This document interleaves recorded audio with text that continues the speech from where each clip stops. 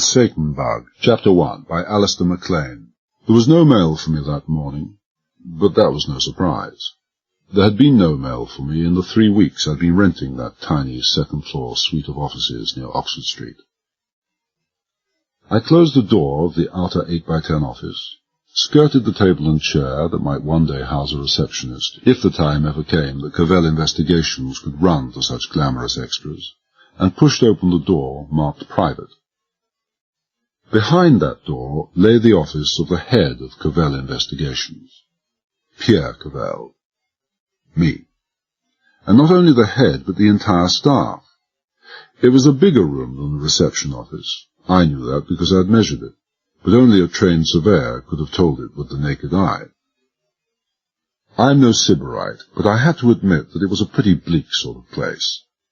The distempered walls were of that delicate tint of off-grey pastel, shading from off-white at floor level to off-black just below the ceiling, that only London fog and the neglect of years can achieve.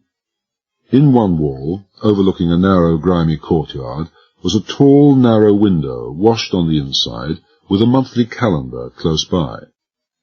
On the linoleum-covered floor, a square desk, not new, a swivel chair for me, a padded leather armchair for the client, a strip of threadbare carpet to keep the client's feet from getting cold, a hat rack, and a pair of green metal filing cabinets, both empty. Nothing more. There was no room for anything more. I was just lowering myself into the swivel chair when I heard the deep double chime of the bell in the reception room, and the sound of hinges creaking. Ring and enter, the legend on the corridor door read, and someone was doing just that, ringing and entering. I opened the top left-hand drawer of my desk, pulled out some papers and envelopes, scattered them before me, pulled a switch by my knee, and had just risen to my feet when the knock came at my inner door. The man who entered was tall, thin, and a close student of the tailor and cutter. A narrow-lapelled coat hung over an immaculately cut charcoal suit in the latest Italian style, and in his suede gloved hand he carried his other glove, black bowler, briefcase, and a few inches up his wrist, a tightly rolled, horn-handled black umbrella. He had a long, pale, narrow face, thin black hair parted in the middle and brushed almost straight back, rimless glasses, an aquiline nose, and on the upper lip a thin black line that on closer inspection still looked like a thin black line. Miniaturization of the moustache brought to an almost impossible state of perfection. He must have carried a micrometer about with him. He looked for all the world like a top-flight city accountant. I couldn't see him as anything else. "Excuse my walking straight in like this." He smiled briefly, 3 gold caps in the upper teeth, and half-glanced over his shoulder. "But it seems your secretary—" "That's all right. Please come in." He even talked like an accountant, controlled, positive, slightly over-precise in the articulation. He offered me his hand, and the handshake, too, was in character, quick, neat, giving nothing away. "Martin," he introduced himself. "Henry Martin. Mr. Pierre Cavell?" "Yes. Won't you sit down, Mr. Martin?" "Thank you." He sat down gingerly, very straight, feet together, briefcase balanced with scrupulous care across his touching knees, and looked around him slowly, missing nothing, a faint smile not showing his teeth. "Business not, so very brisk these days, Mr. Cavell." Maybe he wasn't an accountant after all. Accountants, as a rule, are polite, well-mannered, and slow to give unnecessary offence. But then maybe he wasn't feeling quite himself. People who come to see private detectives were seldom in a normal frame of mind. "I keep it this way to fool the inspector of taxes," I explained. "How can I help you, Mr. Martin?" "By giving me some information about yourself." He was no longer smiling, and his eyes were no longer wandering. "About myself?" My voice was sharp, not razor-edged, just the voice of a man who hasn't had a client in all the 3 weeks he's been in business. "Please come to the point, Mr. Martin. I have things to do." So I had, lighting my pipe, reading the morning paper, things like that. "I'm sorry, but about yourself. I have you in mind for a very delicate and difficult mission. I must be sure you are the man I want. That is reasonable, I think. Mission? I looked speculatively at Henry Martin and thought I could get to disliking him without too much trouble. I don't carry out missions, Mr. Martin. I carry out investigations. Of course, when there are investigations to carry out. The tone was too neutral to take specific offence. Perhaps I should supply the information. Please bear with my unusual method of approach for a few minutes, Mr. Cavell. I think I can promise you that you will not be sorry. He opened his briefcase, brought out a buff folder, abstracted a stiff sheet of paper, and began to read, paraphrasing as he went along. Pierre Cavell, born Lisieux, Calvados, of Anglo-French parents, father civil engineer, John Cavell of Kingsclear, Hampshire, mother Anne-Marie Leschamps of Lisieux, mother of Franco-Belgian descent, one sister, Lizelle, both parents and sister killed in air attack on Rouen, escaped fishing boat, Deauville, New Haven, while still in late teens, parachuted 6 times into northern France, each time brought back information of great value. Parachuted into Normandy, D-Day -2.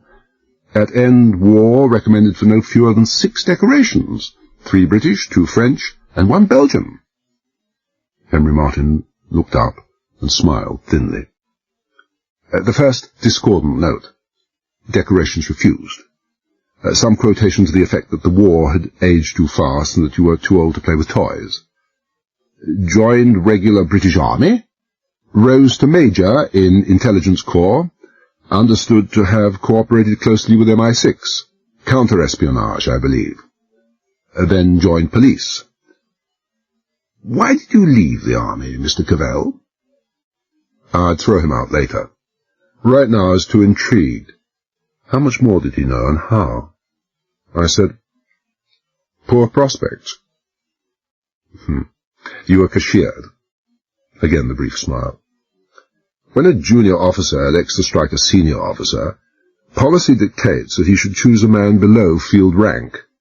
You had the poor judgment to select a major general. He glanced at the paper again. Joined Metropolitan Police. Rapid rise through the ranks. One must admit that you do appear to be rather gifted in your own line. To position of inspector. In last 2 years, seconded for special duties. Nature unspecified. But we can guess. And then you resigned. Correct? Correct. On a record card, resigned looks much better than dismissed, which is what you would have been had you remained another 24 hours. You do appear to have what amounts to a genius for insubordination. Something to do with an assistant commissioner, I understand. But you still had friends. Quite powerful friends. Within a week of your resignation, you had been appointed as head of security in Morden. I stopped what I was doing, which was squaring off the papers on my desk, and said quietly, details of my record are readily available if you know where to look, but you have no right to possess that last item of information. The Morden Microbiological Research Establishment in Wiltshire had a security rating that would have made access to the Kremlin quite simple. I am perfectly aware of that, Mr. Cavell. I possess a great number of items of information that I shouldn't. Like the additional item that I know that in keeping with your record, you were also dismissed from this post. Like yet another item, the real reason why I'm here today. I know why you were dismissed. The accuracy of my first deduction in the detecting business that my client was an accountant spoke ill for my prospects. Henry Martin wouldn't have recognized a balance sheet if it had been handed to him on a silver salver. I wondered what his line of business might really be, but I couldn't even begin to guess. You were dismissed from Morden, Martin went on precisely, primarily because you couldn't keep a still tongue in your head. Oh, nothing to do with security, we know that. He removed his rimless glasses and polished them thoughtfully. After 15 years in your line, you probably don't even tell yourself half of what you know. But you talked to top scientists, directors in Morden, and you made no secret of your opinion of the nature of the work in which they are engaged. You are not the first person to comment bitterly on the fact that this establishment, referred to in parliamentary estimates as the Morden Health Centre, is controlled exclusively by the War Office. You knew, of course, that Morden is concerned mainly with the invention and production of microbiological organisms for use in war. But you are one of the few who know just how ghastly and terrifying are the weapons that have been perfected there, that armed with these weapons, a few planes could utterly destroy all life in any country in the space of a few hours. You had very strong opinions about the indiscriminate use of such a weapon against an unsuspecting and innocent civilian population. And you made your opinion known in many places, and to many people inside Morden. Too many places, too many people. So today you're a private detective. Life's unjust, I agreed. I rose to my feet, crossed to the door, turned the key in the lock, and pocketed it. You must realize, Mr. Martin, that you have already said too much. The sources of your information about my activities at Morden. You're not leaving here till you tell me. Martin sighed and replaced his spectacles. Melodramatic. Understandable, but totally unnecessary. Do you take me for a fool, Cavell? Do I look like a fool? What I told you I had to tell you to gain your cooperation. I'll put my cards on the table. Quite literally. He drew out a wallet, found a rectangle of ivory cardboard and placed it on the table. Mean anything to you? It meant a great deal. Across the middle of the card ran the legend, Council for World Peace. At the bottom right-hand corner, Henry Martin, London Secretary. Martin pulled his chair close and leaned forward, his forearms on my desk. His face was intent, serious. Of course you know about it, Mr. Cavell. I don't think I exaggerate when I say that it is by far the greatest force for good in the world today. Our council cuts across race, religion, and politics. You will have heard that our Prime Minister and most members of the Cabinet belong. I do not wish to comment on that, but I can state that most of the church dignitaries in Britain, whether Protestant, Catholic, or Jewish, are members. Our list of titled members reads like debrettes, of other distinguished members like who's who. The Foreign Office, who really know what's going on and are more afraid than any, are solidly on our side. We have the support of all the best, the wisest, the most far-seeing men in the country today. I have very powerful men behind me, Mr. Cavell. He smiled faintly. We even have influential members in Morden. All he said I knew to be true, except that bit about Morden. And maybe that had to be true, to account for his knowledge. I wasn't a member of the council myself, not being the right type for inclusion either in debrettes or who's who. But I knew that the Council for World Peace, a society semi-secret in its nature, inasmuch as it recognized that diplomatic negotiations were best not conducted through newspaper headlines, was of only the most recent origin, but already regarded throughout the Western world as the last best hope for mankind. Martin took the card from me and slipped it back in his wallet. All I'm trying to say is that I am a respectable man working for a preeminently respectable body. I believe that, I said. Thank you. He dipped into his briefcase again and brought out a steel container about the size and shape of a hip flask. There is, Mr. Cavell, a militaristic clique in this country of whom we are frankly terrified, who promise to wreck all our dreams and hopes. Madmen, who are talking every day more loudly of waging a preventive war against the Soviet Union. Germ warfare. It's highly unlikely that they will win their way, but it is against the most unlikely contingencies that we have to be most warily on our guard. He spoke like a man who had rehearsed his speech 100 times. Against this bacteriological assault, there could and would be no defense. A vaccine against this virus has been developed over 2 years of the most intensive research, but the only supplies in the world are in Morden. He paused, hesitated, then pushed the flask across the table to me. A statement that is no longer quite accurate. This flask was removed from Morden 3 days ago. The contents can be cultured to produce sufficient vaccine to immunize any nation on earth. We are our brother's keepers, Mr. Cavell. I stared at him. I said nothing. Please take this at once to this address in Warsaw. He pushed a slip of paper across the table. You will be paid £100 now, all expenses, and £100 on your return. A delicate mission, I realize, perhaps even a dangerous one, although in your case I should not think so. We have investigated you very carefully, Mr. Cavell. You're reputed to know the byways of Europe as a taxi driver knows the streets of London. I do not foresee that frontiers will present you with much difficulty. And my anti-war sympathies, I murmured. Oh, of course, of course. First trace of impatience. We had to check most carefully, you realize that. You had the best all-over qualifications. You were the only choice. Well now, I murmured, this is flattering. And interesting. I don't know what you mean, he said brusquely. Will you do it, Mr. Cavell? No. No. His face became very still. You say no? This, then, is the extent of your precious concern about your fellow men? All this talk in Morden... You said yourself that my business wasn't very brisk, I interrupted. I haven't had a client for 3 weeks. For all indications to the contrary, I won't have one for 3 months. And, I added, you said yourself I was the only choice. The thin mouth twisted in a sneer. You don't positively refuse to go, then? I don't positively refuse. How much? £250 each way.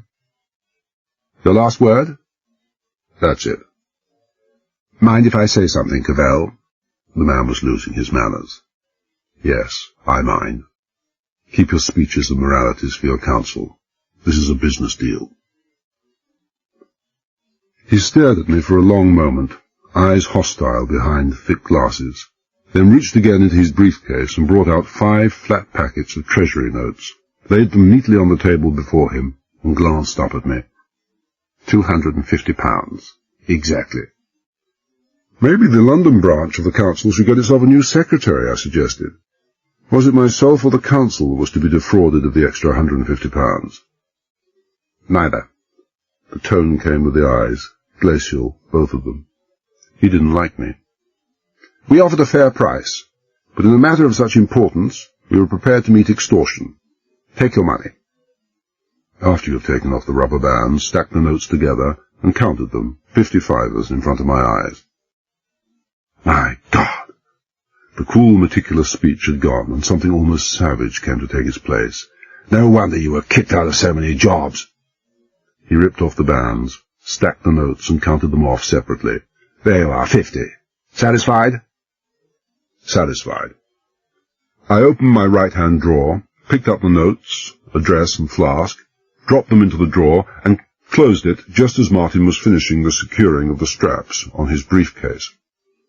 Something in the atmosphere, maybe an extra stillness from my side of the table, caused him to look up sharply, and then he became as immobile as myself, except for his eyes, which continued to widen until they seemed to take up all space behind the rimless glasses. It's a gun, all right, I assured him. A Japanese Hanyati, 9-shot automatic, safety catch off, and indicator, I observe, registering full. Don't worry about the scotch tape over the mouth of the barrel, that's only to protect a highly delicate mechanism. The bullet behind will go through it. It'll go through you, and if you had a twin brother sitting behind you, it will go through him also. Your forearms on the table. He put his forearms on the table. He kept pretty still, which is the way people usually do when they're peering down into the barrel from a distance of 3 feet. But his eyes had gone back to normal quickly, and he didn't seem all that worried that I could notice. This troubled me, for if any man had the right to be worried, it was Henry Martin. Maybe this made Henry Martin a very dangerous man. You have an unusual way of conducting business, Mr. Cavell. No shake in the voice, just dry contempt. What is this, a hold-up? Don't be silly, and don't you wish it were. I already have your money. You asked me earlier if I took you for a fool. The time and circumstances didn't seem right for an immediate answer, but I can give it to you now. You are a fool. You're a fool because you forgot that I worked at Morden. I was security chief there, and the first job of any security chief is to know what goes on in his own bailiwick. I'm afraid I don't understand. You will. This vaccine here is designed to give immunity against which particular virus? I'm only an agent for the Council for World Peace. Doesn't matter.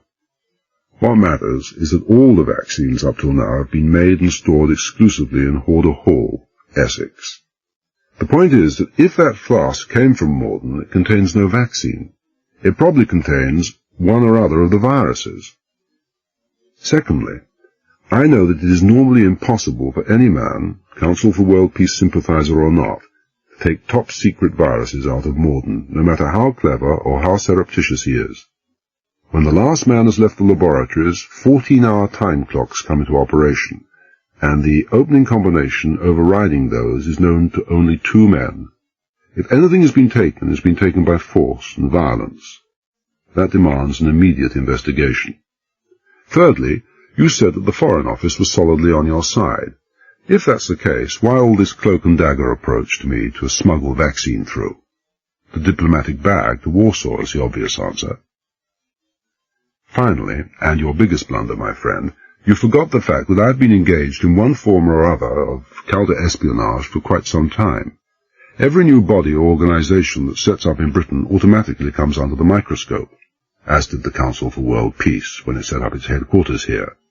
I know one of the members, an elderly, stout, bald, and short-sighted character who is the complete antithesis to you in every way. His name is Henry Martin, and he's the secretary of the London branch of the Council.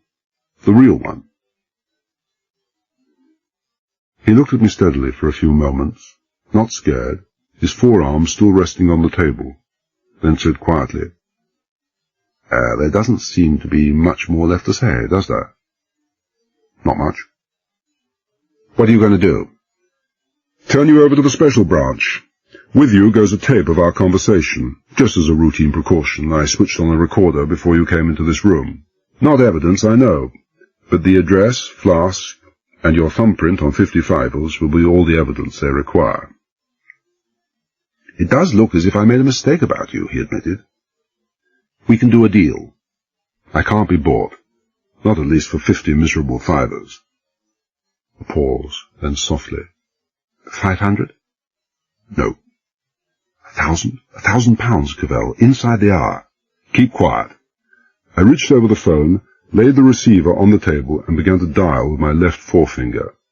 I had reached the 3rd number when a sharp knock came to my office door. I let the receiver lie and got to my feet, making no noise. The corridor door had been shut when Martin had come into the room. No one could open that corridor door without the bell chiming. I'd heard no chime. There'd been no chime, but somebody was in the outer office now, just outside my door. Martin was smiling.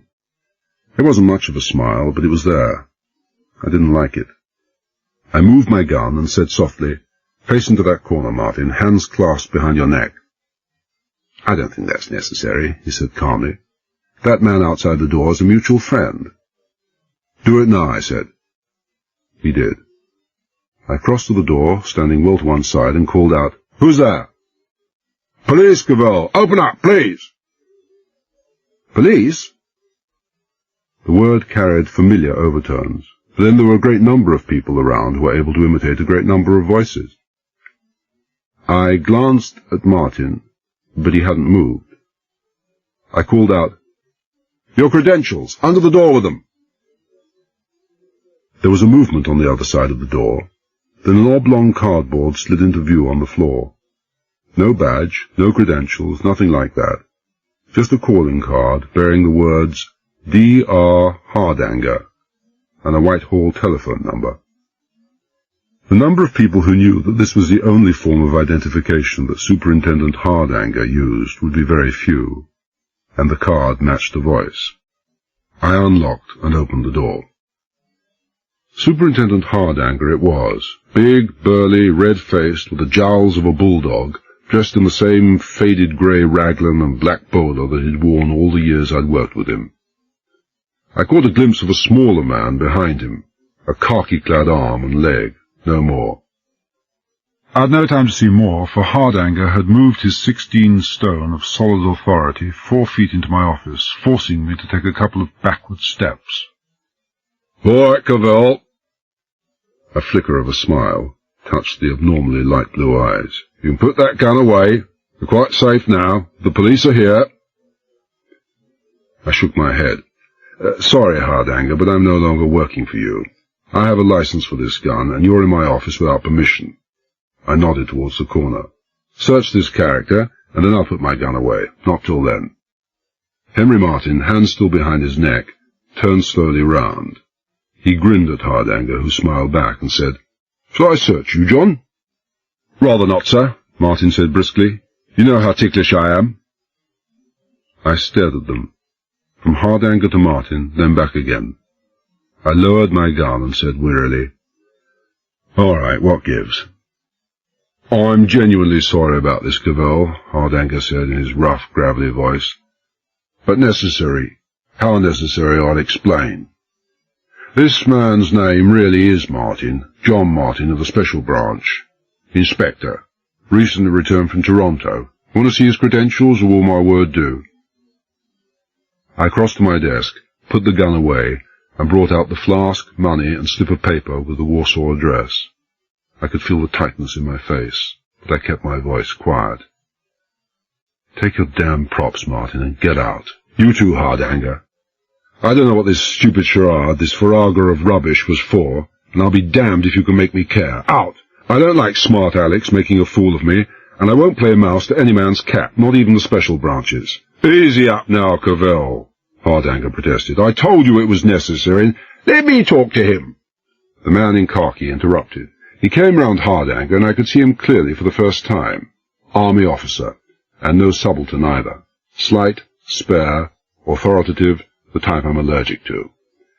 My name is Cliveden, Cavell. Major General Cliveden. I was cashiered from the army for taking a swing at a Major General, I interrupted. Think I'd hesitate to do it again now I'm a civilian? You too. Out. Now. I told you what he was like, Hardanger muttered to no one in particular. He shrugged his shoulders heavily, thrust his hand into the pocket of his raglan coat, and brought out a wristwatch. We'll go, but first I thought you might like to have this. Keepsake. He had it in London for repair, and it was delivered to the General's office yesterday. What are you talking about? I said harshly. I'm talking about Neil Clandon, your successor as security chief in Morden. I believe he was one of your best friends. I made no move to take the watch from the outstretched hand. Was, you said? Clandon? Clandon. Dead. Murdered, if you like. When someone broke into the central laboratories in Morden late last night. Early this morning. I looked at the three of them and then turned away to stare out through the grimy window at the grey fog swirling along Gloucester Place. After a time, I said, You better come in. Neil Clandon had been found by a patrolling security guard shortly after 2 o'clock that morning, in the corridor beside the heavy steel door leading to No. 1 lab in E Block. That he was dead was beyond dispute. What he had died of was not yet known. For in an establishment staffed almost entirely by doctors, no one had been allowed to approach the dead man. The strictness of the rule was absolute. When the alarm bell rang, it was a job for the Special Branch, and the Special Branch alone. The senior guard had been summoned and had approached within 6 feet of the body. He had reported that Clandon had been violently ill before dying, and they had obviously died in convulsions and great agony. The symptoms had all the hallmarks of prussic acid poisoning. Had the guard been able to get the typical bitter almond smell, this of course would have put the tentative diagnosis beyond reasonable doubt. But that of course had been impossible. All guards and internal patrol had to make their rounds in gas-tight suits with a closed-circuit breathing apparatus. The senior guard had noticed something else. The time clock setting on the steel door had been altered. Normally it was set to run from 6 p.m. until 8 a.m. Now it was set to run from midnight, which meant that access to No. 1 lab would be impossible before 2 p.m., except to those who knew the combination that overrode the time lock. It was the soldier, not Hardanger, who supplied this information. I listened to him and said, "Why you? What's your interest in all this?" "Major General Clifton is the second-in-command of the Royal Army Medical Corps," Hardanger explained, "which automatically makes him the director of the Morden Microbiological Research Establishment." "He wasn't when I was there." "My predecessor has retired," Clifton said curtly, but the underlying worry was clear to see. "Ill health. First reports naturally came to me. I was in London. I notified the superintendent immediately, and on my initiative I ordered an oxyacetylene team from Aldershot to rush there. They will open the door under special branch supervision." "An oxyacetylene team?" I stared at him. "Are you quite mad?" "I don't understand." "Cancel it, man. Cancel it at once. What in God's name made you do that? Don't you know anything about the door? Apart from the fact that no acetylene equipment in existence could get through the special steel of that door inside ours, don't you know that the door itself is lethal? That it's filled with a near-lethal gas? There's a central insulator-mounted plate inside the door that damn well is lethal, charged with 2,000 volts. "I didn't know that, Cavell." His voice was low. "I've only just taken over." "And even if they did get inside, have you thought of what would happen then? You're scared, aren't you, Major General Clifton? You're terrified at the thought that someone has already been inside. Maybe that someone was careless. Maybe that someone was very careless. Maybe he knocked over a container or cracked a sealed culture tank. A tank or container, for instance, with botulinous toxin, which is one of the viruses both made and stored in No. 1 lab. It takes a minimum of 12 hours exposure to air to oxidize the toxin and render it harmless. If anyone comes into contact with it before oxidization, they're dead men. Before midday, that is. And Clandon, had you thought of him? How do you know the botulinus didn't get to him? The symptoms are exactly the same as those of prussic acid poisoning. How do you know the 2 guards weren't affected? The senior guard who spoke to you, if he had been affected, the botulinus would have got to him as soon as he'd given off the mask to speak to you. He'd have died in agonies a minute later. Have you checked that he's still alive?" Clifton reached for the phone. His hand was shaking. While he was dialing, I said to Hardanger, "Right, Superintendent, the explanation." "Martin here?" I nodded. "2 good reasons. The first was that you're a No. 1 suspect." "Say that again?" "You'd been sacked," he said bluntly. "Left under a cloud. Your opinion of Morden's place in the scheme of things was well known. You have a reputation for taking the law into your own hands." He smiled without humour. "I've had plenty of experience of that from you." "You're loony. Would I murder my best friend?" I said savagely. "You were the only outsider who knew the whole security set-up in Morden. The only one, Cavell. If anyone could get into and out of the place, it was you." He paused for a significant moment. "And you are now the only man alive who knows the combinations for the various laboratory doors. The combinations, as you know, can only be altered in the factory where the doors were made. After your departure, the precaution of changing was not thought necessary. Dr. Baxter, the civilian director, knows the combinations." "Dr. Baxter is missing. We can't trace him anywhere. We had to find out fast how the land lay. This was the best way, the only way. Immediately after you left home this morning, we checked with your wife. She said—" "You've been round at my house?" I stared at him. "Bothering Mary? Questioning her? I rather think—" "Don't trouble," Hardanger said dryly. "You get no satisfaction from breaking in false teeth. I wasn't there. Sent a junior officer. Silly of me, I admit, asking a bride of 2 months to turn in her husband. Of course she said you hadn't left the house all night." I looked at him without speaking. His eyes were exactly on a level with mine. He said, "Are you wondering whether to haul off at me for even suggesting that Mary might be a liar, or why she didn't phone to tip you off?" "Both. She's no liar. You forget how well I know her. And she didn't tip you off because we disconnected your phone, both home and here. We also bugged this phone before you arrived this morning. I heard every word you said to Martin on the phone in your outer office." He smiled. "You had me worried for a few minutes there." "How did you get in? I didn't hear you. The bell didn't go off. The fuse box is in the outer corridor. All very illegal, I'm afraid. I nodded. I'll have to change that. So you're in the clear, Cavell. An Oscar for Inspector Martin, I should say. 12 minutes flat to find out what we wanted to know. But we had to know. Why that way? A few hours legwork by your men, checking taxis, restaurants, theatres, and you'd have known I couldn't possibly have been in Morden last night. I couldn't wait. He cleared his throat with unnecessary force. Which brings me to my second reason. If you're not the killer, then you're the man I want to find the killer. Now that Clandon's dead, you're the only man who knows the entire security set up at Morden. No one else does. Damned awkward, but there it is. If anyone can find anything, you can. Not to mention the fact that I'm the only man who can open that door now that Clandon is dead and Baxter missing. There's that too, he admitted. There's that too, I mimicked. That's all you really want. And when the door is open, I can run along and be a good boy. Not unless you want to. You mean that? First Derry, now Clandon. I'd like to do something.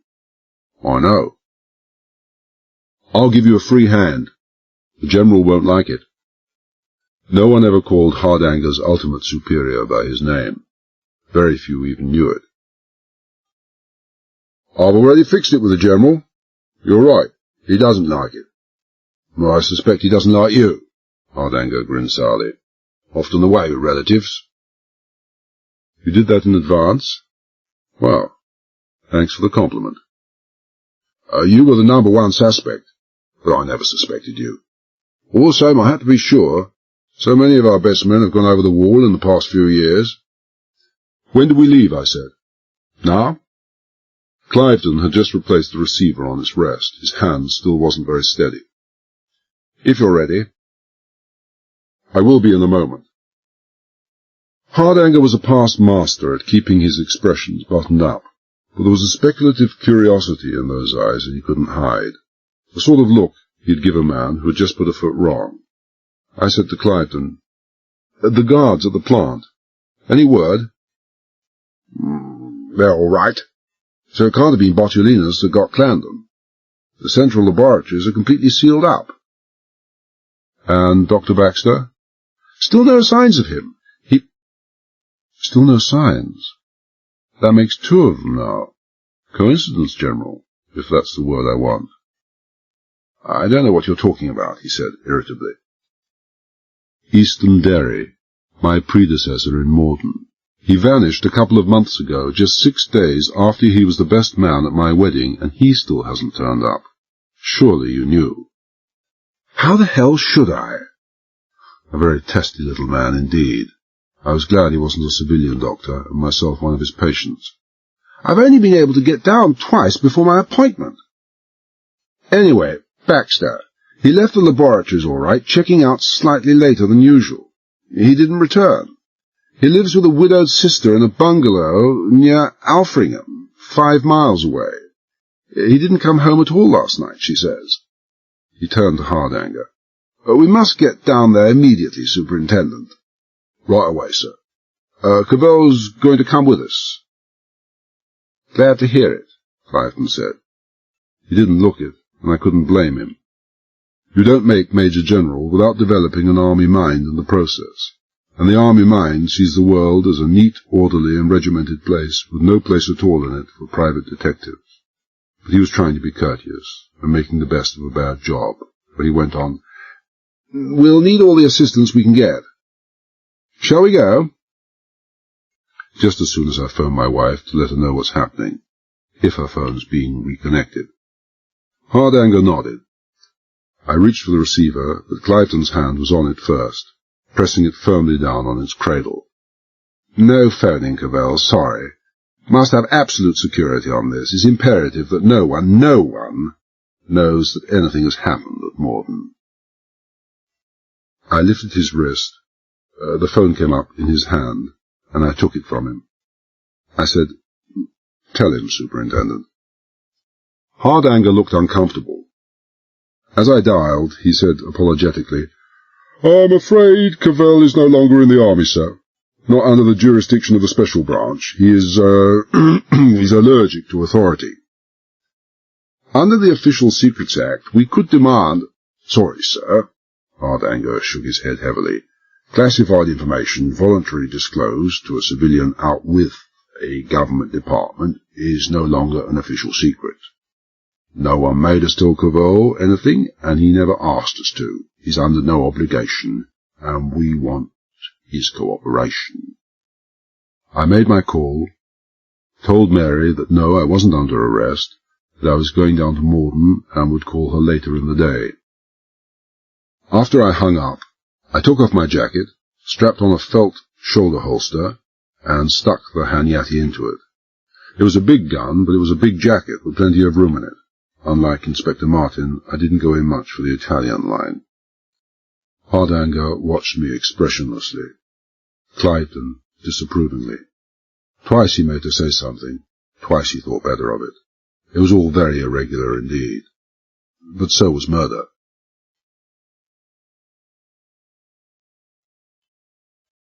The army had a helicopter waiting for us, but the fog was too heavy.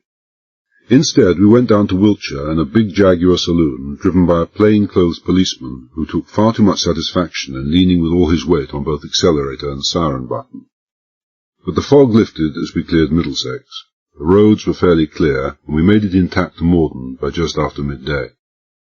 Morden is an architectural monstrosity, a guaranteed blot on any landscape. Had the designer, if it had a designer, based it on an early 19th century prison, which it exactly resembles, he couldn't have achieved an uglier or more repulsive structure. But Morden is only 10 years old.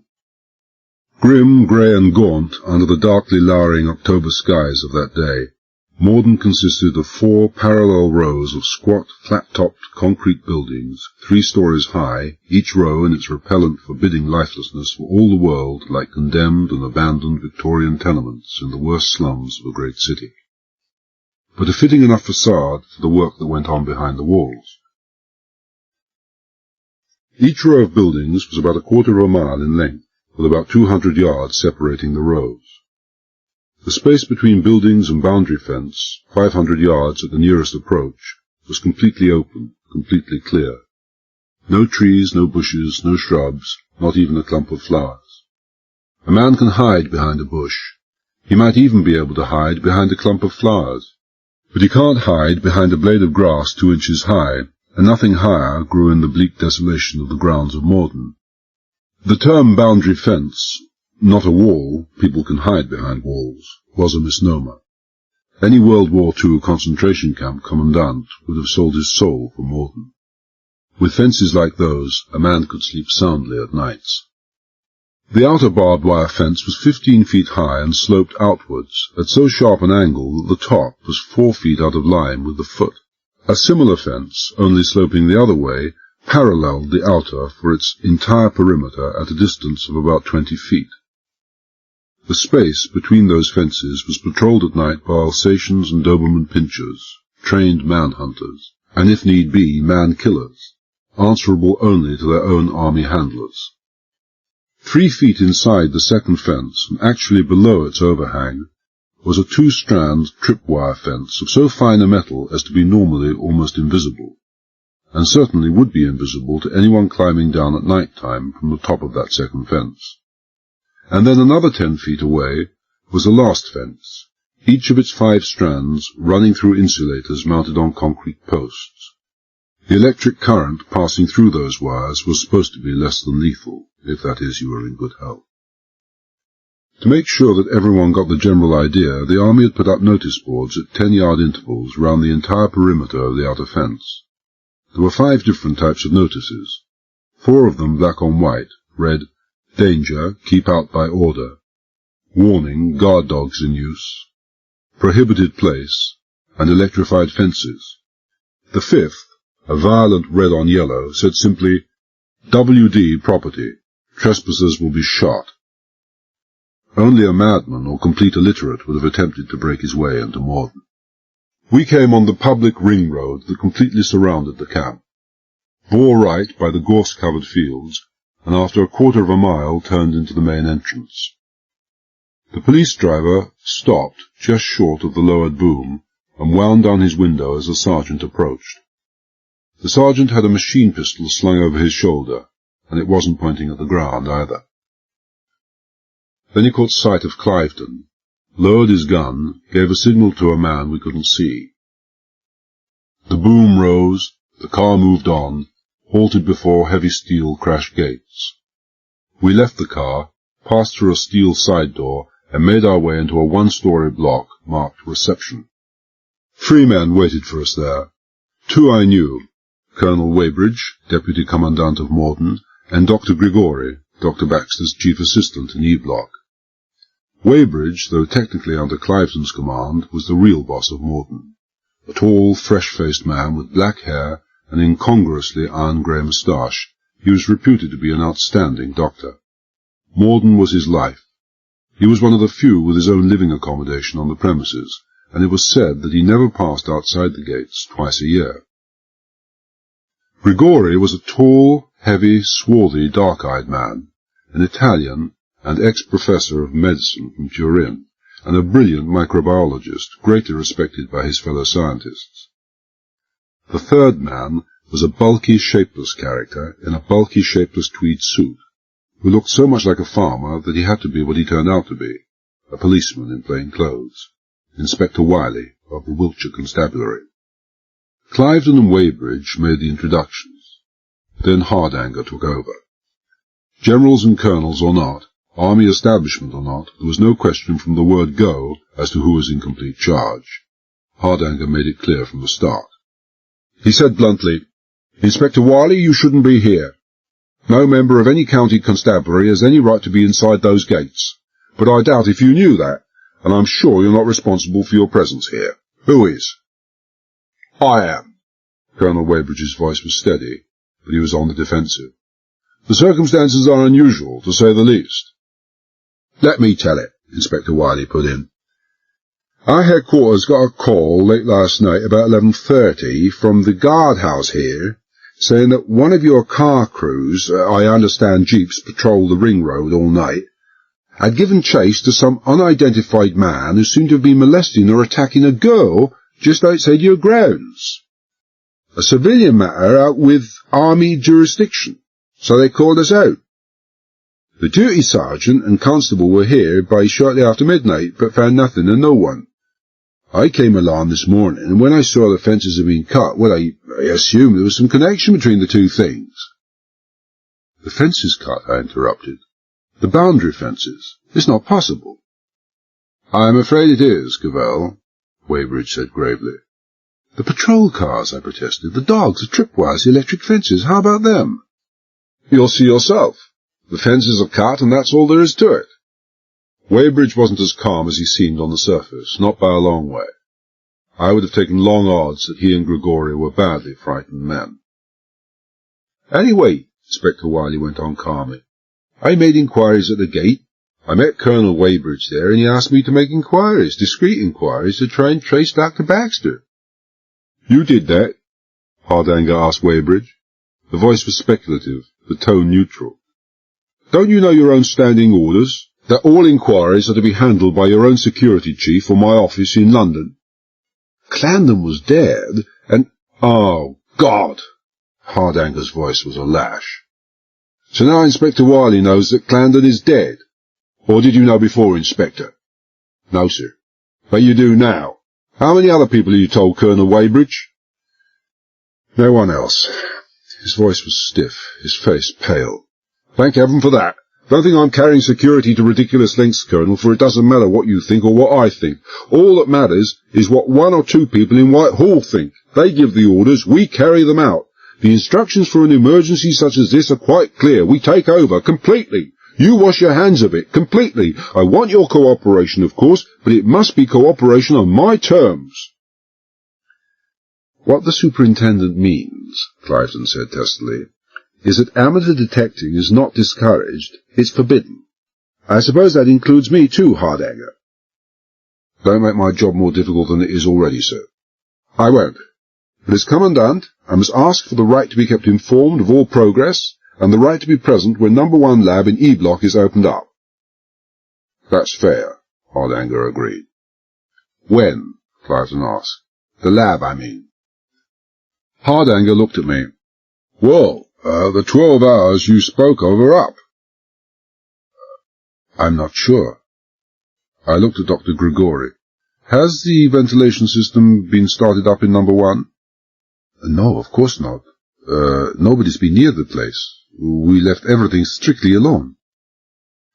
If anything had been, say, knocked over, I went on carefully, would oxidization be complete? I doubt it. Air's too static. I turned to Hardanger. All those labs are specially ventilated by filtered air, later cleaned in a closed-circuit special compartment. I would like this switched on. Then maybe in an hour. Hardanger nodded. Grigori, dark eyes worried behind his thick lenses, phoned instructions, then left with Clifton and Weybridge.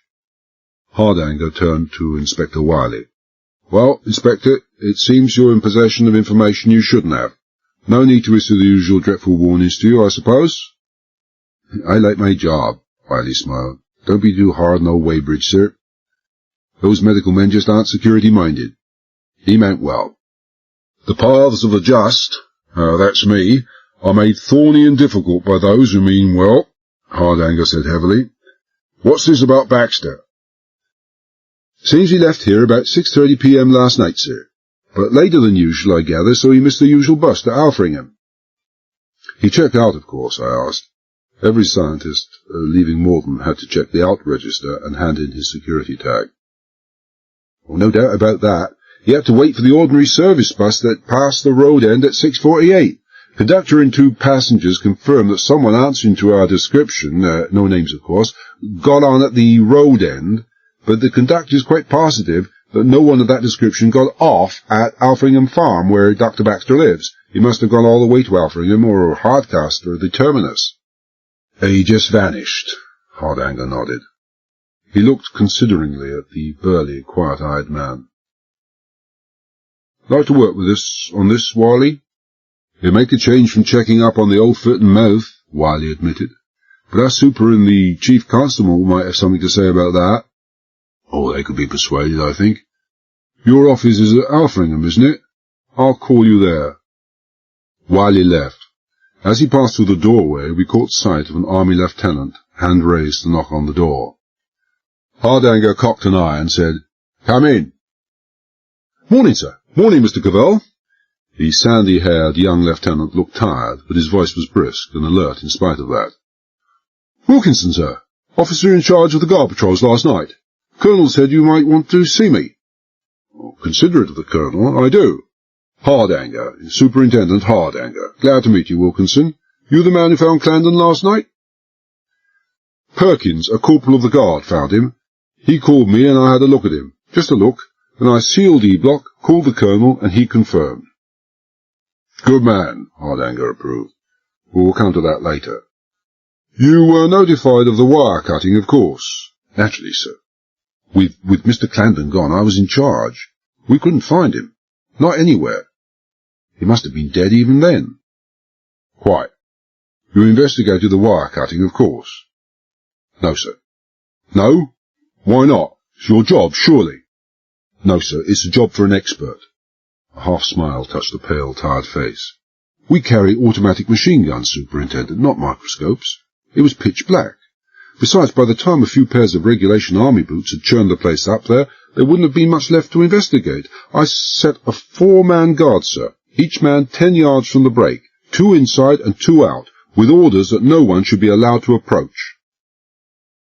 Never looked to find such intelligence in the army, Hardanger said warmly.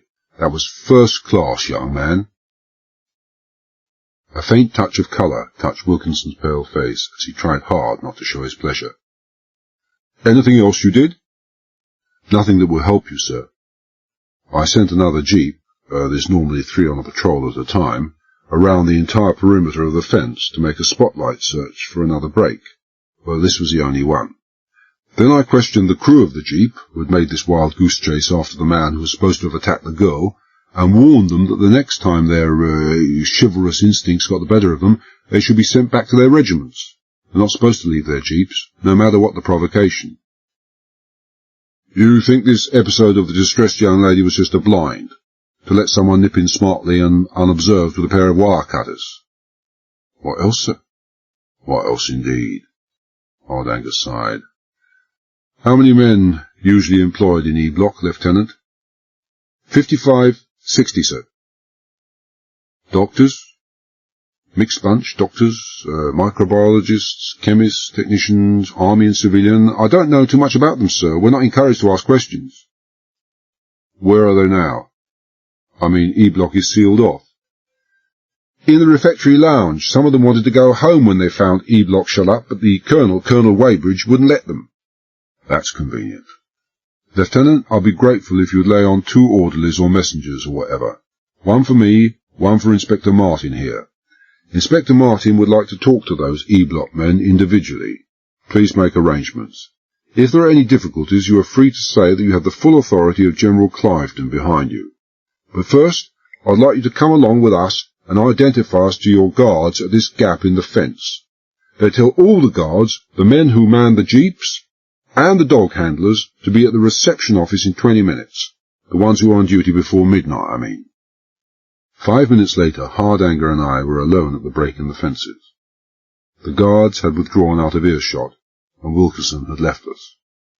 The barbed wire on the outer fence was strung between curving, reinforced concrete posts, like junior editions of modern city lighting standards.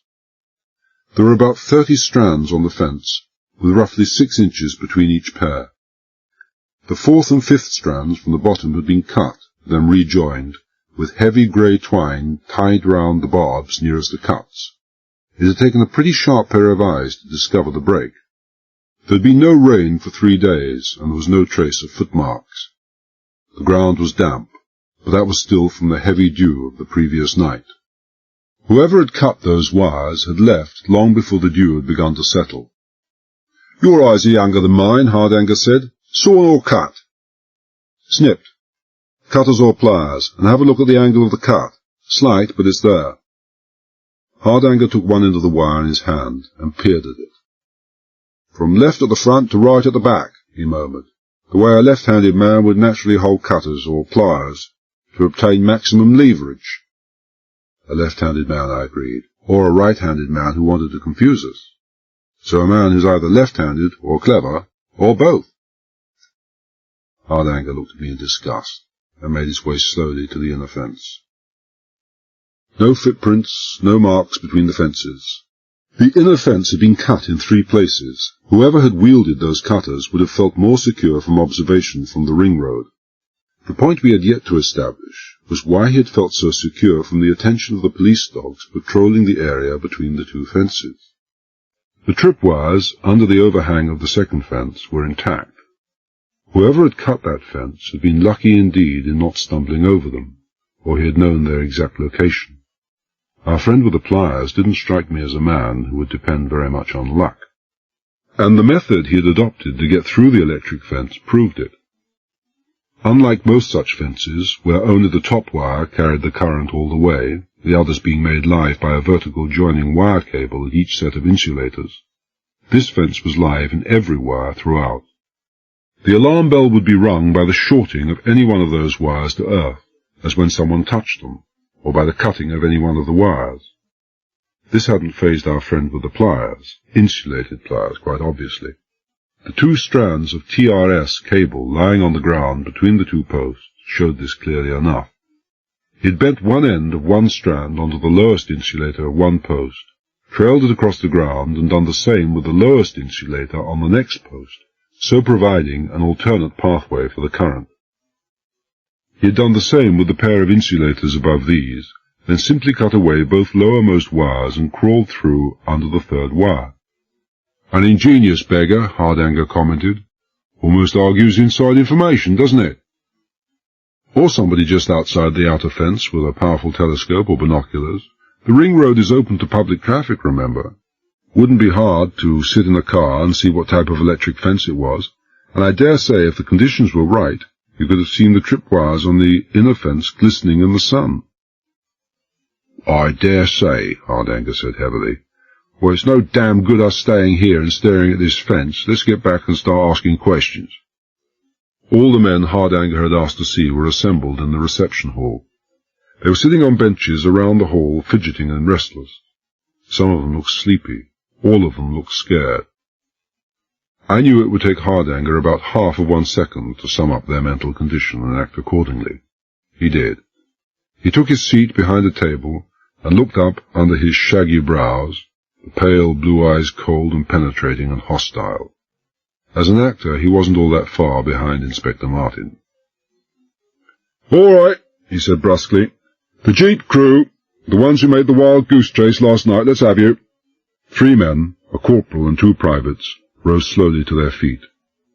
Hardanger gave his attention to the corporal. "Your name, please?" "Muirfield, sir." "You in charge of the crew last night?" "Yes, sir." "Tell me what happened." "Yes, sir." "We completed a circuit of the ring road, stopped to report everything okay at the main gate, and then left again. It would be about 11:15, sir, give or take a minute or two. About 250 yards past the gates, we saw this girl running into the headlights. She looked wild, dishevelled, like her hair all over the place. She was half screaming, half crying, a funny noise. I was driving. I stopped the Jeep, jumped out, and the others came out after me. I should have told them to stay where they would. Never mind about what you should have done. The story, man." "Well, we came up to her, sir. She'd mud on her face and her coat was torn. I said, 'You ever seen her before?' 'No, sir.' 'Would you recognise her again?' He hesitated. 'I doubt it, sir. Her face was in a fair old mess.' 'She spoke to you?' 'Yes, sir. She said, "Recognise her voice?" "Any of you recognise her voice? Can you be quite sure of that?' 3 solemn shakes of their heads. They hadn't recognised her voice.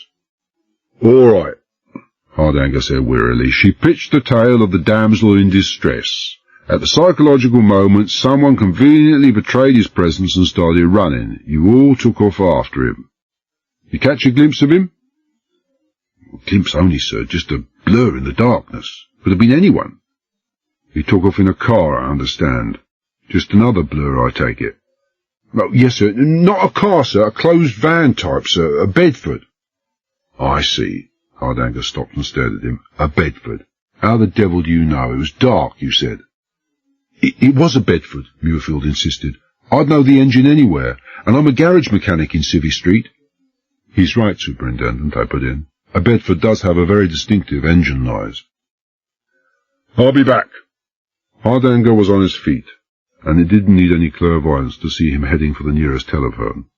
He glanced at me, nodded at the seated soldiers, and left. I said pleasantly enough, "Who was the dog handler in number 1 last night?" The circuit between the 2 barbed wire fences was divided into 4 sections by wooden hurdles. Number 1 was the section in which the break-in occurred. "You, Ferguson?" A dark, stocky private in his middle-20s had risen to his feet. Ferguson was regular army, a born soldier, tough, aggressive, and not very bright. "Me," he said. There was truculence in his voice, not very much, but more waiting there if I wanted it. "Where were you at 11:15 last night?" "In number 1, with Rollo. That's my Alsatian." "You saw the incident that Corporal Muirfield here has described?" "Of course I saw it." "Line number 1, Ferguson. Line number 2, and you'll be returned to your regiment before the day is out." "I'm not lying." His face was suddenly ugly. "And you can't talk to me like that, Mr. Cavell. You can't threaten me any more. Don't think we don't all know you were sacked from here." I turned to the orderly. "Ask Colonel Weybridge to come here, at once, please." The orderly turned to go, but a big sergeant rose to his feet and stopped him. "It's not necessary, sir. Ferguson's a fool. It's bound to come out. He was at the switchboard having a smoke and a cup of cocoa with the gatehouse communications number. I was in charge. Never saw him there, but I knew about it, and didn't worry about it. Ferguson always left Rollo in number 1, and that dog's a killer, sir. It was safe enough." "It wasn't, but thanks. You've been in the habit of doing this for some time, haven't you, Ferguson?" "I haven't." He was scowling, sullen. "Last night was the first." "If there was a rank lower than private," I interrupted wearily, "you'd stay in it until the end of your days. Use what little sense you have. Do you think whoever arranged this decoy move and was standing by with pliers ready to break in did it unless he knew for certain you wouldn't be on patrol at that particular time? Probably, after Mr. Clarendon finished his 11 p.m. rounds visit to the main gate every night, he went straight into the gatehouse for your smoke and cocoa. Isn't that it? He stood staring down at the floor in stubborn silence until the sergeant said sharply, "Oh, for God's sake, Fergie, use your loaf. Everybody else here can see it, so can you." Again silence, but this time a sullen nod of defeat. We're getting someplace. When you came here, you left your dog, Rollo, behind. Yes, sir. Ferguson's days of truculent defiance were over. What's he like? He'd tear the throat out of any man alive, from the general downwards, Ferguson said with satisfaction. Except me, of course. He didn't tear any throats out last night, I pointed out. I wonder why. He must have been got at, Ferguson said defensively. What do you mean, got at? Did you have a look at him before you turned him into his compound last night? Look at him? Of course not. Why should I? When we saw the cut-outer fence, we thought whoever done it must have caught sight of Rollo and run for his life. That's what I would bloody well have done. Fetch the dog here, I said, but for God's sake muzzle him first. He left, and while he was away, Hardanger returned. I told him what I'd learned, and that I'd sent for the dog. Hardanger asked, "What do you expect to find?" "Nothing, I think. A chloroform pad or something like that would leave no mark. Same if it was some sort of dart or sharply tipped weapon with one of those funny poisons that had been chucked at him. Just a pinprick, that's all there'd be." "Well, from what I hear of our canine pal," I said, "I wouldn't try to hold a chloroform pad over his head if you gave me the crown jewels. As for those funny poisons, as you call them, I don't suppose one person in 100,000 could lay hands on one of them, or know how to use them, even if they did. Besides, throwing or firing any sharp-tipped weapon against a fast-moving, thick-coated target in the dark would be a very dicey proposition indeed. Our friend of last night doesn't go in for dicey propositions, only for certainties." Ferguson was back in 10 minutes, fighting to restrain a wolf-like animal that lunged out madly at anyone who came near him. Rollo had a muzzle on, but even that didn't make me feel too confident. I didn't need any persuasion to accept the sergeant's word that the dog was a killer. "Does that hound always act like this?" I demanded. "Not usually." Ferguson was puzzled. "In fact, never. Usually perfectly behaved until I let him off the leash. Then you go for the nearest person, no matter who it is. But he even had a go at me this afternoon. Half-hearted like, but nasty." It didn't take long to discover the source of Rollo's irritation. Rollo was suffering from what must have been a very severe headache indeed. The skin on the forehead, just above eye level, had a swollen, pulpy feeling to it, and it took 4 men all their time to hold the dog down when I touched this area with the tips of my forefingers. We turned him over, and I parted the thick fur on the throat till I found what I was looking for, 2 triangular, jagged tears, deep and very unpleasant-looking, about 3 inches apart. "You'd better give your pal here a couple of days off," I said to Ferguson, "and some disinfectant for those gashes on his neck. I wish you luck when you're putting it on. You can take him away." "No chloroform, no fancy poisons," Hardanger admitted when we were alone. "Those gashes. Barbed wire? What else? Just the right distance apart. Somebody pads his forearm, sticks it between a couple of strands of barbed wire, and Rollo grabs it. He wouldn't bark. Those dogs are trained never to bark. As soon as he grabs it, he's pulled through and down onto the barbed wire and can't pull himself free unless he tears his throat out. And then someone clouts him at his leisure with something heavy and hard. Simple, old-fashioned, direct, and very, very effective. Whoever the character we're after, he's no fool." "He's smarter than Rollo anyway," Hardanger conceded heavily.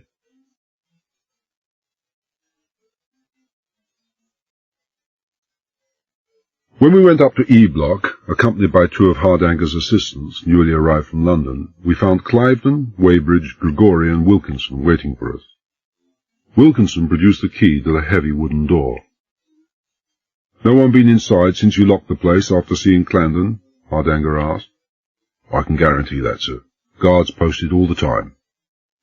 "But Cavell here asked for the ventilation system to be switched on. How could that be done without someone going inside?" "Oh, duplicate switches on the roof, sir." All fuse boxes, junctions and electrical terminals are also housed on the roof. Means that the repair and maintenance electricians don't even have to enter the main building. You people don't miss much, Hardanger admitted. Open up, please. The door swung back, we all filed through and turned down the long corridor to our left. Number 1 lab was right at the far end of the corridor, at least 200 yards away, but that was the way we had to go. There was only the one entrance to the entire block. Security was all.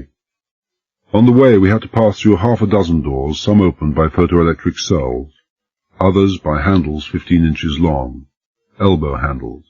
Considering the nature of the burdens that some of the modern scientists carried from time to time, it was advisable to have both hands free all the time. We came to number 1 lab, and Clarendon. Clarendon was lying just outside the massive steel door of the laboratory, but he wasn't any more the Neil Clarendon I used to know. The big, tough, kindly, humorous Irishman who'd been my friend over too many years. He looked curiously small now, small and huddled and defenceless, another man altogether.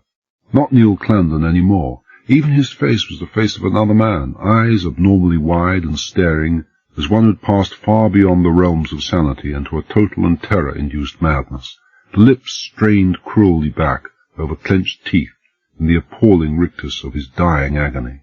And no man who looked at that face, at the convulsively contorted limbs, could doubt that Neil Clarendon had died as terribly as any man ever could.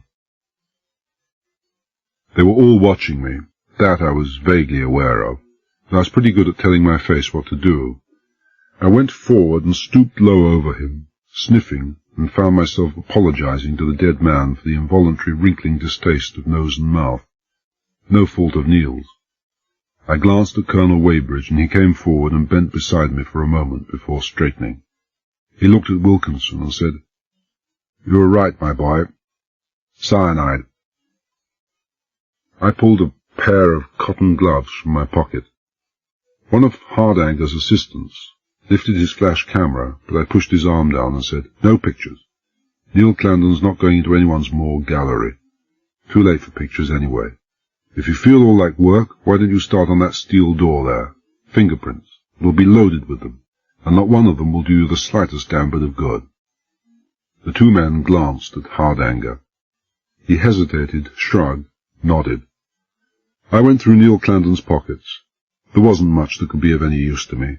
Wallet, cigarette case, a couple of books of matches, and in the left-hand jacket pocket, a handful of transparent papers that had been wrapped round butterscotch sweets. I said, "Oh, this is how he died. The very latest in confectionery, cyanide butterscotch. You can see the sweet he was eating on the floor there beside his head. Have you such a thing as an analytical chemist on the premises, Colonel?" "Of course." "He'll find that sweet and possibly one of those butterscotch papers covered with cyanide. I hope your chemist isn't the type who licks his fingers after touching sticky stuff. Whoever doctored this sweet knows of Clarendon's weakness for butterscotch. He also knew Clarendon. Put it another way, Clarendon knew him. He knew him well. He knew him so well and was so little surprised to find him here that he didn't hesitate to accept the butterscotch from him. Whoever killed Clarendon is not only employed in Morden, he's employed in this particular section of E-Block. If he weren't, Clarendon would have been too damn busy suspecting him of everything under the sun even to consider accepting anything from him. Narrows the field of inquiry pretty drastically. The killer's first mistake, and a big one. "Maybe," Hardanger rumbled, "and maybe you're oversimplifying and taking too much for granted. Assumptions. How do you know Clarendon was killed here? You said yourself you're up against a clever man, a man who'd be more likely than not to obscure things, to cause confusion, to cast suspicions in the wrong place by killing Clarendon elsewhere and then dragging him here, and it's asking too much to believe that he just happened to have a cyanide sweet in his pocket. He just happened to hand to Clarendon when Clarendon just happened to find him doing what he was doing." "About the second part, I don't know," I said. "I should have thought myself that Clarendon would have been highly suspicious of anyone he found here late at night, no matter who he was.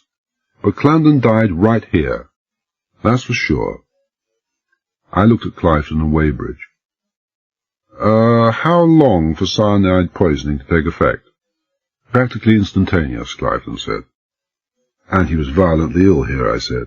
"So he died here. And look at those two faint scratches on the plaster of the wall. A lab check on his fingernails is almost superfluous. That's where he clawed for a support as he went to the floor. Some friend gave Clarendon that suite, and that's why I'd like the wallet, cigarette case, and books of matches printed.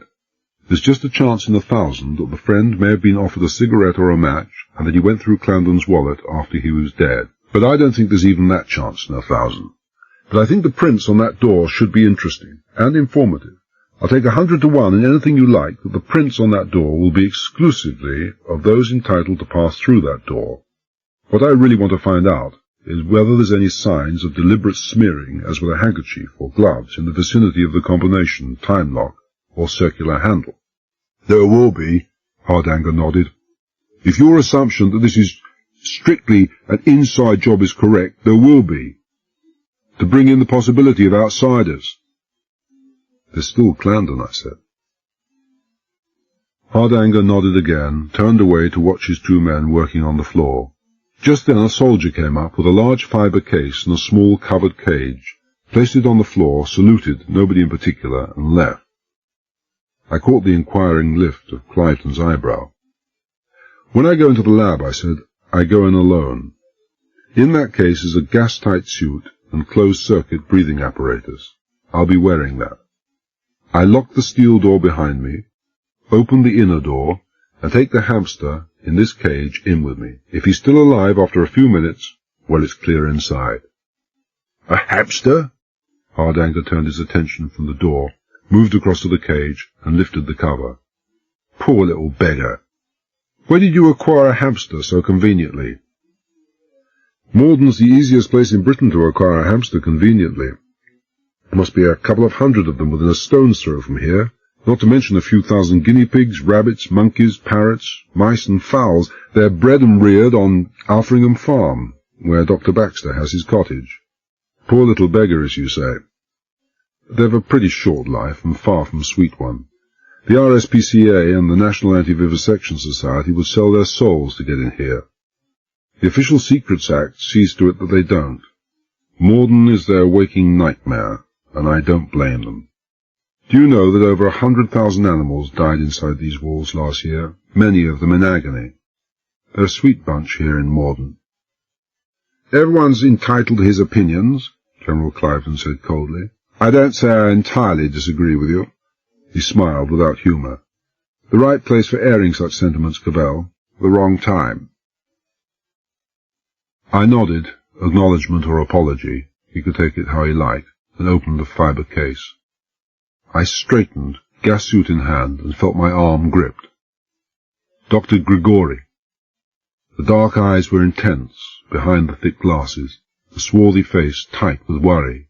Oh, don't go in there, Mr. Cavell. His voice was low, urgent, almost desperate. I beg of you, don't go in there. I said nothing, just looked at him. I liked Grigori, as did all his colleagues, without exception. But Grigori wasn't in Morden because he was a likeable man. He was there because he was reputed to be one of the most brilliant microbiologists in Europe, an Italian professor of medicine. He'd been in Morden just over 8 months. The biggest catch Morden had ever made, and it had been touch and go at that. It had taken cabinet conferences at the highest levels before the Italian government agreed to release him for an unspecified period. And if a man like Dr. Grigori was worried, maybe it was time that I was getting worried too. Why shouldn't he go in there? Hardanger demanded. I take it you must have very powerful reasons, Dr. Grigori. He has indeed, Cliven said. His face was as grave as his voice. No man knows more about No. 1 Lab than Dr. Grigori. We were speaking of this a short time ago. Dr. Grigori admits candidly that he's terrified, and I'd be lying if I didn't say that he's got me pretty badly frightened too. If Dr. Grigori had his way, he'd cut through the block on either side of No. 1 Lab, build a 5-foot-thick concrete wall and roof round it, and seal it off forever. That's how frightened Dr. Grigori is. At the very least, he wants his lab kept closed for a month. Hardanger gave Cliven his usual deadpan look, transferred it to Grigori, then turned to his 2 assistants. Down the corridor to the out of earshot, please, for your own sakes. The less you know of this, the better. You too, Lieutenant. Sorry. He waited until Wilkinson and the other 2 men had gone, looked quizzically at Grigori, and said, So you don't want No. 1 Lab open, Dr. Grigori? Makes you No. 1 on our suspect list, you know. Please, I do not feel like smiling, and I do not feel like talking here. He glanced quickly at Clarendon, looked as quickly away. I'm not a policeman or a soldier. If you would— Oh, of course. Hardanger pointed to a door a few yards down the passage. What's in there? Just a storeroom. I'm so sorry to be so squeamish. Come on. Hardanger led the way, and we went inside. Oblivious of the no-smoking signs, Grigori had lit a cigarette and was smoking it in rapid, nervous puffs. I must not waste your time, he said. I will be as brief as I can, but I must convince you, He paused, then went on slowly. This is the nuclear age. This is the age when tens of millions go about their homes and their work in daily fear and dread of a thermonuclear holocaust, which they are all sure may come any day and must come soon. Millions cannot sleep at night, for they dream too much of our green and lovely world and their children lying dead in it. He drew deeply on his cigarette, stubbed it out, and at once lit another. He said through the drifting smoke, I have no such fears of a nuclear Armageddon, and I sleep well at nights. Such war will never come. I listen to the Russians rattling their rockets, and I smile. I listen to the Americans rattling theirs, and I smile again, for I know that all the time the two giant powers are shaking their sabers in their scabbards, while they are threatening each other with so many hundreds of megaton-carrying missiles, they are not really thinking of their missiles at all. They are thinking, gentlemen, of Morden. For we, the British, I should say, have made it our business to ensure that the great nations understand exactly what is going on behind the fences of Morden. Tapped the brickwork beside him. Behind this very wall here. The ultimate weapon. The world's one certain guarantee of peace. The term ultimate weapon has been used too freely, has come almost to lose its meaning. But the term in this case is precise and exact. If by ultimate one means total annihilation. He smiled, a little self-consciously. I'm being melodramatic, a little. Perhaps. My Latin blood, shall we say. But listen carefully, gentlemen, and try to understand the full significance of what I am going to say. Not the General and Colonel, of course, they already know. But you, Superintendent, and you, Mr. Cavell. We have developed in Morden here over 40 different types of plague germs. I will confine myself to two. One of them is a derivative of the botulinus toxin, which we have developed in World War II. As a point of interest, 250,000 troops in England were inoculated against this toxin just before D-Day, and I doubt whether any of them know to this day what they were inoculated against. We have refined this toxin into a fantastic and shocking weapon, compared to which even the mightiest hydrogen bomb is a child's toy. 6 ounces of this toxin, gentlemen, distributed fairly evenly throughout the world, would destroy every man, woman, and child alive on this planet today. No flight of fancy. His voice was weighted with heavy emphasis, his face still and somber. This is simple fact. Give me an airplane and let me fly over London on a windless summer afternoon with no more than a gram of botulinus toxin to scatter, and by evening 7 million Londoners would be dead. A thimbleful in its water reservoirs, and London would become one vast charnel house. If God does not strike me down for using the term ideal in this connection, then this is the ideal form of germ warfare. The botulinus toxin oxidizes after 12 hours exposure to the atmosphere and becomes harmless. 12 hours after country A releases a few grams of botulinus over country B, it can send its soldiers in without any fear of attack by either the toxin or the defending soldiers, for the defending soldiers would be dead. And the civilians, the men, the women, the children, they would all be dead, all dead. Grigori fumbled in his pocket for another cigarette. His hands were shaking, and he made no attempt to conceal the fact. He was probably unaware of it. I said, But you use the term ultimate weapon as if we alone possessed it. Surely the Russians and Americans, they have it too. We know where Russia's laboratories in the Urals are. We know where the Canadians manufacture it. The Canadians were leaders in the field until recently, and it's no secret that there are 4,000 scientists working on a crash program in Fort Detrick, in America, to produce even more deadlier poisons. So high the crash program that we know that scientists have died, and 800 of them have fallen ill over the past few years.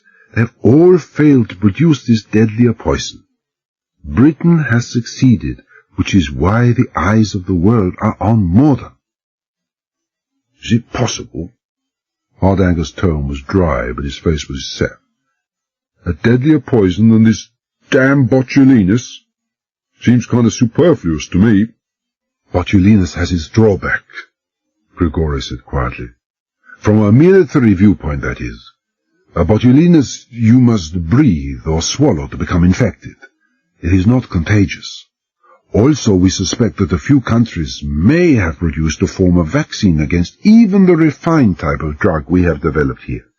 But there's no vaccine on Earth to counteract the newest virus we have produced, and it's as contagious as a bush fire. This other virus is a derivative of the polio virus, infantile paralysis, if you will, but a virus, the potency of which has been increased 1,000,000 times by, well, the methods don't matter, and you wouldn't understand. What does matter is this. Unlike botulinus, this new polio virus is indestructible. Extremes of heat and cold, oxidization and poison have no effect upon it, and its lifespan appears to be indefinite, although we believe it impossible. We hope it impossible that any virus could live for more than a month in an environment completely hostile to growth and development. Unlike botulinus, it is highly contagious, as well as being fatal if swallowed or breathed. And most terrible of all, we have been unable to discover a vaccine for it. I myself am convinced that we can never discover the vaccine against it. He smiled without humor. To this virus we have given a highly unscientific name, but one that describes it perfectly. The Satan bug. It is the most terrible and terrifying weapon mankind has ever known, or will ever know.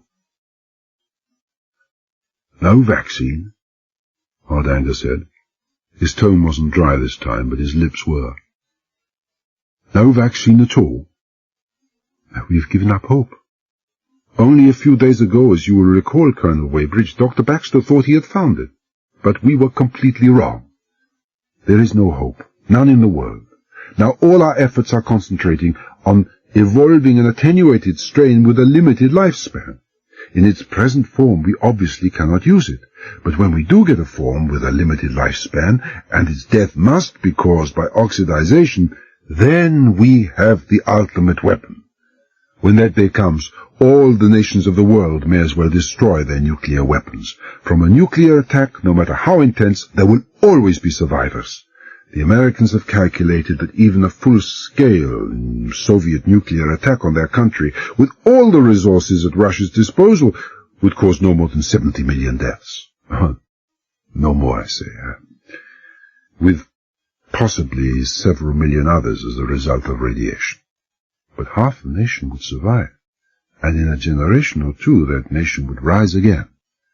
But a nation attacked by the Satan bug would never rise again. For there would be no survivors. I hadn't been wrong about Hardanger's lips being dry. He was licking them to make speaking easier. Someone should see this, I thought. Hardanger scared. Hardanger truly and genuinely frightened. The penitentiaries of Britain were full of people who would never have believed it. And until then, Hardanger said quietly, until you evolve this limited life strain. Until then. Grigori stared down at the concrete floor. Until then, let me put it this way. In its final form, the Satan bug is an extremely refined powder. I take a saltspoon of this powder, go outside in the grounds of Morden, and turn the salt spoon upside down. What happens? Every person in Morden would be dead within an hour. The whole of Wiltshire would be an open tomb by dawn. In a week, 10 days, all life would have ceased to exist in Britain. I mean, all life. The plague, the Black Death, was nothing compared with this. Long before the last man died in agony, ships or planes or birds or just the waters of the North Sea would have carried the Satan bug to Europe. We can conceive of no obstacle that can stop its eventual worldwide spread. 2 months, I would say. 2 months, at the very most. Think of it, Superintendent, think of it. If you can, that is, for it is something really beyond our conception, beyond human imagination. The Lapp, trapping in the far north of Sweden. The Chinese peasant, tilling his rice fields in the Yangtze Valley. The cattle rancher on his station in the Australian outback. The shopper in Fifth Avenue. The primitive in Tierra del Fuego. Dead. All dead. Because I turned a salt spoon upside down. Nothing can stop the Satan bug. Eventually, all forms of life will perish. Who? What will be the last to go? I cannot say. Perhaps the great albatross, forever winging its way around the bottom of the world. Perhaps a handful of Eskimos deep in the Arctic basin. But the seas travel the world over, and so also do the winds. One day soon, they too would die. By this time I felt like lighting a cigarette myself, and I did. If any enterprising company had got round to running a passenger rocket service to the moon by the time the Satan bug got loose, they wouldn't have to spend all that much on advertising.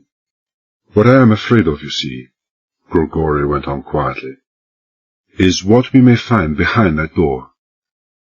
I have not the mind of a detective, but I can see things when they lie plainly before me.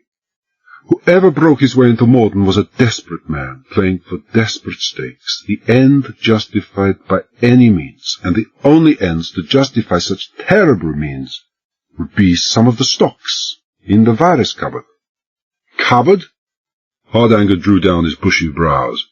Don't you lock those damn germs away somewhere safe? They are safe, I said. The lab walls are of reinforced concrete and panelled with heavy-gauge mild steel. No windows, of course. This door is the only way in. Why shouldn't it be safe in a cupboard? I didn't know. Hardanger turned back to Grigori. Please go on. That's all, Grigori shrugged. A desperate man, a man in a great hurry. The key to the locker, just wood and glass, I have in my hands here. See? He would have to break in. In his haste and with the use of force, who knows what damage he may not have done, what virus containers he may not have knocked over or broken. If one of those had been a Satan bug container, and there are but 3 in existence, maybe it's only a very remote chance. But I say to you, in all sincerity and earnestness, if there was only one chance in 100 million of a Satan bug container having been broken, there is still more than ample justification for never opening that door again. For if one is broken, and 1 cubic centimeter of tainted air escapes— He broke off, and lifted his hands helplessly. Have we the right to take upon ourselves the responsibility of being the executioners of mankind? General Cliveden, Hardanger said. I'm afraid I agree. Seal it up. Colonel Weybridge? I don't know. Weybridge took off his cap, ran his hand through his short, dark hair. Yes, I do now. Seal the damn place up. Well, you're the 3 men who should really know what they're talking about. Hardanger pursed his lips for a moment, then glanced at me. In the face of expert unanimity, it would be interesting to hear what Cavell thinks. Cavell thinks they're a pack of old women, I said. I think your minds are so gummed up with the idea of the Satan bug on the loose that you're incapable of thinking at all, far less thinking straight. Let's look at the central fact. Central supposition, rather. Dr. Grigori bases all his fears on the assumption that someone has broken in and stolen the viruses. He thinks there's 1 chance in 1,000 that one of the containers may have been broken. So if that door is open, there's 1 chance in 1,000 of menace to mankind. But if he's actually stolen the Satan bug, then the menace to mankind becomes not 1 in 1,000, but 1,000 to 1. For heaven's sake, take the blinkers off for a moment and try to see that a man on the loose with the virus presents an infinitely greater danger than the remote chance of his having broken one inside those doors. Simple logic says that we must guard against a greater danger. So we must get inside the room. How else can we begin to get any trace of the thief and killer to try to guard against the infinitely greater danger? We must, I say. Or I must. I'm dressing up and taking that hamster in there. If the hamster survives, good and well. If he doesn't, I don't come out. Fair enough? Of all the damned arrogance, Cliveden said coldly. For a private detective, Cavell, you have an awful lot of gall. You might bear in mind that I'm the commandant in Morden, and I take all the decisions. You did, General, but not any more. The special branch has taken over completely. You know that. Hard anger ignored us both. Grasping at straws, he said to Grigori, You mentioned that a special air filtration unit is working inside there. Won't that have cleaned the air? With any other virus, yes, not with the Satan bug. It's virtually indestructible, I tell you, and it's a closed-circuit filtration unit. The same air, washed and cleaned, is fed back in again, but you can't wash away the Satan bug. There was a long pause. Then I said to Grigori, If the Satan bug or botulinus is loose in this lab, how long would it take to affect the hamster? 15 seconds, he said precisely. In 30 seconds it will be in convulsions. In a minute, dead. There will be a reflex muscle twitchings, but it will be dead. That's for the Satan bug. For botulinus, only slightly longer. Don't stop me from going in, I said to Cliveden. I'll see what happens to the hamster. If he's okay, then I'll wait another 10 minutes. Then I'll come out. If you come out. He was weakening. Cliveden was nobody's fool. He was too clever not to have gone over what I'd said, and at least some of it must have made sense to him. If anything, any virus has been stolen, I said, then whoever stole it is a madman. The Kennet, a tributary of the Thames, passes by only a few miles from here. How do you know that madman isn't bent over the Kennet this instant, pouring those damn bugs into the water? How do I know you won't come out if that hamster does die? Cliveden said desperately. Good God, Cavell, you're only human. If that hamster does die, do you expect me to believe that you're going to remain in there until you die of starvation? Asphyxiation, rather, when the oxygen gives out. Of course you're going to come out. All right, General, suppose I come out. Would I still be wearing the gas suit and breathing apparatus? Obviously. His voice was curt. If you weren't and that room was contaminated, well, you wouldn't come out. You'd be dead. All right again. This way. I led the way out to the corridor, indicated the last corridor door we'd passed through. That door is gas-tight. I know that. So are those outside double windows. You stand at that corridor door, have it open a crack. The door of number 1 lab opens on it. You'll see me as soon as I begin to come out. Agreed? What are you talking about? This. I reached inside my jacket, pulled out the Hanyati automatic, knocked the safety catch off. You have this in your hand. If, when the lab door opens, I'm still wearing the suit and breathing apparatus, you can shoot me down. At 15 feet, and with 9 shots, you can hardly fail to. Then you shut the corridor door. Then the virus is still sealed inside E-block. He took the gun from me, slowly, reluctantly, uncertainly. But there was nothing uncertain about eyes and voice when finally he spoke. You know I shall use this if I have to. Of course I know it, I smiled.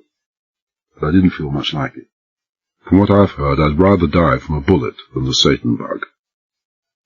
I'm sorry I blew my top a minute ago, he said quietly. You're a brave man, Cavell. And I don't fail to mention the fact in my obituary in the Times. How about asking your men to finish off printing and photographing that door, Superintendent? 20 minutes later, the men were finished, and I was all ready to go. The others looked at me with that peculiar hesitancy an indecision of people who think they should be making farewell speeches but find the appropriate words too hard to come by. A couple of nods, a half wave of a hand, and they'd left me. They all passed down the corridor and through the next door, except General Cliveden, who remained in the open doorway. From some obscure feeling of decency, he held my hanyati behind his body, where I couldn't see it. The gas suit was tight and constricting.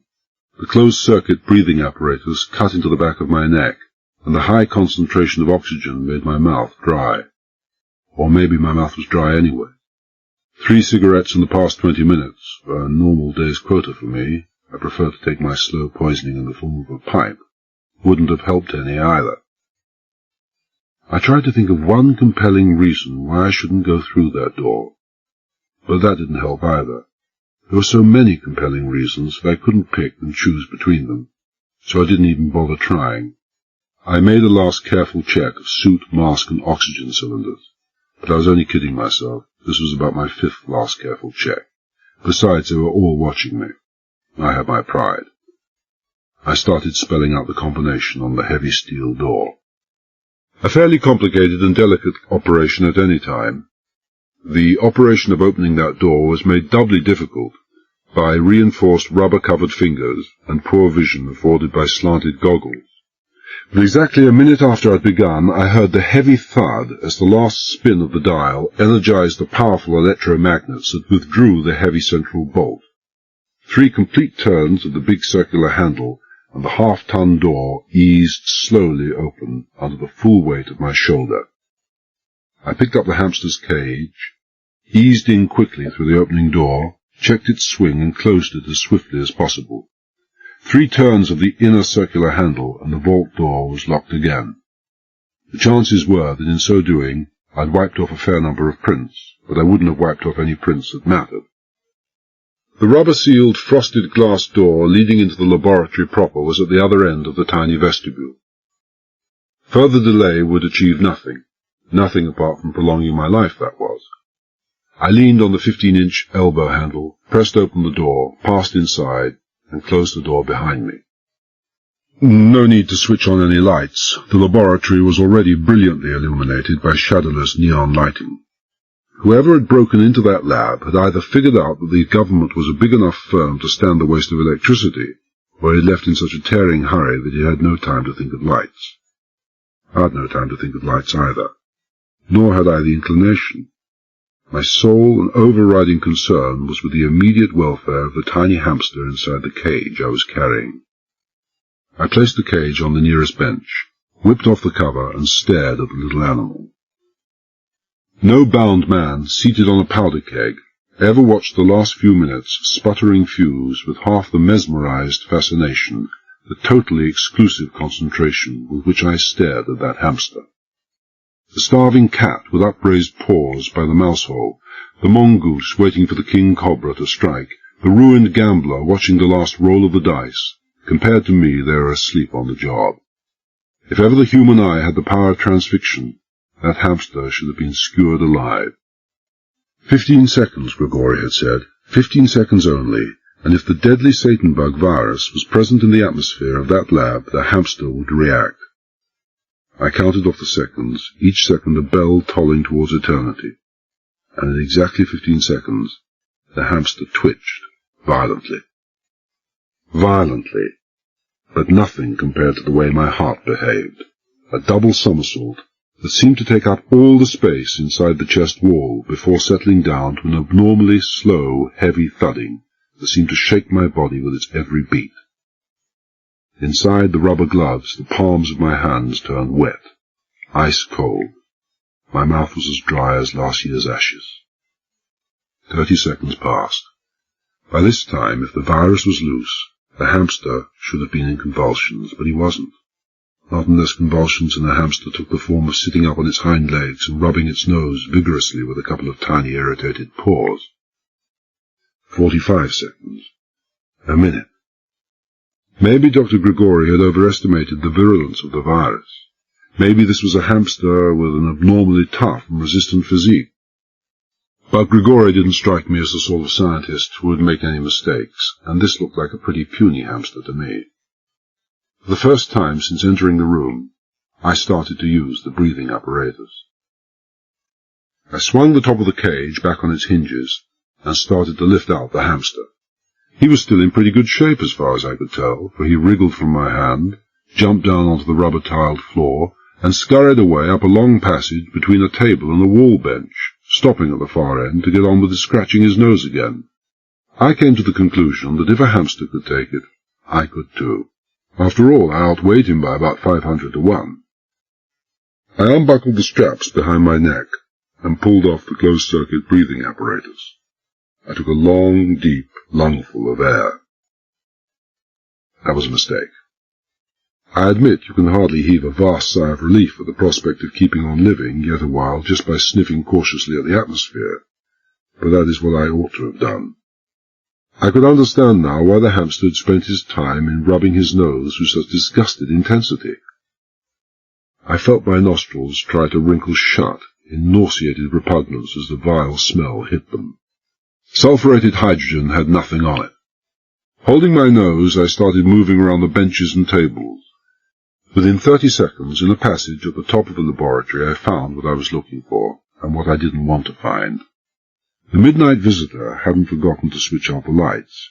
He had just left in such a tearing hurry that the thought of light switches would never even have crossed his mind. His one ambition in life would have been to get out of that room and close both doors tightly behind him, just as quickly as was humanly possible. Hardanger could call off his search for Dr. Baxter. Dr. Baxter was here, still clad in his white knee-length overall, lying on the rubber floor. Like Clandon, he had obviously died in contorted agony. Unlike Clandon, whatever had killed him hadn't been cyanide. I knew of no type of death associated with this strange blueness of the face, with the outpouring of so much fluid from eyes, ears, and nose, above all, with so dreadful a smell. Even to look was revolting enough. The idea of making a closer approach was more repugnant still, but I forced myself to do it anyway. I didn't touch him. I didn't know the cause of death, but I had a pretty fair idea, so I didn't touch him. Instead, I stooped low over the dead man and examined him as carefully as was possible in the circumstances. There was a small contused area behind the right ear, with a little blood where the skin had been broken, but no noticeable swelling. Death had supervened before a true bruise had time to form. A few feet behind him, lying on the floor at the base of the wall farthest from the door, were fragments of a dark blue curved glass and a red plastic top, the shattered remnants obviously of some container or other. There were no signs at all of what the container had once held. A few feet away in this wall was an inset rubber-sealed glass door. Behind this, I knew, lay what the scientists and technicians called the menagerie, one of 4 in Morden. I pushed open the door and went inside. It was a huge windowless room, as large almost as the laboratory itself. All the wall spaces and 3 room-length benches were taken up by literally hundreds of cages of all types, some of a sealed glass construction with their own private air conditioning and filtration units, but most of the standard open mesh type. Hundreds of pairs of eyes, mostly small, red and beady, turned to stare at me as I entered. There must have been between 1,500 and 2,000 animals in that room altogether. Mostly mice, 90% of them mice, I should have guessed, but also about 100 rabbits, and the same of guinea pigs. From what I could see, they all seemed in fair enough health. Anyway, all of them had clearly been affected in no way at all by what had happened next door. I made my way back to the lab, closing the communicating door behind me. Almost 10 minutes I'd been inside now, and nothing had happened to me yet. And the chances were remote that anything would happen now. I cornered the hamster, returned him to his cage, and left the lab to open the heavy steel outer door. Just in time I remembered that General Cliveden would be waiting not far from the door, ready to fill me full of holes if I emerged still wearing the gas suit. Cliveden would be understandably trigger-happy, and could easily miss the fact that I'd removed the breathing apparatus. I climbed out of the gas suit and opened the door. General Cliveden had the automatic at eye level, at the full stretch of his arm, pointing towards the widening crack of the doorway and myself. I don't say he was happy at the prospect of shooting me, but he was ready enough for it all the same, and it was a bit late now to tell him that the Hanyati had a hair trigger. I said quickly, "It's all right. The air is clear inside." He lowered his arm and smiled in relief. Not a very happy smile, but still a smile. Maybe the thought had come to him too late in the day that he himself should have volunteered to go inside instead of me. "Are you perfectly sure, Cavell?" he asked. "I'm alive, aren't I?" I said irritably. "You'd better come inside." I went back into the lab and waited for them. Hardanger was first through the door. His nose wrinkled in involuntary disgust, and he said, "What in hell's name is causing that vile smell?" "Botulinus." It was Colonel Weybridge who supplied the answer, and in the shadowless neon lighting his face seemed suddenly grey. He whispered again, "Botulinus." "How do you know?" I demanded.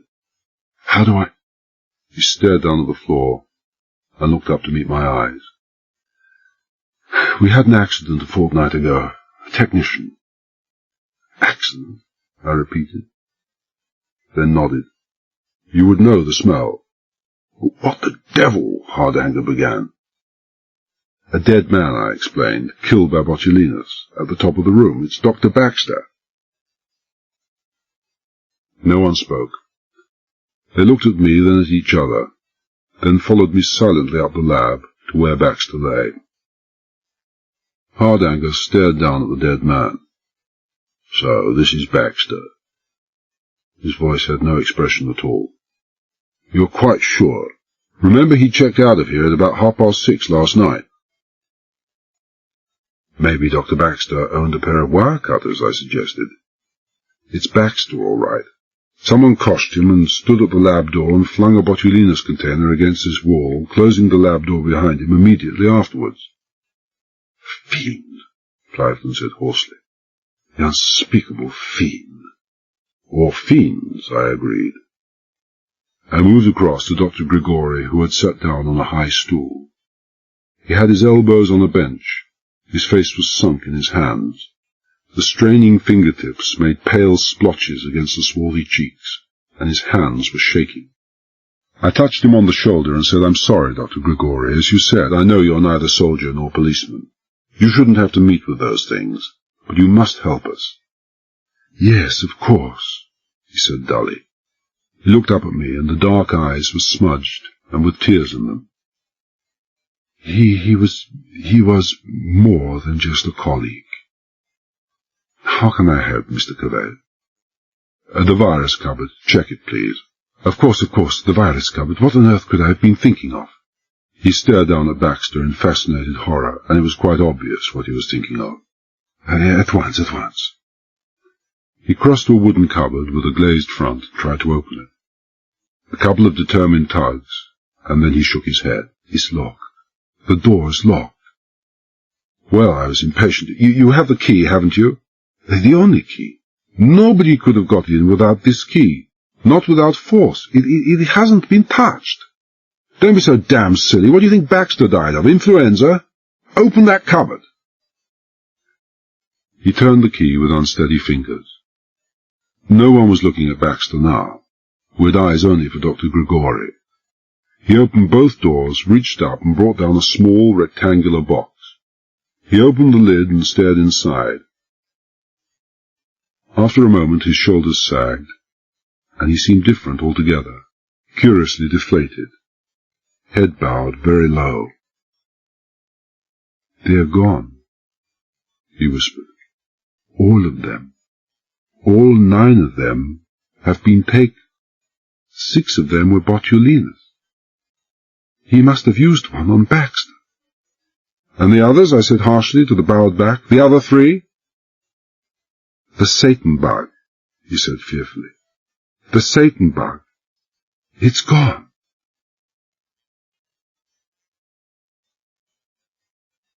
The management refectory canteen at Morden had something of a reputation among the more gourmet-minded of the staff, and the chef that had prepared our lunch was right on form. Maybe the presence at our table of Dr. MacDonald, a colleague of Grigori's in No. 1 lab and president of the mess, had something to do with it. However, it seemed that I was the only person with an appetite at all that day. Hardanger only picked at his food, and neither Cliven nor Weybridge made hardly any better a showing. Grigori ate nothing at all, just sat staring at his plate. He excused himself abruptly in the middle of the meal, and when he came back in 5 minutes he looked white and shaken. Probably I thought he'd been sick. Violent death wouldn't be much in the line of a professor specializing in the cloistered work of chemical research. The 2 fingerprint experts weren't there. They were still hungry. Aided by 3 other detectives, recruited locally through Inspector Wiley, they spent over an hour and a half fingerprinting the entire inside of the laboratory and were now collating and tabulating the results. The handle of the heavy steel door and the areas adjoining the combination lock had been heavily smeared with a cotton or linen material, probably a handkerchief, so the possibility of an outsider having been at work wouldn't be entirely excluded. Inspector Martin came in towards the end of the meal. He'd spent all his time until then taking statements from the temporarily jobless scientists and technicians barred from E-Block, and he wasn't finished yet by a long way. Every statement made by those interviewed about their activities the previous evening would have to be rigorously checked. He didn't say how he was getting on, and Hardanger, predictably, didn't ask him. After lunch, I accompanied Hardanger to the main gate. From the sergeant on duty there, we learned who had been in charge of the checking-out clock the previous evening. After a few minutes, a tall, blonde, fresh-faced corporal appeared, and saluted crisply. "Corporal Norris, sir. You sent for me?" "Yes," Hardanger said. "Take a seat, please. I've sent for you, Norris, to ask you some questions about the murder of Dr. Harold Baxter." The shock tactics worked better than any amount of carefully delicate probing could have done. Norris, already in the purpose of lowering himself gingerly into his chair, sat down heavily, as if suddenly grateful to take the weight off his feet, and stared at Hardanger. The eyes widening in a gaze of shocked incredulity, the open mouth would have been within the compass of any moderately competent actor, but the perceptible draining of colour from the cheeks was something else again. "The murder of Dr. Baxter," he repeated stupidly. "Dr. Baxter? He's dead?" "Murdered," Hardanger said harshly. "He was murdered in his laboratory last night. We know for a fact, never mind how, that Dr. Baxter never left Morden last night. But you checked him out. You say you checked him out, but you didn't. You couldn't have done. Who gave you his security tag and told you to forge his signature? Or maybe that someone did it himself. How much do they pay you, Norris?" The corporal had been staring at Hardanger in numb bewilderment.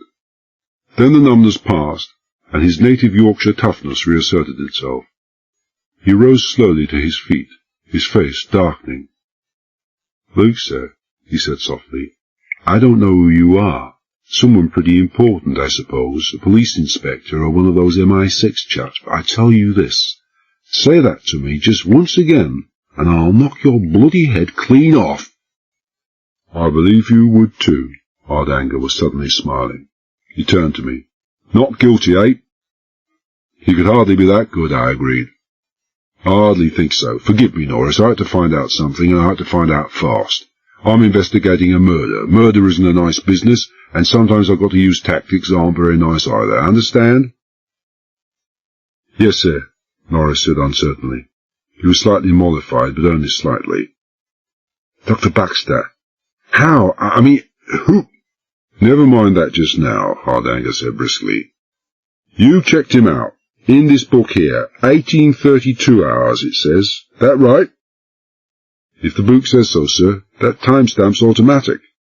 "You took his security tag from him. This one." He held it up. "Yes, sir." "You didn't happen to speak to him, did you?"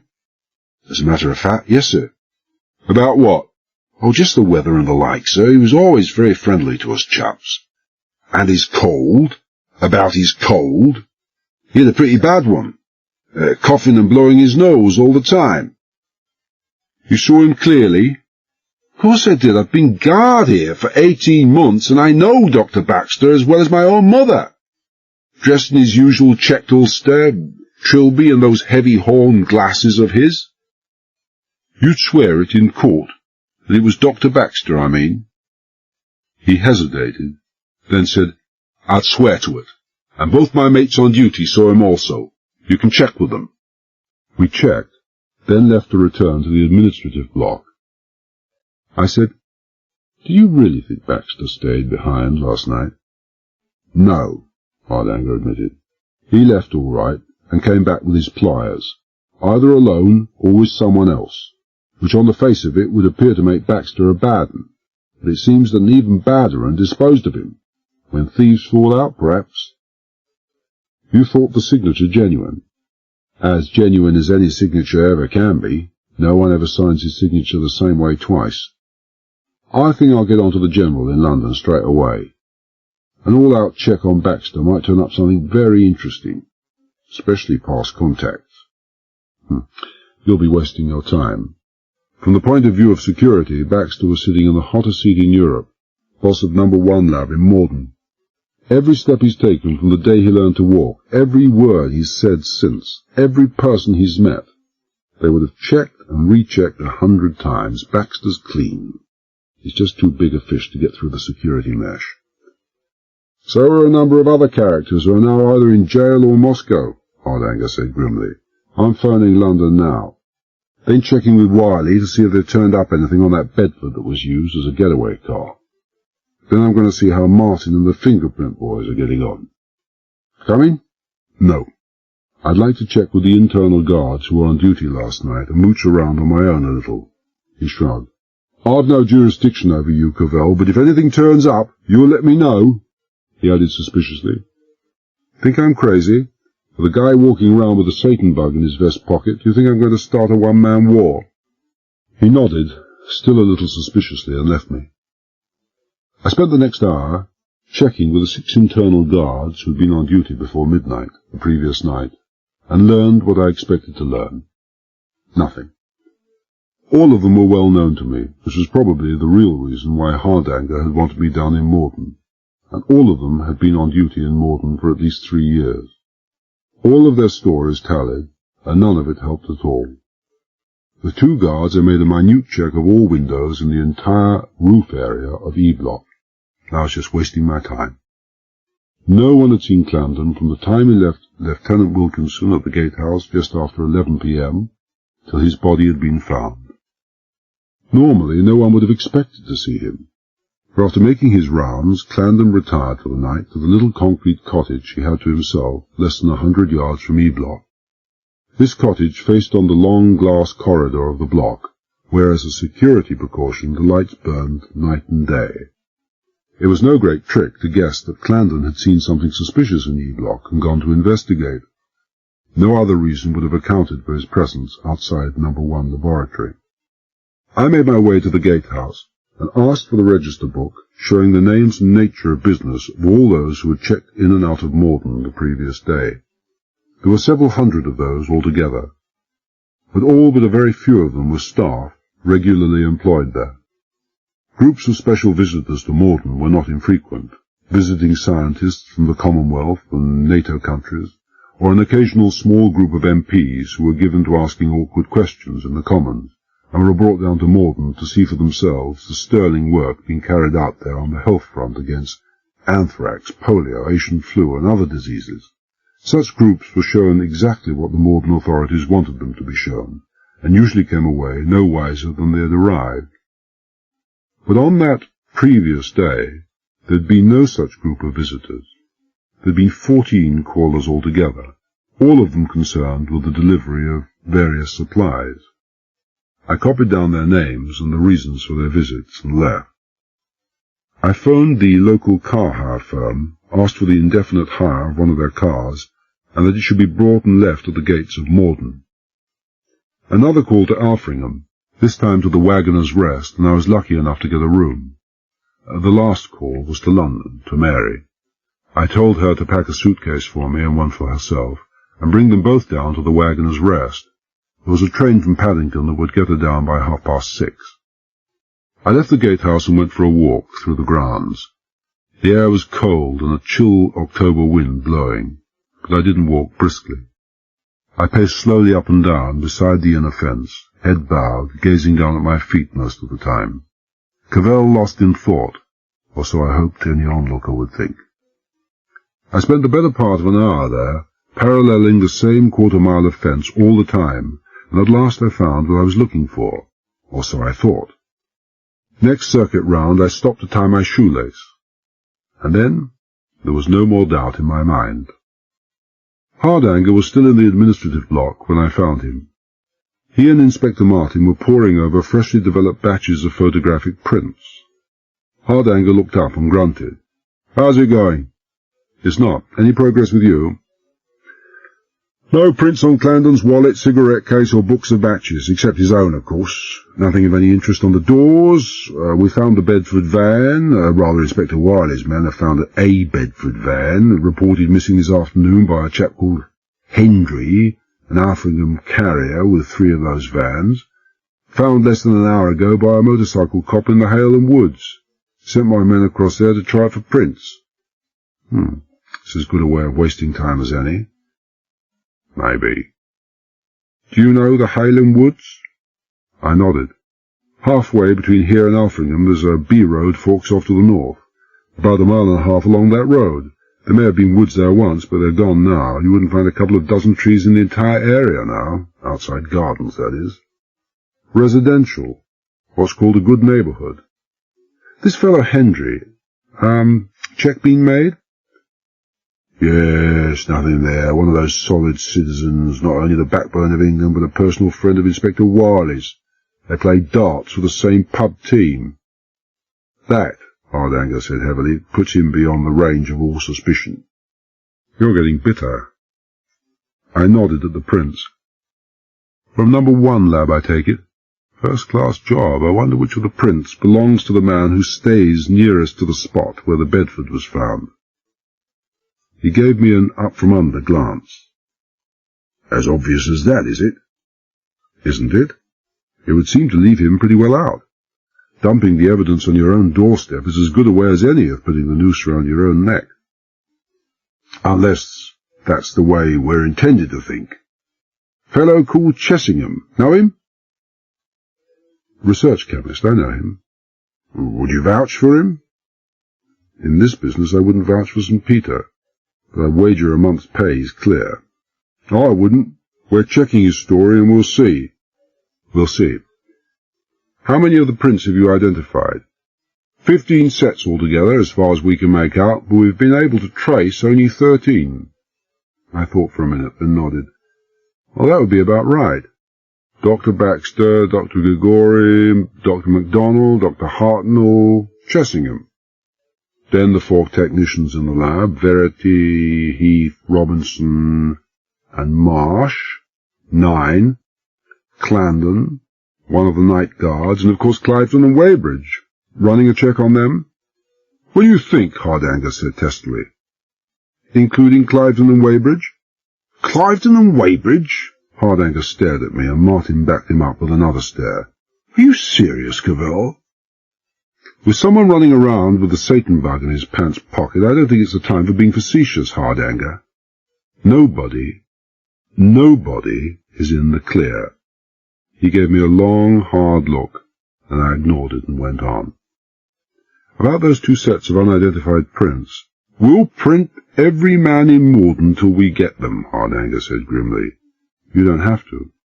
Almost certainly they belong to a couple of men called Bryson and Chipperfield. I know them both." "Explain yourself."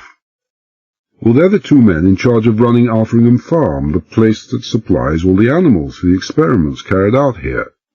They're usually up here with a fresh supply of animals every week or so. The turnover in livestock's pretty heavy. They were here yesterday. I checked on the register book, making a delivery to the animal room in number 1 laboratory." "You say you know them? Well, what are they like?" "Young, steady, hard-working, very reliable, and live in adjacent cottages on the farm, married to a couple of very nice girls. They have a kid apiece, a boy and a girl, about 6 years old. Not the type, any of them, to get mixed up in anything wrong." You guarantee them? You heard what I said about St. Peter. I guarantee nothing and nobody. They'll have to be checked. I'll go if you like. After all, I have the advantage of knowing them. You will? Hardanger let me have his close look again. Like to take Inspector Martin with you? All one to me, I assured him. It wasn't without manners. Oh, then in that case it's not necessary, Hardanger said. There were times, I thought, when Hardanger could be downright unpleasant. Report back anything you find. I'll lay on a car for you. I already have one, car hire firm. He frowned. Well, that was unnecessary. Plenty of police and army cars available. You know that. I'm a private citizen now. I prefer private transport. I found the car at the gate. Like so many rental machines, it was a great deal older than its actual age, but at least it rolled and took the weight off my feet. I was glad to take the weight off my feet. My left leg hurt quite badly, as it always did when I had to walk around for any length of time.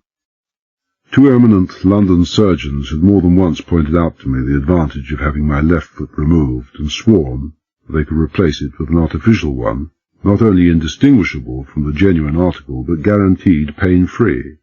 They'd been quite enthusiastic about it, but it wasn't their foot, and I preferred to hang on to it as long as possible.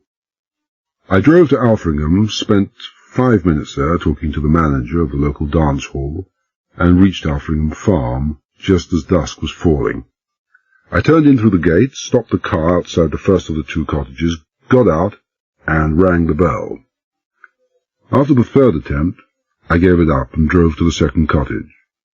I'd get an answer there. Lights were burning behind the windows.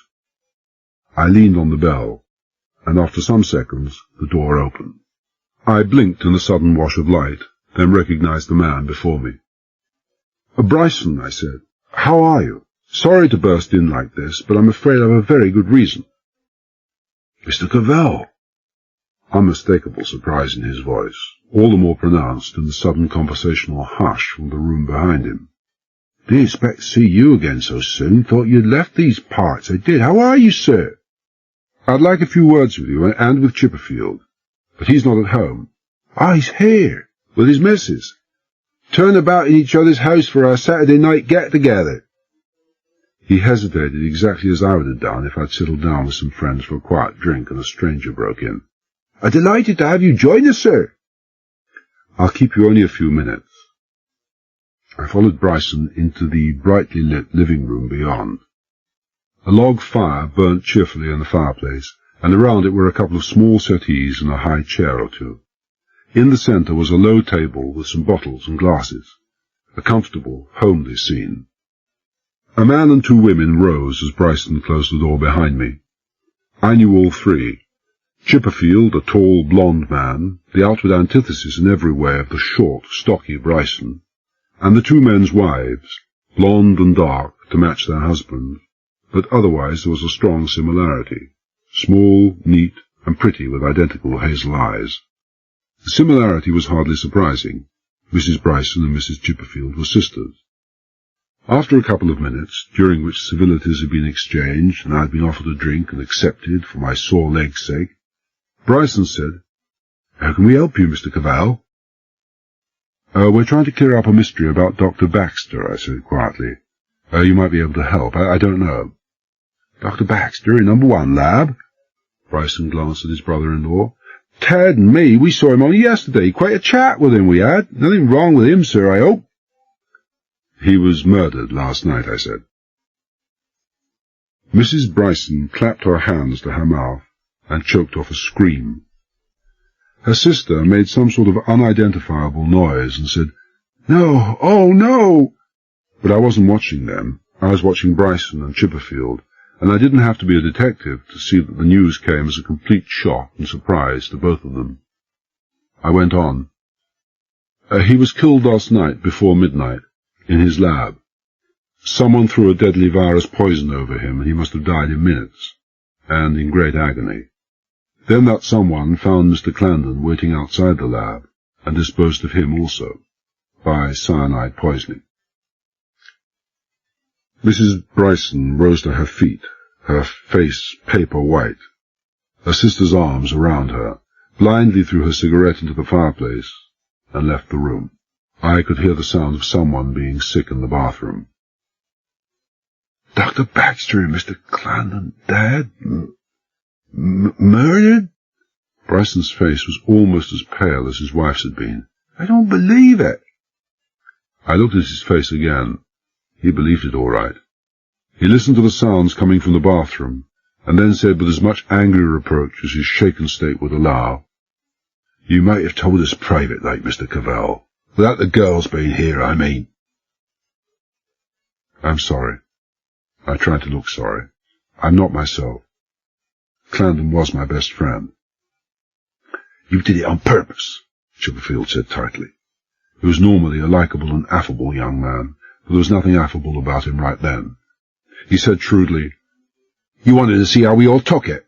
You wanted to know if we had anything to do with it. Isn't that it, Mr. Cavell?" "Between 11 o'clock and midnight last night," I said precisely, "you and your brother-in-law here were up for exactly 5 dances at the Friday night hop in Alfringham. You've been going there practically every Friday night for years. I could even tell you the names of the dances, but I won't bother.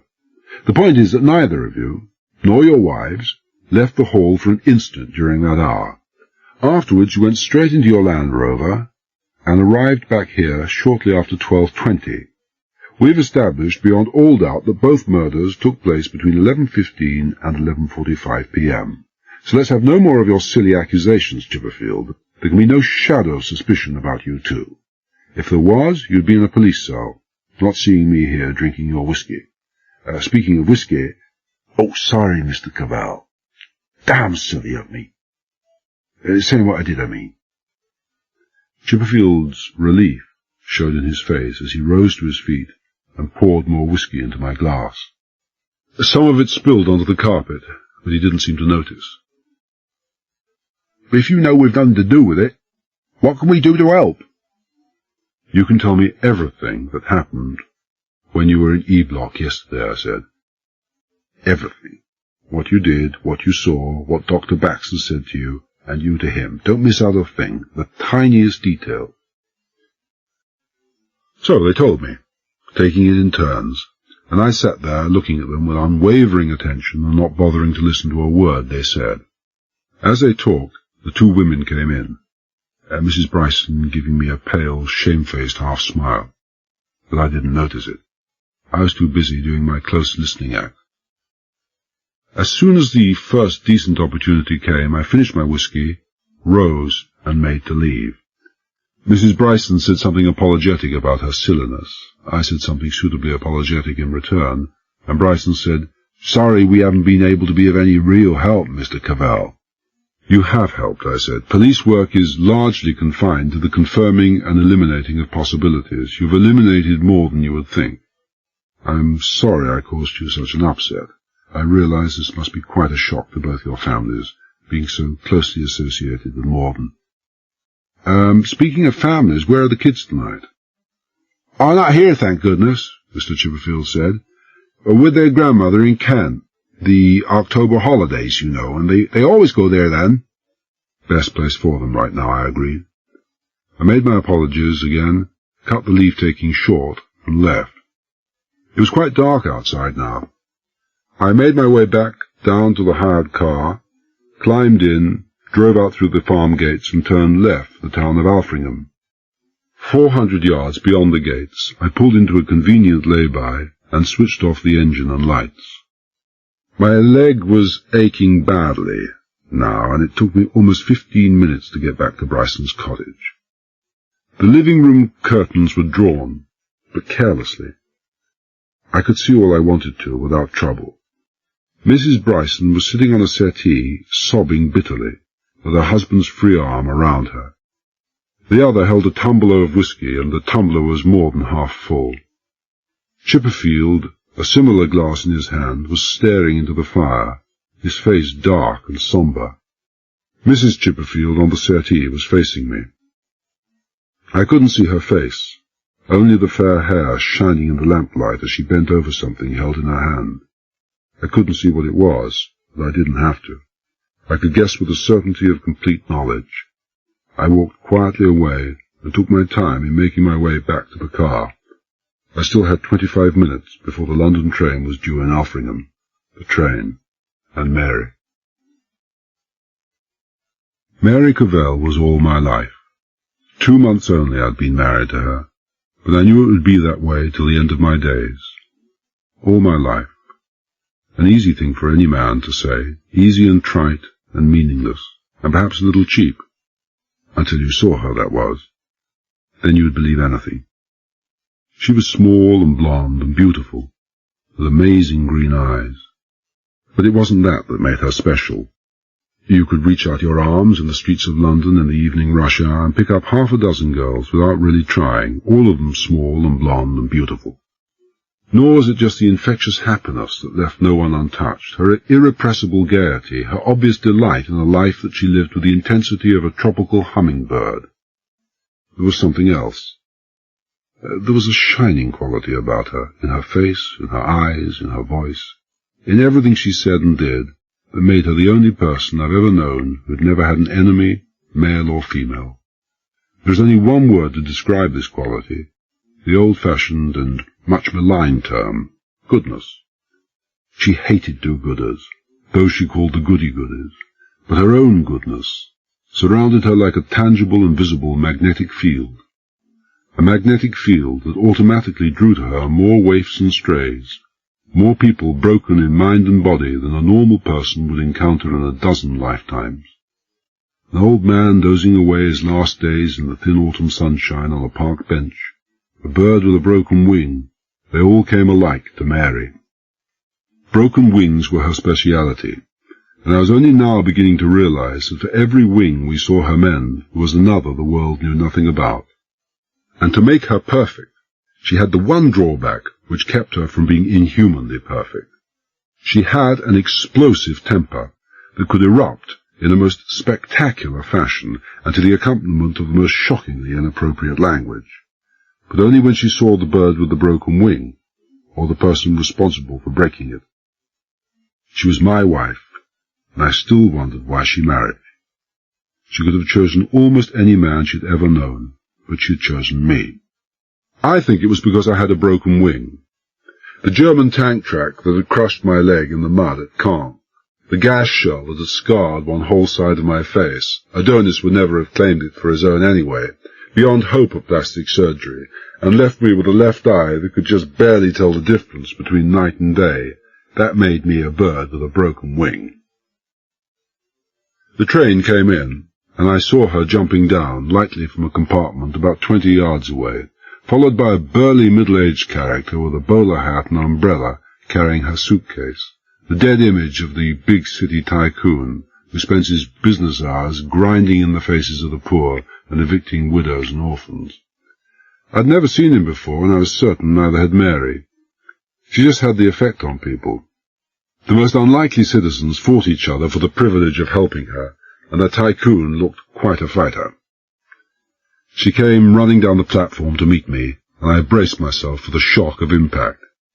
There was nothing inhibited about Mary's greetings, and although I still wasn't reconciled to the raised eyebrows of astonished fellow travellers, I was getting accustomed to them. I'd last seen her only this morning, but I might have been a long-lost loved one coming home for the first time after a generation in the Australian outback. I was setting her down on terra firma as the tycoon came up, dumped the cases, beamed at Mary, tipped his bowler, turned away, still beaming at her, and tripped over a railway barrow. When he'd got up and dusted himself, he was still beaming. He tipped his bowler again, and disappeared. "You want to be careful how you smile at your boyfriends," I said severely.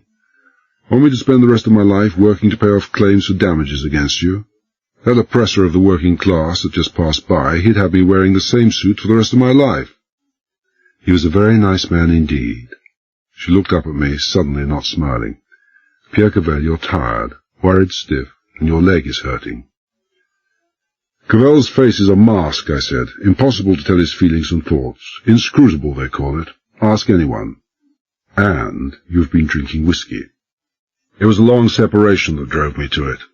I led the way to the car. "Oh, we're staying at the Wagoner's Rest."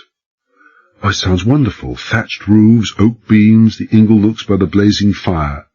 She shivered. It is cold. I can't get there fast enough. We got there in 3 minutes. I parked the car outside a modernistic confection in gleaming glass and chrome. Mary looked at it, then at me, and said, "This is the Wagoner's Rest." You can see what the neon sign says. Outdoor sanitation and boll weevils in the bedposts have gone out of fashion, and they'll have central heating. The manager, at the moment doubling as receptionist, would have felt more at home in an 18th century Wagoner's Rest, red-faced, shirt-sleeved, and smelling powerfully of the breweries. He scowled at me, smiled at Mary, and summoned a 10-year-old boy, presumably his son, who showed us to our room. It was clean enough and spacious enough, and overlooked a back courtyard, decked out in a poor imitation of a continental beer garden. More important, one of the windows overlooked the porchway leading into the court. The door closed behind the boy, and Mary came up to me. "How is that stupid leg of yours, Pierre? Honestly." "It's not so good." I'd given up trying to tell lies about myself to Mary. As far as I was concerned, she was a human lie detector. "It'll ease up. It always does." "That armchair," she ordered, "and the stool, so. You're not using that leg again tonight." "I'm afraid I'll have to, quite a bit. Damn nuisance, but it can't be helped." "It can be helped," she insisted. "You don't have to do everything yourself. There are plenty of men—" "Not this time, I'm afraid. I had to go out, twice. I wanted you to come with me the first time. That's why I wanted you here." She didn't ask any questions. She picked up the phone, ordered whiskey for me, sherry for herself. Old Shirt-Sleeves brought it up, huffing a bit after climbing the stairs. Mary smiled at him and said, "Could we have dinner in our room, please?" "Dinner?" Shirt-Sleeves stiffened in outrage, his face going an impossible shade redder. "In your room? Dinner? That's a good un. Where do you think you'd landed? Claridge's?" He brought his gaze down from the ceiling, where he'd been imploring heaven, and looked at Mary again. He opened his mouth to speak, closed it, kept looking at her, and I knew he was a lost man. "Claridge's?" he repeated mechanically. Well, I see what can be done. Against the house rules, mind you, but well, yeah, no, it would be a pleasure, ma'am." "There should be a law against you. Pour me some whiskey. Pass that phone." I made 3 calls. The first was to London, the second to Inspector Wiley, and the third to Hardanger. He was still at Morden. He sounded tired and irritated, and I didn't wonder. He'd had a long and probably frustrating day. "Cavell?" His voice was almost a bark. "How did you get on with those 2 men you saw? At the farm, I mean." "Bryson and Chipperfield? Nothing there. There are 200 witnesses who would swear that neither of them were within 5 miles of Morden between 11 and midnight last night." "What are you talking about? 200? They're at a dance." "Anything turned up in the statements made by our other suspects in number 1 lab?" "Did you expect anything to turn up?" he said sourly. "Do you think the killer would have been so dumb as to leave himself without an alibi? They've all got alibis, and damn good ones. I'm still not convinced there wasn't an outsider at work." "Chessingham and Dr. Hartnell, how strong are their stories?" "Why those 2? His voice was a suspicious crackle. "I'm interested in them. I'm going to see them tonight, and I wonder what their stories were." "You're not going to see anyone without my say-so, Cavell." His voice was pretty close to a shout. "I don't want people blundering it." "I won't blunder." "I'm going, Hardanger. The General said I was to have a free hand, didn't he? Blocking my way, which you can do, is not my idea of giving a free hand. The General wouldn't like it, Hardanger." A silence. Hardanger was bringing himself under control. At last he said, in a quieter tone, "You gave me to believe that you didn't suspect Chessingham. I want to see him. He's not only acute and observant, he's more than usually friendly with Dr. Hartnell. It's Hartnell I'm really interested in. He's an outstanding research man, young and financially irresponsible. He thinks because he's clever with bugs he can be the same on the stock market.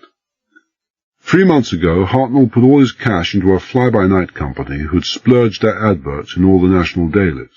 He lost the lot. Then he mortgaged his house a few weeks before I left Morden. I believe he lost most of that too, trying to recoup. Why the hell didn't you tell me before? Hardanger demanded. It just suddenly came to me this evening. It just suddenly came... Hardanger's voice cut off as if it had been strangled.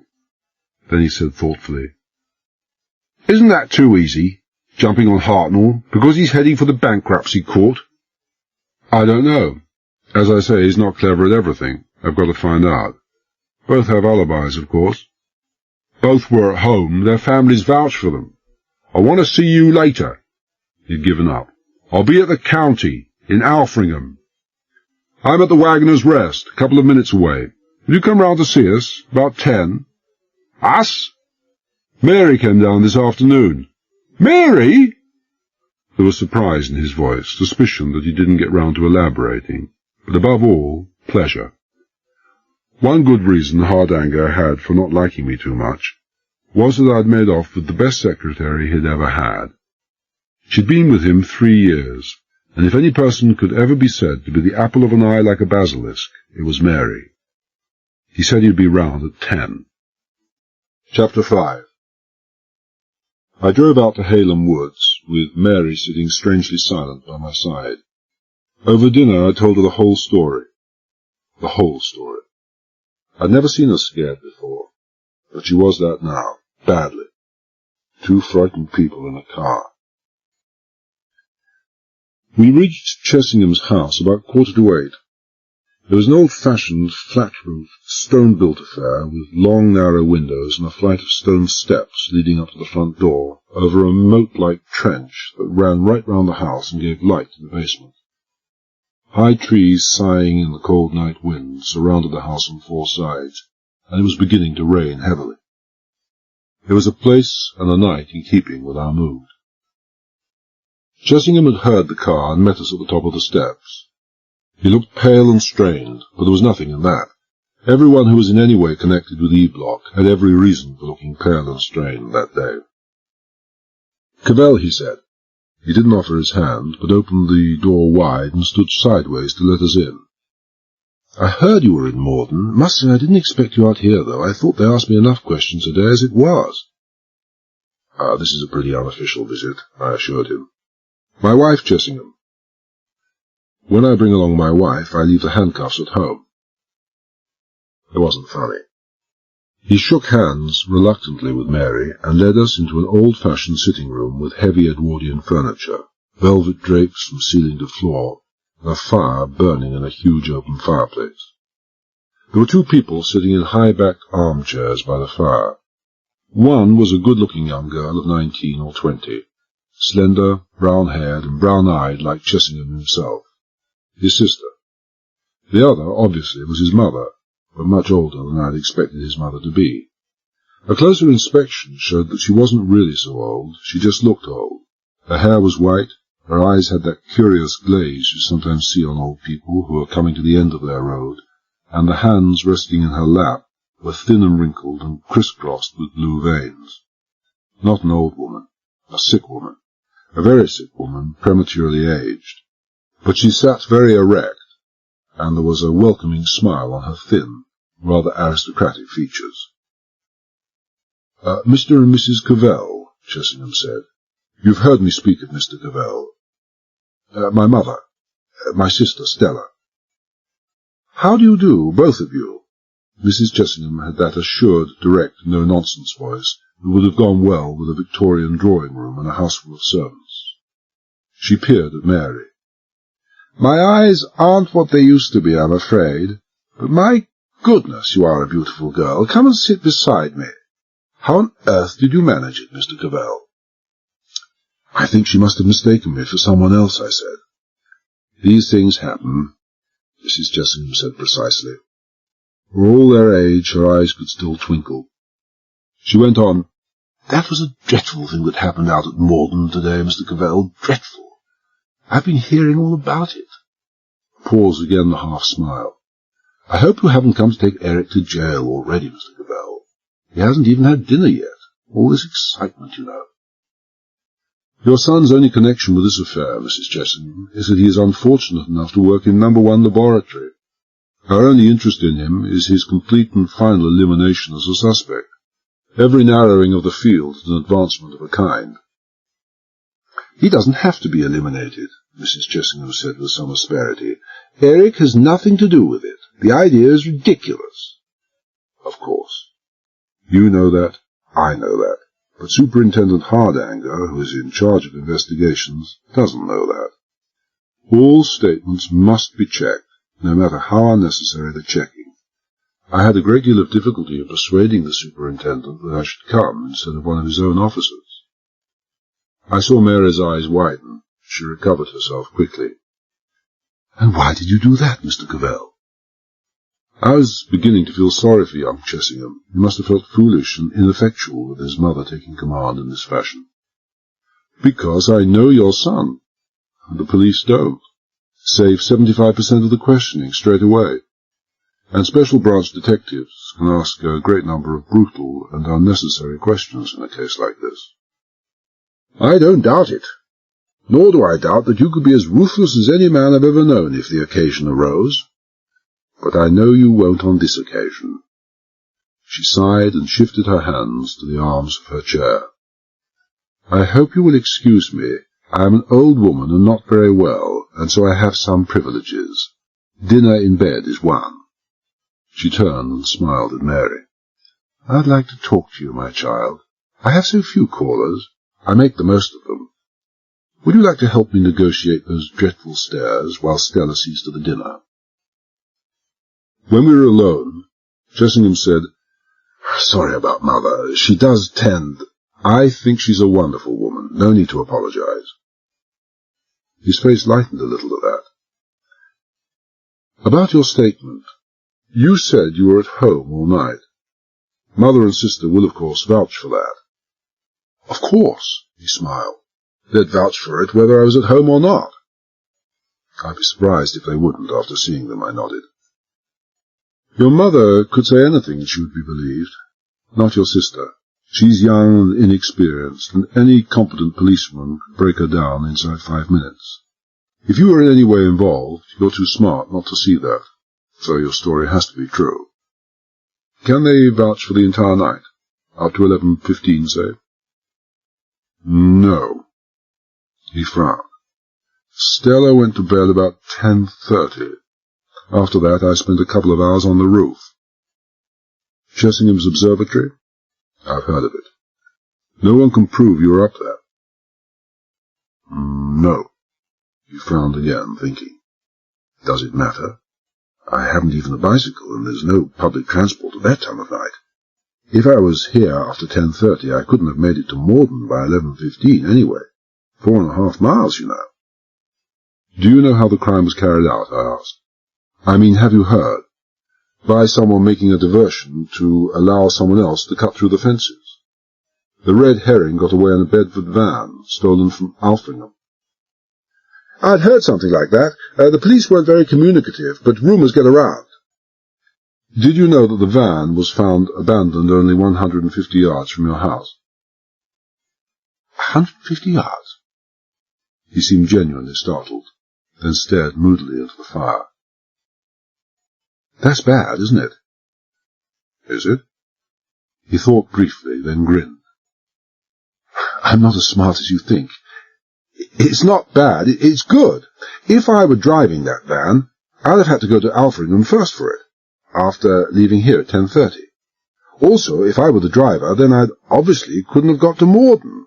I'd be making my supposed getaway. Thirdly, I wouldn't have been so damn stupid as to park it at my front door. Fourthly, I can't drive. Well, that's pretty conclusive, I admitted. I can make it even more conclusive, he said excitedly. Lord, I'm not thinking at all tonight. Come up to the observatory. We went up the stairs. We passed the door on the first floor, and I could hear the subdued murmur of voices. Mrs. Chessingham and Mary talking. A Slingsby ladder led us up into a square hut affair built in the centre of the flat roof. One end of the hut was blanked off with plywood, an entrance covered by a hanging curtain. At the other end was a surprisingly large reflector telescope set in a perspex cupola. My only hobby, Jessingham said. The strain had left his face, to be replaced by the eager excitement of the enthusiast. I'm a member of the British Astronomical Association, Jupiter section, and a regular correspondent for a couple of astronomical journals. Some of them depend almost exclusively on the work of amateurs, like myself, and I can tell you that there's nothing less amateurish than an amateur astronomer who's been well and truly bitten by the bug. I wasn't in bed until almost 2 o'clock this morning. I was making a series of photographs for the Astronomical Monthly of the red spot in Jupiter and the satellite Io, occulting its own shadow. He was smiling broadly in his relief now. Here's the letter commissioning me to do them. They've been pleased with some other stuff I've sent in. I glanced at the letter. It had to be genuine, of course. Got a set of 6 photographs, beauties, too, although I say it myself. Here, I'll let you see them. He disappeared behind the curtain, which I took to be the entrance of his dark room, and reappeared with a batch of obviously very new photographs. I took them. They looked terrible to me, just a bunch of greyish dots and streaks against a fuzzily dark background. Not bad, eh? Not bad. I paused and said suddenly, Could anyone tell from those pictures when they were taken? Well, that's why I brought you up here. Take those to the Greenwich Observatory, have them work out the precise latitude and longitude of this house, and they could tell you within 30 seconds when each of those photographs were taken. Go on, take them with you. No, thanks. I handed back the photographs and smiled at him. I know when I've already wasted enough time, and I've wasted far too much. Send them to the Astronomical Monthly with my best wishes. We found Mary and Stella talking by the fireside.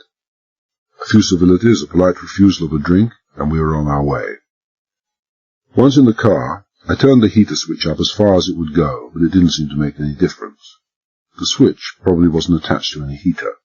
It was bitterly cold, and raining heavily. I hoped the rain would ease. I said to Mary, What did you find out? I hate this business, she said intensely. I hate it.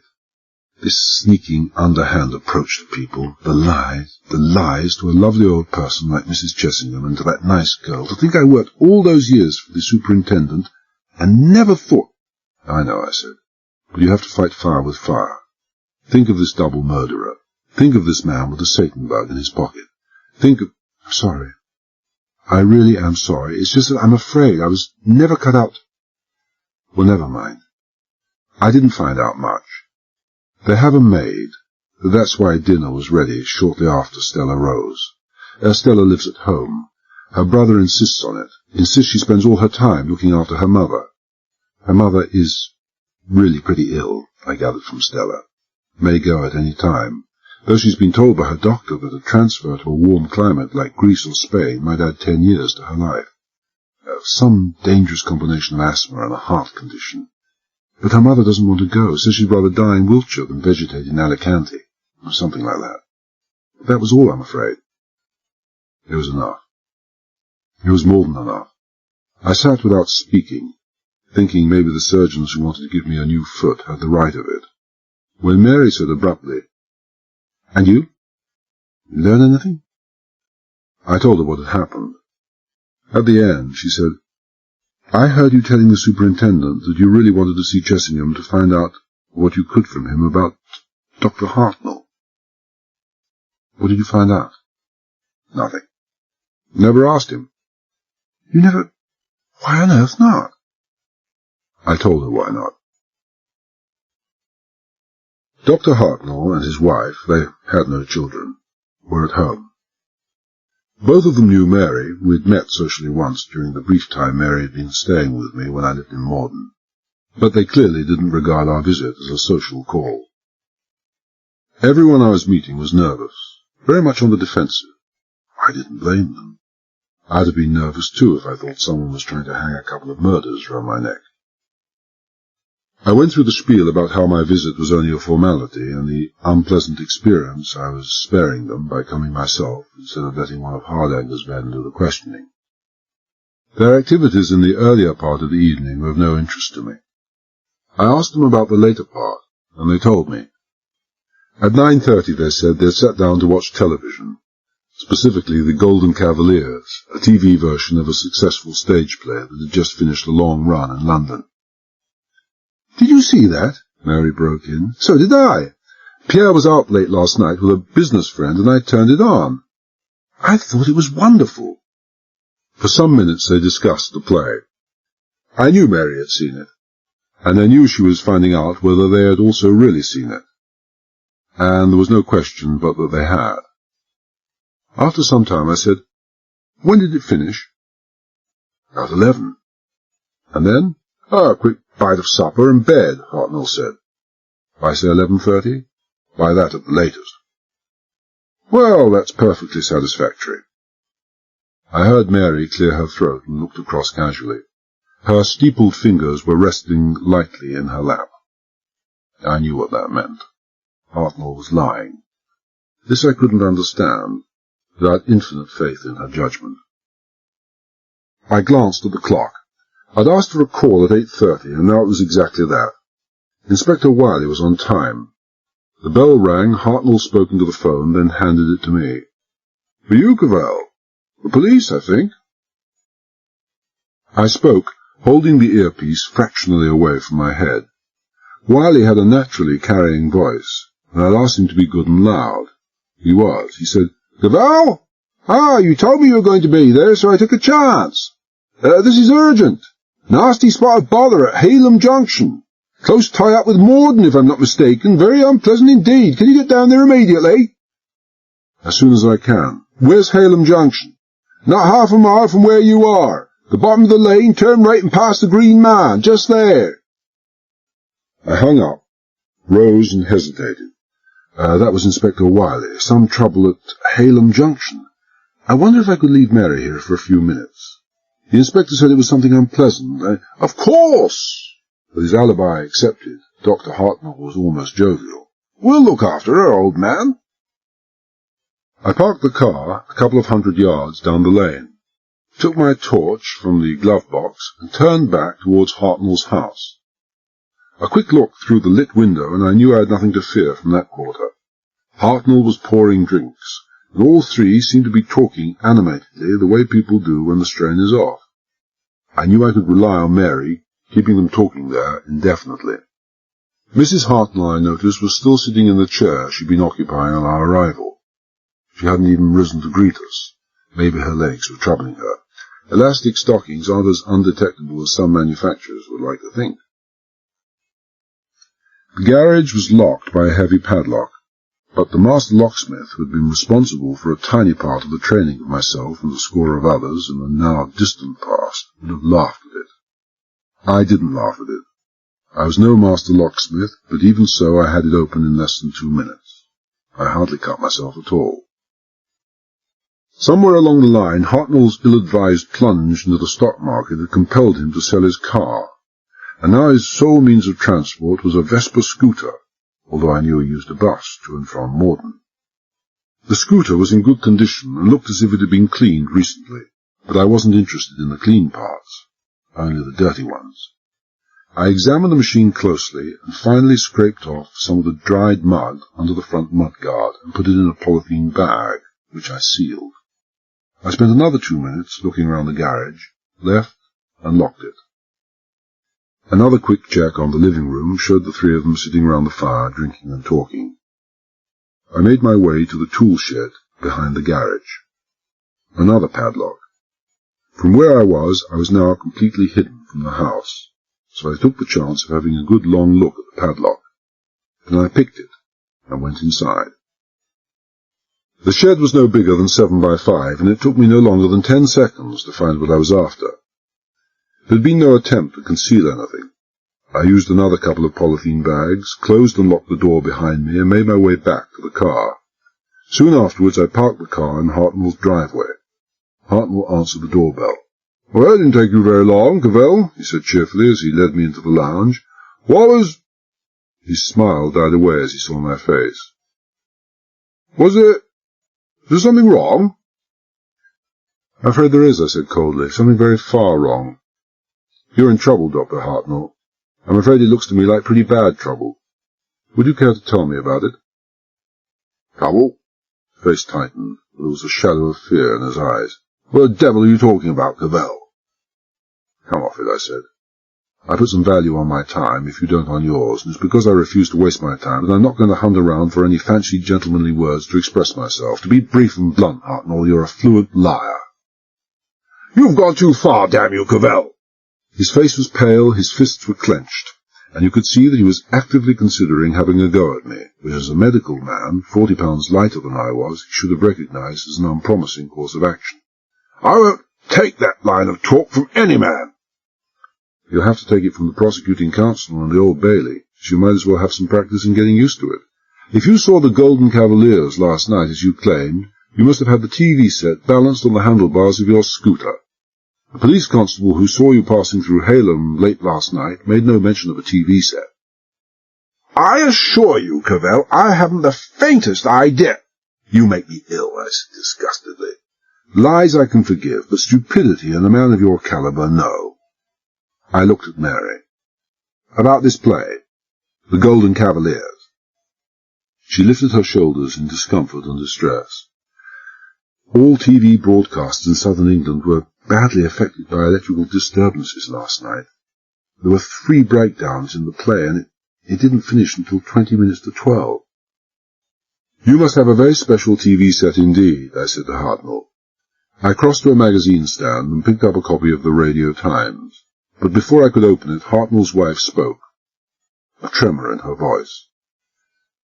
"You needn't bother, Mr. Cavell. Last night's play was a repeat of Sunday afternoons.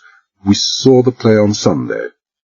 She turned to her husband. "Oh, come on, Tom, you'll only make it worse for yourself." Hartnell stared miserably at her, turned away, slumped down in a chair, and drained his glass in a couple of gulps. He didn't offer me any, but I didn't add lack of hospitality to his list of faults. Maybe the time wasn't right. He said, "I was out last night. I left here just after 10:30. I had a phone call from a man asking me to meet him in Alfringham." "Who was the man?" "Doesn't matter. I didn't see him. He wasn't there when I arrived." "It wouldn't have been our old pal 10% Tufnell of Tufnell and Hanbury, consultants at law?" He stared at me. "Tufnell? You know Tufnell?" The ancient legal firm of Tufnell and Hanbury is known to the police of a dozen counties. They style themselves consultants at law. Anybody can call themselves consultants at law. There's no such thing, so the bona fide legal eagles don't take any action against them. Tufnell's only knowledge of law comes from the fairly frequent occasions on which he's been hauled before the assize judges, usually on charges of bribery and corruption. They're one of the biggest money-lending firms in the country, by all odds the most ruthless. "But how do you guess?" "No guess that it was Tufnell. A certainty. Only a man with a powerful hold over you could have got you out at that time of night, and Tufnell has that hold. He not only holds the mortgage on your house, but also your note of hand for another £500. "Who told you that?" Hartnell whispered. "No one. Found out for myself. You don't think you're employed in the laboratory with the highest security rating in Britain without our knowing everything about you. We know more about your own past than you know yourself. That's the literal truth. Tufnell it was, eh?" Hartnell nodded. "He told me he wanted to see me at 11 sharp. I protested, naturally, but he said that unless I did what I was told, he'd not only foreclose on the mortgage, but he'd have me in the bankruptcy court for that £500. I shook my head. "You scientists are all the same. Outside the 4 walls of your lab, you ought to be locked up. A man who lends you money does so at his own risk and has no legal recourse." "So he wasn't there?" "No. I waited a quarter of an hour, then went to his house. Whacking great mansion with tennis courts, swimming pool, and what have you," Hartnell said bitterly. "I thought he might have made a mistake about the meeting place. He wasn't there. There was nobody there. I went back to the Alfringham office and waited a little longer, then came home. About midnight it was." "Anybody see you? You see anybody? Anybody who can vouch for your story?" "Nobody. Nobody at all. It was late at night and the roads were deserted. It was bitterly cold." He paused, then brightened. "That policeman, he saw me. His voice seemed to falter on the last words. If he saw you inhale them, you could equally well have turned off for Morden after leaving it, I sighed. Besides, there was no policeman. You're not the only one who tells lies. So you see the spot you're in, Hartnell. A phone call, for which we have only your word. No trace of the man alleged to have made it. 16 miles on your scooter, including a wait in a normally busy little town, and not a living soul saw you. Finally, you're deeply and desperately in debt. So desperate that you'd be willing to do anything. Even break into Morden, if the financial inducements were high enough. He was silent for a moment, then pushed himself wearily to his feet. I'm completely innocent, Cavell, but I see how it is, and I'm not all that a fool. So I'm going to be, detained in custody? I said, what do you think, Mrs. Hartnell? She gave me a troubled half-smile and said hesitantly, I don't think so. I don't know how a police officer talks to a man he's about to arrest for murder, but you don't talk the way I should imagine they do. I said dryly, maybe you should be working in No. 1 lab instead of your husband. As an alibi, Hartnell, your story is too ridiculously feeble for words.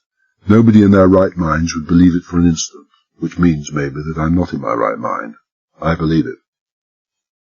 Hartnell exhaled a long sigh of relief. But his wife said, with a strange mixture of hesitancy and shrewdness, it could be a trap. You could think Tom guilty and be lulling him into... Mrs. Hartnell, I said, with respect, you are abysmally ignorant of the facts of life, as they appertain to the wilds of Wiltshire. Your husband may think no one saw him, but I can assure you that the way between here and Alfringham is alive with people between 10:30 and 11 p.m., courting couples, gentlemen between pubs and home, upending their last bottles to prepare themselves for wifely wrath, old ladies, and some not so old, peering between not-quite-closed curtains. With a squad of detectives, I could turn up a score of people by noon tomorrow. I'll wager a dozen Alfringham citizens saw Dr. Hartnell waiting outside Tufnell's office last night. And I'm not even going to bother finding out. Mrs. Hartnell said softly, He means it, Tom. I mean it. Somebody is trying to divert suspicion to you, Hartnell. I want you to remain at home for the next 2 days. I'll fix it at Morden. You're to talk to no one. No one during that time. Take to your bed if you have to, but talk to no one. Your absence from work, your indisposition will be thought peculiar in the circumstances, and will make somebody think our suspicions are directed towards you. You understand? Completely. I'm sorry I was such a fool, Cavell, but I wasn't very nice myself. Good night. In my car, Mary said wonderingly, What on earth is happening to the legendary Cavell toughness? I don't know. Tell me. You didn't have to tell him that he wasn't under suspicion. After you'd told his story, you could just have said nothing, and let him carry on his work as usual. A man like that would be incapable of hiding the fact that he was worried to death, and that would have suited your purpose of making the real murderer think we're onto Hartnell just as well. But you couldn't do it, could you? It wasn't like this before I got married. I'm a ruined man. Besides, if Hartnell really knew the evidence against him, he'd go off his rocker. She was silent for some time. She was sitting on my left-hand side, and I can't see people who are sitting to my left, but I knew she was staring at me. Finally, she said, I don't understand. I have 3 polythene bags in the rear seat. In one of them is a sample of dried red mud. Hartnell invariably takes the bus to work, but I found that mud, a peculiar reddish loam, under the front mud guard of his scooter. And the only place for miles around with that type of soil is a couple of fields near the main gates of Morden. In the second bag is a hammer I found in his tool shed. It looks clean, but I'm betting that a couple of grey hairs sticking to the haft came from our canine pal Rollo, who was so grievously clouted last night. The third bag contains a pair of heavy insulated pliers. They've been perfectly clean, with a comparison by electronic microscope of some scratches on it and the broken ends of the barbed wire in Morden should give some very interesting results. You found all that, she whispered. I found all that. You're a genius, I'd say. You're worried to death, aren't you? Mary asked. I made no reply, and she went on. Even with all that, you still don't think he's guilty. I mean that anyone should go to such length. Hartnell's innocent. Of the killing, anyway. Someone picked the lock of his tool shed last night. Unmistakable scratches, if you know what to look for. Then why did you remove? 2 reasons. Because there are some policemen in this island who have been so rigidly indoctrinated with the belief that 2 and 2 must inevitably make 4, that they wouldn't think twice of bypassing the Old Bailey and dragging Hartnell to the nearest old oak tree. The red mud, hammer and pliers, together with Paul Revere's moonlight ride, is pretty damning. But you said yourself that if he had been out last night, there would have been witnesses. Eyewash. I call Dr. Hartnell a fluent liar, but he isn't in my class. At night, all cats are grey. During the dark, any motorcyclist with heavy coat, crash helmet and goggles looks pretty much like any other motorcyclist with heavy coat, crash helmet and goggles. But I didn't see that there was anything to be gained by worrying Hartnell and his wife to death. If there was, I wouldn't have hesitated. Not with this madman running around with a Satan bug. Besides, I want Hartnell not to be worried. What on earth do you mean? I don't rightly know, I confessed. Hartnell wouldn't kill a fly. But Hartnell is mixed up in something very fishy indeed. What makes you say that? You said he's clear. Why? I told you I don't know, I said irritably. Call it a hunch, call it something the subconscious mind cottoned onto and hasn't yet got around to transferring to some place where I'd recognize it. Anyway, my second reason for filching exhibits A, B, and C is that whoever planted the goods on Hartnell and started him on his wild goose chase is going to be more than a little worried himself now. If the police either cleared Hartnell or clapped him in the hoosegow, our friend would know where he stood. But with Hartnell mysteriously and suspiciously remaining at home, and the police at the same time making no mention of having found exhibits A, B, and C, the killer's going to be kept wondering just what the cops are up to. Indecision. Indecision hampers action, and hampering action buys time. We need all the time we can get. You have a low and devious mind, Pierre Cavell, Mary said at length. But I think that if I were innocent of a crime, and the evidence proved beyond any doubt that I was guilty, I'd rather have you investigating my case than anyone alive. By the same token, if I were guilty of a crime, and there was no possibility of any evidence pointing to me, I'd rather have anyone else in the world except you investigating it. Also my father says, and he should know. I know you'll find this man, Pierre. I wish I could even begin to share her conviction, but I couldn't even begin. I was sure of nothing at all, except that Hartnell wasn't the blue-eyed innocent he had appeared, nor his good wife, and that my leg was aching pretty fiercely. I wasn't looking forward very much to the remainder of that night. We were back in the Waggoner's Rest just before 10 o'clock. Hardanger was waiting for us in a deserted corner of the lounge, along with a dark-suited, unknown man who turned out to be a police stenographer. The superintendent was studying some papers and scowling away into the middle distance from time to time, but the craggy face broke into a beam of pleasure when he looked up and saw us. Mary, rather. He was genuinely fond of her, and found it difficult to understand why she'd thrown herself away on me. I let them talk for a minute or two, looking at Mary's face and listening to her voice and wishing vaguely for the 100th time that I had a tape and film to record the soft, lilting cadences of the voice and the fascinating shift and play of expression in case the day should ever come when that would be all I would ever have left of her. Then I cleared my throat to remind them that I was still there. Hardanger looked at me, touched an internal switch, and the smile vanished. "Turn up anything startling?" he asked. "In a way. The hammer that laid out the Alsatian guard dog, the pliers that cut the wire, and apparent proof that Dr. Hartnell's moped was in the vicinity of Morden last night." He didn't bat an eyelid. He said, "Let's go up to your room." We went, and once there, Hardanger said to a man accompanying him, "Johnson, your notebook," and to me, "From the beginning, Cavell." I told him everything that had happened that night, exactly as it had been. omitting only what Mary had learned from Chessingham's mother and sister.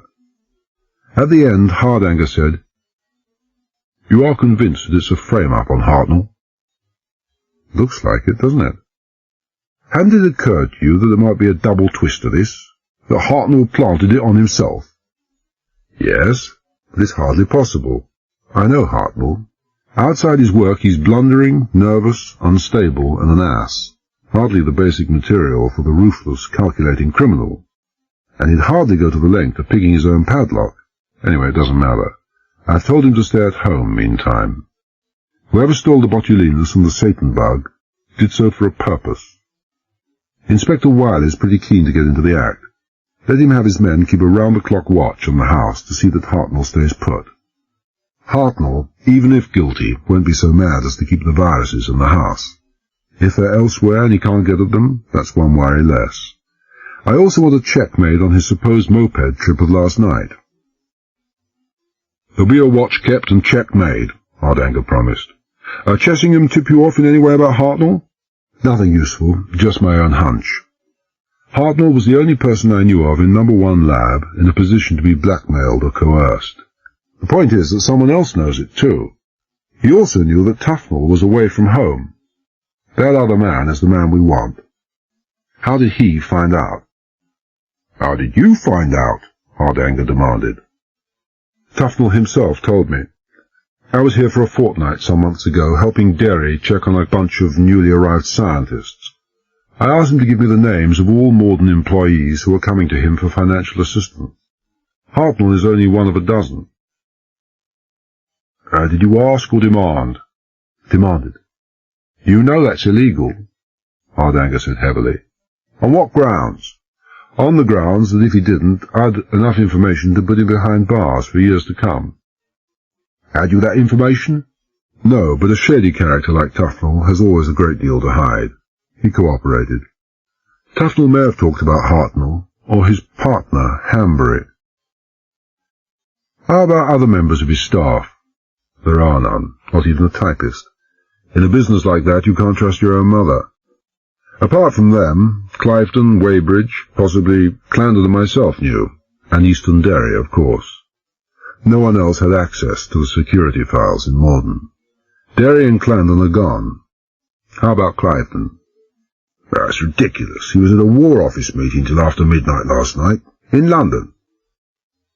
"What's ridiculous about Clifton having this information and passing it on to someone else?" Hardanger was silent, and I went on. "And Weybridge? What was he doing at the 0 hour last night?" "Sleep." "Who told you, himself?" Hardanger nodded, and I went on. "Corroboration?" Hardanger looked uncomfortable. "He lives alone in the officer's block. He's a widower with an orderly to look after him." "Well, that helps. How about the other check?" "7 others, Hardanger said. One, as you said it would be, was a night guard. Been there only 2 days, and his transfer was a complete surprise to him. Sent from his regiment to take the place of a sick guard. Dr. Grigori was at home all last night. He lives in a kind of high-class boarding house outside Alfringham, and half a dozen people will swear he was there until at least midnight. That lets him out. Dr. MacDonald was at home with friends, very respectable friends, playing cards. 2 of the technicians, Verity and Heath, were at the dance in Alfringham last night. They seem in the clear. The other 2, Robinson and Marsh, were on a double date with their girlfriends. Cinema, cafe, then back to their homes." "So you've turned up nothing at all?" "Not a damn thing." "But how about the 2 technicians and their girlfriends?" Mary asked. "Robinson and Marsh. They provide each other's alibis. And there was a girl used as a decoy." "Nothing there," I said. "Whoever is responsible for this lot is far too smart to fall into the elementary error of self-supporting alibis. If either of the 2 girls was a stranger to those parts, there might just be possibly something in it. But if Robinson and Marsh haven't changed their girlfriends since the last time we checked on them, then they're just a couple of harmless local girls. The superintendent here would have had the truth out of them in 5 minutes flat. Probably 2. "2 it was," Hardanger agreed. "Nothing there. We've sent all their footwear to the lab for a check. That fine red loam soil gets into the tiniest cracks and would be a dead giveaway, but it's purely routine. Nothing will come of it. You want a copy of all those statements and witnesses' reports? Please, what's your next move? What would yours be? Hardanger countered. I'd have Tufnell, Hanbury, Cliveden and Weybridge questioned to see if they've ever spoken to anyone about Hartnell's financial difficulties. Then I'd have Grigori, MacDonald, Hartnell, Chessingham, Cliveden, Weybridge and the 4 technicians questioned, separately of course, about the extent of their social life with the others. Whether they've ever been in each other's homes is a question that might be tossed in casually. And I'd have fingerprint squads moved into all their houses at the same time to print as much of every house as possible. You'd have no trouble getting warrants for that little lot. If X maintains he's never been in Y's home and you find prints proving him a liar, well, someone's going to have some interesting explaining to do. Including General Cliveden's and Colonel Weybridge's homes? Hardanger asked grimly. I don't care whose feelings are wounded. This is no time to consider anyone's hurt pride. It's a long, long shot, Hardanger said. Criminals with something to hide, particularly the connection between them, would never meet in each other's homes anyway. Can you afford to ignore even such a long shot? Probably not, Hardanger said. Probably not. 20 minutes later, after their departure with the polythene bags, I climbed out of the window, clambered to the ground via the porch, picked up my car where I'd left it parked in a side street, and set off for London.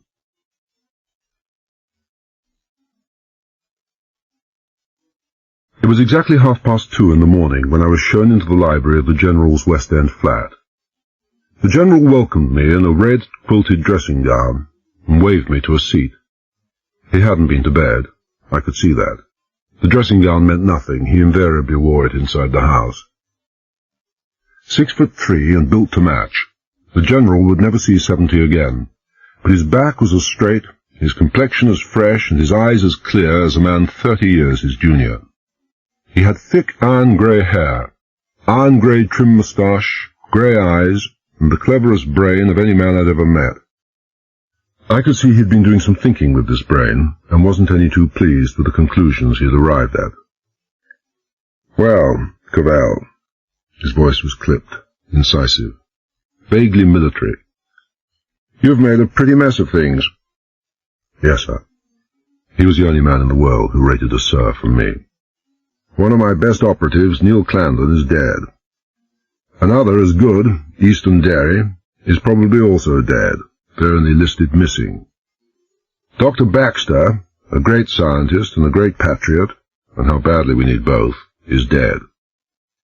Whose fault, Cavell? Mine. I looked at the convenient decanter. I could do with a drink, sir. There rarely has been a time when you couldn't, he said acidly, and then just 1 degree less acidic. Leg acting up? A little. Sorry about this hour of night, sir. It was essential. How do you want it? The story. Straight, quick, and from the beginning. Hardanger turned up at 9 a.m. Sent in an Inspector Martin, heavily disguised as God knows what, to test my loyalty first. I suppose you thought that one up too. You might have warned me. I tried to, he said impatiently. I was too late. The news of Clandon's death reached General Cliveden and Hardanger before it did me. I rang you up, but your home and office phones were out of order. Hardanger did that, I nodded. Anyway, I passed the test. Hardanger was satisfied and asked me to come to Morden, said he suggested it to you and you'd been reluctant. Must have taken quite a bit of doing to suggest something to Hardanger and leave him with the impression that he'd thought it up himself. It was. Never underestimate Hardanger, an outstanding policeman. He has no suspicions? You're sure?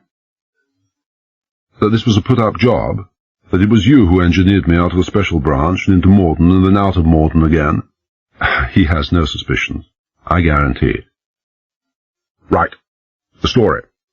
I didn't waste words. That was one of the very first things an agent learnt about the General, never to waste words with him. In 10 minutes he'd all the relevant facts, and he'd never forget one of them. Almost word for word with Hardanger's reports that have already been filed with me through official channels, he commented. Almost, I said. Good policemen concentrate only on relevancies. Your conclusions, Cavell?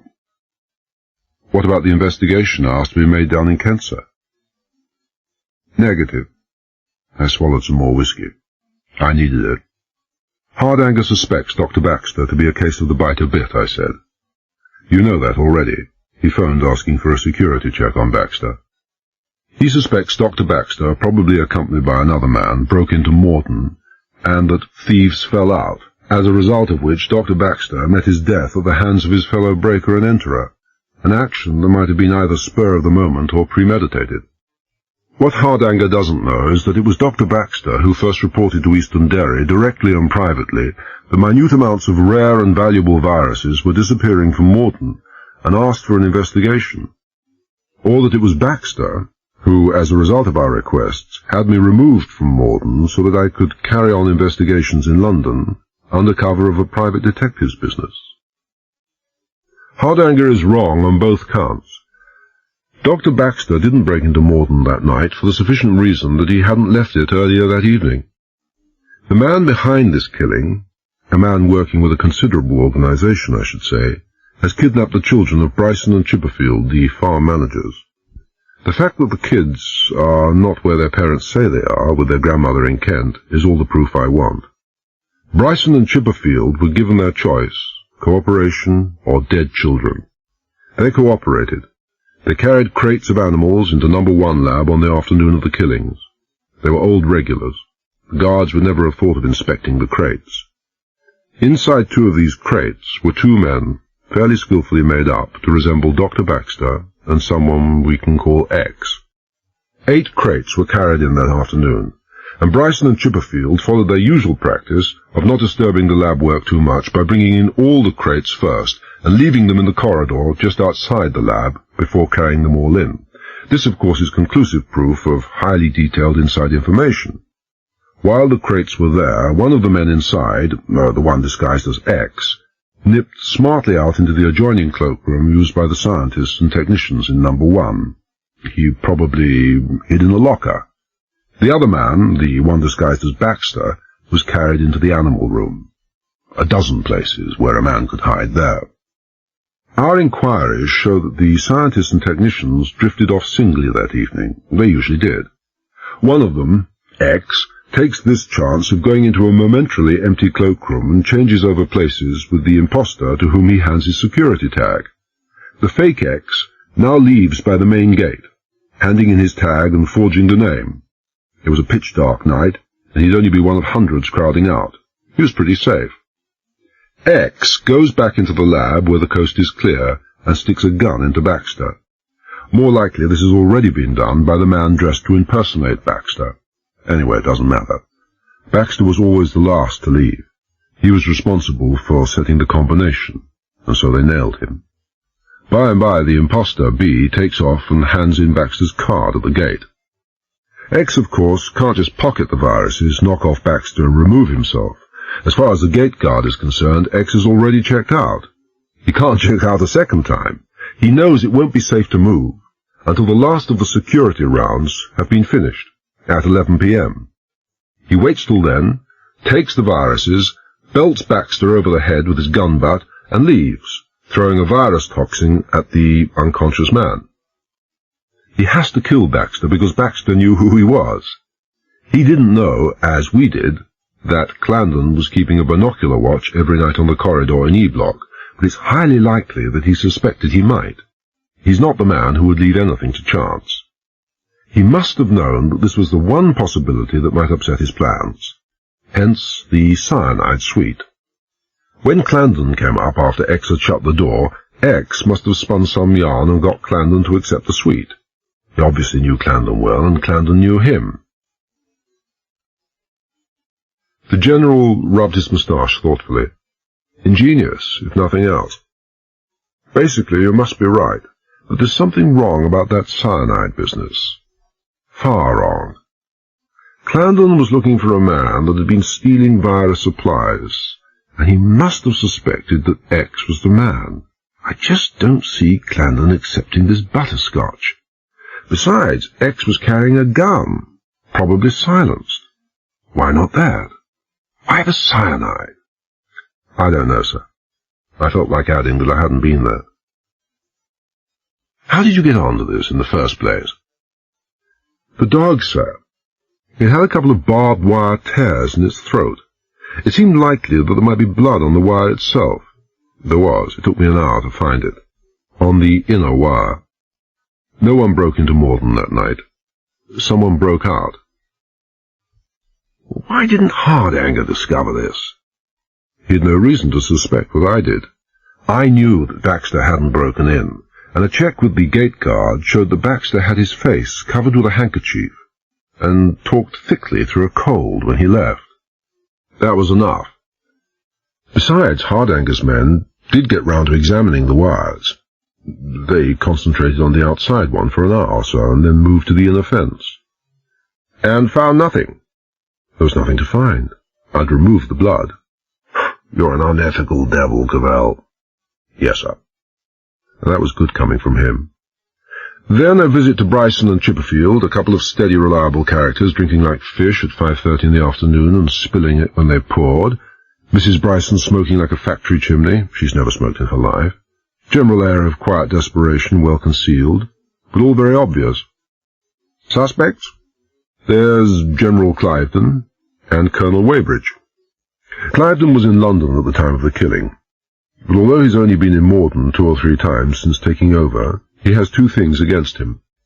He has access to the security files and may have known of Hartnell's financial troubles, and it was strange that such a gallant soldier didn't volunteer to go into the lab instead of me. It was his place, not mine. He bosses Morden.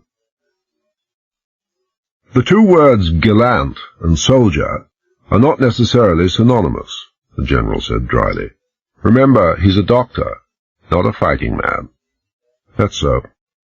I also remember that 2 of the handful of double VCs ever won were won by doctors. It doesn't matter. Same 2 arguments apply to Weybridge, with the additional 2 factors that he lives on the premises and has no alibi. Grigori was too insistent for what I regarded as insufficient reason in having the place sealed off for keeps. But the fact of the insistence itself being so obvious may remove suspicion, as does the fact that the virus locker door was opened by a key, and Grigori had what was thought to be the only key. What do we really know about Grigori, sir? A lot. Every step he's taken from the cradle.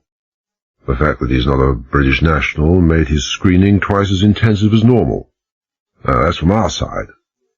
Before he came over here, he was doing highly secret work in Turin for the Italian government, and you can imagine the thorough going over Grigori got from then. He's absolutely in the clear. Which should make me pretty reluctant to waste time on him. Only trouble is, judging from past records, everyone else seems to be in the clear too. Anyway, these are the first 3 suspects. And I think Hardanger is beginning to have ideas about 1 or more of these 3. The ideas he got from you, eh? I don't like it, sir. I don't like it because Hardanger is as straight as they come, and it goes against the grain to operate behind his back.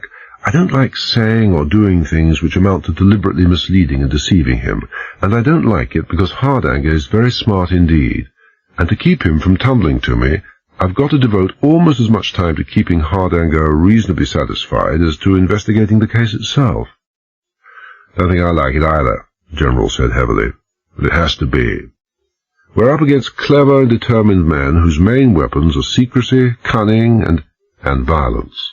All right, then, secrecy, cunning, and violence. We must meet and destroy them on their chosen ground.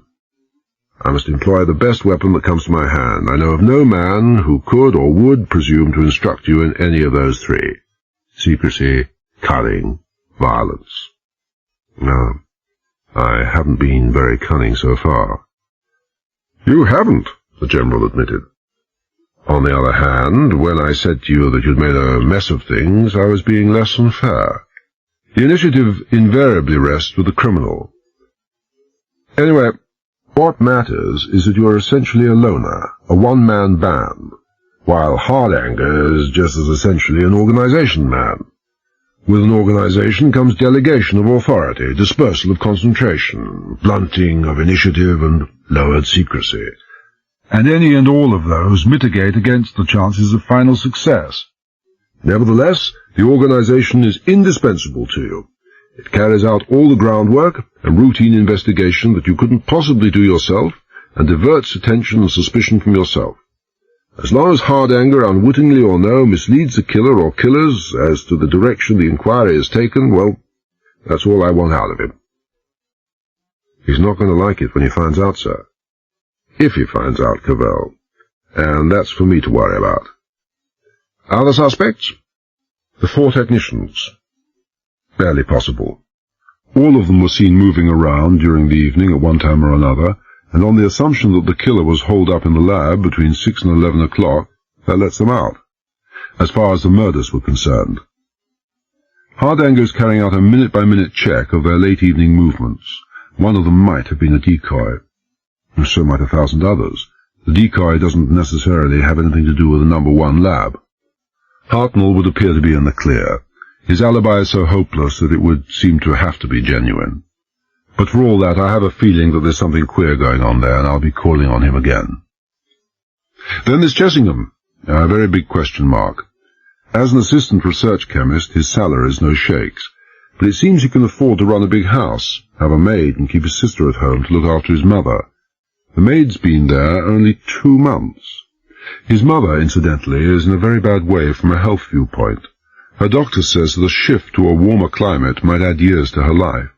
She herself maintains that she doesn't want this shift, but that's probably only because she doesn't want to embarrass her son, who she knows can't afford it. Maybe Chessingham would like the money to send her abroad. I'm sure, in fact, they're a pretty close family. I don't want Hardanger on this. Can you arrange to have Chessingham's bank account checked, a monitoring watch kept on all incoming and outgoing mail, a check made with local authorities to see whether a driving license has ever been issued in his name, a check made with the army unit in which he did his national service to see if he ever drove a vehicle, and finally, a check on all the local moneylenders to see if Chessingham's on their books. He's certainly not with Tufnell and Hanbury, the biggest sharks in the area, but there are a dozen others within 20 miles, and Chessingham never strays far from home. He may be borrowing money by mail from some London firm. Is that all you want? The General was heavily ironic. I think it essential, sir. Is it? How about this excellent alibi he provided, the pictures of the transit of Jupiter, or whatever it was, that could prove his presence at home down to a second, more or less. Don't you believe it? I believe those pictures would show exactly when they were taken. I don't necessarily believe that Chessingham was there when they were taken. He's not only a fine scientist, but an uncommonly clever lad with his hands. He built his own camera, radio and TV set. He built his own reflector telescope, even hand-grinding the lenses. It would be no great trick for Chessingham to rig up a mechanism to take pictures automatically at pre-selected intervals. Or someone could have done it for him while he was elsewhere. Or the photographs themselves could have been taken elsewhere with a corresponding time allowance made for longitude differences so as to give the same effect. And Chessingham's far too intelligent a bird not to have spotted right away that those photographs would have provided an alibi. Yet he pretended that it only occurred to him while I was talking to him. He'd have thought it would have been too obvious and suspicious if it had been cut and dried in advance. You wouldn't trust St. Peter himself, would you, Cavell? I might, if there were sufficient independent witnesses to testify to any alibi he might have, that is. Giving anyone even the faintest shadow of the benefit of the doubt is the one luxury I can't afford. You know that, sir. And Chessingham isn't getting that shadow. Nor is Hartnell.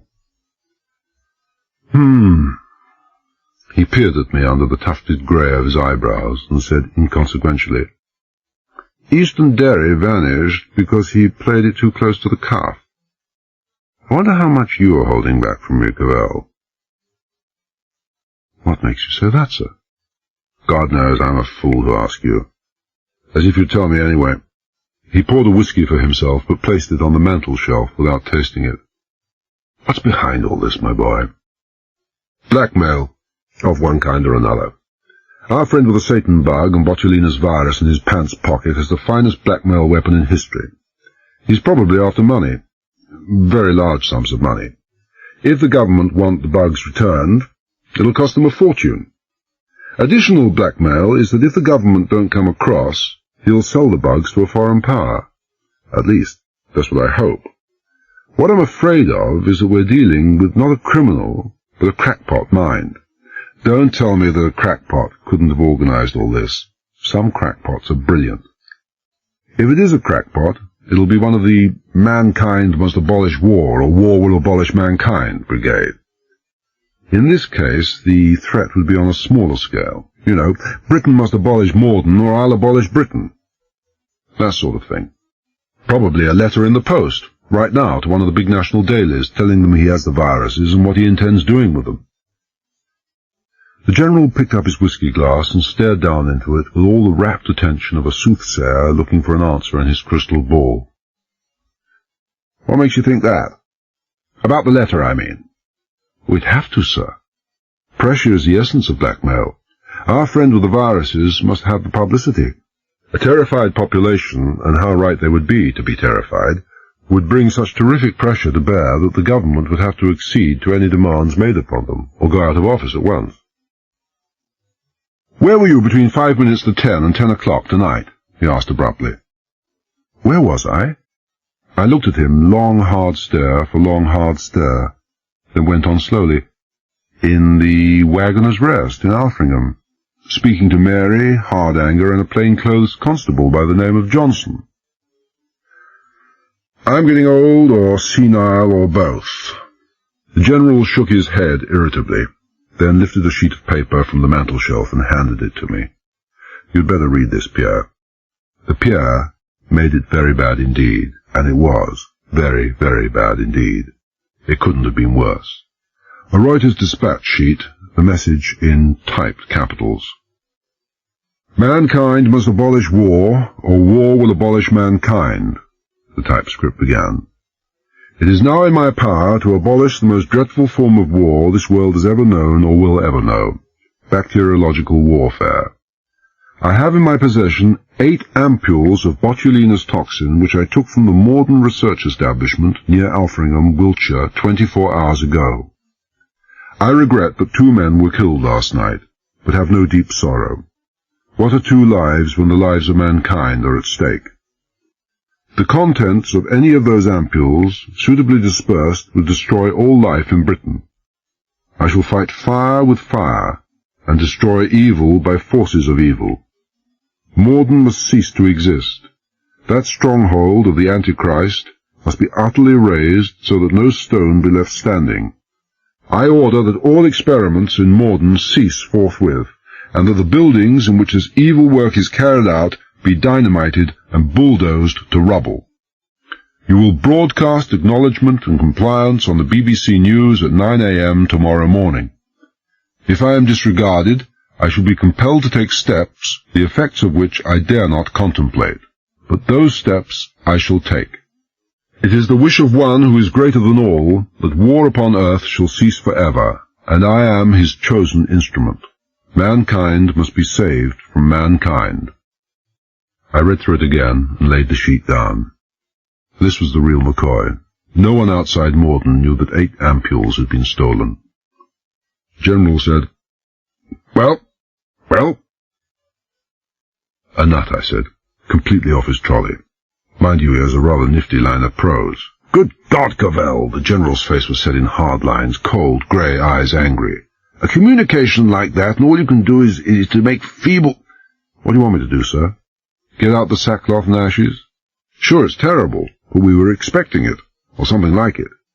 If ever there was a time to use our heads and not our hearts, well, this is the time.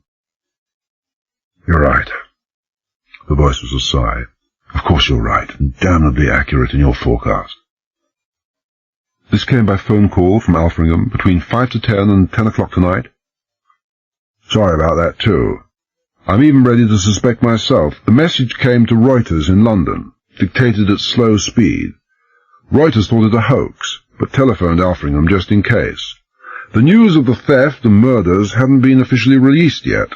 Typical army stupidity, for half of Wiltshire knew about the murders hours ago, and so does Fleet Street. All Reuters got was a denial, but the reaction to their questions convinced them that they were onto something very hot indeed. For 2 hours, believe it or not, they argued back and forth as to whether or not this item should be released to the press. The decision not to communicate came from the very top. They notified Scotland Yard, who notified me. By that time, it was well after midnight. This is the original copy. A crackpot, you think? A screw or two loose, but all the rest of his mental machinery is working just fine. He knows he has to have publicity to generate sufficient terror to bring pressure to bear. And to generate even more terror, he gives the impression that he doesn't know 3 of the 8 ampules in his possession contain the Satan bug. If the public really thought he had the Satan bug, and might use it in mistake, they'd scream for him to be given anything on earth just so long as he returned it. He may not know it is the Satan bug. I've never seen the General like this before. Hesitant and uncertain under the grimly worried mask. We can't assume he does. I can. He knows. Whoever it is, he knows. You're going to keep this out of the papers. It'll buy us time, but he must have publicity, as you say. How about the actual crime itself? The break-in, the murders? It'll be in every paper in the country tomorrow. It's already on the streets. Local Wiltshire correspondents got the tip-off early this evening. After that, there was nothing we could do about it. The reaction of the populace should be interesting. I finished my whiskey and rose. I'll be getting back, sir. What are you going to do? I'll tell you, sir. I should start on Bryson and Chipperfield, but I'd be wasting my time. They won't speak. They'll be too terrified for their kids' lives. And besides, I'm convinced they wouldn't have seen either the man who gave the orders or the men they carried inside. I'm going to start over again with the number 1 lab people. A couple of phone calls to Clifton and Weybridge, hinting darkly, trying to provoke a reaction. Then a visit to Chessingham, Hartnell, MacDonald, Grigori, and the technicians. Nothing smart or sophisticated or clever. Put the wind up, suggesting I know more than I do. All I want is a basis for one tiny suspicion of any of them, and I'll take him into a deserted cellar and take him apart till I have all the truth. Well, if you're wrong about him, the General seemed to be staring fixedly at a point just above my shoulder. I'll put him together again, if I can, I added indifferently. We've never operated in that way, Cavell. We've never had a lunatic with the power to wipe us out, either. That's so, that's so. He shook his head. Who's going to be the first object of your attention? Dr. MacDonald. MacDonald? Why MacDonald? Doesn't it strike you as curious, sir, that of all the major dramatis personae, the only one without a shadow of suspicion against him is Dr. MacDonald? I find that very interesting. Maybe he forgot to frame himself when he was so busy framing everybody else, planting suspicion away from himself. This is an uncommonly dirty world, and I automatically suspect those as pure as the driven snow. The General gazed at me in a long silence, then glanced at his watch. You might just manage a couple of hours' sleep when you get back. I'll get all the sleep I want when I get the Satan bug back. A man can go only so long without sleep, Cavell. Tone was very dry. It won't take me long, sir. My promise. I'll have the Satan bug back in Morden in 36 hours. 36 hours? A long, considering pause. With any other man, I'd laugh in his face. I've learned not to laugh in yours. But 36 hours. He shook his head. The General had been brought up in the old school, and he was too polite to tell me that I was a fool or a braggart, or a liar, or all 3. Satan bug, you say. How about the murderer? Recovering the viruses is all that matters. Whether the killer is himself killed or handed over the cops doesn't seem that important. Let him look out for himself. I'm more worried about you looking out for yourself. Be very careful, Cavell. A hard thought for you to take, but he may be a cleverer and more dangerous man than yourself. He reached out, touched me gently below the left shoulder. I suppose you wear that Hanyati in bed at night. You know you have no authority from me to use it. I pointed at people just to frighten them, sir. Giving people heart attacks doesn't come under the heading of frightening them. I won't detain you, boy. How's Mary? Well, sir. She sent her love. From Alfringham, of course. He forgot for the moment that I was about his only subordinate who didn't curl up under his level stare and let me have it with both barrels. I'm not sure I like my daughter, my only child, being mixed up in something like this. I still need someone I can trust. That's Mary. You know your own daughter as well as I do. She hates the business we're in, but the more she hates it, the more impossible it is to keep her out of it. She thinks I shouldn't be allowed out alone. Should have been down in Alfringham within 24 hours anyway. The General looked at me for a moment, then nodded heavily and showed me to the door.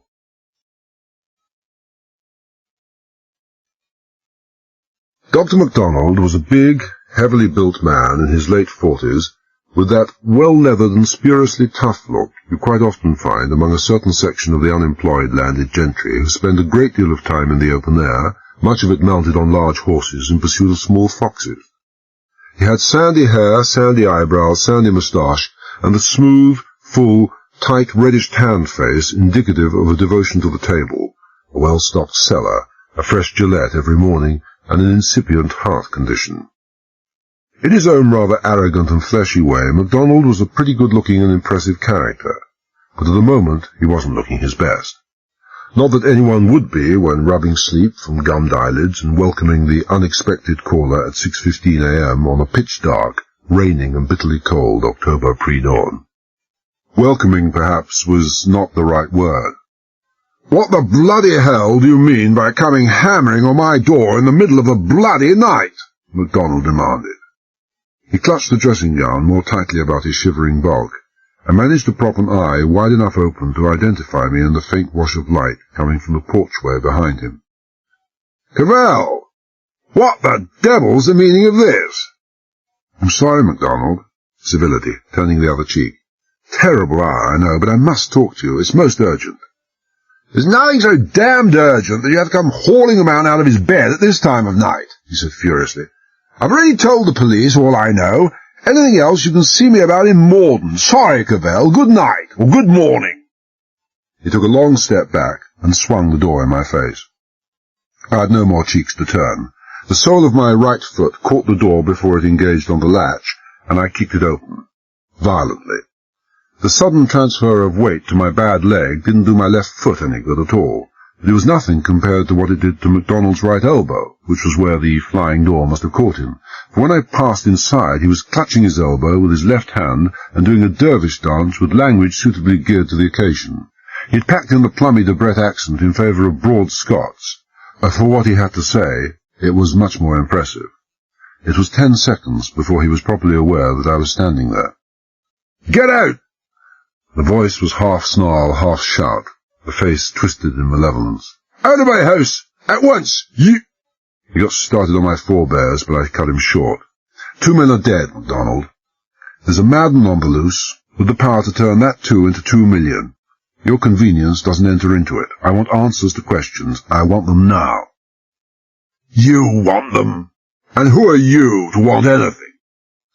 The heavy lips were curled into an expression that was half sneer, half grimace of pain, and the Oxford Sandhurst drawl was working again. "I know all about you, Cavell. Kicked out of Morden because you couldn't keep your big mouth shut. You're only a so-called private detective, but I suppose you thought there might be better pickings going here than in the dirty little divorce cases you people specialise in. God knows how you managed to push your way into this, but as far as I'm concerned, you can push straight out again. You've no authority to ask me anything. You're not the police. Where are your credentials? Show me." I hadn't any credentials to show him, so I showed him the Haniati instead. It might be enough. Bluster is usually a facade that conceals nothing. But it wasn't enough. Maybe there was more to Dr. MacDonald than I'd thought. "My God!" He laughed. Not one of those laughs with a silvery tinkle of bells. An unpleasant laugh. "Ha! Ha! Guns! At 6 in the morning! Whatever next? Cheap, melodramatic rubbish! I've got your number now, Cavell. By God, I have! A little ring to Superintendent Hardanger will soon fix you, Mr. Cheap Little Private Detective." Outside the demands of his job, he was obviously no stickler for accuracy. Cheap I may have been, but I was a good couple of inches taller than he was, and at least as heavy. The phone was on the table beside me. He took 2 steps towards it, and I took 1 towards him. The muzzle of the Haniati caught him just under the breastbone, and I stood aside as he jackknifed and fell to the floor.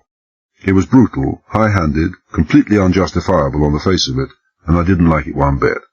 But I liked even less the idea of a madman with a Satan bug in his possession. I had to use every second I had. By and by, when it was all over, I'd apologized to MacDonald, but not now. He rolled around for a bit, clutching his midriff with both hands and whooping in pain as he tried to drag air into his lungs. After a minute or so he quietened down and struggled to his feet, still clutching his stomach, breathing very quickly, very shallowly, like someone who can't get enough oxygen quickly enough. His face was grey and puffy, and the bloodshot eyes held an expression that was pretty close to hatred. I didn't blame him any. "This is the end of the road for you, Cavell?" His voice came in hoarse gasps, punctuated by half-sobbing inhalations. "You've gone too far this time. Unprovoked assault." He broke off, flinching as he saw the barrel of the Hanyati arching towards his face. Both hands were flung up in instinctive self-defense, and he grunted in agony as my free hand caught him in the midriff again. He stayed down longer this time, and when he finally dragged himself, trembling to his feet, he was in pretty bad shape. His eyes were still burning mad, but there was something else in them now as well. Fear. I took 2 quick steps towards him, lifting the Hanyati high. MacDonald took 2 corresponding steps back, then collapsed heavily on a settee as it caught him behind the knees.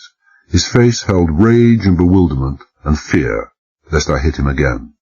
It also held hatred for both of us, for me because I was doing what I was doing, for himself because he knew he was going to do what I said. MacDonald wasn't ready to talk, but he was going to all the same, and both of us knew it. "Where were you on the night Baxter and Clandon were killed?" I asked. I remained on my feet, the Hanyati ready. "Hardanger has my statement," he said sullenly. "At home. I'd had 3 friends in for bridge, until almost midnight." "Friends?" "A retired scientific colleague, the local doctor and vicar. Good enough for you, Cavell?" Maybe he was getting some of his courage back. Nobody more skilled at murders than doctors, and priests have been unfrocked before. I looked down at my feet, at the smooth grey sweep of a wall-to-wall carpeting. If a man dropped his diamond tie-pin in that nap, you'd have to call in a tracker dog. I said with no particular inflection, "Fancy linen floor coverings you have here, Doctor. 500 quid wouldn't have bought this little lot." "Being clever or just insolent, Cavell?" He was getting his courage back.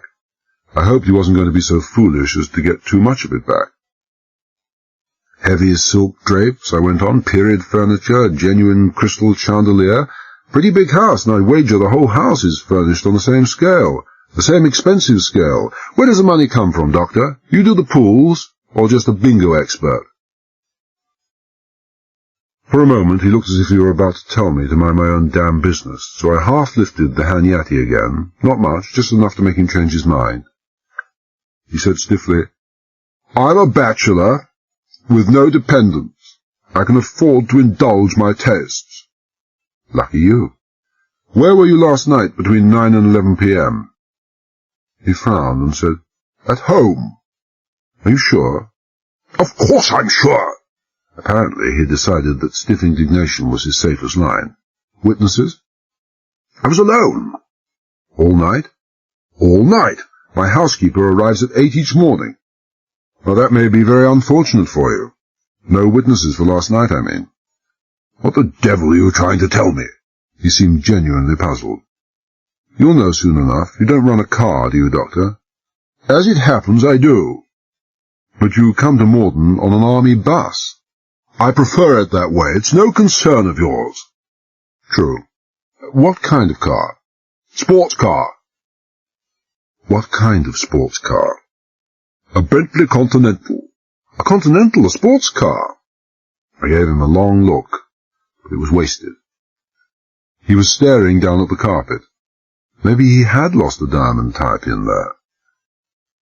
"Your taste in cars is like your taste in rugs." "It's an old car, second-hand." "When did you buy it?" He looked up abruptly. "What does it matter? What are you trying to get at, Cavell?" "When did you buy it?"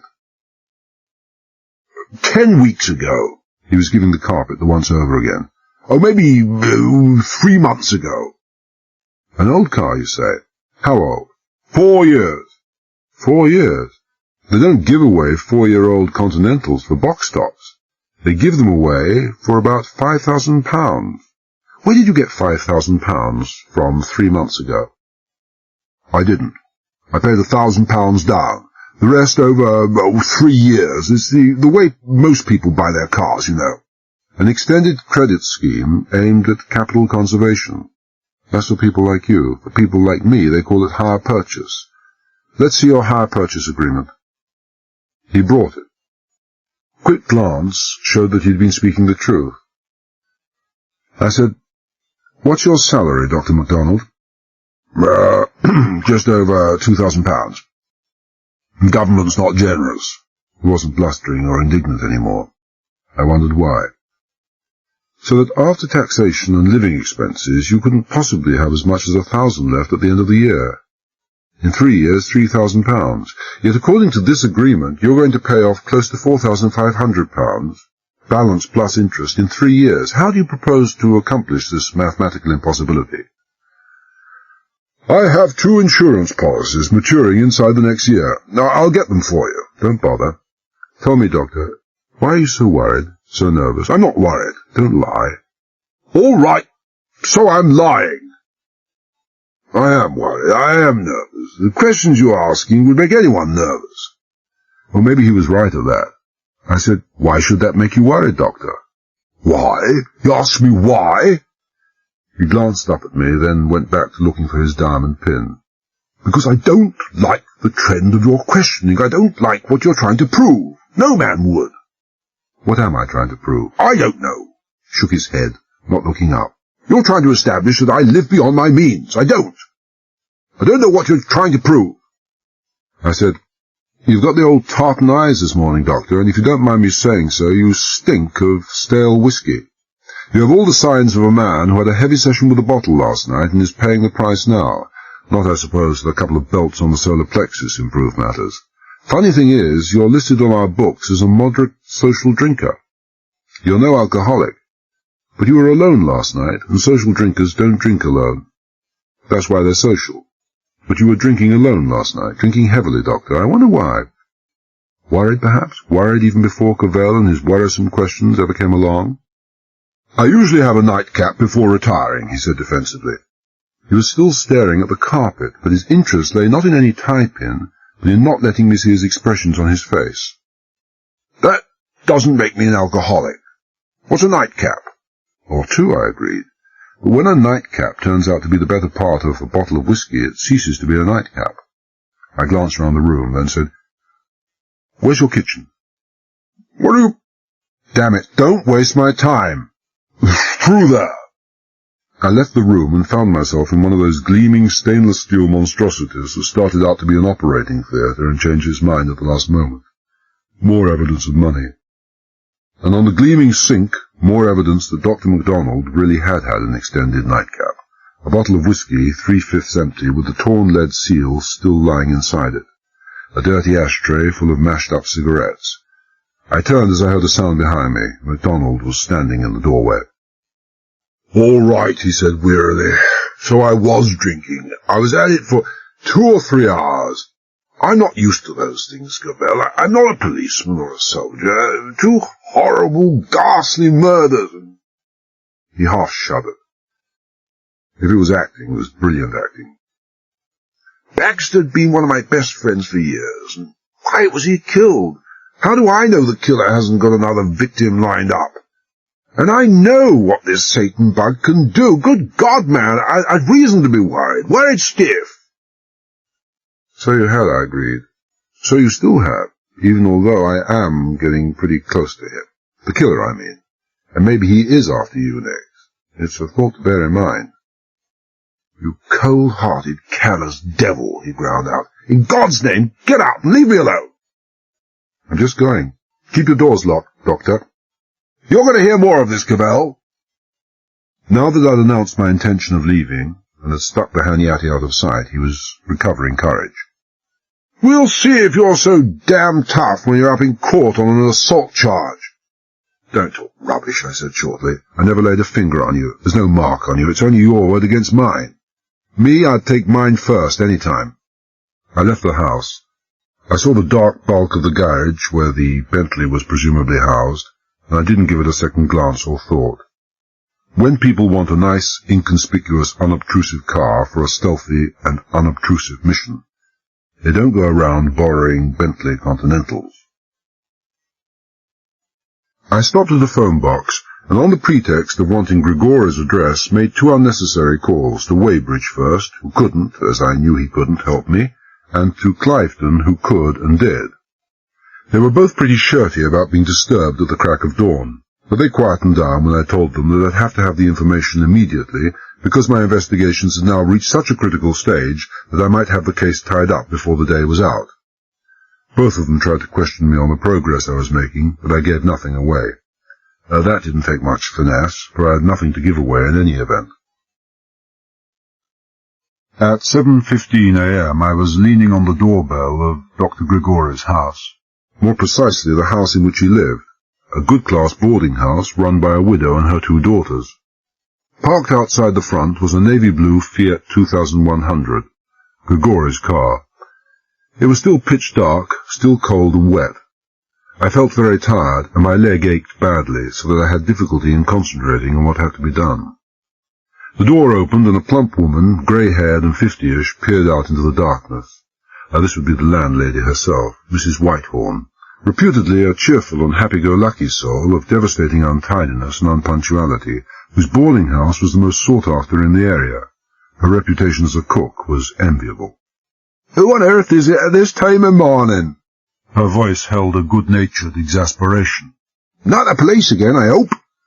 "Afraid so, Mrs. Whitehorn. Cavell is my name. I'd like to see Dr. Grigori, please." "Poor Dr. Grigori. He's already put up with enough from you people, but I suppose you'd better come in. I'll go and see if he's up yet." "Just tell me where his room is, and I'll find out for myself, if you please, Mrs. Whitehorn." She demurred a bit, then reluctantly told me where to find him.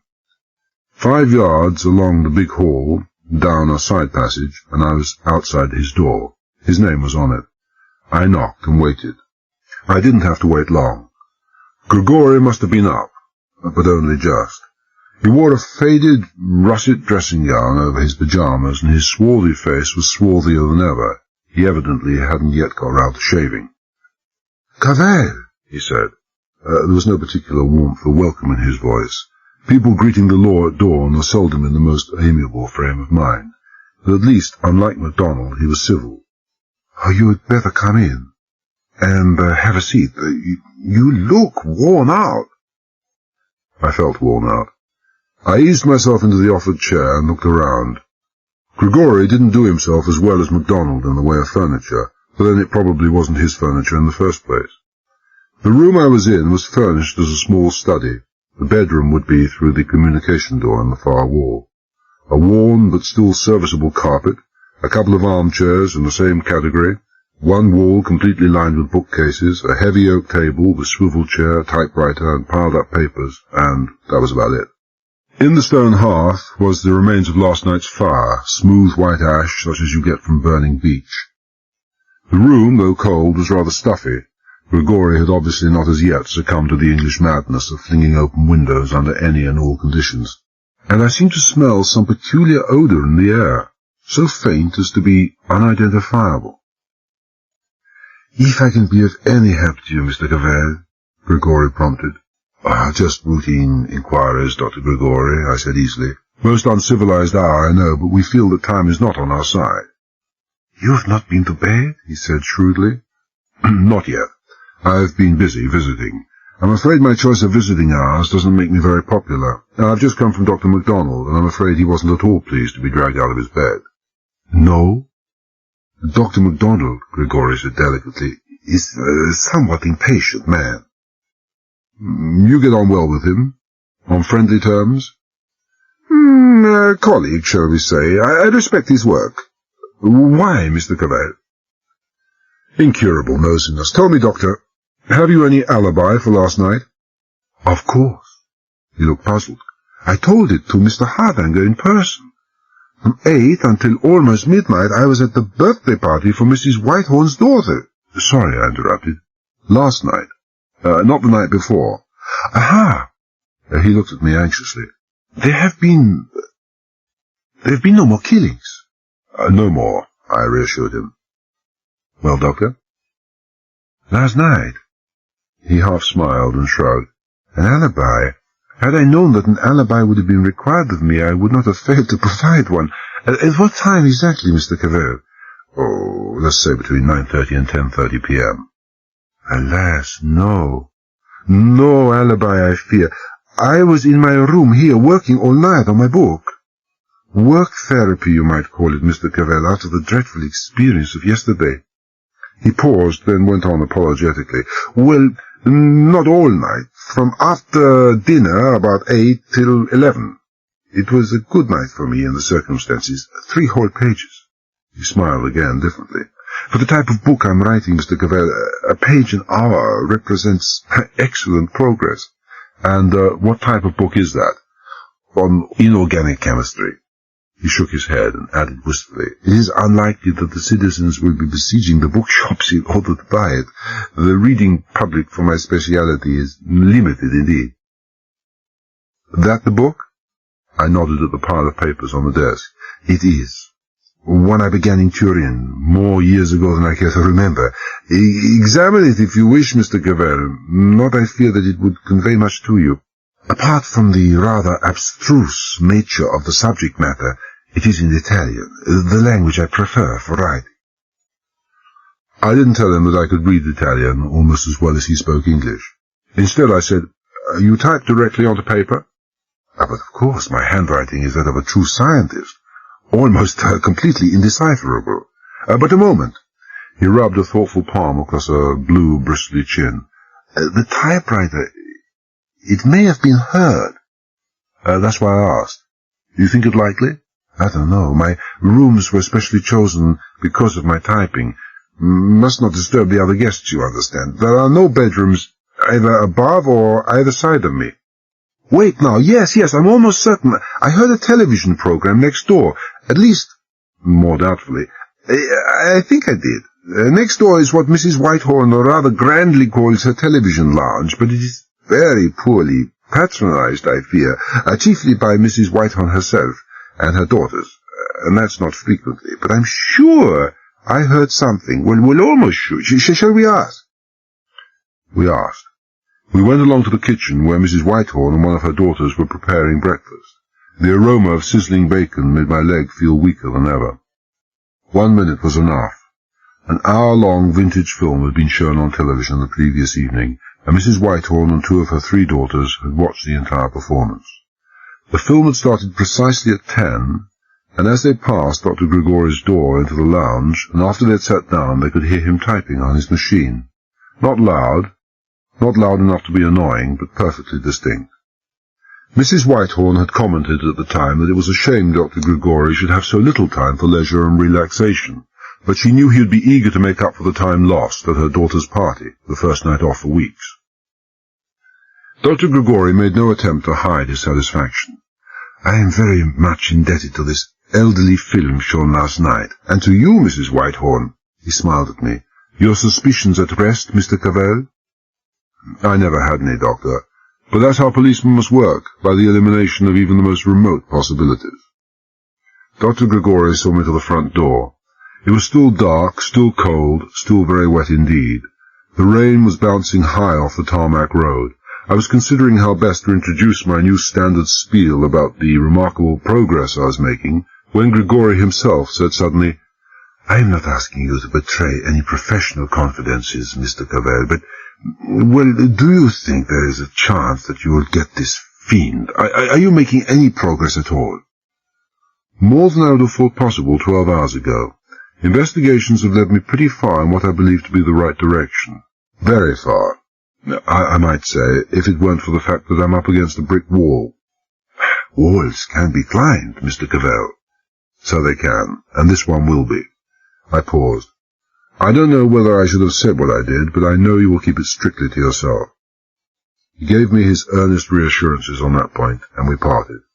Half a mile away, I stopped at the first call box and got through to London. "Been to bed yet, Cavell?" the General greeted me. "No, sir." "Well, don't feel too badly about it. Neither have I. I've been very busy indeed, making myself unpopular, dragging people out of their beds in the middle of the night." No more unpopular than I've made myself, sir." "I dare say. With any results?" "Nothing special. Yourself, sir?" "Chessingham. No record of a civilian driving licence having been issued to him at any time. This may not be definite. It may have been issued to him in some place other than his own country, although this would be unusual. As for his army record, it turns out, strangely enough, that he was in the RASC." "The RASC? Then the chances are that he did have a licence. Did you find out, sir?" "The only fact that I've been able to establish about Chessingham's army career," the General said dryly, "is that he actually was in the army. The wheels of the War Office grind uncommonly slow at any time, but in the middle of the night they grind to a dead halt. We may have something by midday. What we do have now are some rather interesting figures supplied to us less than half an hour ago by Chessingham's bank manager." He gave me the figures and hung up. I climbed wearily into the car once more and headed for Chessingham's house. 15 minutes' drive and I was there. In the bleak half-light of dawn, the square-built house with its sunken basement looked more dreary and forbidding than ever. The way I was feeling didn't help matters any. I squelched my way up the flight of worn steps, over the moat, and pressed the bell. Stella Chessingham appeared. She was neatly and attractively dressed in a flowered housecoat, and her hair was smoothly brushed, but her face was pale, and the brown eyes were tired. She didn't look very happy when I told her I wanted to see her brother. "I suppose you'd better come in," she said reluctantly. "Her mother's still in bed. Eric's at breakfast." He was. Bacon and egg again. My leg felt weaker than ever. Chessingham rose to his feet and said nervously, "Good morning, Mr. Cavell." I didn't wish him good morning back. I gave him my cold, impersonal stare, the kind only policemen and head waiters are allowed to use, and said, "I have to ask you some more questions, Chessingham. I've been up all night, and I'm in no mood for evasions. Straight answers to straight questions. Our investigations during the night have opened up some very interesting lines of inquiry, and the main line leads straight here." I looked at his sister. "Miss Chessingham, I have no wish to distress you unnecessarily. It might be better if I interviewed your brother alone." She looked at me with wide-open eyes, licked her lips nervously, nodded, and turned to go. Chessingham said, "Stay here, Stella. I've nothing to hide from anybody. My sister knows everything about me, Mr. Cavell." "I wouldn't be so sure about that," the voice to match the stare. "If you wish to stay, Miss Chessingham, you may. Please remember afterwards that I asked you to go." Both were pale now and very apprehensive indeed. On the basis of my ability to terrify people, I could have had a job with the Central European Secret Police at any time. I said, "What were you doing last night, Chessingham? Around about 10 o'clock, shall we say?" "Last night?" He blinked. "Why do I have to account for my movements from last night?" "The questions come from me. Please give an answer." I was at home with Stella and Mother." "All night?" "Of course." "There's no of course. No visitors, no outsiders to testify to your presence here? Just Stella and Mother?" "Just Miss Chessingham. At 10 o'clock your mother would be in bed." Yes, in bed. I'd forgotten." "I'm not surprised.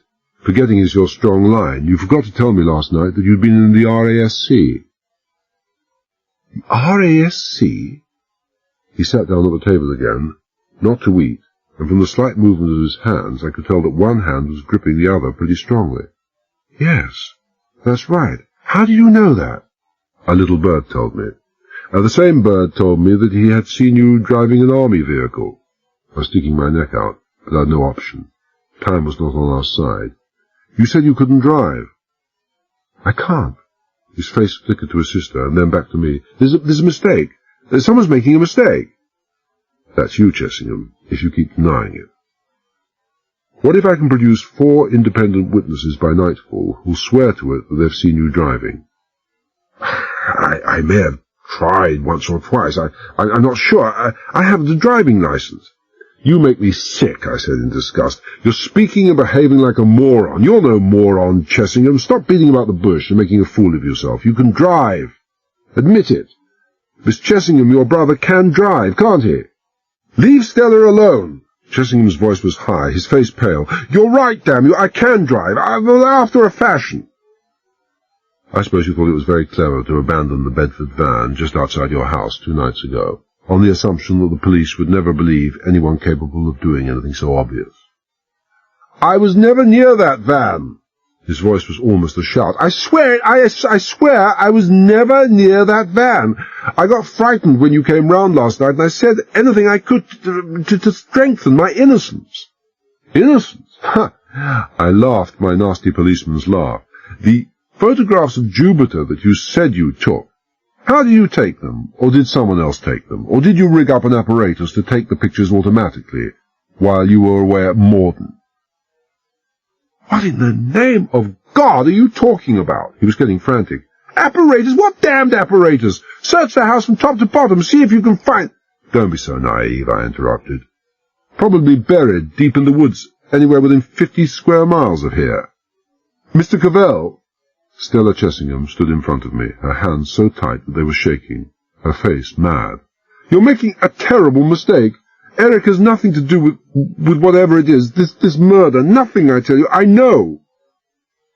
Were you with him after 10:30 the night before last, in his observatory? If you weren't, young lady, you don't know. I know Eric. I know he's completely incapable of... Character testimonials are no good to me, I said brusquely. If you know so much, perhaps you can explain to me how £1,000 comes to have been deposited in your brother's bank account in the past 4 months. £500 on July the 3rd, the same on October the 3rd.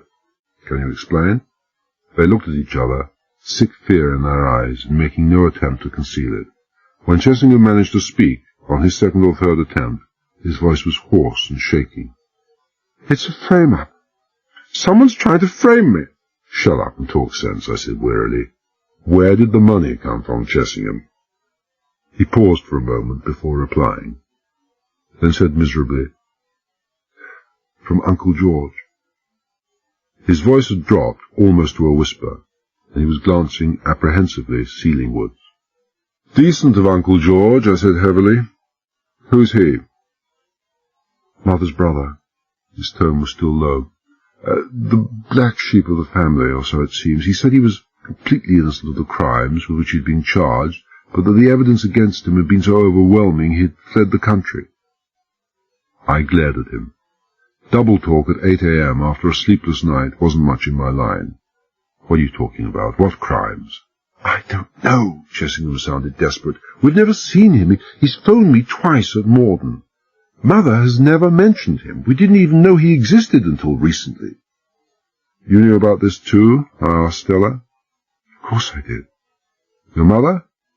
Of course not, Chessingham said. I told you she never even mentioned his existence. Whatever he was accused of, it must have been something pretty bad. He said that if Mother knew where the money came from, she'd call it tainted and refuse it.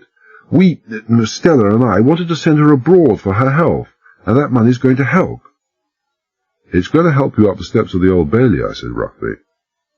Where was your mother born? Alfringham. It was Stella who answered. Chessingham didn't seem capable of it. Maiden name? Jane Barclay. Where's your phone? I'd like to use it. She told me, and I went out to the hall and put a call through to the General. Almost 15 minutes elapsed before I returned to the breakfast room. Neither of the two appeared to have moved from the positions in which I had left them. My God, you're a bright pair, I said wonderingly. It would never have occurred to you, of course, to pay a visit to Somerset House. What would be the point? You knew you'd be wasting your time. Uncle George never existed. Your mother never had a brother. Not that that will be news to you. Come on now, Chessingham. You have had time to think up a better explanation than that one. You couldn't possibly think up a worse one to account for the £1,000. He couldn't think up one at all. He stared at me, his face grimly hopeless, then at his sister, and then at the ground. I said encouragingly, Well, there's no rush about it. You'll have a few weeks to think up a better story. Meantime, I want to see your mother. Leave my mother out of this, damn you!" Chessingham had risen to his feet with such violence that his chair had gone over backwards. "My mother's a sick woman and an old one. Leave her alone, you hear, Cavell?" I said to Stella, "Please go and tell your mother I'm coming up in a minute." Chessingham started towards me, but his sister got in the way. "Don't, Eric, please."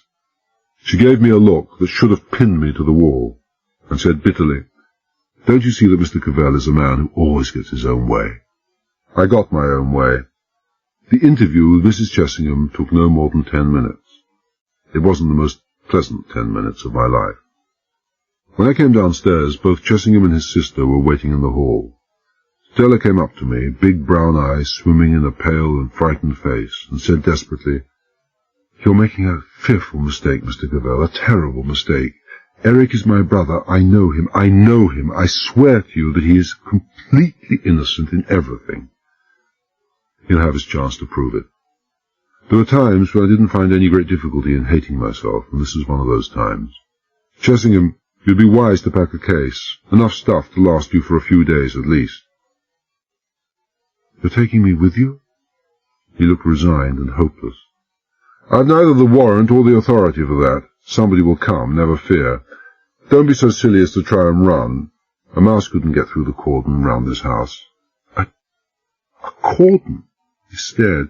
"You mean there are policemen around?" "Think we want you to take the first plane out of the country?" I asked.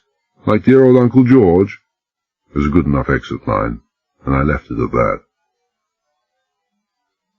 The Hartnells were to be my next and last call before breakfast that morning. Halfway there I pulled up at an AA box on a deserted wooded stretch of road, unlocked the booth, and put a call through to the Waggoner's Rest. By and by Mary came on the phone, and after she'd asked me how I felt, and I'd said fine, and she'd more or less called me a liar, I told her I'd be back in the hotel shortly after 9 o'clock to have breakfast ready for me and to ask Hardanger to come round if he could. I left the phone booth, and although my car was only a few yards away, I didn't dawdle any in reaching it. The cold grey rain was still sheeting down.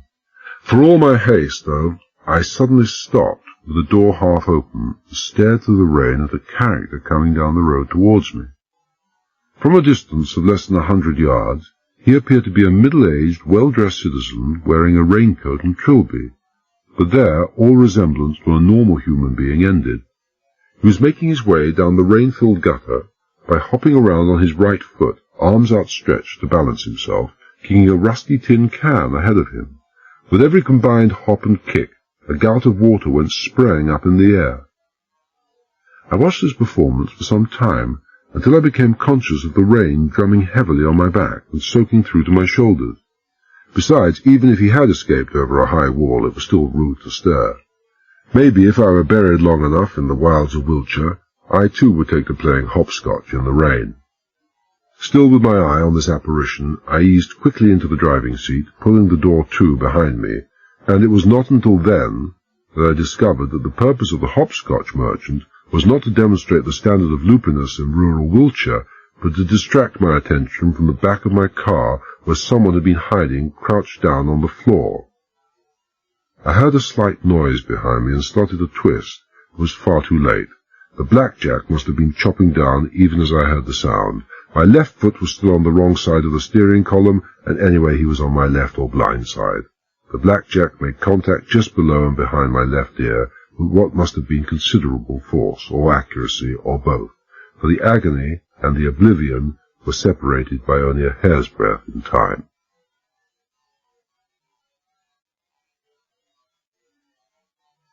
It wouldn't be accurate to say that I woke up.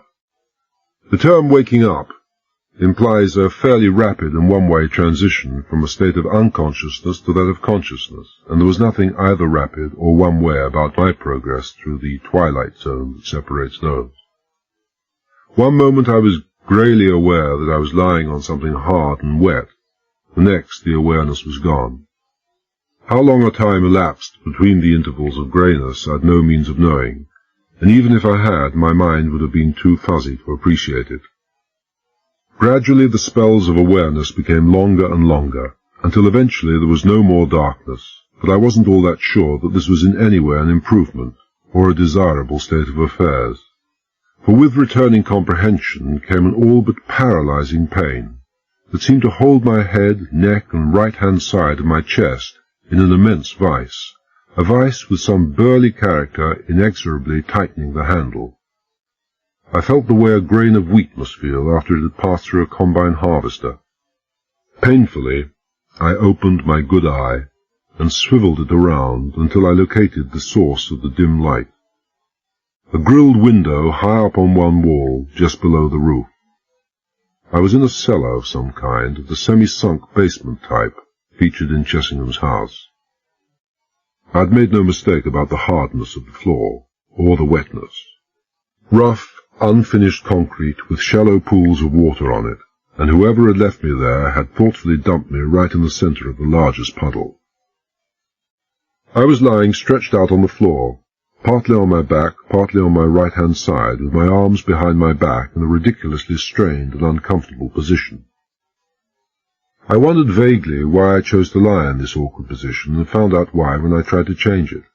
Somebody had made a very efficient job of tying my hands behind my back, and from the numbness of my forearms it was a fair guess that he'd used considerable weight in the tying of the knots. I made to gather my legs under me to jerk myself up to a sitting position, and discovered that they wouldn't gather. I just couldn't move them. I used their immobility to lever myself upwards to a sitting position, waited until the coruscating lights dancing before my eyes faded and vanished, then peered forward and down. My legs were not only tied at the ankles, they were secured to a metal upright of a wine bin, which took up practically the entire length of the wall beneath the window. And not only was I tied, but I was tied with PVC plastic flex. If I'd needed any confirmation that a professional had been at work, I didn't any more. Even a gorilla couldn't snap PVC, and nothing less than a pair of hefty pliers could possibly undo the knots. Fingers were quite useless for the job. Slowly, carefully, any rash movement and my head would have fallen off, I looked around the cellar. It was as featureless and just about as empty as any cellar could ever be. The window, the closed door, the wine bin, and me. Now, it could have been worse. No one pouring in water to drown me, no one flooding the confined space with a lethal gas, no snakes, no black widow spiders, just a cellar and me. But bad enough. I hitched myself forwards towards the wine bin, and tried to snap the wire securing me to it by jerking my legs back as violently as I could, but all I did was to add another pain to the overfull quota I had already. I struggled to free my hands, knowing before I began that I was only wasting my time, and gave up almost as soon as I'd started. I wondered how long it would be before I died of starvation or thirst. Take it easy, I said to myself. Think your way out of this, Cavell. So I thought as best I could, without my head hurting the way it did, but it didn't seem to do much good. All I could think of was how sore and uncomfortable I was. It was then that I saw the Hanyati. I blinked, shook my head, and cautiously looked again. No doubt about it. The Hanyati. The top of the butt, just visible 3 or 4 inches below and to the side of the left-hand lapel of my coat. I stared at it, and it still didn't go away. I wondered dimly how the men, certainly, who had dragged me there, had missed it, and it slowly came to me that they hadn't missed it, because they hadn't looked for it in the first place. Policemen in Britain don't carry guns. I was more or less a policeman. Hence I didn't carry a gun. I hunched up my left shoulder and reached my head as far down to the left as possible, at the same time pushing the lapel away with the side of my face. On the third try, I got my teeth to the butt, but they just slipped off the rounded surface where I tried to get a purchase and lift the gun from its holster. 4 times I repeated this maneuver, and after the 4th attempt, I gave up.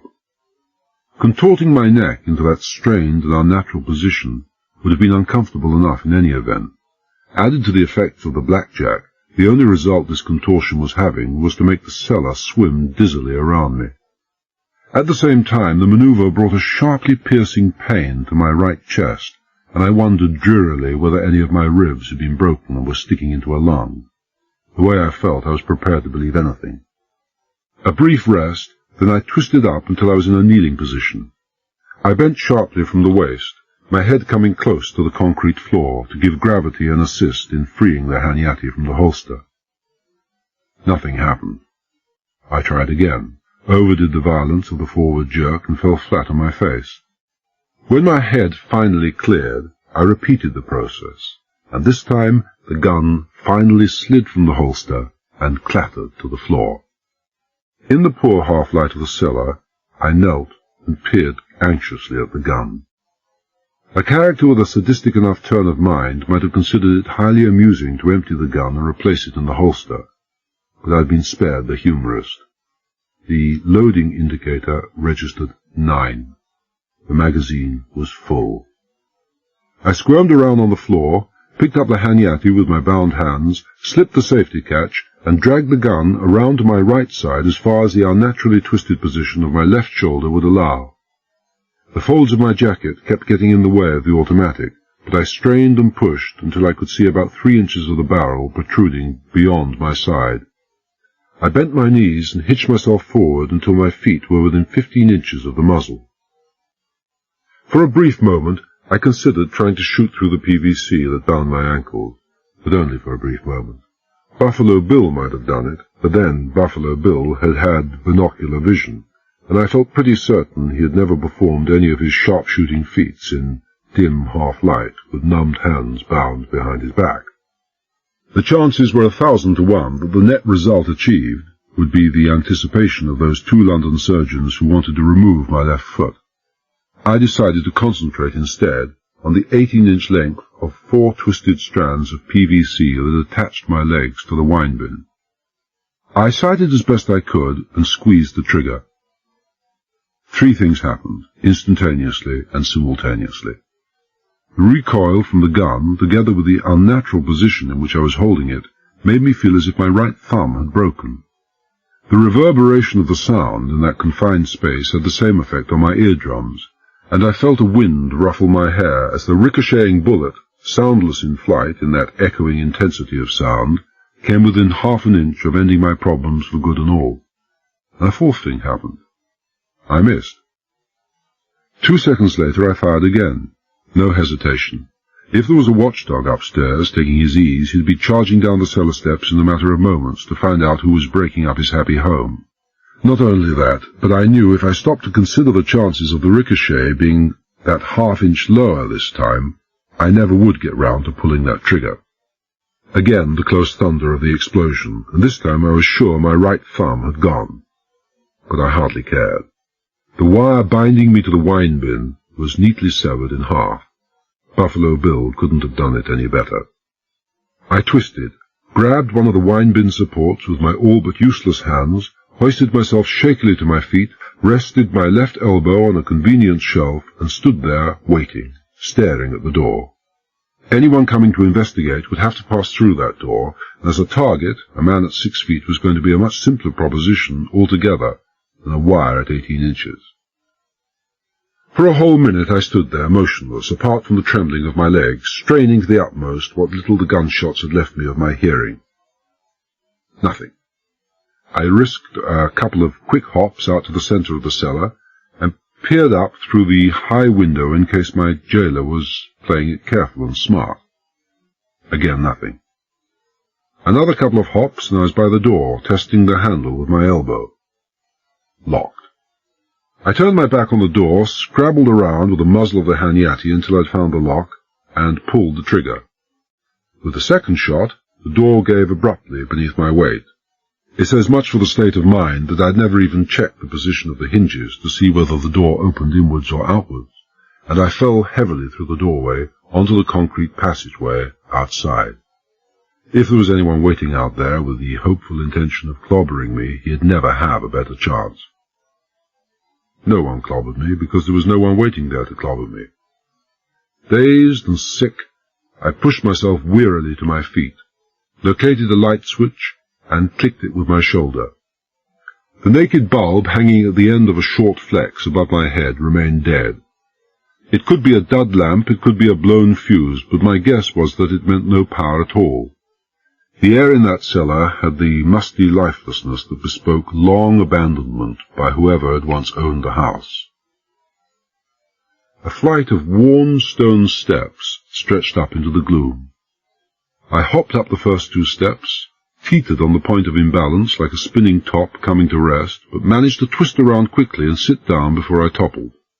Once down, it seemed the safe and prudent thing to do to keep my centre of gravity as low as possible by staying there, and I made it to the top of the stairs by jackknifing upwards on the seat of my pants and the soles of my shoes. The door at the head of the cellar stairs was also locked, but it wasn't my door, and I still had 5 shots left in the Hanyati. The lock gave at the first shot, and I stumbled out into the hallway beyond. The hallway, high, wide, and narrow, featured what estate agents euphemistically call a wealth of exposed timbering. Black, ugly, adze-cut, oaken beams everywhere. 2 doors on either side, both closed, a glass door at the far end, another beside me leading presumably to the rear of the house, a staircase above my head, and an uneven parquet floor thickly covered with a dust streaked by the confused tracks of footprints leading from the glass door to the spot where I was standing. The finest feature of the hall was the fact that it was completely deserted. I knew now I was alone, but for how long I didn't know. It seemed a poor idea to waste even a second. I didn't want to smear the tracks in the hall, so I turned to the door beside me. For a change, it was unlocked. I passed into another passage that gave on to the domestic quarters, larder, pantry, kitchen, scullery. An old-fashioned house, and a big one. I went through those apartments, opening cupboards and pulling drawers out onto the floor, but I was wasting my time. No signs here of hasty abandonment, like the keepers skipping out from the Flannan Isle lighthouse. The ex-owners had cleaned out the lot when they lit out. They hadn't left as much as a safety pin, not that a safety pin would have been found of much value in cutting the PVC that bound hands and ankles. The outside kitchen door was unlocked. I opened it and hopped out into the still, heavily falling rain. I looked around me, but I could have been anywhere. An acre of overgrown garden completely run to seed, 10-foot-high hedges that hadn't felt a clipper in years, and dripping pines and cypresses soughing under a dark and weeping sky. Wuthering Heights had nothing on it. There were 2 wooden buildings not far away, one big enough to be a garage, the other less than half the size. I hopped my way towards the latter for the sound reason that it was the nearer of the 2. The door hung crazily on twisted hinges and creaked dismally as I put my shoulder to the splintered wood. It was a shed that had been obviously used as a workshop. To one side, below the filthy window, stood a massive workbench with a rusty vise still bolted in position. If it wasn't too rusted to turn, and if I could find some cutting tool to jam into it, that vise would be useful indeed. Only as far as I could see, there were no cutting tools of any description, no tools of any kind. As in the house, so here the departing owners had been nothing if not thorough when it came to the removal of their goods and chattels. The walls were completely bare. They had left only one thing, and that because it was quite useless, a square plywood box half full of rubbish and wood shaving. With the aid of a piece of wood, I managed to tilt the box and spill its contents on the floor. With the stick I stirred the jumble of odds and ends, pieces of wood, rusty screws, bent pieces of metal, twisted nails, and at last a very old and rusty hacksaw blade. It took me 10 minutes to jam the blade into the vise. My hands were numb to the point of almost paralytic uselessness, and another 10 minutes to saw my way through the PVC binding my wrists. I could have done it in far less time, but as with my hands behind my back, I couldn't see what I was doing. I had to go easy. I could have sawn through an artery or a tendon just as easily as through a wire, and I wouldn't have been able to tell the difference. My hands were as lifeless as that. They looked pretty lifeless, too, when I'd severed the last PVC strand and brought them round to the front for examination, swollen to a size half as much again as normal, with smooth, bluish-purple distended skin, and the blood swelling slowly from torn skin on the inside of both wrists and most of my fingers. I hoped that the dark, flaking rust on the blade of the hacksaw that had caused those cuts wasn't going to give me blood poisoning. I sat on the side of the box for 5 minutes, cursing savagely as the mottled purple of my hands slowly began to vanish and the circulation to come pounding back with the almost intolerably exquisite agony of 1,000 barbed needles tearing at the flesh. When I could at last hold the hacksaw blade in my hands, I cut the PVC on my ankles and cursed some more, just as colourfully as before, till the blood supply on my feet came back to something like normal. I pulled up my shirt to have a look at the right-hand side of my chest, and just as quickly and roughly stuffed the shirt back under the waistband of my trousers. A prolonged inspection would only have made me feel twice as ill as I was already. In the few clear patches in the thick crust of blood that covered almost all of the side of my body, the grotesquely swelling bruises were already turning all the kaleidoscopic colours of the rainbow. I thought sourly that if the man who had used me for football practice had chosen the left instead of the right side of my chest, he'd have broken all his toes on the hanyati. It was as well that he hadn't. I had the hanyati in my hand as I left the tool shed, but I didn't really expect to have to use it. I didn't go near the house. I knew I'd find nothing there except the footprints, and that was a matter for Hardanger's experts. From the front of the house, a driveway curved away between dripping pines, and I limped off between the weed-grown gravel. It would have to lead to a road of sorts. A few paces, then I stopped and tried to think as best I could, with my thinking equipment in poor shape as it was. Whoever had clobbered and tied me up might want it to be known that I'd been temporarily removed from the scene. It was just as possible, for all I knew to the contrary, that he didn't. If he didn't, then he couldn't have afforded to leave my car where it had been and would have removed it. Where? What simpler and more logical than to hide Cavell's car where he'd hidden Cavell? I headed back to the garage. The car was there.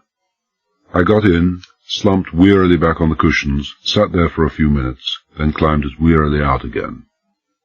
If someone thought it would be to his advantage not to have people know I was out of commission, then it might equally well be to my advantage not to have that someone know that I was back in commission again. How this would be to my advantage I couldn't even begin to guess at the moment. My mind was so gummed up by weakness and exhaustion and the beating I'd taken that coherent thought was beyond me. All I knew was that I was dimly aware that it might be to my advantage, and with the shape I was in, considering the lack of progress I was making, I needed every advantage I could get. The car would be a dead giveaway. I started walking. The driveway led to a road that was no more than a rutted track, deep in water and viscous mud. I turned right for the good enough reason that there was a long, steep hill to the left, and after perhaps 20 minutes I came to a secondary road with a signpost reading Netley Common, 2 miles. Netley Common, I knew, was on the main London-Alfringham road about 10 miles from Alfringham, which meant I'd been taken at least 6 miles from the AA box where I'd been laid out. I wondered why. Maybe that had been the only deserted house with a cellar within 6 miles. It took me over an hour to cover the 2 miles to Netley, partly because of the shape I was in anyway, partly because I kept hopping into bushes and behind the cover of trees whenever a car or cyclist came along.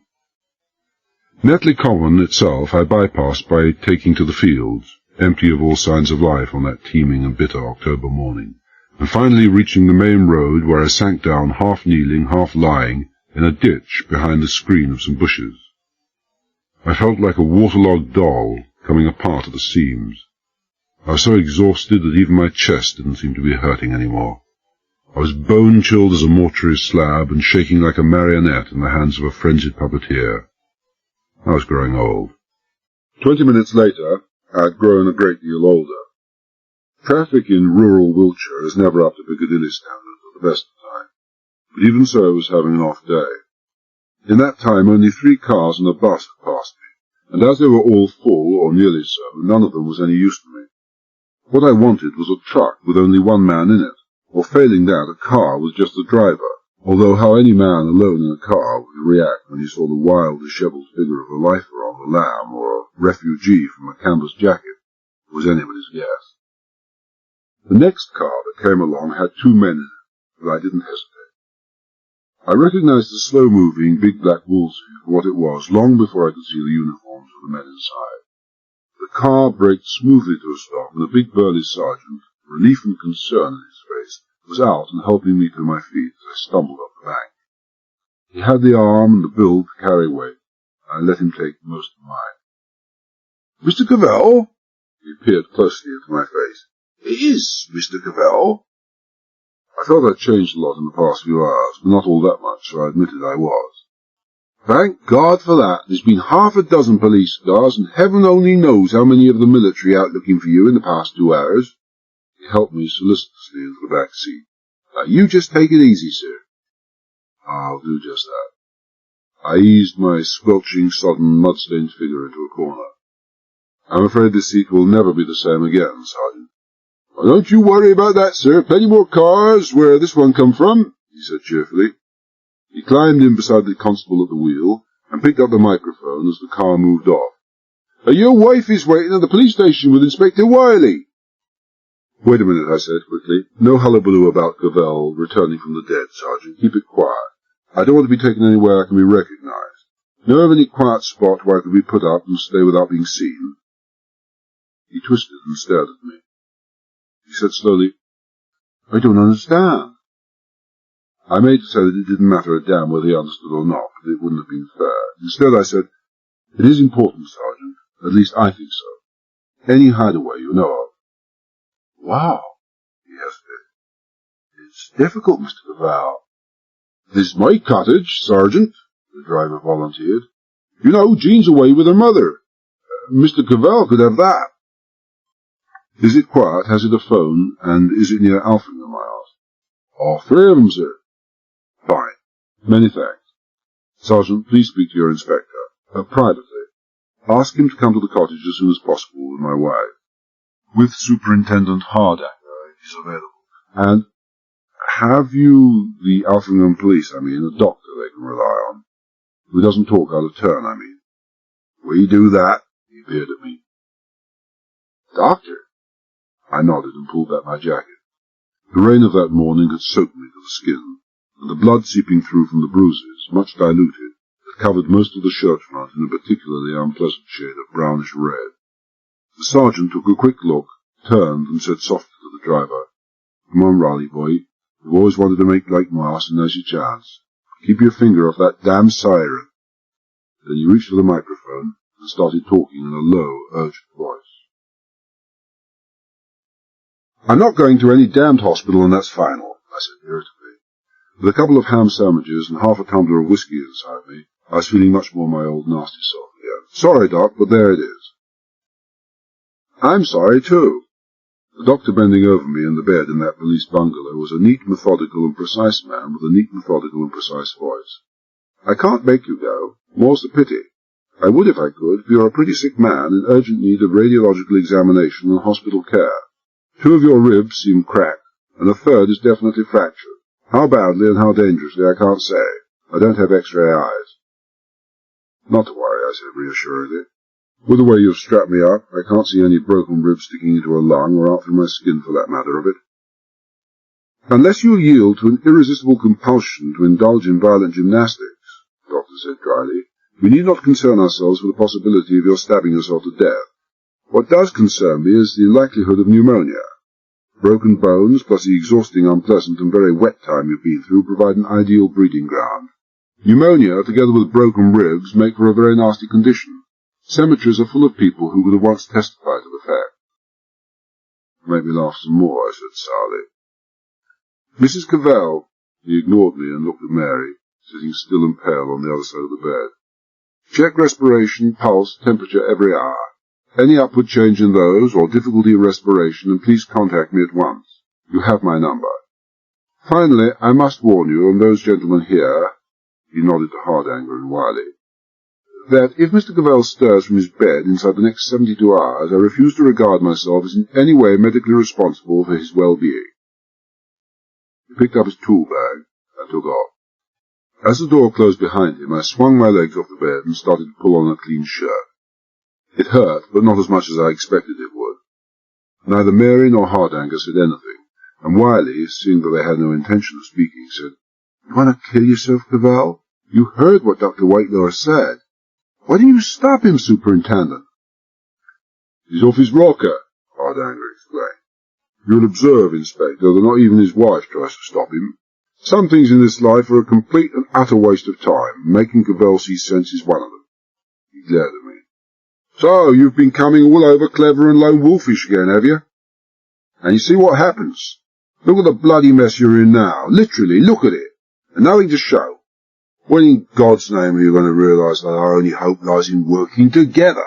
The hell with your D'Artagnan methods, Cavell. System, method, routine, cooperation's the only way you'll ever get anywhere against big crime, and damn well you know it. I know it, I agree. Patient, skilled men working hard under patient, skilled supervision. Sure, I'm with you, but not here. No room for patience now. Patient men take time, and we have no time. You've made arrangements for an armed watch to be kept on this house I was in, and to have your sleuths examine the footprints. He nodded. Your story. Let's waste no more time. You'll have it, just as soon as you tell me why you haven't bawled me out for wasting valuable police time in searching for me, and why you haven't tried to use your authority to make me stay in bed. Are we worried, Superintendent? The newspapers have the story, he said flatly, about the break-in, the murders, the theft of the Satan bug. We didn't expect that last thing. They're hysterical already, screaming banner headlines in every national daily. Pointed to a pile of newspapers on the floor beside him. Want to see them? And waste more time? I can guess. That's not all that's worrying you.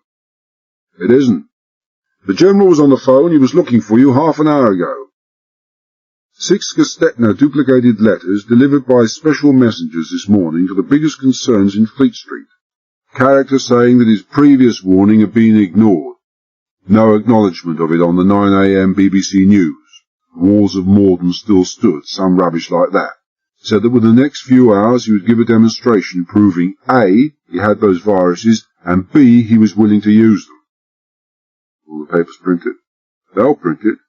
First of all, they, the editors, got together and contacted the special branch at Scotland Yard. The Assistant Commissioner got in touch with the Home Secretary, and I gather there was some kind of emergency meeting. Anyway, a cabinet order not to print. Fleet Street, I gather, told the government to take a running jump to itself. It told the government that it is the servant of the people, not vice versa, and that if the nation stood in deadly peril, and that on the face of it they certainly seemed to, the people had the right to know. They also reminded the government that if they put one little foot wrong in this matter, they would be out on their ears overnight. The London evening papers will be on the streets about now. I'll bet the headlines are the biggest since VE Day. Balls up on the slates. I nodded. I watched Mary, her face expressionless and carefully not looking at me, button my shirt cuffs. With both wrists bandaged and my fingers heavily scratched, it was a bit much for me. I went on, well, it'll certainly provide the British public with a conversational change from the football pools, what so-and-so said on TV last night on the latest rock and roll sensation. I went on to tell him of what happened during the night, omitting my trip to London to see the General. At the end, Hardanger said heavily, very, very interesting. Are you trying to tell me that you woke up in the middle of the night and without telling Mary, started chasing and phoning around Wiltshire? I'm telling you. The old secret police technique, you can't beat it. Get them at their sleepiest and most apprehensive, and you're already halfway there. And I didn't go to sleep in the first place. I went without telling because I knew damned well it would go so much against all your training and instinct that you wouldn't hesitate to use force to stop me. If I had, he said coldly, you might have a full set of ribs right now. If you had, we wouldn't have narrowed this list so much. 5 of them. I let drop to all of them that we were getting pretty close to an answer, and one of them was scared enough to panic and try to stop me. You assume. It's a damn good assumption. You've got a better. For a starter, I suggest we haul in Chessingham straight away. There's plenty on him, and I forgot. Hardanger interrupted. You phoned the General last night? Yes. I didn't even bother to look shamefaced. Wanted authority to hash about in my own way. Knew you wouldn't grant it. Clever devil, aren't you? If he guessed I was lying, there was no sign on his face. You asked him to check on this fellow Chessingham, his service career. Seems he was a driver in the RASC. That's it, then. Going to pull him in? Yes. His sister? Oh, she wouldn't be guilty of anything other than covering up for her own flesh and blood. And the mother is in the clear, that's for sure. So, that leaves 4 others you contacted this morning. You would put them all in the clear? I would not. Take Colonel Weybridge. The only certain facts we know about him are these. He has access to the security files, and so would be in a position to blackmail Dr. Hartnell into cooperating. You mentioned last night you thought Hartnell was in the clear. I said I had reservations about him. Secondly, why didn't our gallant colonel, like his gallant commanding officer, volunteer to go into the lab instead of me? Was it because he knew the botulinus virus was loose in there? Thirdly, he's the only one without an alibi for the time of the murder. Good Lord, Cavell. You're not suggesting we pull in Colonel Weybridge. I can tell you we had a pretty nasty time from both Cliveden and Weybridge when we insisted on fingerprinting their quarters this morning. Cliveden actually phoned the assistant commissioner. And got his head in his hands, in a gentlemanly sort of way. He hates our guts now. That helps. This fingerprinting of the suspects' houses, anything turned up yet? Give them a chance, Ardenga protested. It's not 1 o'clock yet. Be a couple of hours before they finish tabulating the results. And I can't pull in Weybridge. The War Office would have my scalp in 24 hours. If this lad with a Satan bug starts chucking it around, I said, there won't be any War Office in 24 hours. People's feelings have ceased to be of any concern. Besides, you don't have to throw him in the cooler. Confine him to his quarters, open arrest, house arrest, whatever you call it. Anything turned up in the past few hours? 1,000 stones and nothing under any of them, Ardenga said grimly. The hammer and pliers were definitely the ones used in the break-in, but we'd been sure of that anyway. Not a single-use print of the Bedford decoy van, the same for the telephone box which was used to make the call to Reuters last night. We've put your money-lending friend Tufnell and his partner through the mill and had the fraud squad examine their books until we know as much about their business as they do themselves. We have them both behind bars in a week, but I just can't be bothered. Anyway, Dr. Hartnell is definitely their only customer from number 1 lab. The London police are trying to trace the man who sent the letters to Fleet Street. If we're wasting our time down here, they might as well waste their time up there.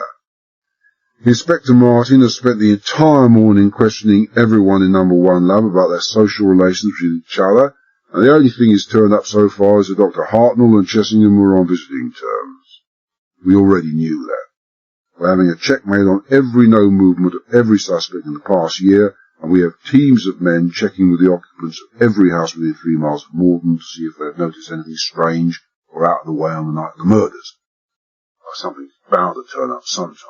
If you spread the net wide enough and the meshes are small enough, well, it always does. Sure, in a couple of weeks, or a couple of months. Our friend with the Satan bugs promised to do his stuff in a few hours. Damn it, Superintendent, we can't just wait for something to turn up. Organisation, no matter on how massive a scale, won't do it. Method number 2, lighting a meerschaum and making like Sherlock, isn't going to get us far either. We have to provoke a reaction. You've already provoked a reaction, Ardenga said sourly. See where it got you. You want more reactions? How?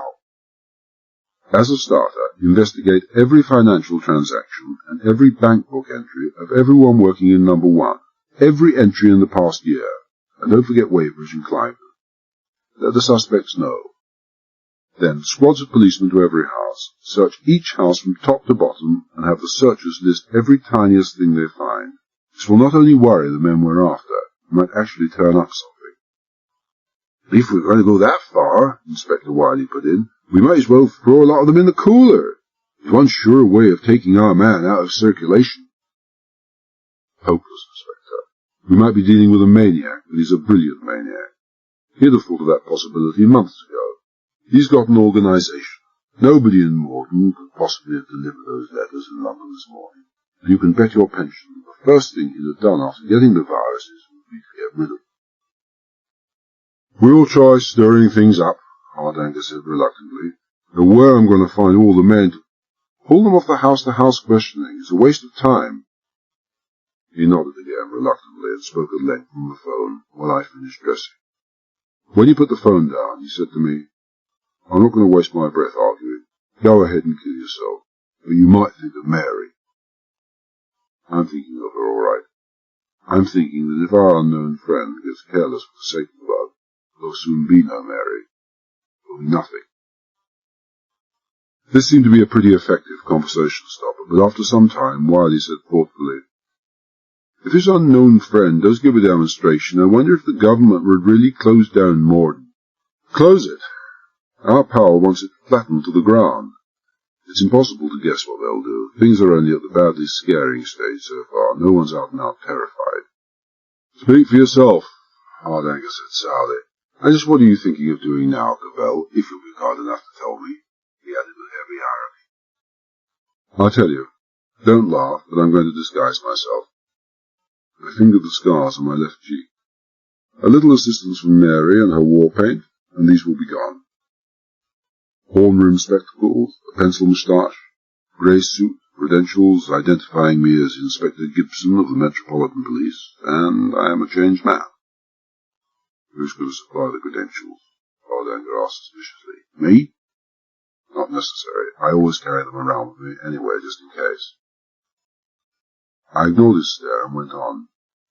"And then I'll call again on our friend, Dr. MacDonald, in his absence, if you understand. The good doctor, on a modest salary, manages to live like a minor Eastern potentate, everything except the harem, and maybe he discreetly keeps that somewhere else.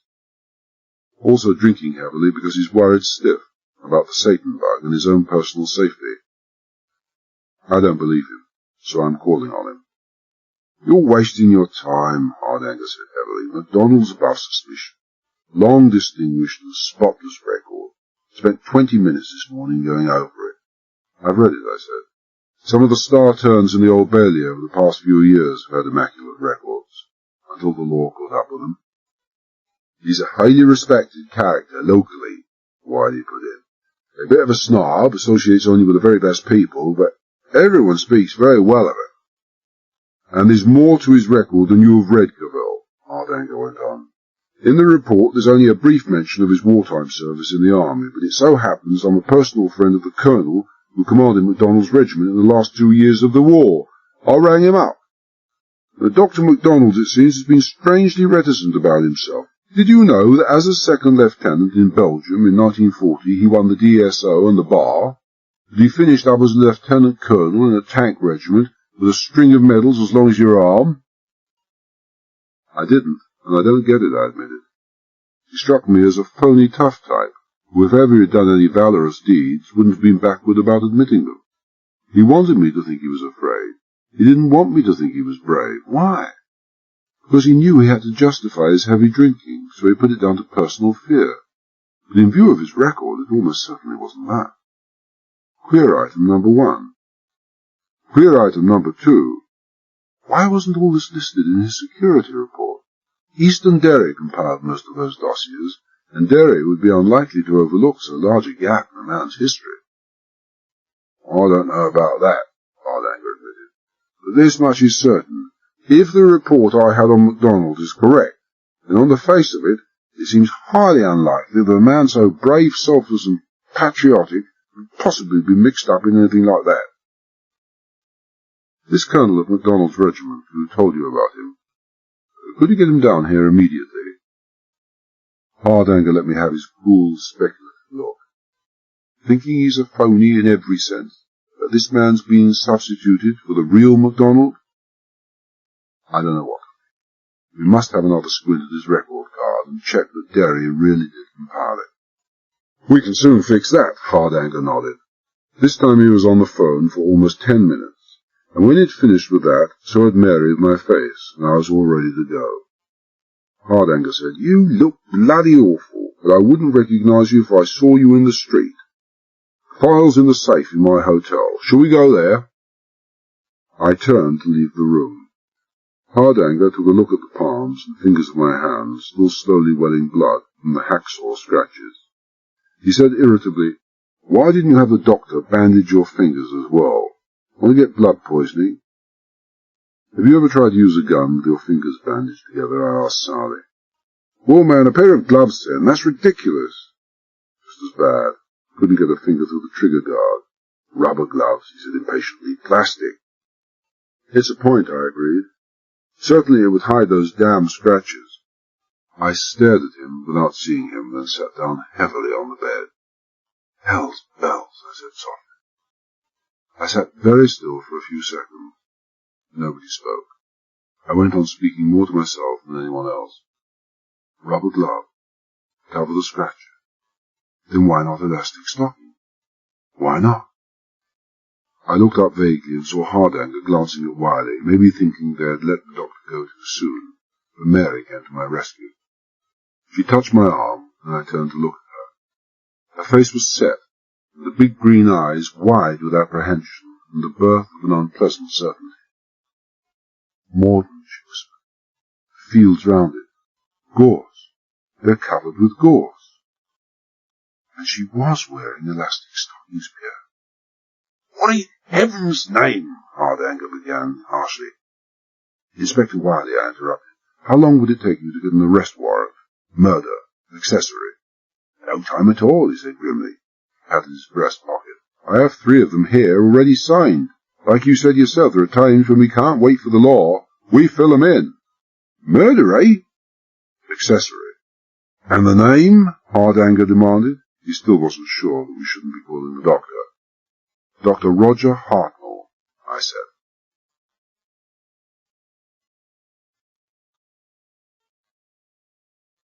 What in the name of God are you talking about?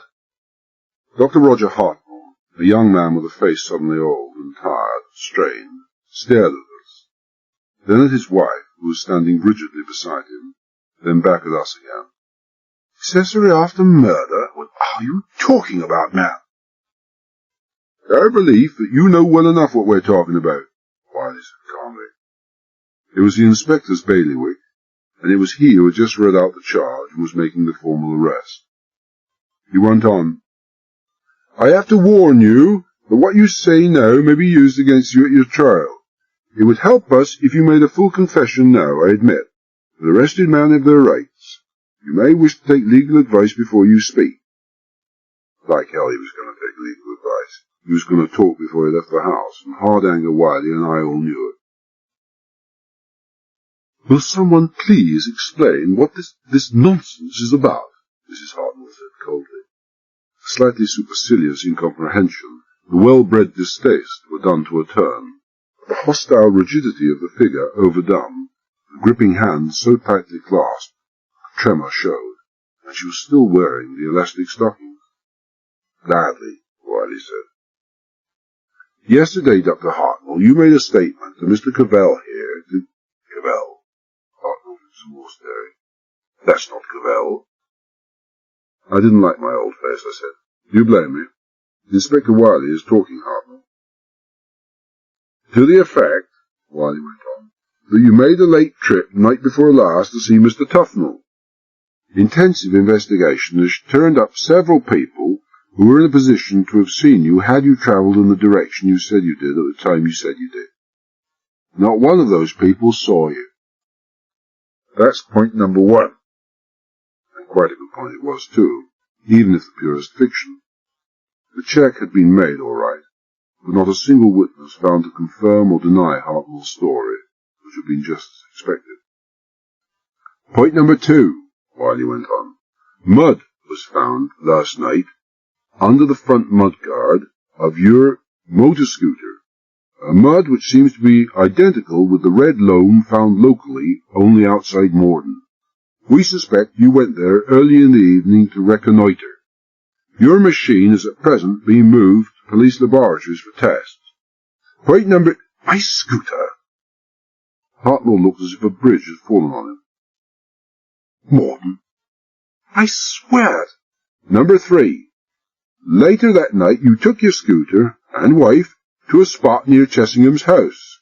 You almost gave yourself away to Mr. Cavell. You said that the policeman, alleged to have seen you on your scooter, could back up your story about the trip to Alfringham, and then you remembered, almost too late, that if he had seen you, he would also have seen your wife on the pillion seat.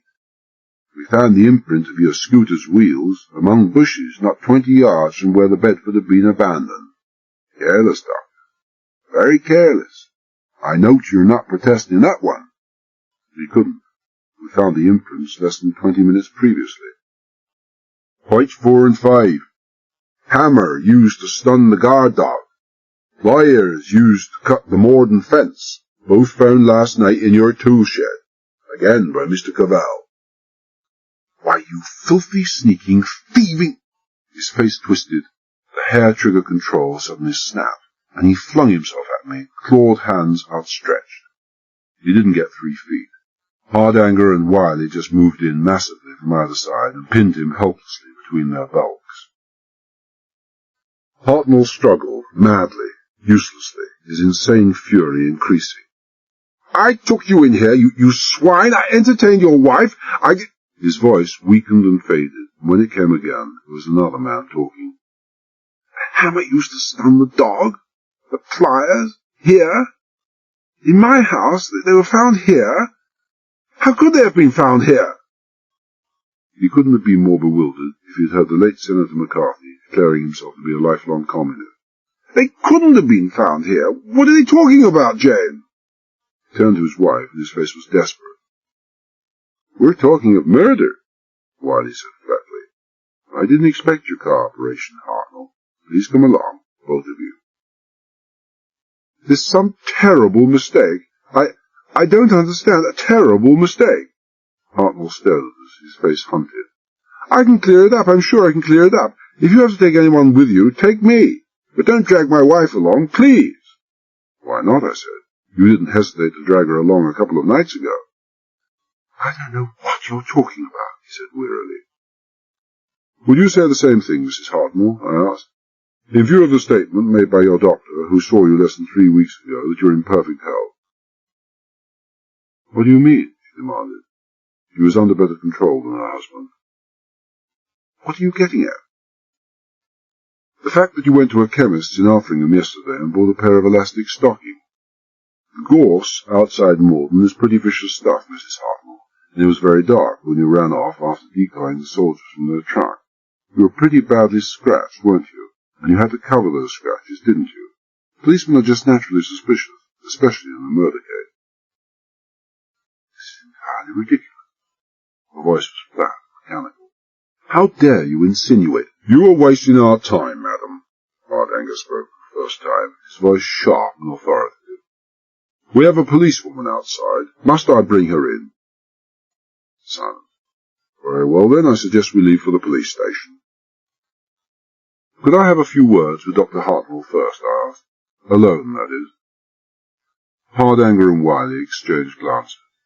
I'd already had their permission, but I had to have it again to make things right, for them, if the need arose at the trial. Why? Hardanger demanded. Dr. Hartnell and I used to know each other fairly well, I said. We were on fairly friendly terms. Time is desperately short. He might be willing to talk to me. Talk to you? It's no easy feat to sneer and shout at the same moment. Hartnell achieved it. By God, never!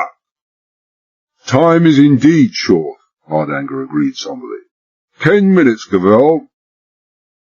He nodded to Mrs. Hartnell. She hesitated, looked at her husband, then walked out, followed by Hardanger and Wiley.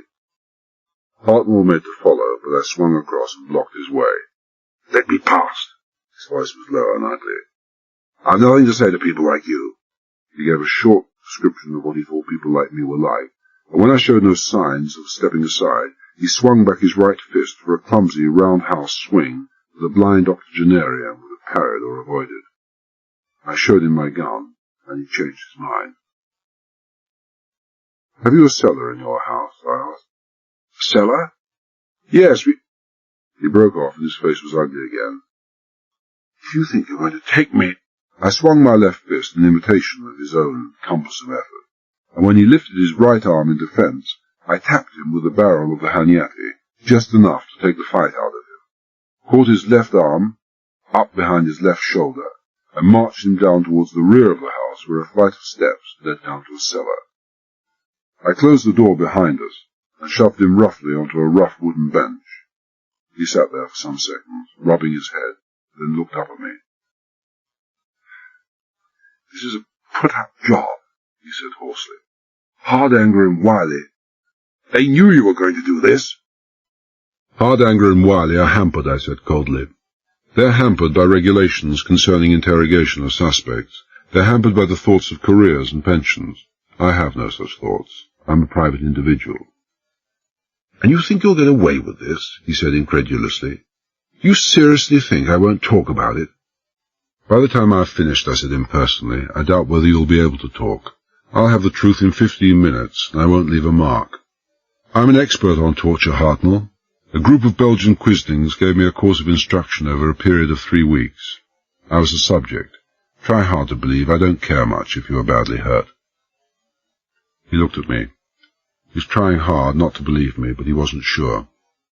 There was nothing tough about Hartnell. "Let's try it the easy way first, though," I said. "Let's try it by reminding you that there's a madman on the loose with a Satan bug, threatening to wipe out God knows how much of England if his conditions aren't met, and his first demonstration is due any hour." "What are you talking about?" he demanded hoarsely. I told him what Hardanger had told me, and then went on.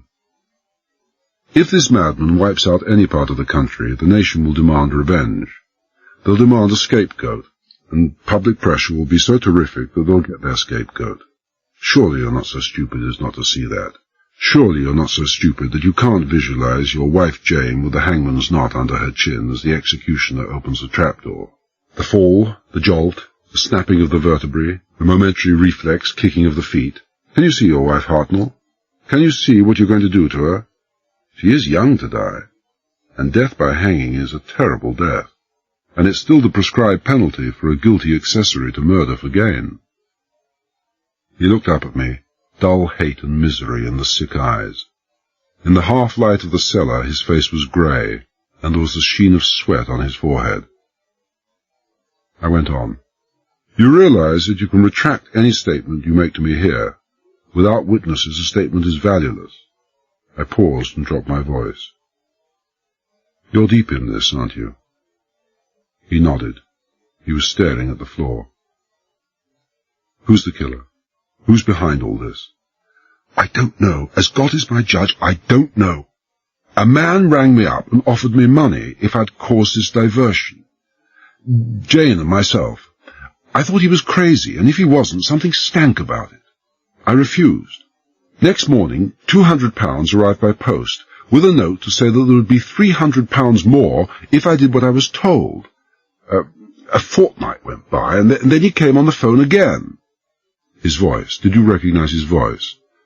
"It was deep and muffled. I've no idea who it was. I think he was talking with something over the mouthpiece." "What did he say?" "The same as his note. There would be this other £300 if I did as he asked." "And?" "I said I would." He was still looking downwards. I'd already spent part of the money." "Received the extra £300? "Not yet." "How much have you spent of the £200 you received?" About 40. "Show me the rest of it." "It's not here. Not in the house. I went out last night after you had been here and buried the remainder in the woods." "What was the money in? Denominations, I mean." "Fivers. Bank of England fivers." "I see. All very interesting, Doctor." I crossed to the bench where he was sitting, screwed my hand into his hair, jerked his head savagely upwards, jammed the barrel of the Hanyati into his solar plexus, and as he gasped in pain, brought up the barrel and thrust it between his teeth. For 10 seconds I stood there, motionless, while he stared up at me with eyes crazy with fear. I felt slightly sick. "One chance is all you get from me, Hartnell," I said in a low voice. "You've had that chance. Now the treatment. You rotten, contemptible liar. Expect me to believe a crazy story like that? Do you think the brilliant mind behind this would have phoned asking you to make a diversion, knowing very well that the chances were high that you would go at once to the police, put them and the army at Morden on their guard, and so ruin all his plans? Do you think this man, in an area where automatic exchanges are not yet installed, would have spoken to you when any operator with time on her hands could have listened in to every word you said? Are you so naive as to imagine that I would be so naive as to believe that? Do you believe this man, with a genius for organization, would leave everything, the success of all his plans, dependent on the last-minute factor of the strength of your greed? Do you believe he would pay in fivers, which can as often as not be traced, and which could also have, if not his prints, then those of the cashier issuing them? Do you expect me to believe that you would offer £500 for the job, when you could get a couple of experts from London to do it for a tenth of that? And finally, do you think I'd believe your yarn about burying the money in the woods at night, so that come the dawn, if you were told to dig them up by the police, you would be unable to find them again? I stood back, taking the gun from his face. Or shall we go and look for that money now? Oh, God, it's useless. He was completely crushed, his voice a moan. I'm finished, Cavell, I'm finished. I've been borrowing all over the place, and I'm over 2,000 in debt. Cut the sob story, I said harshly. It doesn't interest me. Tufnell, the moneylender, was pressing me hard, he went on dully. He wasn't looking anywhere near me. I'm mess secretary at Morden. I've embezzled over £600.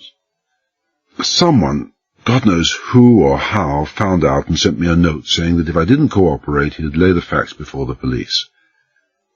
I cooperated. I put the gun away. The ring of truth is far from having the bell-like clarity some innocents would believe, but I knew Hartnell was too beaten to prevaricate further. I said, You have no clue at all as to the identity of the man sending the note? No. And I swear I don't know anything about the hammer or the pliers or the red mud on the scooter. My leg was now hurting so badly that they'd given me a police car and a police driver, but even so I didn't enjoy the trip across to Dr. MacDonald's house. Time was running out, and all I could see was a brick wall. That evening there would appear in all the evening papers a carefully worded account of how 2 Morden scientists had been arrested and charged with murder, and that the final solution of the theft of the Satan bug was only hours away. And while it might, we hoped, lull the suspicions of the real killers, it wasn't advancing our cause very much. Blind men in a fog at midnight, and no leads, just no leads at all. Hardanger was going to open an intensive investigation in Morden to find out who might have had access to the mess accounts. Probably, I thought bitterly, only a couple of 100 people or so. I was met at the door of Dr. MacDonald's house by his housekeeper. She was in her middle 30s, more than passably good-looking, and gave her name as Mrs. Turpin. Her face was like thunder, the face of the faithful retainer, powerless to defend her master's property against ravage and assault. When I showed my false credentials and asked to be allowed in, she said bitterly that another prying nosy Parker couldn't do any harm now. The house appeared to be alive with plain-clothes policemen. I identified myself to the man in charge, a detective sergeant by the name of Carlyle. Found anything interesting yet, Sergeant? Hard to say. Been here over an hour, starting from the top, and we've found nothing that strikes me as suspicious in itself. Dr. MacDonald does seem to do himself pretty well, I must say. And one of my men, Campbell, who's dead keen on all this art rubbish, says that a lot of the pictures, pottery and other junk about the place is worth a fair bit of anyone's money. And you ought to see the dark room he has in the attic. There's 1,000 quid's worth of photographic equipment there if there's a penny's worth. Dark room? That might be interesting. Never heard that Dr. MacDonald was interested in photography. Lord bless my soul, yes, he's one of the best amateur photographers in the country. He's the president of our photographic club in Alfringham. There's a cabinet through in his study there that's fair loaded with trophies. He makes no secret of that, I can assure you, sir. I left him and his men to their search. If they couldn't find anything, neither could I, and went upstairs to the dark room. Carlyle hadn't exaggerated any. Dr. MacDonald did himself as well in the way of cameras as he did in the other material things of life. But I didn't spend much time there. I didn't see how cameras came into the business at all. I made a mental note to bring an expert police photographer down from London to check the equipment in the 1 in 1,000 chance that something might come up, and then went downstairs to see Mrs. Turpin. I'm really most sorry about all this upset, Mrs. Turpin, I said pleasantly. Just pure routine, you know. Must be a pleasure for you to look after a beautiful place like this. If you've got any questions to ask them, she snapped, and none of your smart alecky beating about the bush. That didn't leave much room for finesse. I said, How many years have you been with Dr. MacDonald? 4. Ever since he came here. A finer gentleman you wouldn't find anywhere. Why do you ask? He has a great deal of valuable stuff here. I listed about a dozen items, ranging from the magnificent carpeting to the paintings. How long has he had those? I don't have to answer any questions, Mr. Inspector. The helpful type. No, I admitted you don't, especially if you wish to make things unpleasant for your employer. She glared at me, hesitated, then answered my questions. At least half the stuff MacDonald had brought with him 4 years ago. The rest he had bought at fairly regular intervals since.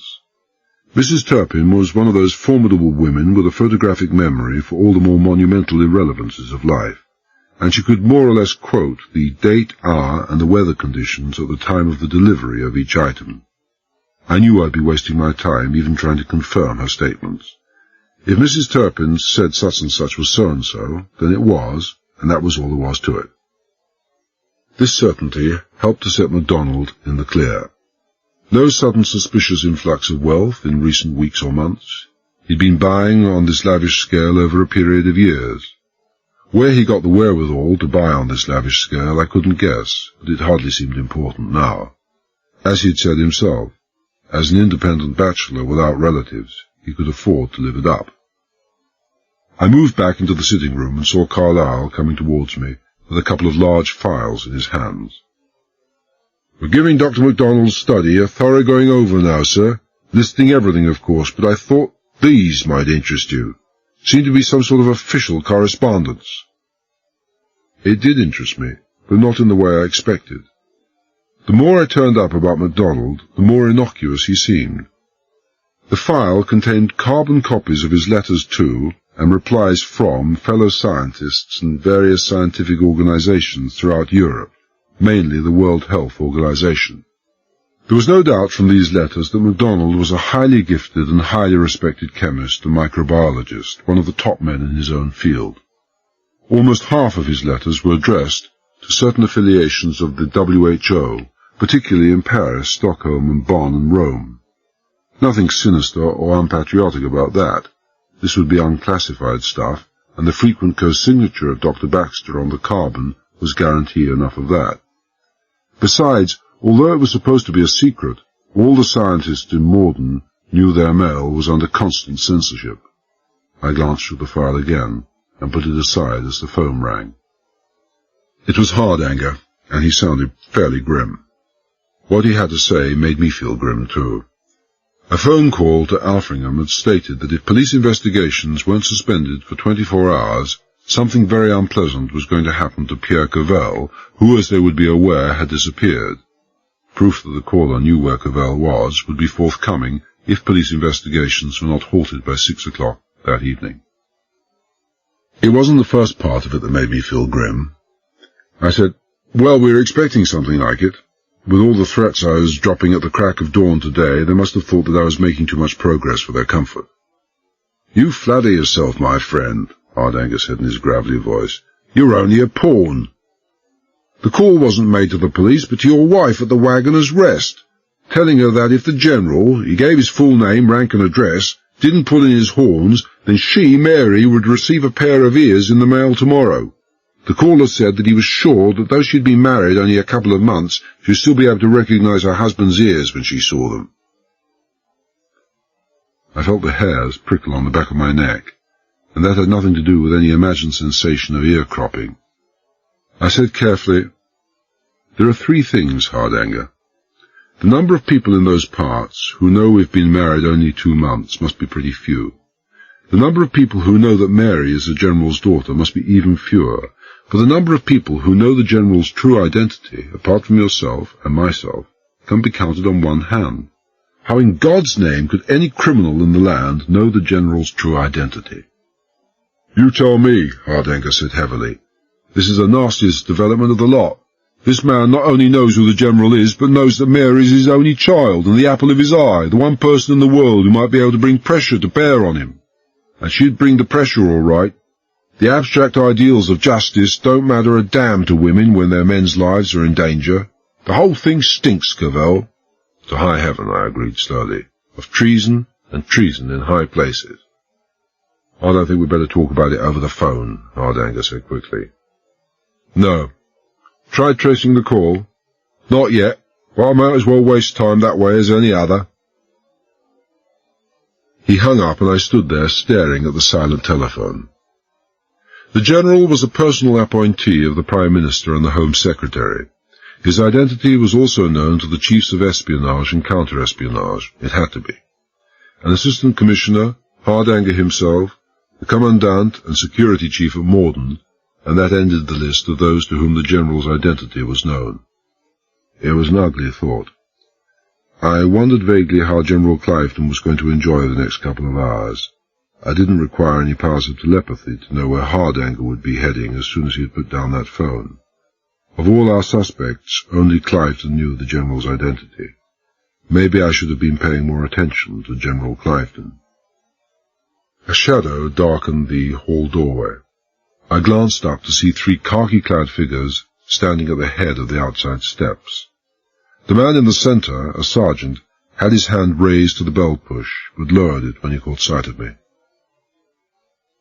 "I'm looking for an Inspector Gibson," he said. "Is he here?" Gibson? I suddenly remembered that was me. "I'm Inspector Gibson, Sergeant." "I have something here for you, sir." He indicated the file under his arm. "I've been ordered to ask for your credentials, first of all." I showed them, and he handed over the file. He said apologetically, "I'm under orders not to let that out of my sight, sir. Superintendent Hardanger said it came from Mr. Clandon's records offices, and I understand it's highly confidential." Of course. Followed by the sergeant, who was flanked by a couple of hefty privates, I walked into the living room, ignoring the outraged glare of Mrs. Turpin, who had belatedly appeared on the scene. I asked her to leave, and she did, glowering savagely. I broke the seal and opened the file. It contained a spare seal for resealing the cover and a copy of Dr. MacDonald's security report. I had seen the report before, of course, when I'd taken over as head of security from the vanished Eastern Dairy, but had paid no particular attention to it. I had no special reason to, but I had now. There were 7 pages of foolscap. I went through it 3 times. I didn't miss a thing the first time, and if possible even less the next 2. I was looking for even the tiniest offbeat, jarring note that might have given me the most insubstantial lead. Senator McCarthy sniffing out a communist had nothing on me, but I found not the slightest trace of anything that might have been helpful. The only odd thing, as Hardanger had pointed out, was the extremely scanty information about MacDonald's army career, and to information Eastern Dairy, who had indeed compiled the report, must have had access. But nothing, except for a remark at the foot of a page that MacDonald, entering the army as a private in the Territorials in 1938, had finished his army career in Italy as a lieutenant colonel in a tank division in 1945. The top of the following page held a reference to his appointment as a government chemist in northeast England early in 1946. This could have been just the way Eastern Dairy had compiled the report. Or not. With the blade of my penknife, and ignoring the sergeant's scandalized look, I pried open the buckram corner holding the top left-hand corners of the pages together. Under this was a thin wire staple, the kind of staple that comes with practically every kind of commercial stapler. I bent the ends back at right angles, slid the sheets off, and examined them separately. No sheet had more than 1 pair, the original pair of holes made by the stapler. If anyone had opened that staple to remove a sheet, he'd replaced it with exceptional care. On the face of it, it looked as if that file hadn't been tampered with. I became aware that Carlyle, the plainclothes detective sergeant, was standing beside me, holding a bundle of papers and folders. He said, "This might interest you, sir. I don't know." Just a moment. I clipped the sheets together and pushed them back into the file holder, resealed it, and handed it back to the army sergeant, who took himself off along with his 2 companions. I said to Carlyle, "What are those?" "Photographs, sir." "Photographs? What makes you think I'll be interested in photographs, Sergeant?" "The fact that they were inside a locked steel box, sir, and the box was in the bottom drawer, also locked, of a knee-hole desk. And here's a bundle found in the same place. Personal correspondence, I would say." "Much trouble in opening the steel box?" "They're not with the size of hacksaw I use, sir. We've just about tied it all up now, Inspector. Everything listed. If I might venture an opinion, you'll find little of interest in that list." "Search the whole house? Any basement?" "Just about the filthiest coal cellar you ever clapped eyes on," Carlyle smiled. From what I've seen of Dr. MacDonald's personal taste, he doesn't strike me as the type of man who would keep even coal in a coal cellar if he could find a cleaner or more luxurious place for it. He left me to his finds. There were 4 albums. 3 of them were of the innocuous, squinting into the sun type of family albums you can find in a million British homes. Most of the photographs were faded and yellow, taken in the days of MacDonald's youth in the 20s and 30s. The 4th album, of much more recent origin, was a presentation given to MacDonald by colleagues in the World Health Organization in recognition of his outstanding services to the WHO over many years. An illuminated address pasted to the inside front board said so. It contained over 50 pictures of MacDonald and his colleagues, taken in at least a dozen different European cities. Most of the photographs had been taken in France, Scandinavia and Italy, with a sprinkling from a few other countries. They had been mounted in chronological fashion, each picture with a date and location caption, the last having been taken in Helsinki less than 6 months previously. The photographs in the album didn't interest me. What did interest me was one photograph that was missing. From its place in the album, it had almost certainly been taken about 18 months previously. Its caption had been all but obliterated by horizontal strokes made in the same white ink used for all captions. I switched on the light and peered closely at the obliteration. No question but that the place name had once started with a T. After that it was hard to say. The next letter could have been either an O or a D. O, I felt sure. There was no city in Europe beginning with TD. The remainder of the word was completely obliterated. T-O. About 6 letters in length, possibly 7. But none of the letters projected below the line, so that cut out all words with P's and G's and J's and so forth. What cities or towns in Europe did I know beginning with the letters T-O, and 6 or 7 letters in length? Not so very many, I realized. At least, not of any size, and the WHO didn't hold its meetings in villages. Torquay? No good, letters projecting below. Totnes? Too small. In Europe? Tornio in Sweden, Tondor in Denmark? Again, both relatively insignificant. Toledo? Now, no one could call that a village. But MacDonald had never been to Spain. The best bets were probably either Tournai in Belgium or Toulon in France. Tournai, Toulon. For a moment or two I mulled the names over in my mind. I picked up the bundle of letters. There must have been 30 or 40 letters in the bundle, faintly scented and tied of all things with a blue ribbon. Of all things I'd have expected to find in Dr. MacDonald's possession, this was the last, and I'd have bet a month's salary the most useless. They looked like love letters, and I didn't particularly relish the prospect of making myself conversant with the good doctor's youthful indiscretions, but just at that moment I would have read Homer in the original if I thought it would have been any good to me. I untied the bow on the ribbon. Exactly 5 minutes later I was speaking on the phone to the General. I want to interview a certain Madame Yvette Peugeot, who was working in the Pasteur Institute in Paris in 1945 and 1946.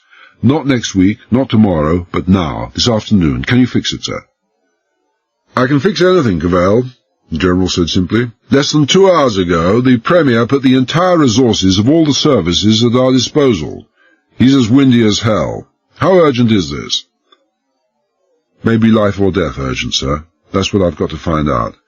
This woman appears to have been on very intimate terms with MacDonald for about 9 months towards and after the end of the war. It's the one period of his life about which information is lacking. If she's still alive and traceable, she may be able to fill in this period. Is that all? The voice was flat, disappointment barely concealed. What of the letters themselves? Only read a couple so far, sir. Seemed perfectly innocuous, though not the sort of stuff I'd care to have read out in court if I'd written it. Seems very little to go on, Cavell. A hunch, sir. More than that. It is possible that a page has been abstracted from the security dossier on MacDonald. The dates on those letters correspond to the missing page, if it is missing, and if it is, I want to find out why. Missing? His voice crackled sharply over the wire. How could a page from a security dossier possibly be missing? Who would have or has had access to those dossiers? Easton, Clarendon, myself, and Clifton and Weybridge. Precisely. General Clifton. A significant pause. This recent threat to Mary to let her have your head on a charger. General Clifton is the only man in Morden who knows both who I am and the relationship between myself and Mary. One of the only two men with access to security dossiers. Don't you think you should be concentrating on Clifton? I think Hardanger should be concentrating on Clifton. I want to see Madame Pougeot. Very well. Hold on. I held on, and after some minutes his voice came again. Drive to Morden. Helicopter there will fly you to Stanton Airfield. Twin-seat jet night fighter there. 40 minutes from Stanton to Paris. That suit you? Fine. I'm afraid I've no passport with me, sir. You won't require it. If Madame Pougeot is still alive and still in Paris, she'll be waiting for you in Orly Airport. That I promise. I'll see you when I return. I'm leaving for Alfringham in 30 minutes. He hung up and I turned away, the bundle of letters in my hand. I caught sight of Mrs. Turpin by the open door, her face expressionless. Her eyes moved from mine down to the packet of letters in my hand, then met mine again. After a moment she turned and disappeared. I wondered how long she'd been there, looking and listening. The General was as good as his word all the way through. The helicopter was waiting for me at Morden. The jet at Stanton took exactly 35 hair-raising minutes to reach Orly Airport, and Madame Pougeot, accompanied by a Parisian police inspector, was waiting for me in a private room there. Somebody, I thought, had moved very fast indeed. As it turned out, it hadn't been so difficult to locate Madame Pougeot, now Madame Hull. She still worked in the same place as she had done in the later months of her acquaintanceship with MacDonald, the Pasteur Institute, and had readily agreed to come to the airport when the police had made plain the urgency. She was a dark, plump, attractive 40, and had readily smiling eyes. At that moment she was hesitant, unsure, and slightly apprehensive, the normal reaction when police start taking an interest in you. The French police officer made the introductions.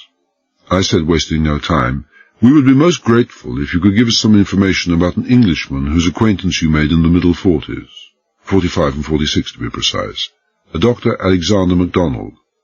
"Dr. MacDonald! Alex!" She laughed. "He'd be furious to hear himself described as an Englishman. At least he would have been.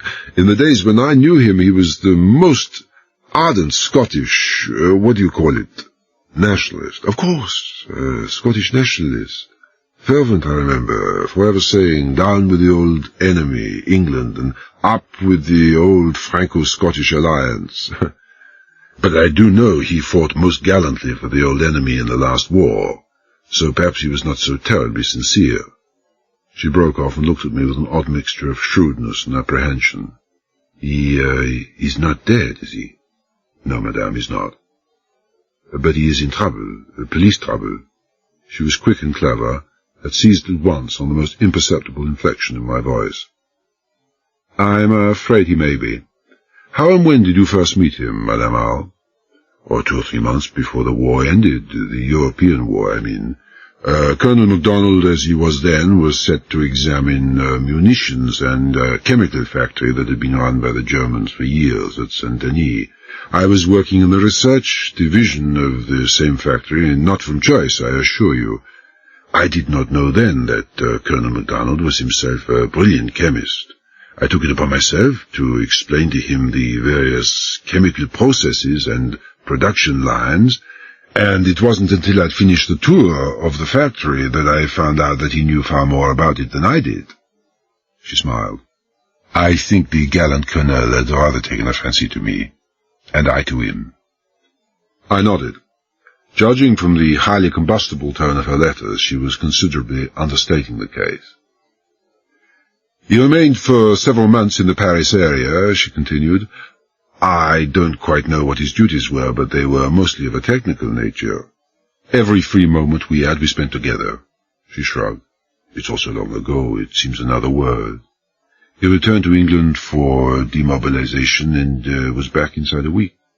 He tried to find employment in Paris, but it was impossible. I think he eventually got some sort of research job with the British government. Did you ever know or hear or suspect anything shady or reprehensible about Colonel MacDonald? I asked bluntly. Never. If I had, I would not have associated with him. The conviction of the words, the dignity of manner, made it impossible not to believe her. I had the sudden hollow feeling that perhaps the General had been right after all, and that I was just wasting valuable time, if on bitter reflection my time could be called valuable, on a wild goose chase. Cavell returning home with his tail between his legs. Nothing, I persisted, not the slightest thing you can think of. You wish to insult me, perhaps? Her voice was quiet. I'm sorry. I changed my approach. May I ask if you were in love with him? I take it Dr. MacDonald didn't send you here, she said calmly. You must have learnt of me through my letters. You know the answer to your question. Was he in love with you? I know he was. At least he asked me to marry him, 10 times at least. That should show, no? But you didn't marry, I said. You lost touch with him, and if you were both in love and he asked you to marry him, may I ask why you refused? You must have refused. I refused for the same reason that our friendship ended. Partly, I am afraid, because in spite of his protestations of love, he was an incurable philanderer. But mainly because there were profound differences between us, and we were neither of us old enough or experienced enough to let our heads rule our hearts. Differences? May I ask what differences, Madame Howe? You are persistent, aren't you? Does it matter? She sighed. I suppose it does to you. You'll just keep on until you get the answer. There's no secret about it, and it's all very unimportant and rather silly. I'd still like to hear it. No doubt. France, you will remember, was in a most confused state politically after the war. We had parties whose views would not have been more divergent from the extreme right to the very furthest left. I am a good Catholic, and I was of the Catholic party of the right. She smiled deprecatingly. What you call a true blue Tory. Well, I'm afraid that Dr. MacDonald disagreed so violently with my political opinions that our friendship eventually became quite impossible. Those things happen, you know. When one is young, politics becomes so terribly important. Dr. MacDonald didn't share your conservative viewpoint. Conservative? She laughed in genuine amusement. Conservative, you say? Whether or not Alex was a genuine Scottish nationalist, I cannot say, but this much I can say with complete certainty. Outside the walls of the Kremlin, there never existed a more implacable and dedicated communist. He was formidable. 1 hour and 10 minutes later, I walked into the lounge of the Wagner's Rest in Altrincham.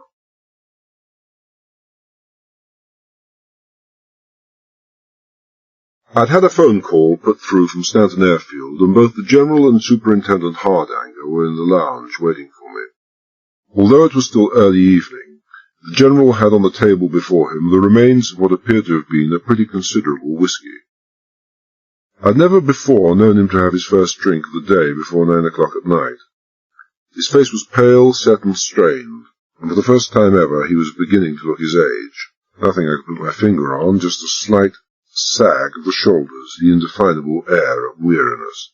There was something curiously pathetic about him, the pathos of a man with a broad and upright back, who had finally felt the burden of the weight he was carrying to be too much.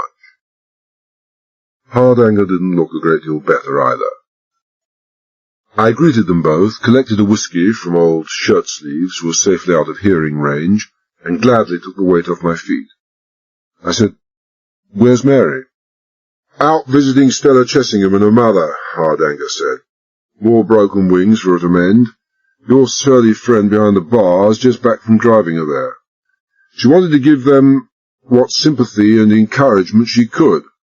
I agreed with her that they must both be feeling pretty grim after young Chessingham's arrest, but said I didn't think it either necessary or wise. This was before the General came down. She wouldn't listen to me. You know what your wife is like, Cavell. And your daughter, sir."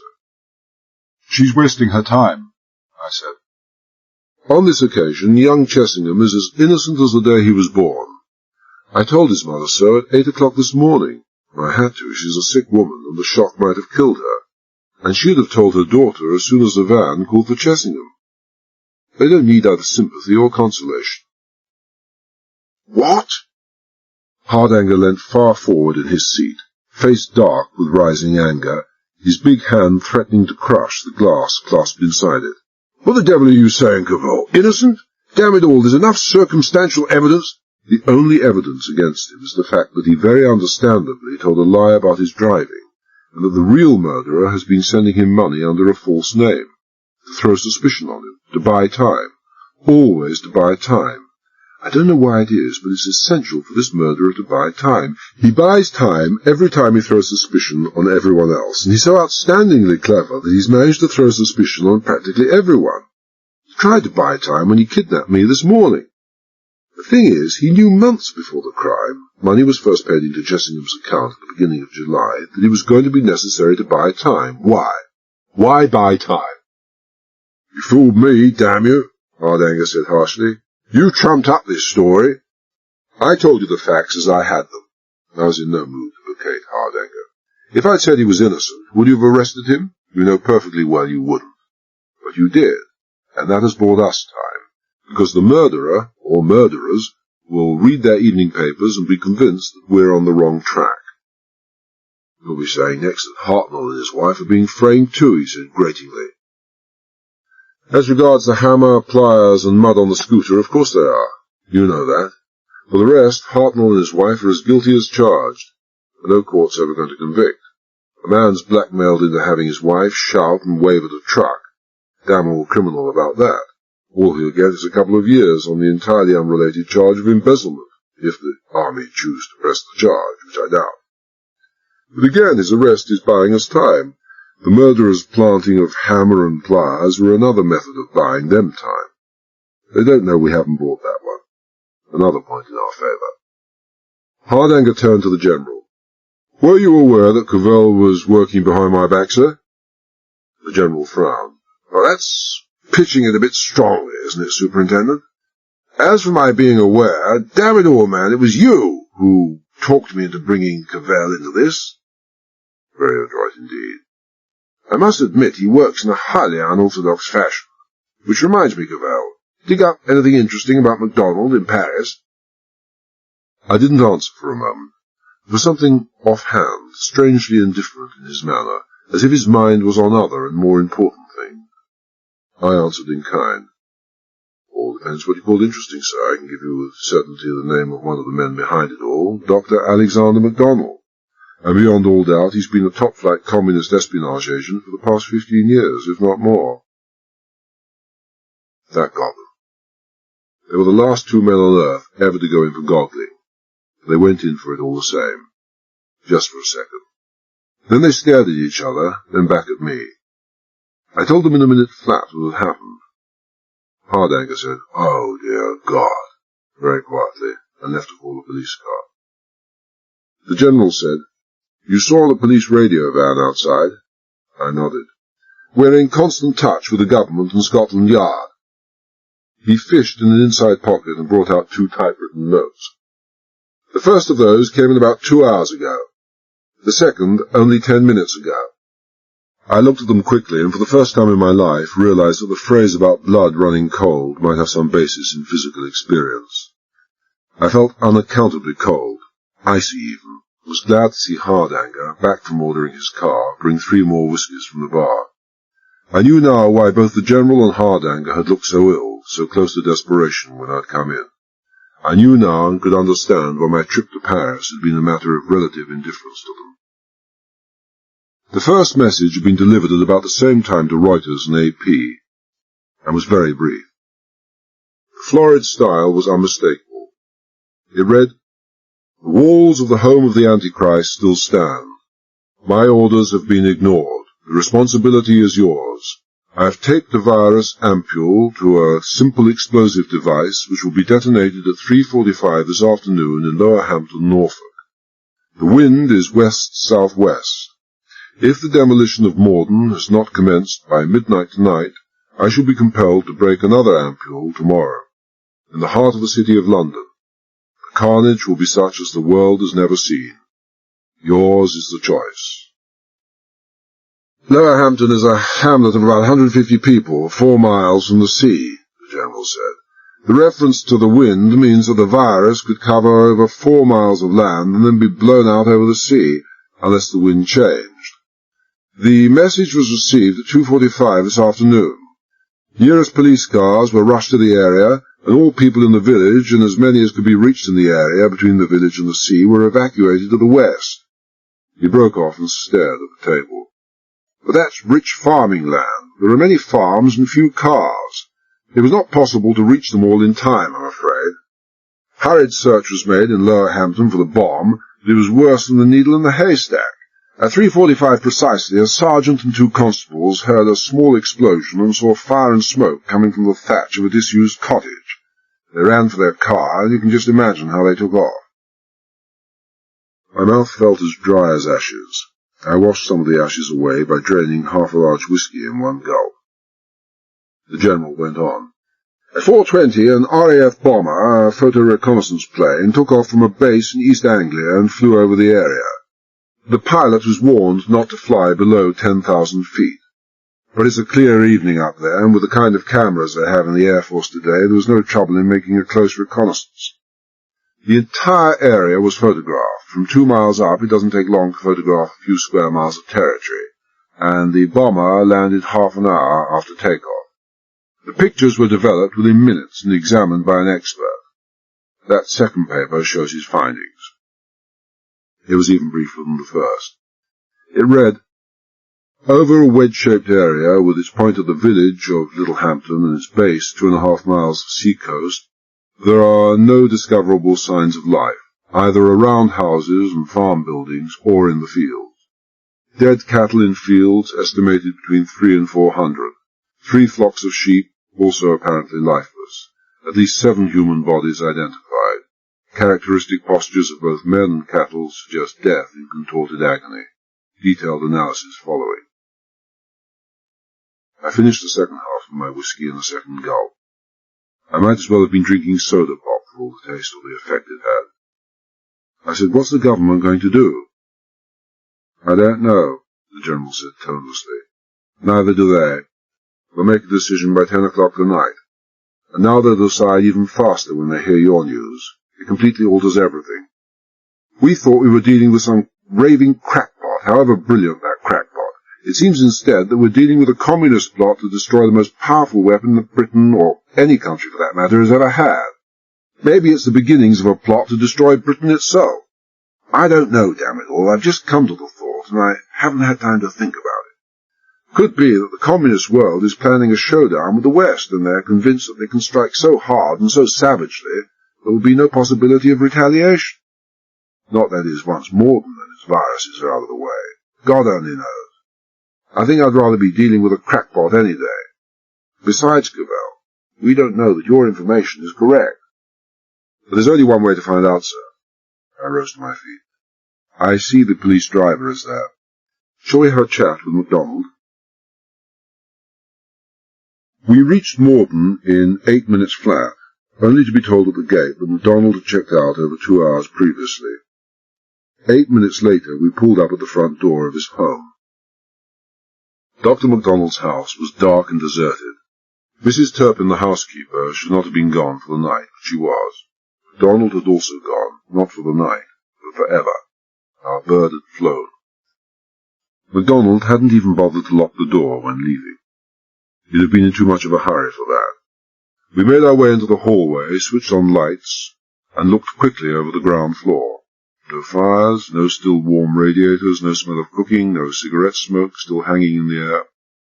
Whoever had left hadn't left by a back window, as we'd come in by the front door. They'd left a long, long time ago. I felt old and sick and tired, and foolish, because I knew now why he'd left in such a hurry. We went over the house, not wasting time, starting from the attic darkroom. The battery of expensive photographic equipment was as I'd seen it before, but this time I was seeing it in a new light. Given sufficient facts and sufficient time, even Cavell could arrive at a conclusion. We went over his bedroom, but there was no sign of hasty packing or hasty departure. That was strange. People going on a journey from which they have no intention of returning usually take a bare minimum of supplies to tide them over, no matter what their hurry. An inspection of the bathroom was equally puzzling. Razor, brush, shaving cream, toothbrush, they were all still there. MacDonald's old colonel, I thought inconsequentially, wasn't going to be any too happy when he arrived to identify MacDonald and found no one left to identify. Even more baffling was the kitchen. Mrs. Turpin, I knew, used to leave every night at 6:30 when MacDonald arrived home, leaving his dinner prepared. MacDonald had been in the habit of helping himself and leaving the dishes for his housekeeper the following morning, but there were no signs whatsoever of any food preparations.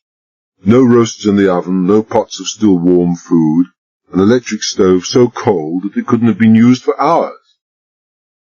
I said, the last of the plainclothes men on the search job would have been gone by 3:30 at the latest. No reason why Mrs. Turpin shouldn't have got on with the cooking of dinner for Dr. MacDonald, and MacDonald strikes me as a character who would be very huffed indeed if he didn't find his chow ready. But she prepared none. Why? She knew he wouldn't be wanting any, Hardanger said heavily. From something she heard or saw this afternoon, she knew our worthy doctor wouldn't be wanting to linger too much round these parts after she'd told him what she'd heard or seen, which argues connivance, or at least knowledge of MacDonald's activities. It's my fault, I said savagely. That damn woman. She must have heard me telephoning the General about going to Paris. God only knows how long she was standing there in the doorway watching me, seeing the letter in my hand. But I didn't see her because she was on my blind side. She must have noticed that, and the limp, and told MacDonald by phone. And what I was talking about. He'd have known straight away that it must have been me, limp or no limp. It's all my bloody fault, I repeated. It never crossed my mind to suspect her. I think we should have a talk with Mrs. Turpin. If she's at home, that is.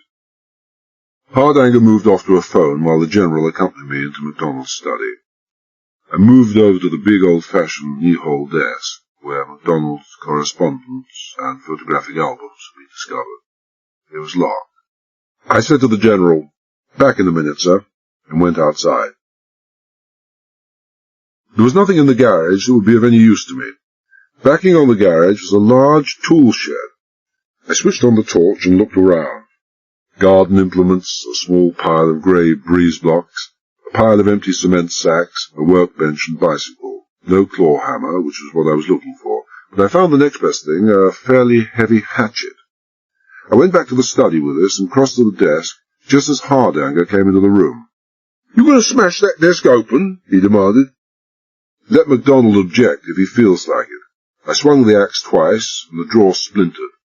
The albums on the doctor's correspondence with the World Health Organization were still there. I opened the album at the page with the missing photograph and showed it to the General. "A photograph our good friend didn't seem to care to have around," I said. "I have more than a vague, obscure feeling that it may be important. See that scratched-out caption, something about 6 letters, some town starting with T.O. I can't get it. With any other kind of paper, or with 2 different kinds of ink, it would have been easy for the lab boys, but white ink on this porous blotting paper stuff, no good." "Not a chance." Hardanger gave me a suspicious look. "Why is it important?" "If I knew that, I wouldn't worry about what the caption was. Did you find our dear Mrs. Turpin at home?" "No reply. She lives alone, a widow, as I found out from the local station after I called her number. An officer has gone to check, but he'll find nothing. I've put out an all-stations call for her." "That'll help," I said sourly. I went quickly through MacDonald's correspondence, picking up replies from his WHO correspondence in Europe. I knew what I was looking for, and it took me only 2 minutes to isolate 6 letters from a Dr. John Weissman in Vienna. I handed them across to the General and Hardanger. Exhibit A for the Old Bailey when MacDonald's en route to the gallows. The General looked at me, his face old and tired and expressionless. Hardanger said bluntly, "What are you talking about, Cavell?" I hesitated and looked at the General. He said quietly, "It'll be all right now, my boy.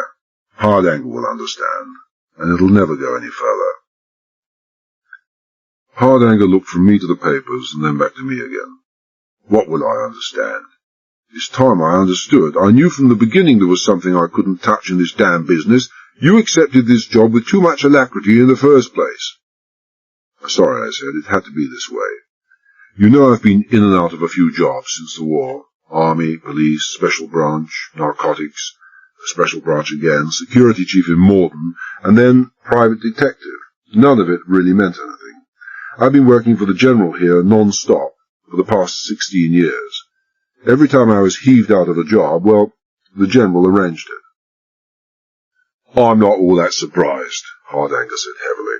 I was glad to see he was more intrigued than angry. I've had my suspicions. That's why you're superintendent, the General murmured. Anyway, about a year ago, my predecessor in security in Morden, Eastern Derry, began having his suspicions. I won't go into the where and the when of it, but he came to the conclusion that certain highly secret items in the bacteriological and virus line were being smuggled out of Morden. His suspicions became certainties when Dr. Baxter approached him privately and said he was convinced that certain stuff was going astray. Dr. Baxter? Hardanger looked slightly stunned. Yes, Baxter. Sorry about that, too, but I told you plain as I could not to waste time on him. He said to Derry that although it wasn't the top-secret stuff that was going, that was impossible to get out of any laboratory, it was nevertheless pretty important stuff. Very important stuff indeed. Britain leads the world in the production of microbiological diseases for wartime use against men, animals and plants. You'll never hear of this when the parliamentary estimates for Morden Health Centre are being passed, but our scientists in Morden have either discovered or refined to their purest and most deadly forms the germs for causing plague, typhus, smallpox, rabbit and undulant fever in man, hog cholera, fowl pest, Newcastle disease, rinderpest, foot and mouth, glanders and anthrax in livestock, and blights like the Japanese beetle, European corn borer, Mediterranean fruit fly, boll weevil, citrus cancer, wheat rust, and heaven knows what else in plants, all very useful in either limited or all-out warfare. What's all this got to do with Dr. MacDonald? Hardanger demanded. I'm coming to it. Over 2 years ago, our agents in Poland began taking an interest in the newly built Lenin Museum on the outskirts of Warsaw. So far, this museum has never been open to the public. It never will be. It's the equivalent of Morden, a purely microbiological research station. One of our agents, he's a card-carrying member of the party, managed to get himself employed there, and made the interesting discovery that the Poles were discovering and refining the various bugs I just mentioned a few weeks or at most months after they had been perfected in Morden. The inference was too obvious to miss. Eastern Derry started investigating. He made 2 mistakes. He played it too close to the cuff, without letting us know what was going on, and he unwittingly gave himself away. How, we've no idea.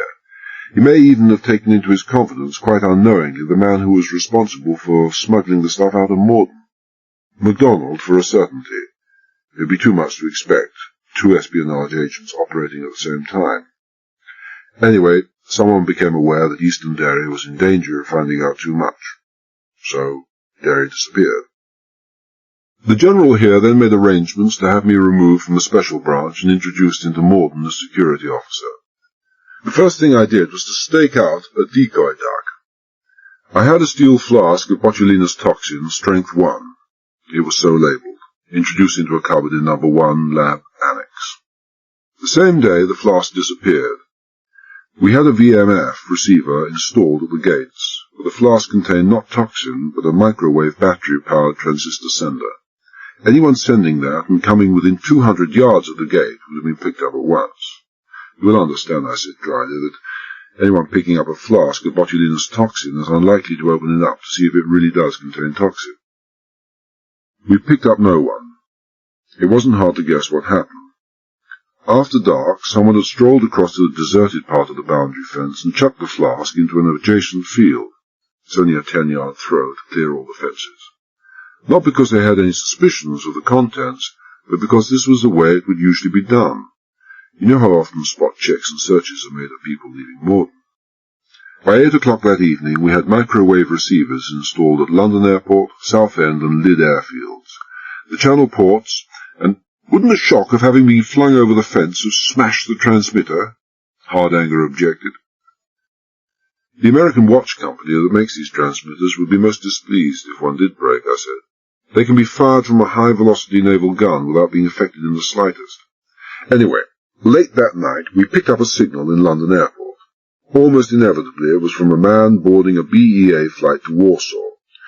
We took him, and he told us he was a courier picking up stuff about once a fortnight from an address in South London. He'd never actually seen his contact. Told you that, Hardanger said sourly. I can imagine how you made him volunteer that information. Now you'd be wrong. We told him, he was a naturalized British subject, ex-Czech, that espionage was a capital offence, and he thought he was turning Queen's evidence. He turned it pretty fast, too. It was his supplier from Morden we wanted to nail, so I was duly thrown out of there, and have been haunting this damned address and neighbourhood for the past 3 weeks. We couldn't get anyone else to do the job, because I was the only one who knew and who could identify all the scientists and technicians in Morden, but no luck, except that Dr. Baxter reported that the disappearances had stopped. So we seem to have stopped that leak, temporarily anyway. But according to Baxter and our Polish informant, that wasn't the only leak. We learnt that the Lenin Museum had developed viruses that had not been stolen from Morden, but which had been produced in Morden. Someone obviously was sending them information on the breeding and development of those strains. And now we've found that out too. I tapped the papers, MacDonald's correspondence with the WHO contact in Vienna. Not a new system, but almost impossible to detect. Microphotography. All that expensive photographic equipment upstairs, the General murmured. Exactly. There's a camera expert due from London to look at this stuff, but his journey's hardly necessary now. Look at those letters from Dr. Weissman. In every one you will note that the dot from an I, or a full stop, is missing in the first paragraph. Weissman typed a message, reduced it to the size of a dot by micro-miniature photography, and stuck it on the letter in the place of some other dot. All MacDonald had to do was to pry it loose and enlarge it. And he, of course, did the same in his correspondence with Weissman. And he didn't do it for pennies either. I glanced around the richly furnished room. He's earned a fortune over the years, and not a penny tax either. There was a minute's silence. Then the General nodded. That must be the right of it. At least MacDonald won't be troubling us any more. He looked up at me and smiled without humour. When it comes to locking stable doors after the horse has taken off, we have few equals. There's also another door I can lock for you, supposing it's any use to you. The caption that's been scratched out in this album. Toulon? Tournai? Neither. He turned to the backboard of the album. This has been prepared for certain members of the WHO by a firm called Gucci Zanoletti, via 20 Settembre, Genoa. The word that's been scratched out is Torino, the Italian word, of course, for Turin. Turin! Only a word, but you might as well have hit me with a sledgehammer. It had about the same effect. Turin.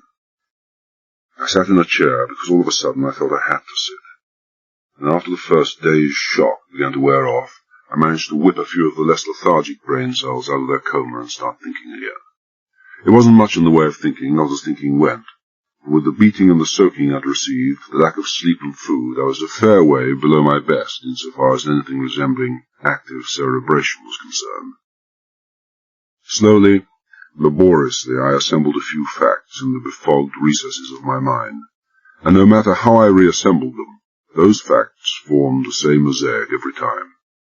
2 and 2 always came out to 4.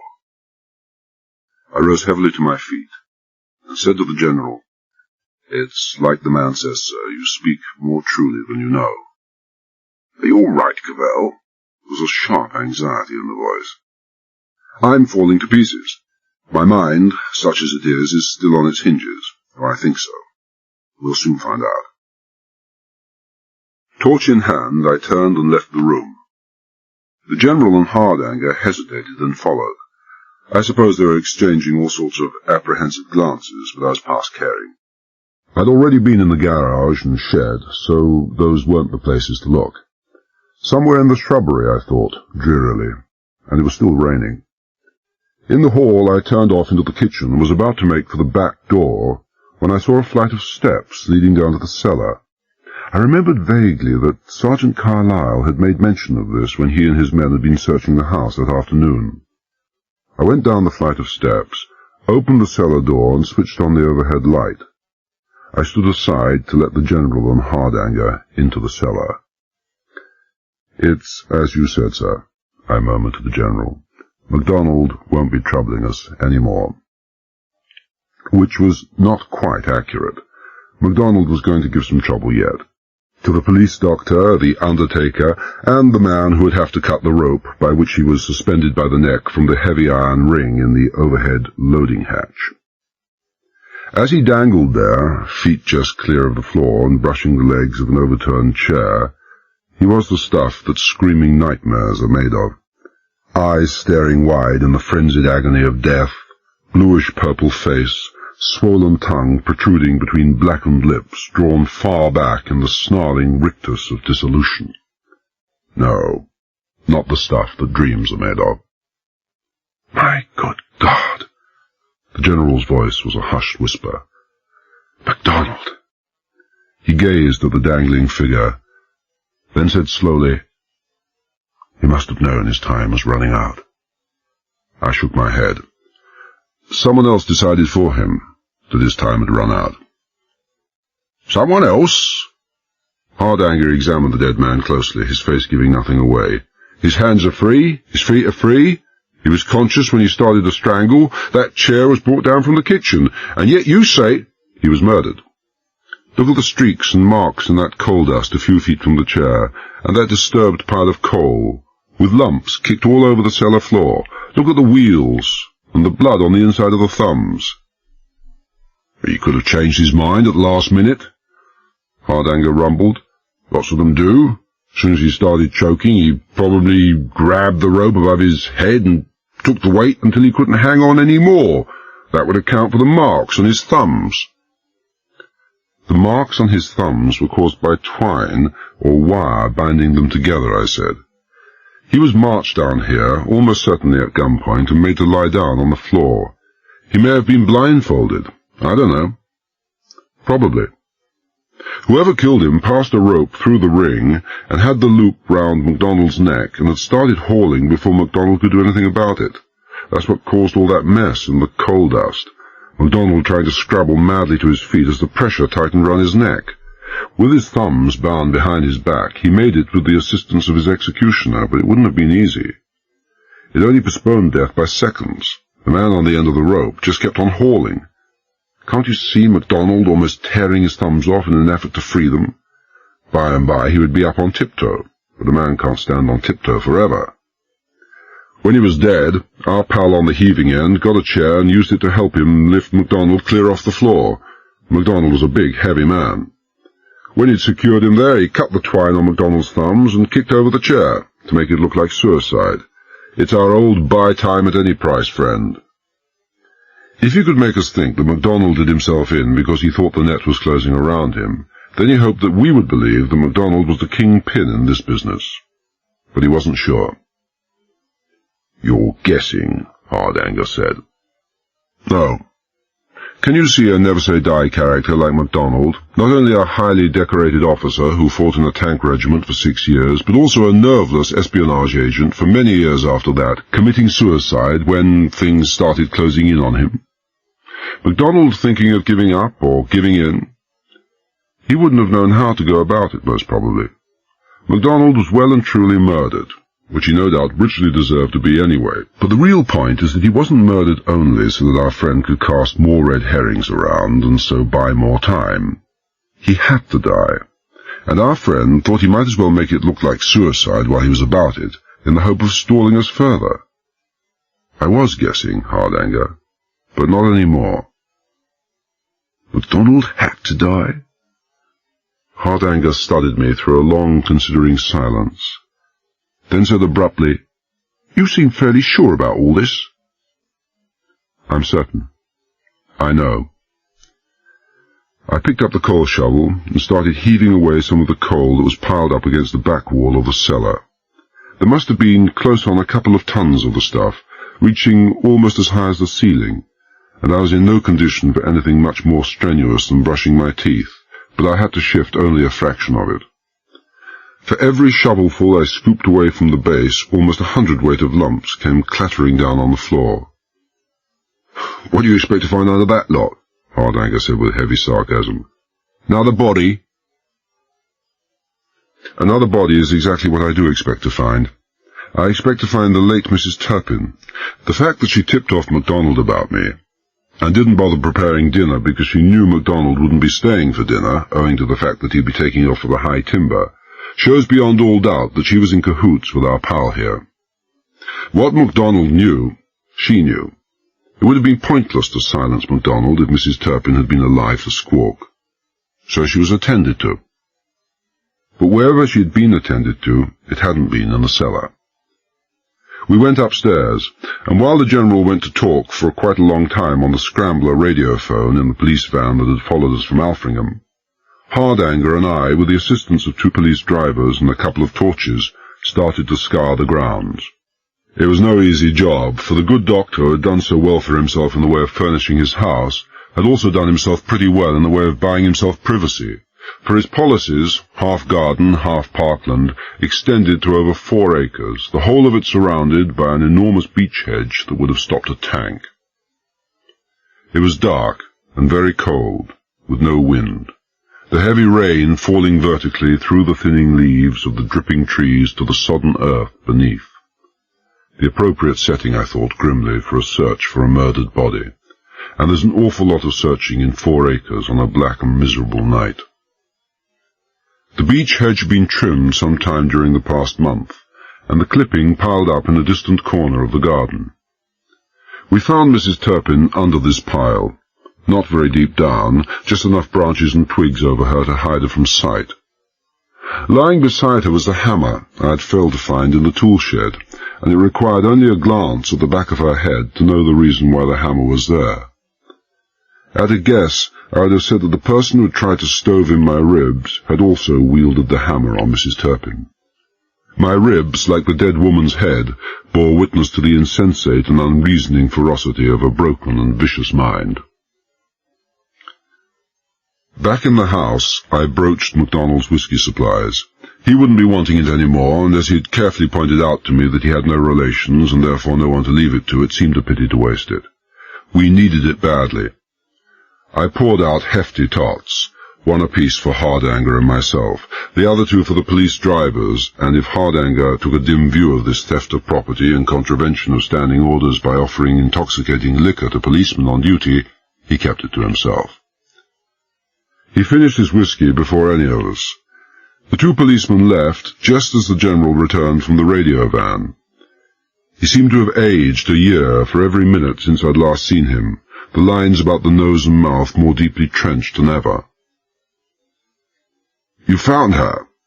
He took the offered glass. "We found her," Hardanger acknowledged. "Dead, as Cavell said she would be. Murdered." "It hardly matters." The General shivered suddenly and took a deep gulp of his whisky. "She's only one. This time tomorrow, how many thousands?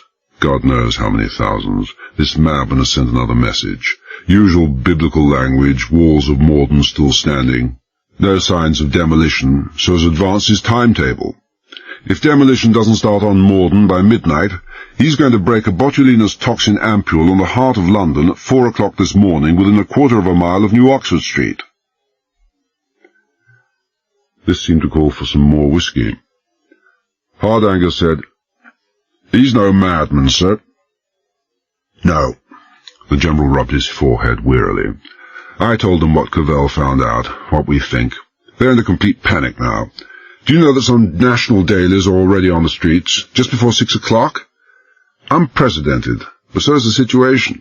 The papers seem to be very accurately reflecting the terror of the people, and are begging or demanding that the government yield to this madman. For at the time of printing, everyone thought he was just a crazed crackpot. Word of the wiping out of this segment of East Anglia is just beginning to come through on constant radio and TV news broadcasts, and everyone is terrified out of their wits. Whoever is behind all this is a brilliant devil. A few hours and he has the nation on its knees. It's the man's frightening speed of operation, the lack of time lag between threat and carrying out of threat that's so terrifying, especially with every paper and news broadcast plugging the theme that this madman doesn't know the difference between the botulinus toxin and the Satan bug, and that it may very well be the Satan bug he uses next time. In fact, I said, all those who have been moaning and complaining so bitterly that life is hardly worth the living in the shadow of a nuclear holocaust have suddenly discovered that it might very well be worth living after all. You think the government will give in? I can't say, the General admitted. I'm afraid I rather misjudged the Premier. I thought he was as windy as they come. I don't know now. He's toughened his attitude amazingly. Maybe he's ashamed of his earlier panic-stricken reaction. Maybe he sees the chance to make his imperishable mark on history. Maybe he's like us, I said. Maybe he's been drinking whiskey too. Maybe. He's at present consulting with the Cabinet. He says that if this is a communist scheme, he'll be damned if he gives in. If the communists are behind it, he says the last thing in the world we can afford to do is to give in, for though not yielding to their demands that Morden be demolished may bring death to many, yielding to their demands will bring eventual death to all. Myself, I think that attitude is the only one, and I agree with him when he says he's ready to evacuate the City of London before he gives in. Evacuate London? Hardanger said in disbelief. 10 million people in 10 hours? Fantastic! The man's mad. Impossible. It's not quite as drastic as all that, thank heaven. It's a windless evening, the Met Office forecasts a windless night, and it's raining heavily. It seems that an airborne virus is carried down to Earth by heavy rain, having a much greater affinity for water than for air. The experts doubt whether in windless, rainy conditions the virus will get more than a few hundred yards from its point of release.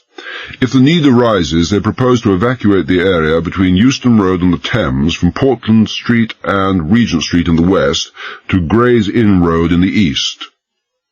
That's feasible enough, Hardanger admitted. The place is practically deserted by night anyway, mainly a business, office and shop area.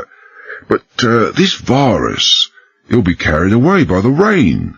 It'll pollute the Thames. May get into the drinking water. What's to happen? Are people to be told to refrain from washing or drinking until the 12-hour oxidization period is up? That's what they say, unless the water has been stored and covered beforehand, that is. My God, what's going to come of it all? I've never felt so damned helpless in my life.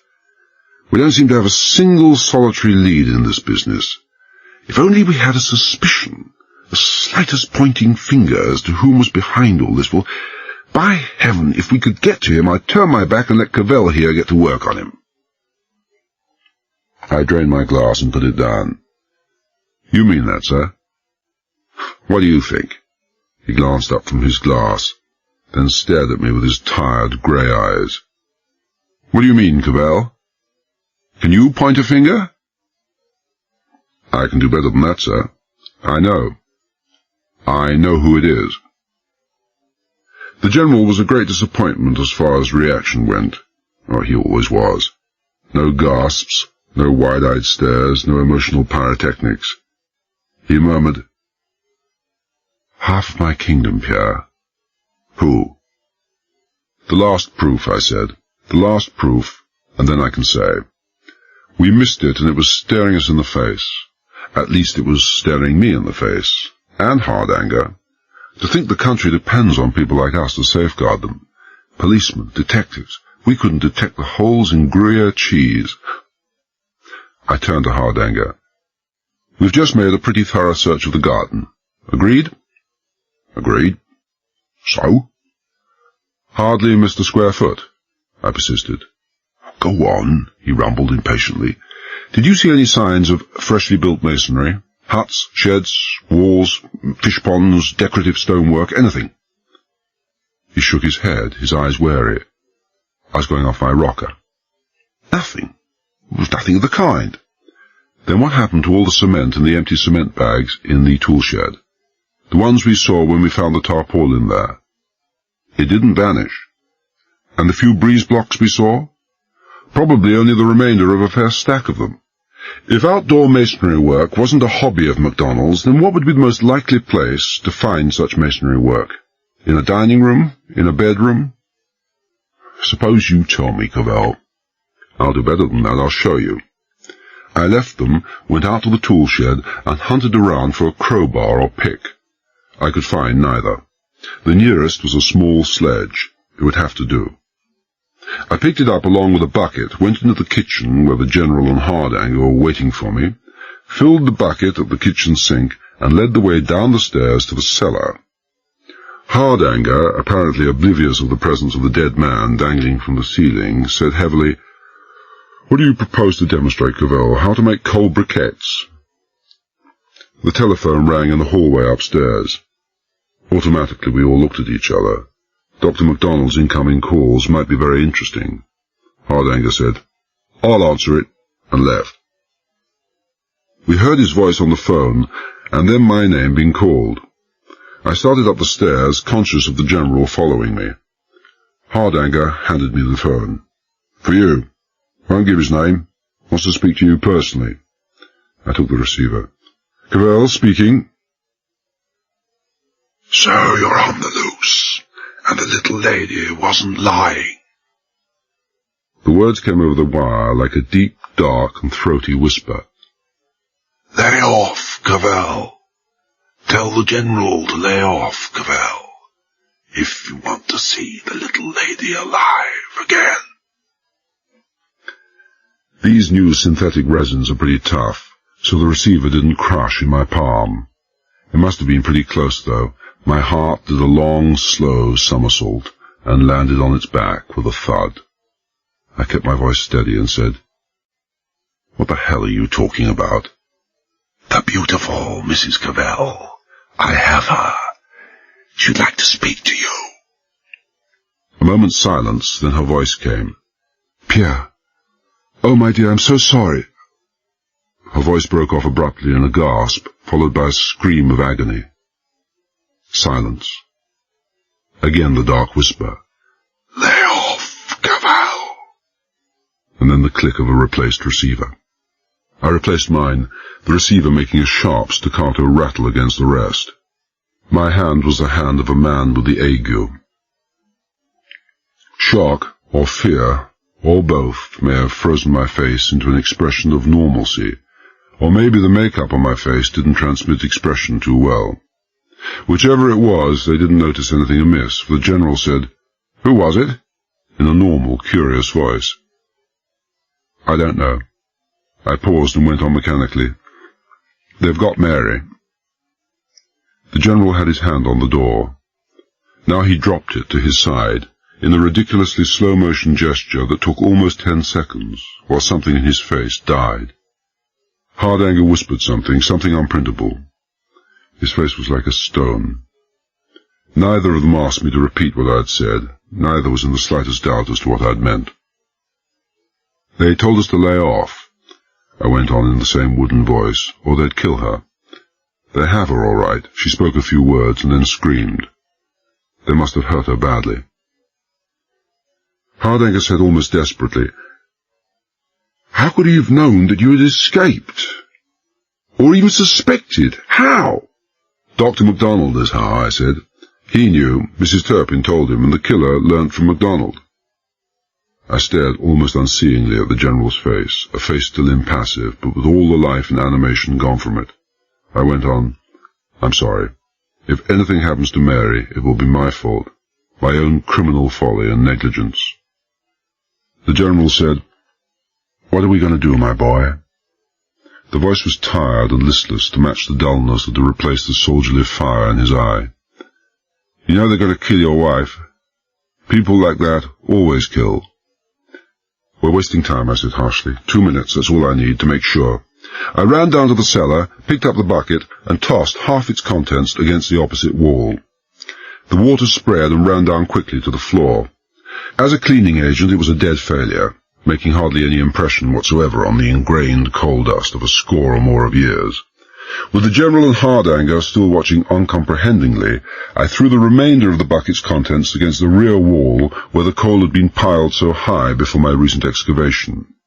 The water splashed off and ran down into the coal, leaving the wall almost as clear and clean and fresh as if it had been built only a few weeks previously. Hardanger glared at it, then at me, then back at the wall again. "My apologies, Cavell," he said. "That would be why the coal was piled so high against the wall, to conceal the traces of recent work." I didn't waste time speaking. Time was now the one commodity we'd run clear out of. Instead, I picked up the sledgehammer and swung at the upper line of breeze work. The lower portion was solid concrete. One swing only. I felt as if someone had slid a 6-inch stiletto between my right ribs. Maybe the doctor had been right. Maybe my ribs weren't as securely anchored as nature had intended. Without a word, I handed the sledge to Hardanger and sat down wearily on the upturned bucket. Hardanger weighed 16 stone, and in spite of the calm impassivity of his features, he was just clear mad all the way through.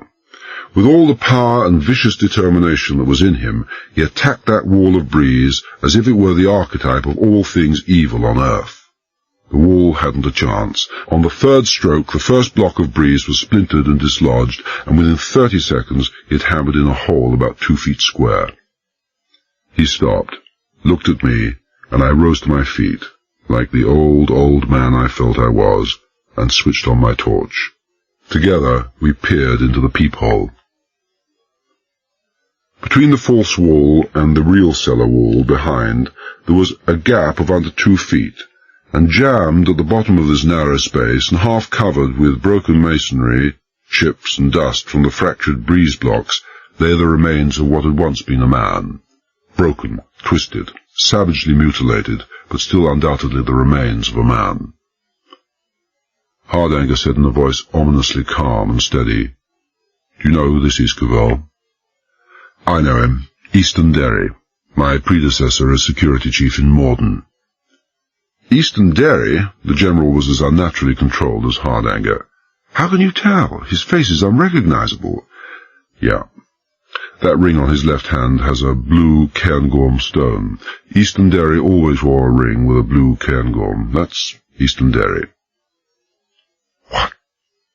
What did this to him?" The general stared down at the half-naked body. "Road crash? Some wild animal?" For a long minute he stared down in silence at the dead man, then straightened and turned to me, the age and weariness in his face more accentuated than ever, with the old eyes bleak and icy and still. "A man did this to him. He was tortured to death." "He was tortured to death," I said. "And you know who did it?" Hardanger reminded me. "I know who did it." Hardanger pulled a warrant form and pen from an inside pocket and stood waiting. I said, "You won't need that, Superintendent.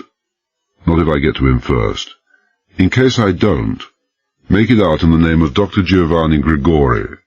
The real Dr. Grigori is dead."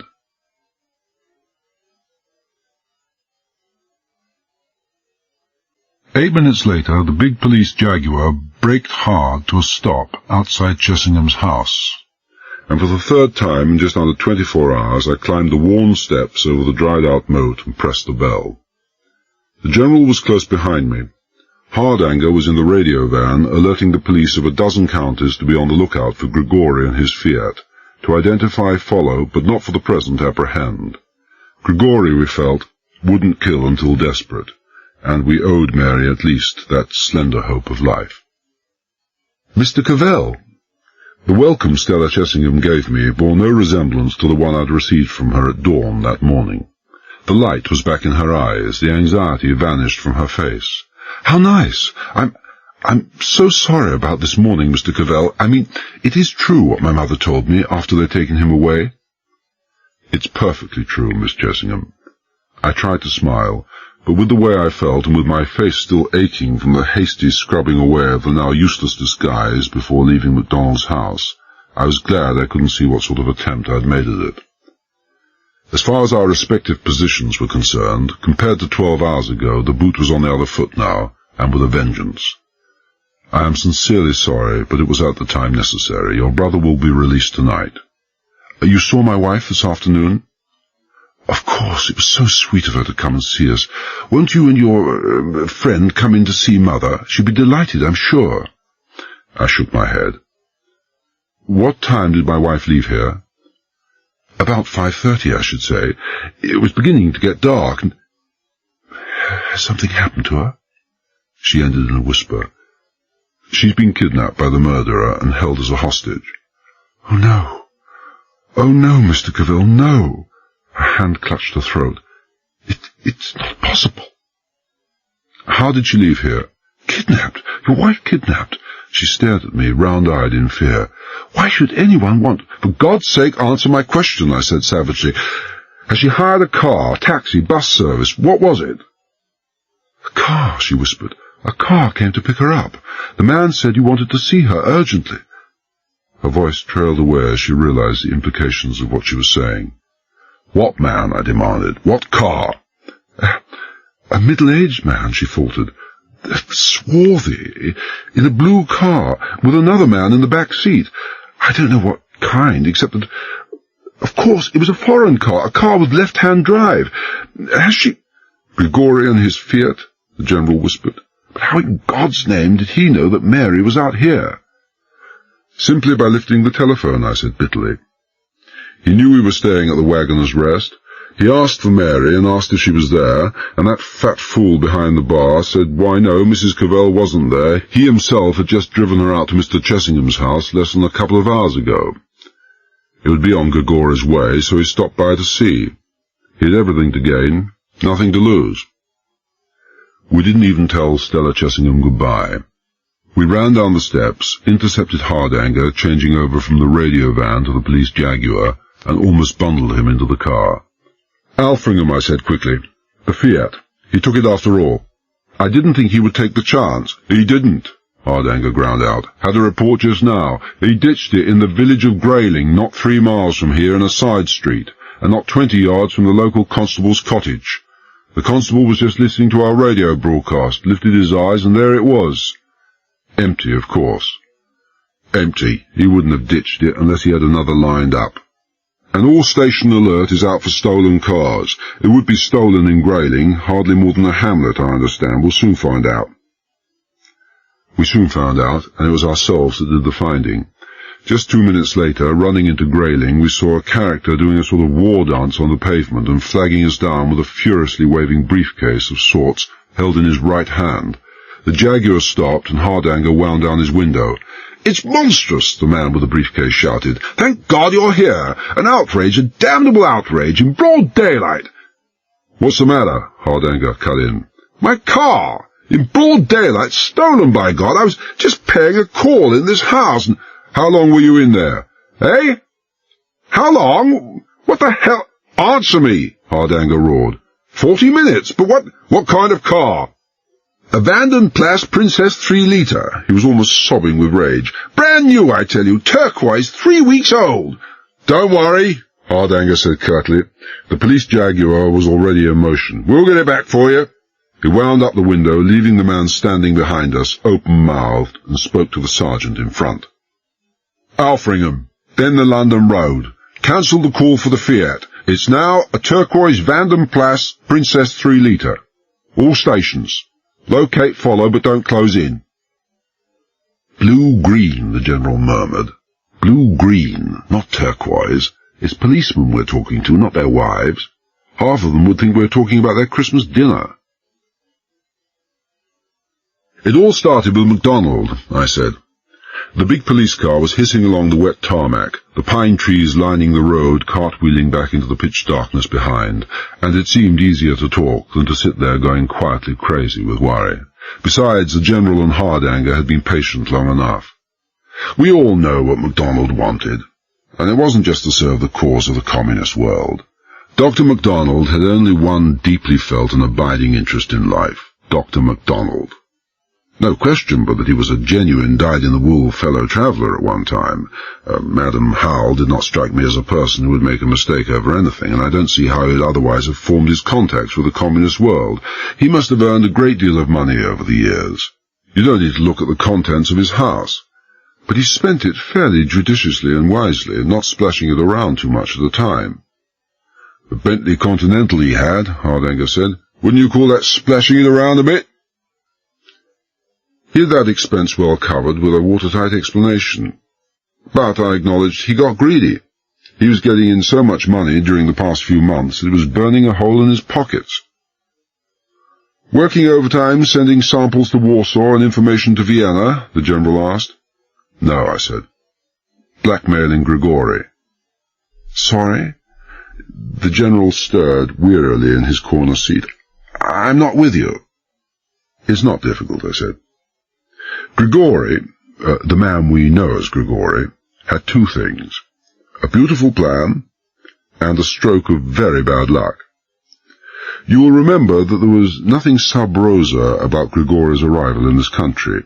It sparked off a minor international crisis, the Italians being hopping mad that one of their top-notch biochemists should turn his back on his own country and go to work in Britain.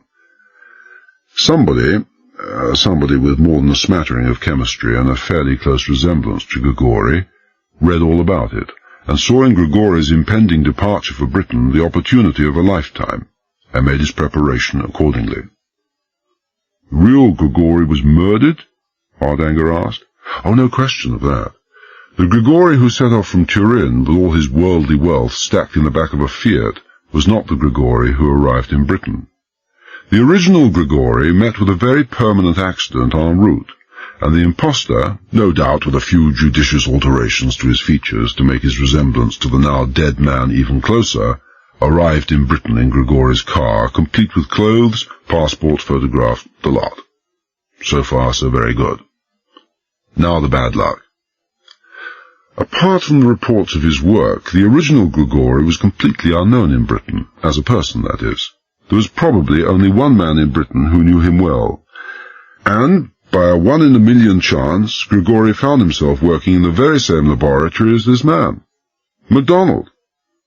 Grigori didn't know that, but MacDonald did, and knew that Grigori was a fake.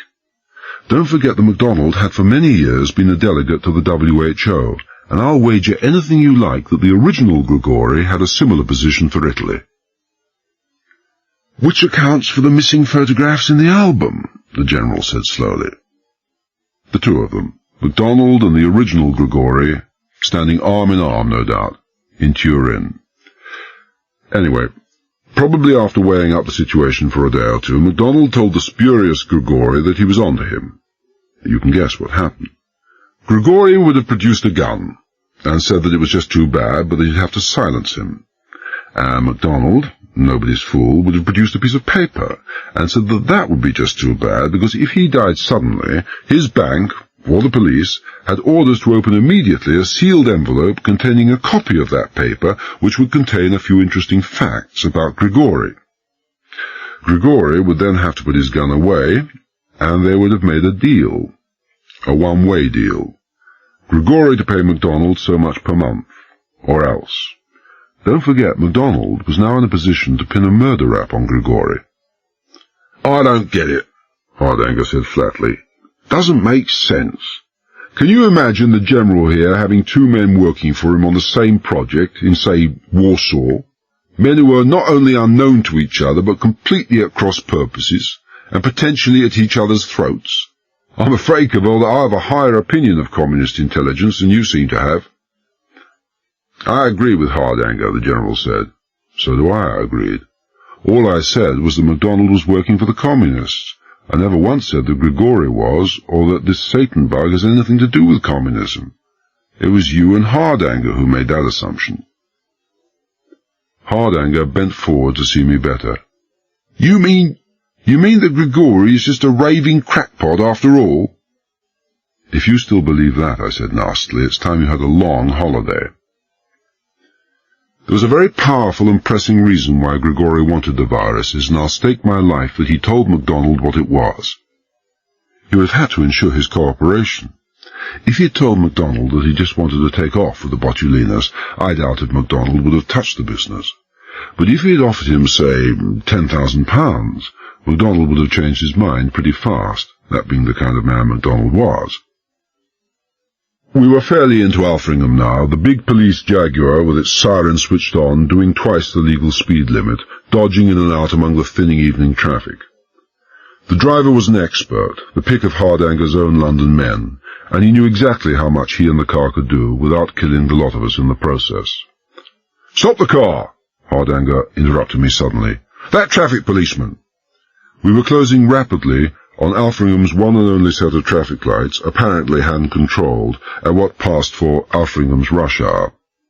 A policeman, white cape glistening in the lamplit rain, was still standing by a control box attached to a lamp-post. The car stopped, and Hardanger, window wound down, beckoned the man across. "Superintendent Hardanger, London," he said abruptly. "Did you see a bluish-green Vandenplas Princess pass this way this evening?" "An hour ago, slightly less." "As a matter of fact, I did, sir. He was coming at a fair lick on the amber, and I saw he'd be on the intersection when it was red. I blew my whistle, and he stopped just after he'd passed the second lights. I asked the driver what he thought he was up to, and he said his back wheels had locked on the wet road when he tried to brake, and when he took his foot off he was frightened to brake again, or brake hard because his daughter was asleep in the back seat and might have been injured if he'd stopped too suddenly and she'd been flung forward.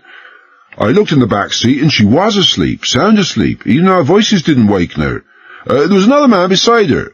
So I gave him a warning and waved him on." His voice trailed away uncertainly. "Exactly," Hardanger roared. "Now you're realizing. Can't you tell the difference between someone sleeping and someone being forced to fake sleep with a gun in her side?" "She slept on, forsooth," he said fiercely. "You miserable nincompoop, I'll have you drummed out of the force." "Yes, sir." The policeman, eyes staring unseeingly over the roof of the Jaguar, stood at rigid attention, a dead ringer for a guardsman on parade about to collapse with the thumbs still at the seams of his trousers. "Sorry, sir." "Which way did he go?" Hardanger demanded. "London, sir," the policeman said woodenly. "It would be too much to expect you to have taken the number, I suppose," Hardanger said with heavy sarcasm. "XOW 973, sir." "What? XOW 973? "Consider yourself reinstated," Hardanger growled. He wound up the window, and we were off again, the sergeant talking softly into the hand microphone. Hardanger said, "Bit rough on him, I suppose. If he had been smart enough to notice anything, he'd have been twanging his harp by now instead of playing about with his traffic light buttons. Sorry for the interruption, Cavell." "It doesn't matter," I said. I was glad of the interruption, glad of anything that would take my mind off Mary with a killer's gun in her side. MacDonald. I was speaking of MacDonald. Money mad, but also a pretty shrewd character. Very shrewd. He must be to have survived so long in the espionage racket. He knew the theft of the Botulinas. I'm certain Grigori never mentioned his intention of taking the Satan bug as well, would start off an intensive probing into the past life of all the suspects, those working in number 1 lab. He may have also suspected that his own espionage activities were liable to start a recheck on all scientists. He knew that all the known details of his life were down on his security record card, and he was pretty certain that one or more of those details, the ones referring to his immediate post-war activities, wouldn't stand up to rigorous examination. He knew the security chief, Derry, held those records. He told Grigori that there would be no dice, no cooperation, unless he saw that record first. MacDonald had no intention of being the fall guy in subsequent police investigations. "So Easton Derry, or what's left of him, lies down in that cellar now," the General said quietly. "Yes, I'm only guessing now, but they're pretty safe guesses." Apart from the records MacDonald wanted, Grigori also wanted something, the combination of number 1 lab door, which was known only to Derry and Dr. Baxter. I think they arranged for MacDonald to ask Derry to call at his house, saying that he had something of importance to tell him. Derry came, and when he passed through MacDonald's door he was already as good as dead. Grigori, who would have been waiting hidden, gun in hand, saw to it that he did die. First of all they took the keys from him, the keys to the safes in Derry's house where the records were kept. The security chief had always to carry those keys on his person. Then they tried to make him tell the combination of number 1 lab door. At least Grigori tried. I don't see MacDonald having any part in this, although he must have known, or seen what was going on. While Grigori may not be a crackpot, I think he must be some sort of psychopath, a man with a streak of sadistic bloodlust a yard wide. Look what he did to Derry, to the back of Mrs. Turpin's head, not to mention my ribs, and hanging MacDonald alive. And defeated his own ends, Hardanger said heavily. He tortured and mutilated Derry so savagely that Derry died before he could talk. It shouldn't be too difficult to find out who this fake Grigori is. A man with his records and techniques is bound to have a record. Given his prints and cephalic index, Interpol in Paris will identify him within the hour. He leaned forward, gave instructions to the sergeant. Yes, I said, it won't be hard, but it's not important now. Having killed Derry before he could talk, Grigori had to find another way into No. 1 lab. First of all, they searched his house, and I'd bet incidentally that they searched his private effects also, and came across a photograph showing Derry as the best man at a wedding. My wedding. The General's in the photograph too, of course. That's why they kidnapped me. They're Mary. They knew. Anyway, they unlocked the safe, abstracted the dicey page from MacDonald's dossier, and had a damn good look at the other dossiers while they were there. They found out about Dr. Hartnell's financial troubles, and decided he could be blackmailed into helping them by acting as a decoy from the breakout from Morden. For, having failed to get the lab combination from Derry, Grigori had to devise a new plan to get the viruses. Break out? Hardanger frowned. Break in, you mean? Sorry. Break out. While Hardanger sat there in the semi-darkness in the back of the car, looking at me with an expression I didn't much care for, I told him the theory I'd expounded to the General in the early hours of the morning about how two men had been smuggled into No. 1 lab in crates, one disguised as the criminal X, the other as Baxter, both leaving at the normal time and handing in their security tags, while the real X stayed there till 11 o'clock, first killing Baxter with the botulinous toxin, then Clarendon with the cyanide butterscotch before breaking out, complete with viruses through the wire fence. Very, very interesting, Hardanger said at the end. Professional interest and pique were in voice and face. He said, My God, and you spoke of Eastern Derry playing it too close to the cuff. I suppose you got a kick out of leading me up the garden path, damn you. I didn't lead you, I said. You went by yourself. We were on parallel paths anyway. I tried to think how, but I couldn't. The breakthrough came from you, not me. It was you who had the suspicions about the completeness of MacDonald's dossier. The car radio crackled suddenly. The owner of the Vanden Plas, a doctor making a call, had gone to the local police station after we had left him, and added the interesting fact that his tank had been almost empty. Hardanger curtly ordered sergeant and driver to keep their eyes open for the nearest garage, then turned to me. Well, go on. He was only half mollified by my last remark, and I didn't blame him any for his annoyance. There's not much.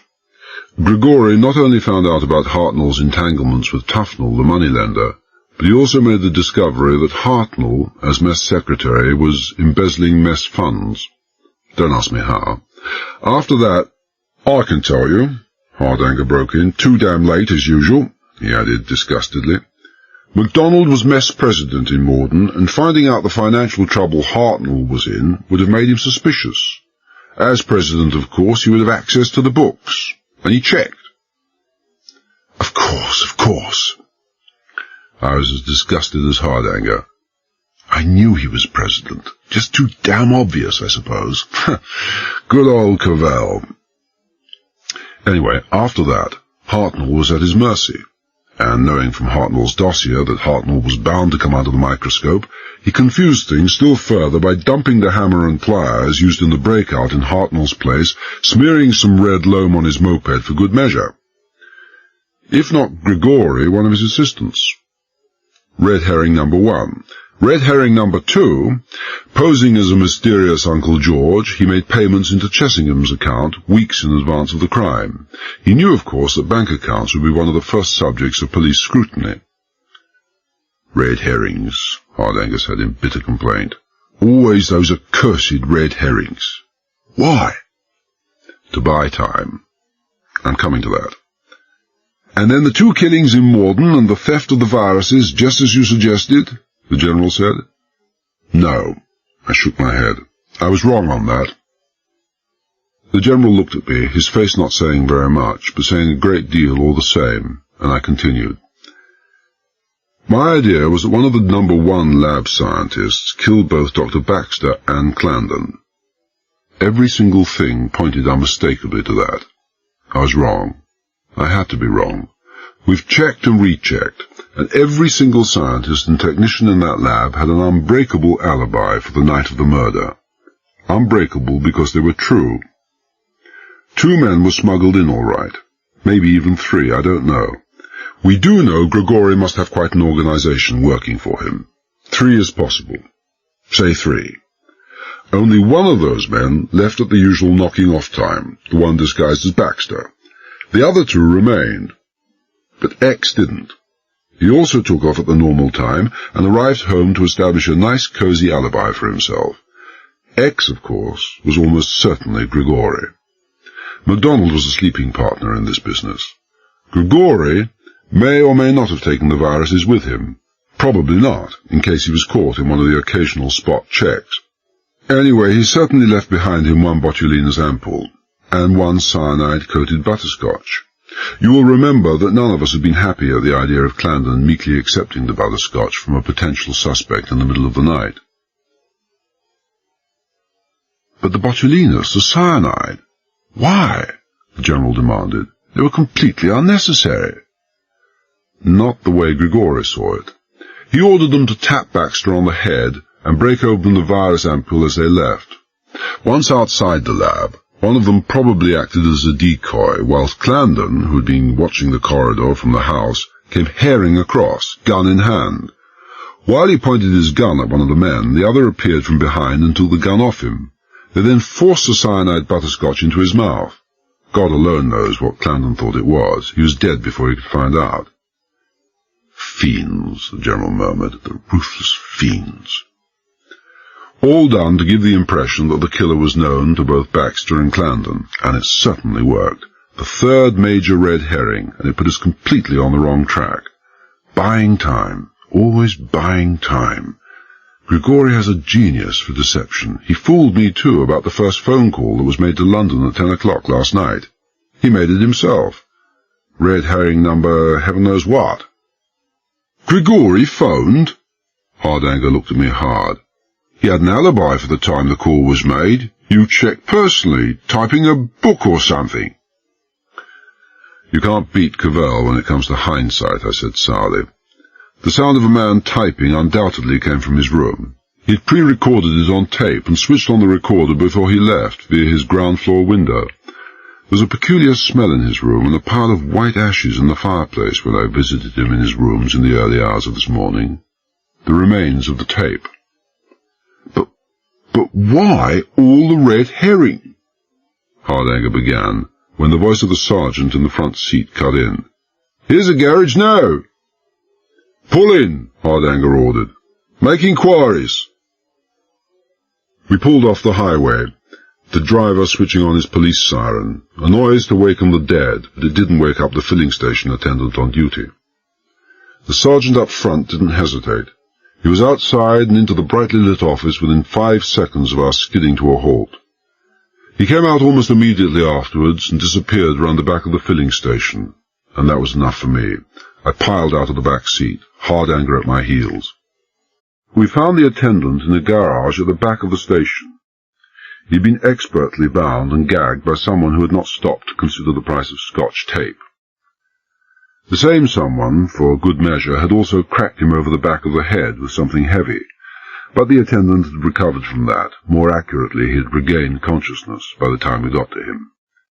He was a burly middle-aged character, and what was probably a normally red face anyway was crimson from rage and his struggles to free himself.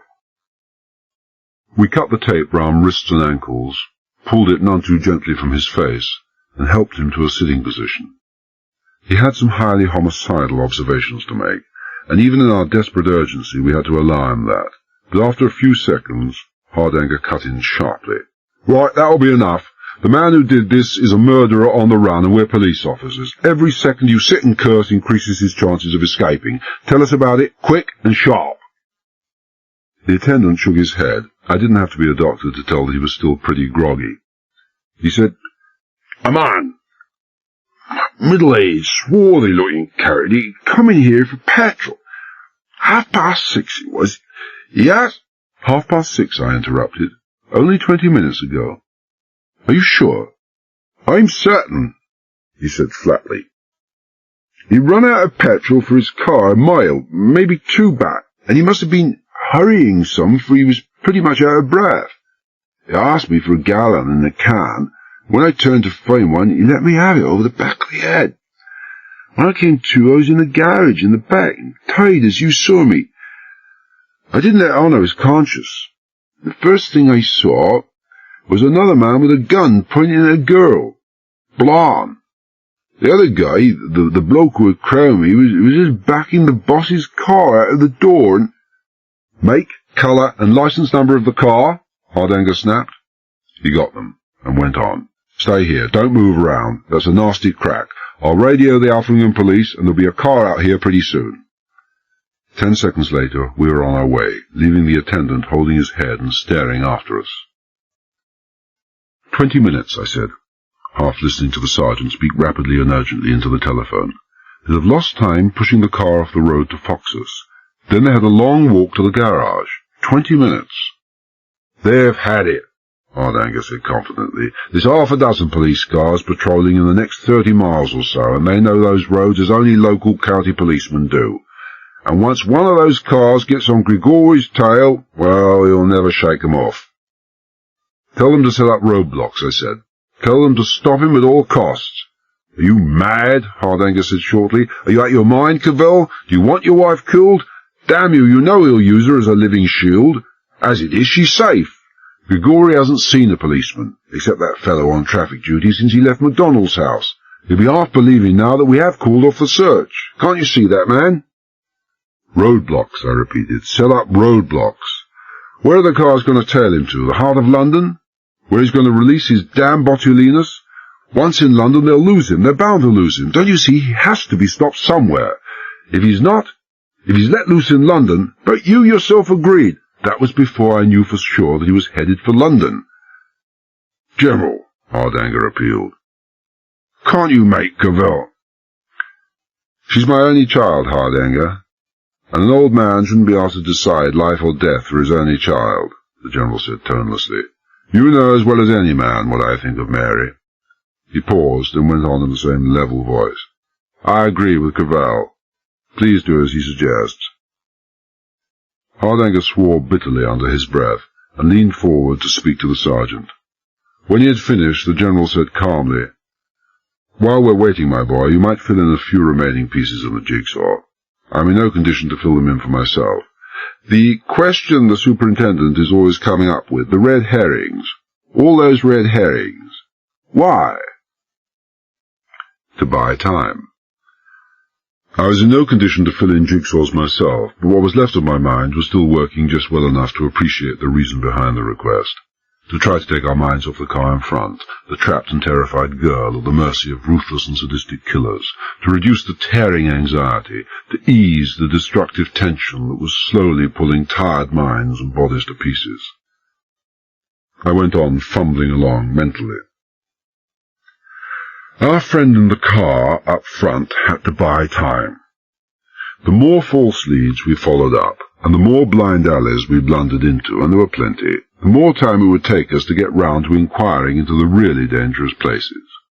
He overestimated us, and for all that we moved faster than he had expected. Don't forget that it's only 40 hours since the crime was discovered. But he knew that sooner or later we would get round to making inquiries in the one place he feared, MacDonald's. He knew he might have to dispose of MacDonald's sooner or later. And the later the better. Within a few hours of MacDonald's death, a sealed envelope in a bank or police station would be opened, and then we'd be on to him like an express train. Whatever Grigori's ultimate intentions are, he would obviously have preferred to carry those out while still a respectable member of the Alfringham community, instead of a wanted murderer on the run from half the police in Britain. It's difficult to threaten the government and the nation with the law breathing down the back of your neck, the General conceded. The old man's detachment, his iron control, was almost more than human. But why did MacDonald have to die? Because of two things. because he knew what Grigori's ultimate end was, and if MacDonald had lived to tell it, all his, Grigori's plans would have been ruined, and because of Mrs. Turpin. MacDonald was a pretty tough character, and he might not have talked even when the police got on to him. After all, although he almost certainly had no hand in any killing, he was pretty deep in the mire himself. But Mrs. Turpin would have made him talk. If not, she'd have talked herself. Madame Howell gave me to understand in Paris that MacDonald was pretty much of a philanderer, and philanderers don't change their ways easily. Not before 80, anyway. Mrs. Turpin was a good-looking woman, and her fiercely protective attitude towards MacDonald was a dead giveaway. She was in love with him. Whether he was with her, I couldn't guess, and it doesn't matter. If things had gone wrong, she'd have had MacDonald turn Queen's evidence and lower the boom on Grigori by betraying his plans. I think his evidence might have been so important, so vastly important, that either she or MacDonald, or both, would be convinced that at the most MacDonald would have received no more than a light sentence. With all hopes of his money from Grigori gone, I don't think MacDonald would have hesitated between turning Queen's evidence. If it was important enough, he might have even received a free pardon, and being held as an accessory to murder for gain, which still calls for a walk to the gallows in this country. And if he had hesitated, Mrs. Turpin would have made up his mind for him. My guess, it's only a guess, but we can check at Morden, is that Mrs. Turpin phoned MacDonald at the lab immediately after I'd left, and that Grigori either overheard or was told what had happened. He probably accompanied MacDonald home to see how the land lay, and it didn't take him a couple of minutes to find out. The heat was on MacDonald, and that would have been fatal for Grigori. To prevent that, Grigori had to make it fatal for MacDonald and Mrs. Turpin. All neatly buttoned up, eh? Hardanger said. His face was deadpan. He was still a fair way from forgiving me. Net tightened and completely closed, I agreed. The only trouble is that the big fish has already escaped, and what's left is useless. But one thing we know. We can forget all this rubbish about demolishing Morden. If that was Grigori's plan, it wouldn't have helped or hindered him in the execution of it if MacDonald had talked. The whole country knew of it already. Whatever it is something on a much bigger, much more important scale, something that might have been foiled, probably would have been foiled had we known of it in advance. Such as what? Hardanger demanded. You tell me. I'm done with guessing for the day. And I was through with guessing and talking for the day, except when necessity absolutely demanded it. Slumped back in the warmth and comfort of the deeply cushioned seats, reaction was beginning to set in. The anesthetizing effect of the need for non-stop action and urgent thinking was beginning to wear off, and the more it wore off, the older and more worn I felt, and the more pain.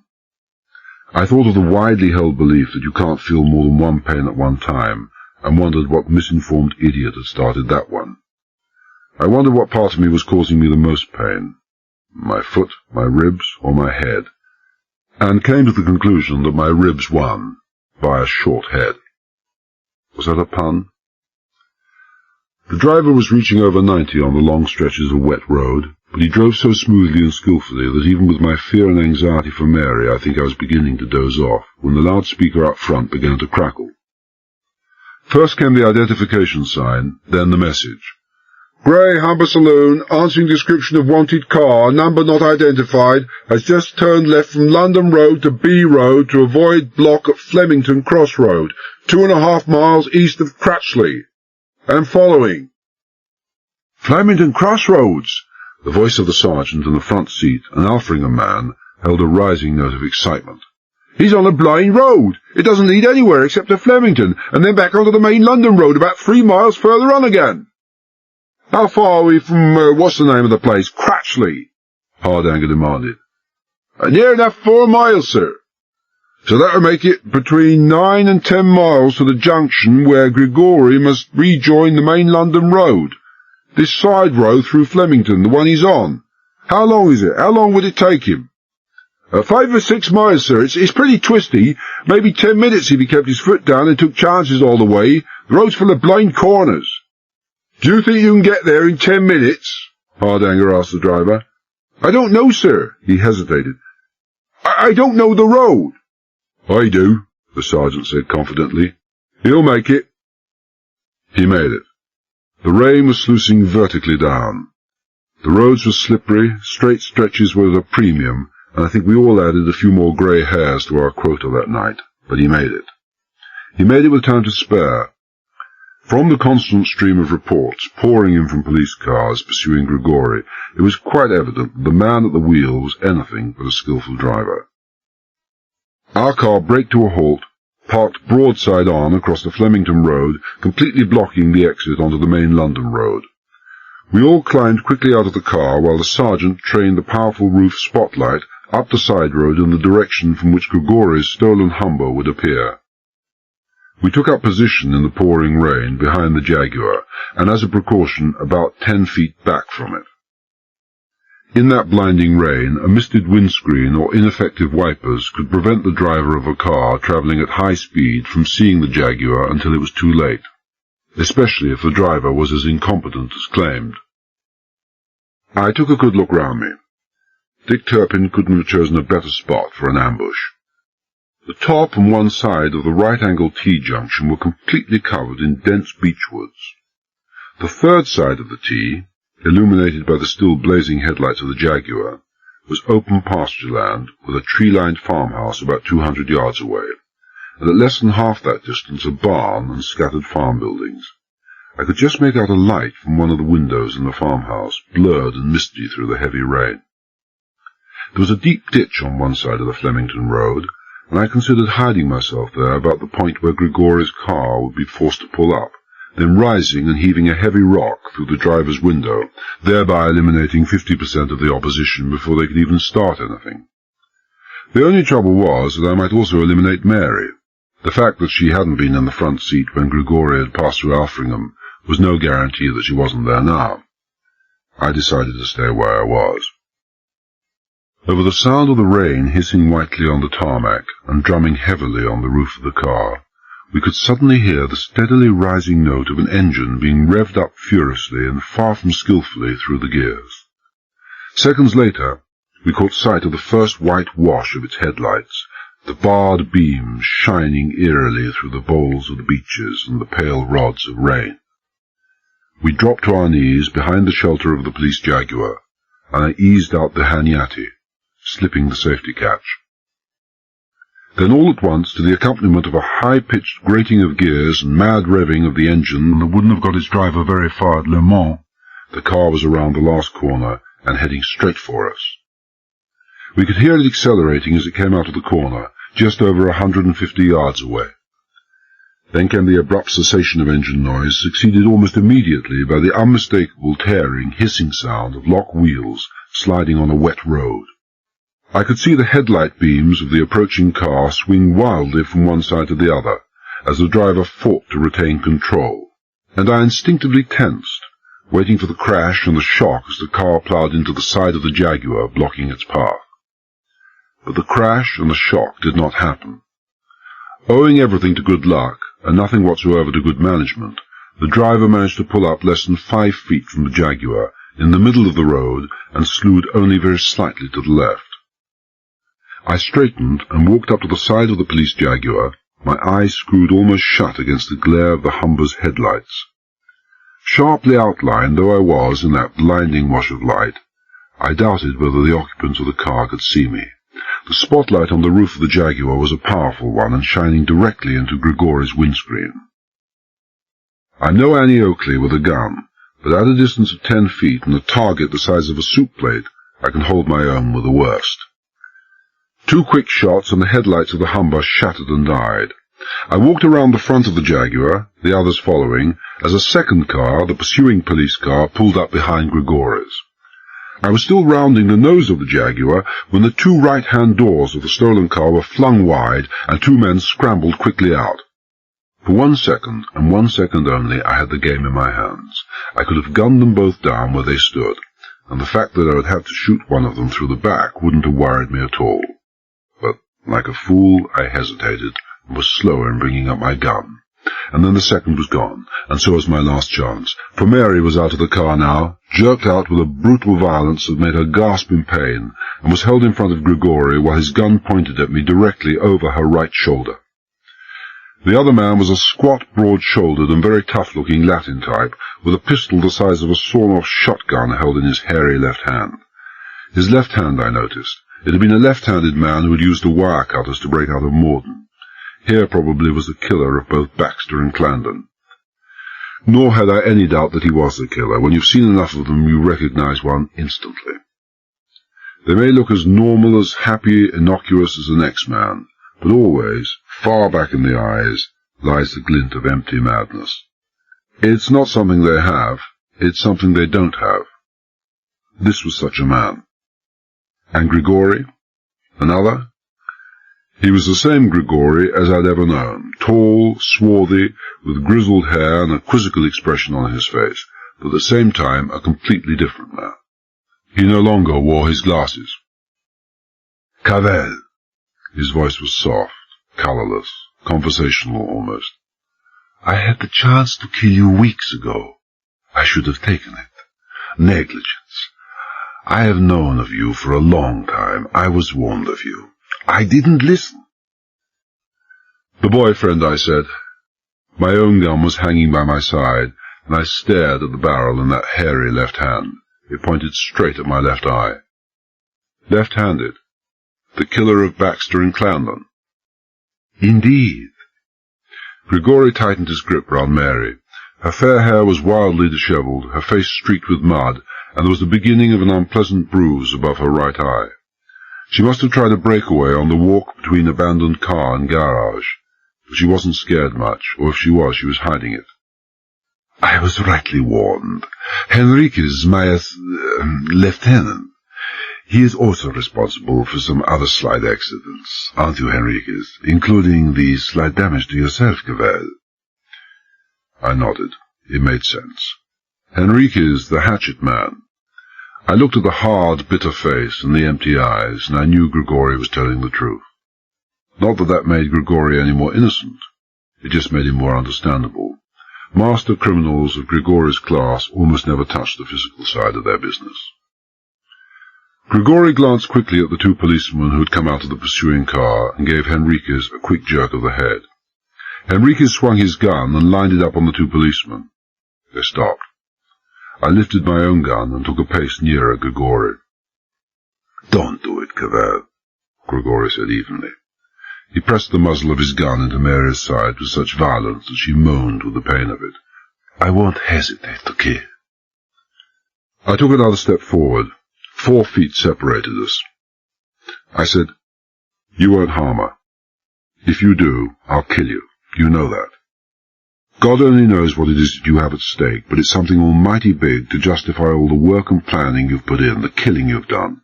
Whatever that is, you haven't achieved it yet. You wouldn't throw it all away just by shooting my wife, would you, Grigori? Take me away from this horrible man, Pierre, Mary murmured. Her voice was low and not steady. I don't care what he does. He won't do anything, my dear, I said quietly. He doesn't dare to, and he knows it. Quite the little psychologist, aren't you? Grigori said in the same conversational tone. Suddenly, completely unexpectedly, his back braced against the side of the car, he sent Mary catapulting towards me with a vicious thrust of both arms. I broke ground to lessen the impact, staggered back 2 steps before steadying us both, and by the time I'd put her to one side and was bringing my gun up again, Grigori was holding something in his outstretched hand. A glass ampoule with a blue sealed top. In the other hand he held the steel flask from which he had just abstracted it. I looked at Grigori's impassive face, then back at the ampoule in his hand, and I could feel the sudden moisture between my palm and the butt of the hanyati. I turned my head and looked at the General, Hardanger, and the 2 policemen behind me, both the General and Hardanger I saw with heavy pistols in their hands. Faced front again, and looked at the other 2 policemen under Henrique's gun. I said slowly and distinctly, Don't do anything, anybody. That ampoule in Grigori's hand contains a Satan bug. You've all read the papers today. You all know what will happen if that glass breaks. They all knew all right. Would have made the figures in any waxworks look like characters for St. Vitus's dance doing the twist. How long would it be, Grigori had said yesterday, before all life in Britain would become extinct if that refined polio virus escaped? I couldn't remember, but not long. It didn't matter much anyway. Correct, Grigori said calmly. The crimson top for the botulinus virus, the blue top for the Satan-bug. When Cavell was gambling with his wife's life just now, there was an element of bluff involved. I would beg you to believe that I am not bluffing. Tonight, I hope to achieve something that I have set my heart on. He paused and looked at us all individually, his eyes glittering emptily in the glare of the police searchlight. If I am not permitted to go unmolested, then I cannot achieve this object and have little wish to prolong this life of mine. I shall then smash this ampoule. I would beseech you all to believe that I am in the most complete and deadly earnest. I believed him implicitly. He was as mad as a hatter. I said, Your Lieutenant, Henriquez, how does he feel about your casual attitude towards his life? I've once saved Henriquez from drowning, and twice from the electric chair. His life is mine to dispose of as I see fit. He understands that. Besides, Henriquez is a deaf mute. You're insane, I said harshly. You told us yesterday that neither fire nor ice, seas nor mountains can stop the spread of the Satan-bug. I believe that to be essentially correct. If I have to go, it matters nothing to me if the rest of mankind accompanies me. But— I paused. Good God, Grigori, no sane man, not even the most monstrous criminal in history would ever dream of such a— In the name of heaven, man, you can't mean it! It may be that I am not sane, he said. I didn't doubt it. Not then. I watched him, gripped with fear and fascination such as I've never known, as he handled the ampoule carelessly, then stooped swiftly and laid it on the wet road under the sole of his left shoe. The left heel was still on the ground. I wondered briefly if a couple of heavy slugs from the Hanyati would drive him over backwards, jerking his foot off the ampoule, but the thought died as it came. A madman could juggle carelessly with the lives of his fellow men, but I had no justification of madness. Even had there been only one chance in 10 million of being executioner instead of keeper, I could never have taken it. I have tested these ampoules in the laboratory. Empty ones, I need hardly say, Grigori went on conversationally, and I have discovered that a pressure of 7.5 pounds is sufficient to shatter them. Incidentally, I have taken the precaution of providing concentrated cyanide tablets for Henriquez and myself. Death from the Satan-bug, as we have observed from experiments on animals, is rather more prolonged than death from botulinus, and most distressing. You will each come forward, one at a time, and hand me your guns, butt foremost, at arm's length. You will take the greatest care to do nothing that might upset my balance, so transferring my weight to my left foot. You first, Cavell. I reversed the gun and handed it to him slowly and deliberately at the full extent of my arm, taking excruciating care indeed not to upset his balance. Our complete defeat, the fact that this madman and murderer would now escape and almost certainly achieve what evil and desperate ends he had in mind, just didn't matter a single solitary damn then. The only thing that mattered was that Grigori's balance should not be in the slightest upset. One by one we all handed our guns over to him. After that he ordered us all to line up, while Henriquez, the deaf mute, passed along behind us, searching swiftly and skillfully for other weapons. He found none.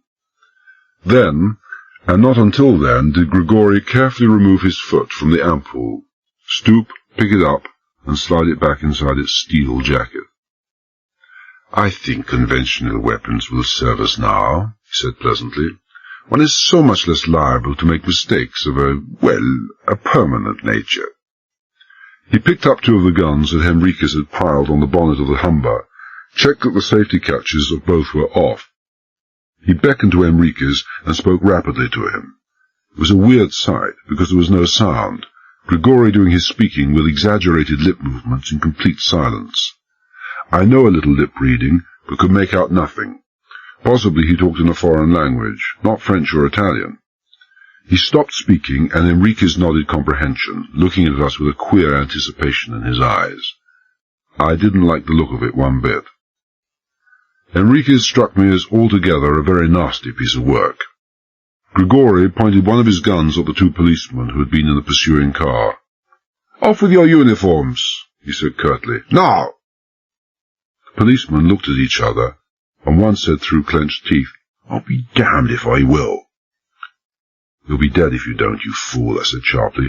"Don't you know what kind of men you're dealing with? Take it off." "I won't take off my clothes for any man," he swore bitterly. "It's an order," Hardanger barked savagely, urgently. "It won't give him much more trouble to remove your uniforms when there's a bullet between your eyes. Take it off," he finished with slow and heavy emphasis. Reluctantly, sullenly, the two officers did as they were told and stood there shivering in the cold, heavy rain. Enriquez collected the uniforms and threw them into the police Jaguar. "Who operates the shortwave radio in this Jaguar?" Grigori said next. I felt as if someone had run a skewer through my middle and given it a twist, but I had been expecting it all the same. "I do," the sergeant admitted. "Good. Get through to headquarters. Tell them that you have taken us and are proceeding to London. Tell them to call all police cars in the area back to their stations, except, of course, those on routine patrol duties." "Do as he says," Hardanger said wearily. "I think you're too intelligent to try any fancy stuff, Sergeant. Exactly as he says." So the sergeant did exactly as he was told. He didn't have much option, not with the muzzle of one of Grigori's pistols grinding into his left ear. When he had finished, Grigori nodded his satisfaction. "That will do very well." He watched Enriquez climb into the stolen Humber. "Our car and the one belonging to our two shivering friends here will be driven into the woods, and their distributors smashed for good measure. They won't be found before dawn. With the search called off, the other police car and those two uniforms, we should have little trouble in clearing this area. Then we switch cars." He looked regretfully at the Jaguar. "When your HQ catch on to the fact that you are missing, this car is going to become very hot property indeed. That leaves only the problem of what to do with you."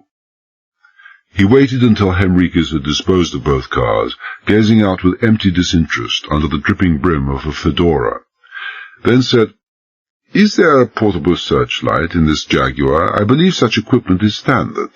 "Sergeant?" "We have a battery-powered light in the boot," the sergeant said stolidly. "Get it."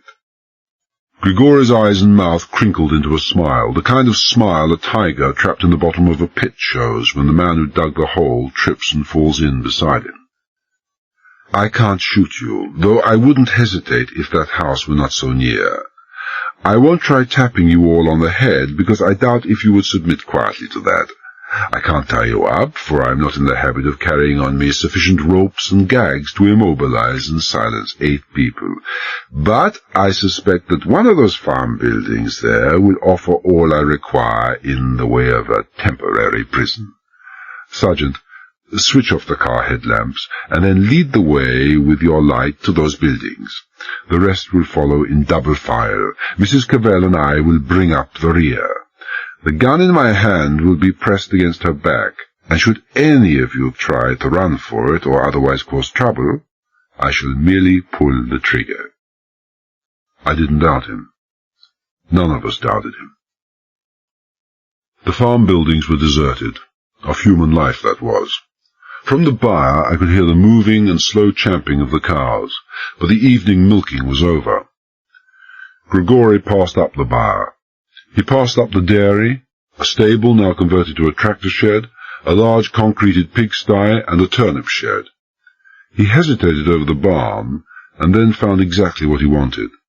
I had to admit that it certainly suited his purpose. A long, narrow stone building with head-high embrasured windows that made one instinctively look for the crenellated battlements above. It looked more like an old-time private chapel than anything else. Its true function couldn't have been more different. It was a cider house, with a heavy old-fashioned oaken press at the far end, one long wall lined with duck-board shelving for apples, the other with bunged casks and covered vats of freshly made cider.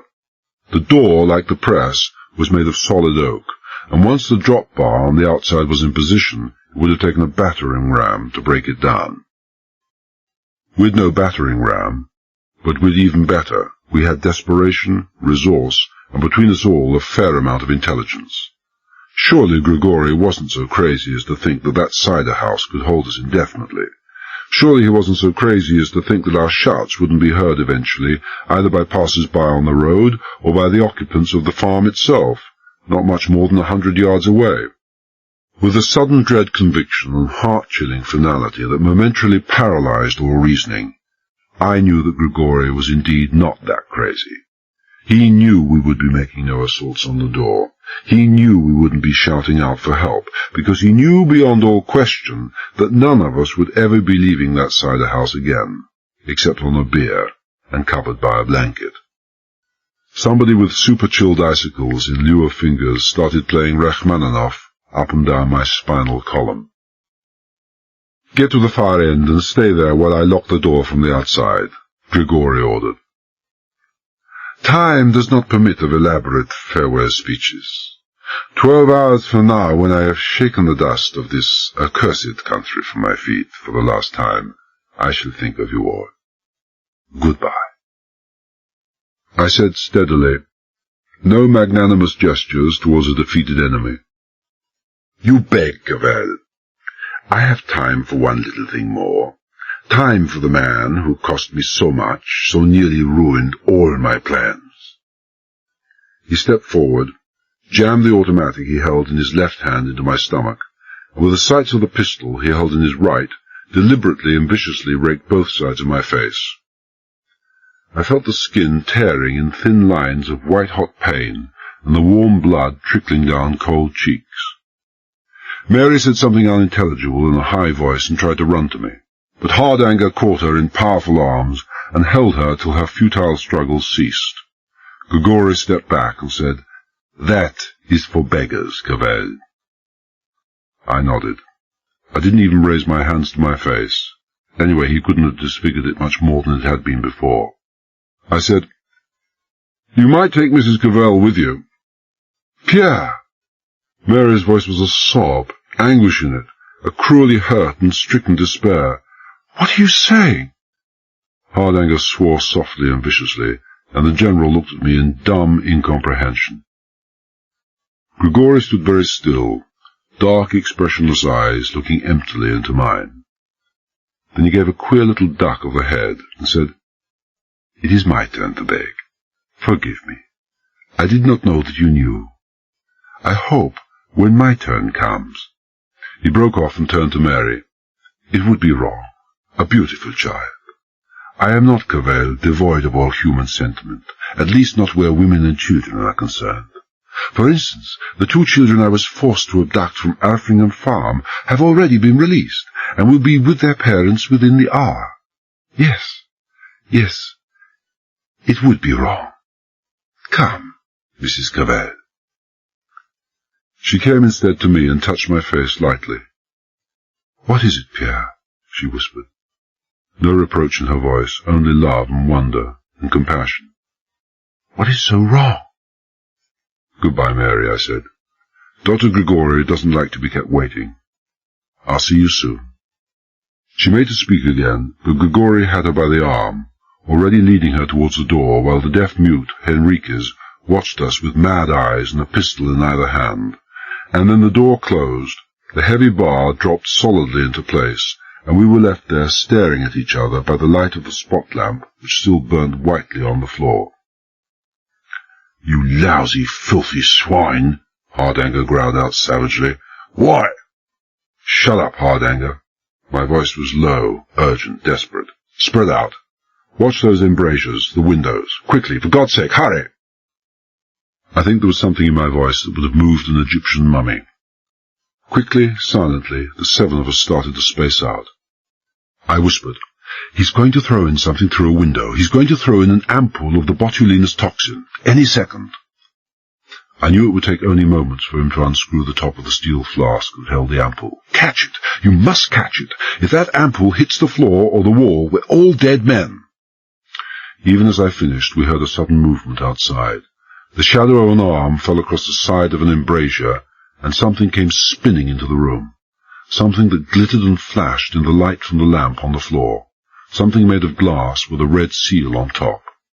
A botulinous ampoule. It came so swiftly, so unexpectedly, and thrown at such a deliberately downward angle that no one had a chance. It spun across the room, struck at the precise junction of stone wall and stone floor, and shattered into 1,000 tinkling fragments.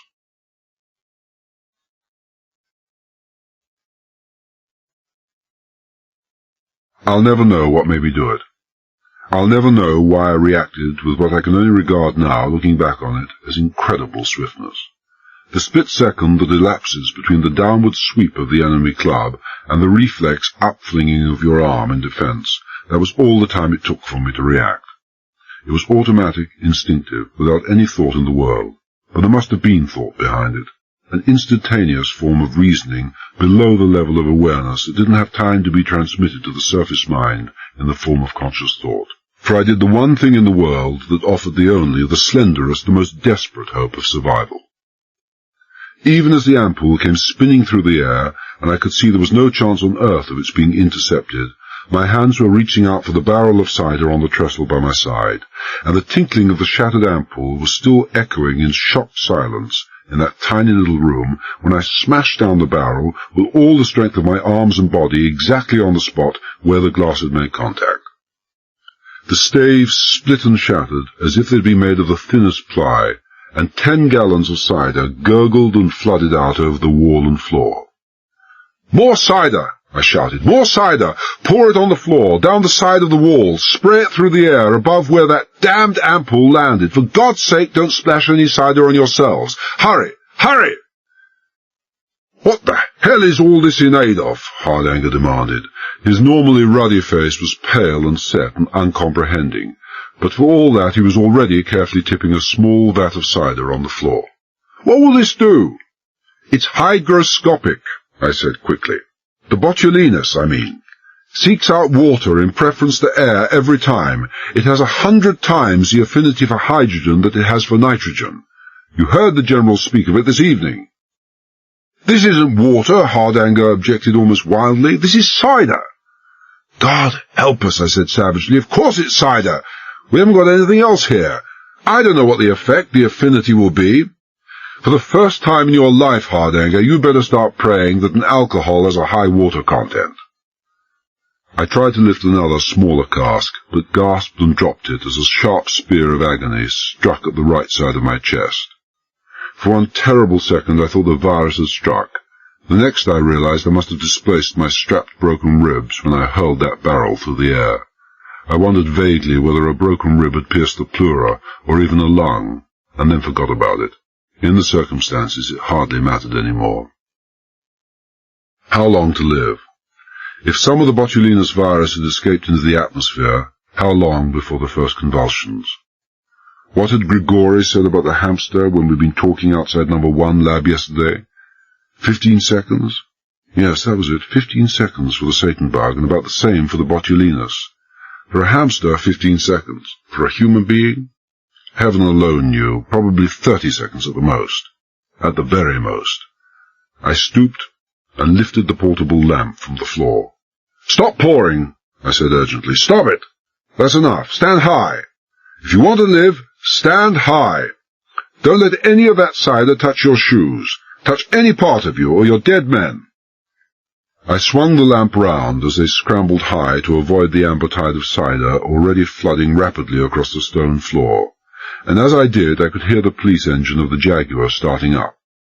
Grigori taking off with Henriquez and Mary towards the realization of his megalomaniac's dream, secure in the knowledge that he was leaving a charnel house behind. 30 seconds were up. At least 30 seconds were up. No one twitching yet, far less in convulsions. More slowly this time, I played the lamp beam over each and every one of us, starting at strained, staring faces and moving slowly down the feet. The beam steadied on one of the two constables whose clothes had been taken. "Take off your right shoe," I said sharply. "It's been splashed." "Not with your hand, you bloody idiot! Ease it off with the toe of the other shoe." "Superintendent, the left arm of your jacket is wet." Hardanger stood very still, not even looking at me, as I eased the jacket at the collar and slid it down carefully over arms and hands before dropping it to the floor. Are we safe now, sir?" the sergeant asked nervously. "Safe? I'd rather this damn place was alive with cobras and black widow spiders. No, we're not safe. Some of this hellish toxin will escape to the atmosphere as soon as the first of those splashes on the wall or floor has dried up. There's water vapour in the air too, you know. My guess is that as soon as any of those splashes dry up, we'll all have had it inside a minute." "So we get out," the General said calmly. "Fast. Is that the idea, my boy?" "Yes, sir." I glanced quickly around. 2 barrels on either side of the door. 2 more in line with them and a bit back. 4 men standing on those and swinging the cider press between them. I can't do it. Something's wrong with my ribs. That press must weigh 300 pounds if it weighs an ounce. Think 4 of you can do it, Superintendent?" "Think we can do it?" Hardanger growled. "I could do it myself with one hand if it meant getting out of this place. Come on, for God's sake, let's hurry!" And hurry they did. Manoeuvring casks into position while having to stand on others was no easy trick, more especially as all the casks were full. But desperation and the fear that borders on overmastering panic gives men ability to perform feats of strength that they can never afterwards understand. In less than 20 seconds, all 4 barrels were in position, and in another 20, Hardanger, the sergeant, and 2 constables, a pair on each side of the heavy, ponderous cider press, were starting on their backswing. The door was made of solid oak, with heavy hinges to match, and a drawbar on the outside. But against that solid battering ram, propelled by 4 powerful men with their lives at stake, it might as well have been made of plywood. The shattered door was smashed completely off its hinges, and the wine press, released at the last moment, went cartwheeling through the doorway into the darkness beyond. 5 seconds later, the last of us had followed the cider press. "That farmhouse," Hardanger said urgently. "Come on, they've probably got a telephone." "Wait." There was twice the urgency in my voice. "We can't do that. We don't know that we're not carrying the virus on us. We may be bringing death on all that family. Let's give the rain time to wash off any virus that may be sticking to the outside." "Damn it, we can't afford to wait," Hardanger said fiercely.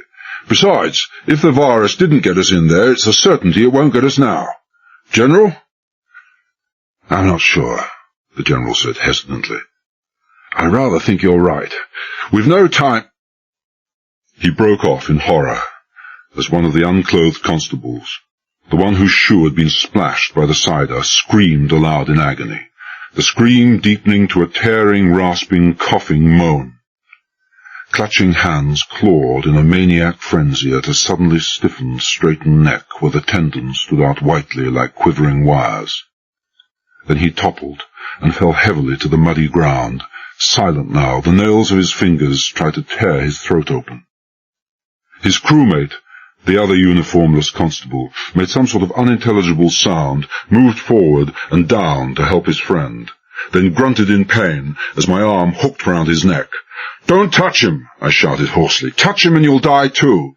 He must have picked up the toxin when he brushed his shoe with his hand, then touched his mouth. Nothing on earth can save him now. Stand back. Keep well clear of him." He took 20 seconds to die. The kind of 20 seconds that will stay with a man in his nightmares till he draws his last breath on earth. I'd seen many men die, but even those who had died in bullet and shrapnel-torn agony had done so peacefully and quietly compared to this man, whose body, in the incredibly convulsive violence of its death throes, twisted and flung itself in the most fantastic and impossible contortions. Twice in the last shocking seconds before death, he threw his racked and tortured body clear off the ground, and so high in the air that I could have passed a table beneath him. And then, as abruptly and unexpectedly as it had begun, it was all over, and he was no more than a strangely small and shapeless bundle of clothes lying face downwards in the muddy earth. My mouth was kiln dry, and full of the taste of salt, the ugly taste of fear. I can't say how long we stood there in the heavy cold rain staring at the dead man. A long time, I think. And then we looked at each other, and each one of us knew that the others were capable of thinking only one thing. Who was next? In the pale wash of light from the lamp I still held in one hand, we all stared at each other, one half of our senses and minds outgoing and screwed up to the highest pitch of intensity and perception to detect the first signs of death in another, the other half turned inwards to detect the first signs in themselves.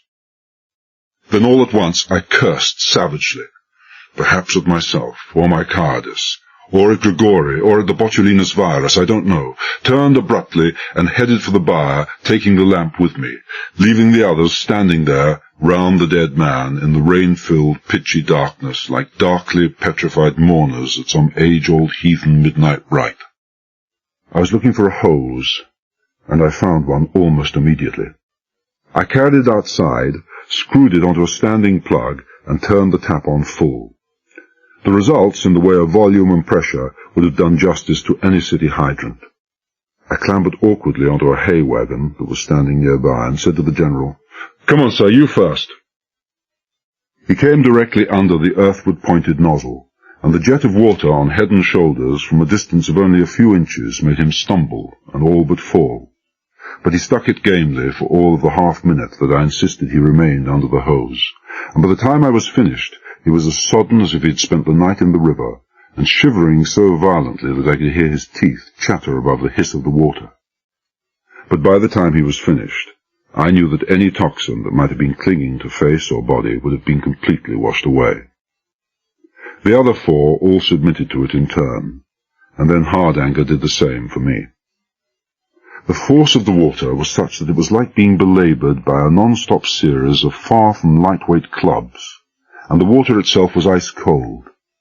But when I thought of the man who had died, and how he had died, a few bruises and the risk of pneumonia didn't even begin to be worth considering. When he had finished with me, Hardanger switched off the water and said quietly, "Sorry, Cavell, you had the right of it." "It was my fault," I said. I didn't mean my voice to sound dull and lifeless, but that was the way it came out, to my ears anyway. I should have warned him. I should have told him not to touch his mouth or nose with his hand.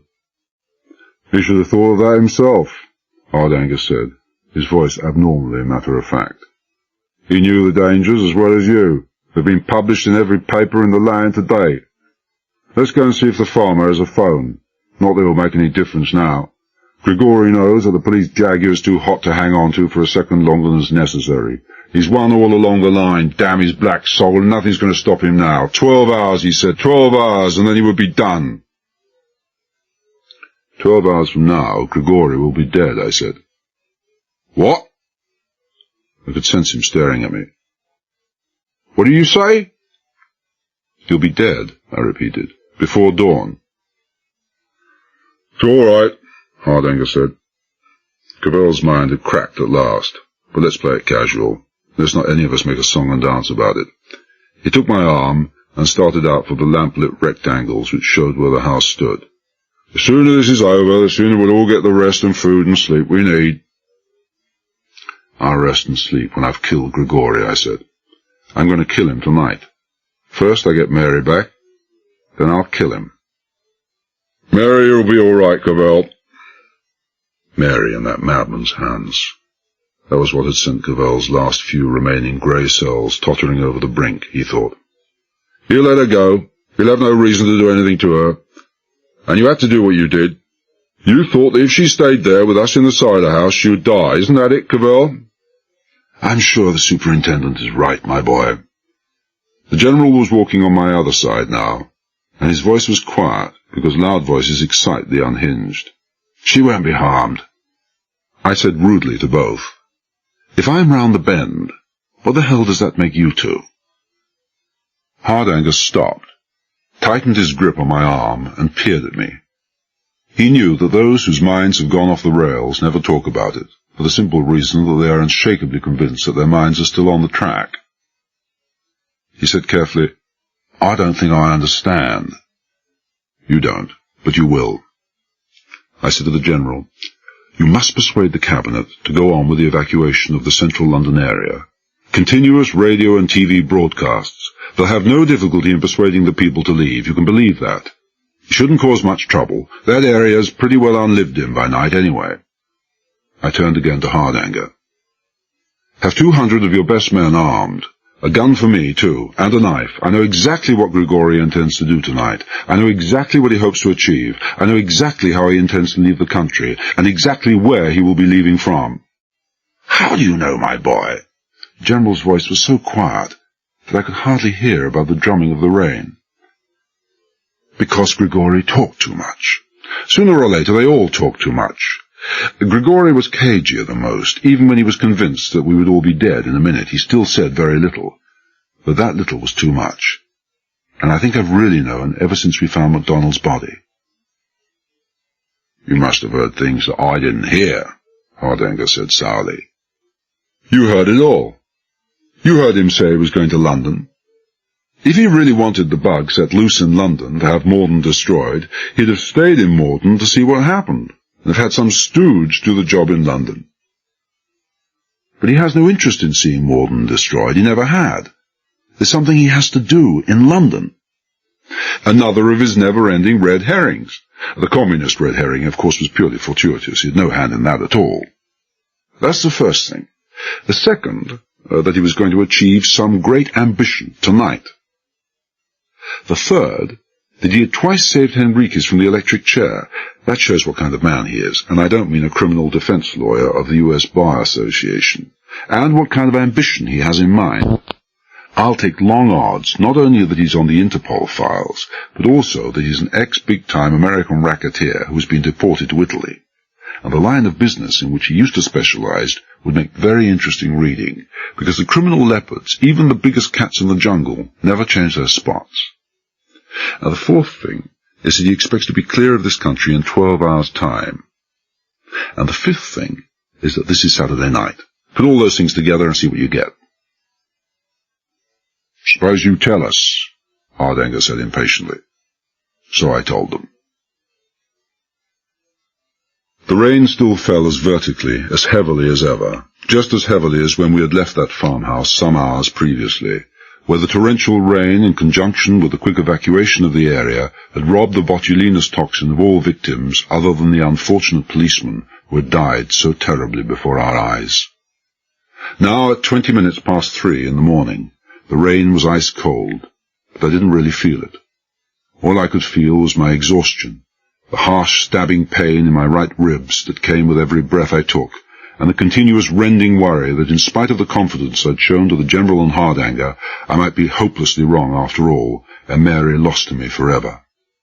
And even if I were right, she might still as easily be lost to me. With a conscious and almost desperate effort of will, I turned my mind to other things. The high-walled courtyard where I'd been standing for the past 3 hours was dark and deserted as the heart of London itself.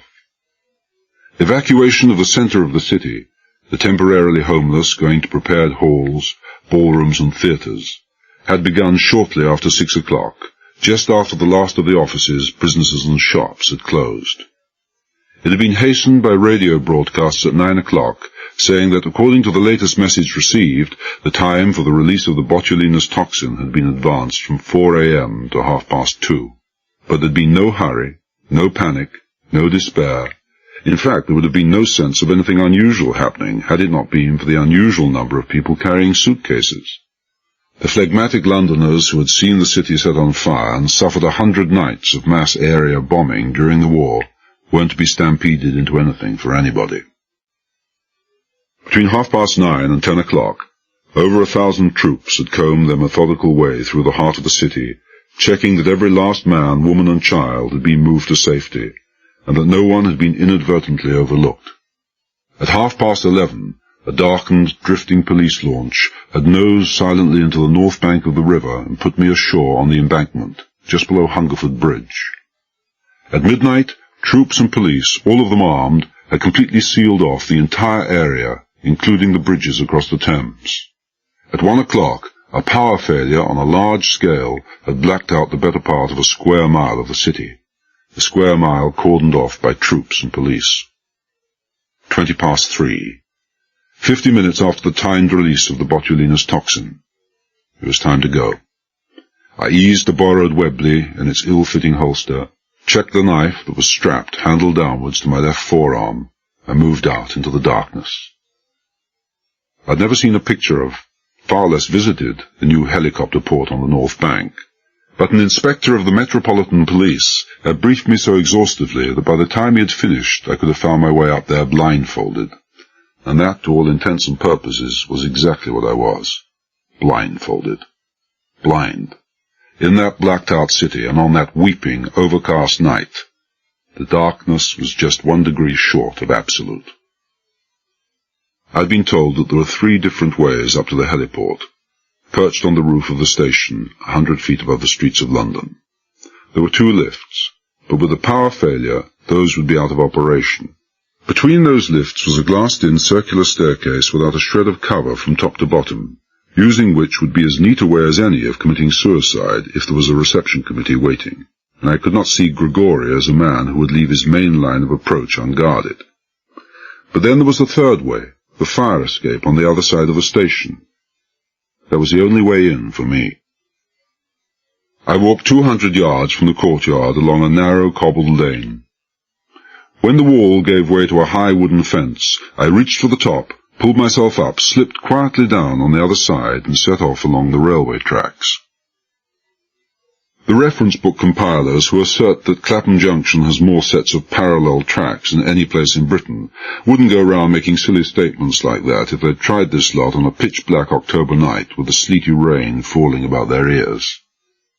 There wasn't a single piece of ironware in the whole interminable width of those tracks that I didn't find that night, usually with my ankles and shins. Railway lines, wires, signalling gear, switchgear, hydrants, platforms where there shouldn't have been platforms. I found them all. To add to my discomfort, the burnt cork that had been so heavily rubbed into my face and hands was beginning to run, and burnt cork tastes exactly as you would expect it to taste, and when it gets into your eyes, it hurts. The only hazard I didn't have to contend with was live rails. The power had been switched off. I found the fence on the other side of the track easily enough, just by walking into it. Once down in the lane on the other side, I turned left and made my way towards the fire escape, which came down, I'd been told, into a small recessed court. I found the court, crossed the entrance, and flattened myself against a far wall. The fire escape was there all right, just barely discernible 20 feet away against the fractionally lighter darkness of the sky, gaunt and stark and angular, and zigzagging upwards out of sight. The first 2 or 3 flights of the fire escape were invisible, lost against the darkness of high walls beyond. For 3 minutes I stood there, showing as many signs of life as a wooden Indian. Then I heard it, even above the drumming of the sleet on my sodden shoulders and the sound of water running into the gutters. I heard it, the slight shuffle of a shoe on the pavement as someone changed his cramped position. The sound didn't come again, but then I didn't need to hear it again. Once was enough. Someone was standing directly under the lowermost platform of the fire escape, and if he turned out to be the soul of innocence, doing it for his health's sake, it would be surprising, to say the least. It was also going to be unfortunate for him, but he wouldn't be caring much when he was dead. Finding this man here didn't give me any feeling of dismay and frustration because of the possible threat and setback he offered. All it afforded me was a sense of profound satisfaction and relief that could not be described. I'd gambled, but I'd won. Dr. Grigori was doing exactly what I told the General on Hardanger he would be doing. The knife came free of its sheath, and I brushed the blade with the ball of my thumb. It had a point like a lancet, and an edge like a scalpel. It was only a very little knife, but 3½ inches of steel can kill you just as dead as the longest stiletto or the heaviest broadsword. If you know where to hit, that is. I had a fair idea where to hit, and how. and at anything up to 10 paces I was twice as accurate with a knife as with a gun. I covered 16 of the intervening 20 feet in just over 10 seconds, making no more sound than the moonlit shadow of a drifting snowflake. And now I could see him quite clearly. He was directly under the first platform of the fire escape to get what shelter he could from the rain. His back was to the wall. His head was bowed as if his chin were resting on his chest, as if he was half asleep on his feet. He'd only to glance sideways under raised eyelids, and he'd have had me. He wasn't going to remain so obligingly unseeing for an indefinite period. I twisted the knife until the blade pointed upwards, then found myself hesitating. Even with Mary's life in the balance, I found myself hesitating. Whoever this character was, I'd little doubt but that he deserved to die anyway. But to knife an unsuspecting and half-asleep man, however much he deserved it, this wasn't the war anymore. I slid out the Webley, quiet as a mouse tiptoeing past a sleeping cat, caught the barrel, and swung for a spot just below the dripping brim of his hat, just behind the left ear, and because I was feeling illogically angry about my uneasiness in knifing him, I struck him very hard indeed. The sound was the sound of an axe sinking deep into the bole of a pine. I caught and lowered him gently to the ground. He wouldn't wake up before dawn. Maybe he'd never wake up again. It didn't seem to matter. I started up the fire escape. There was no hurry, no haste in my going. Haste could be the end of it all. I went up the steps slowly, one at a time, always staring upwards. I was too near the end of the road now to let rashness be the ruin of everything.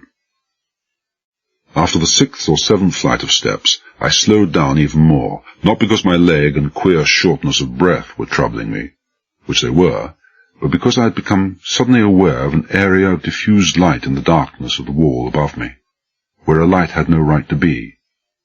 There shouldn't have been any light anywhere, for all the lights of central London were out.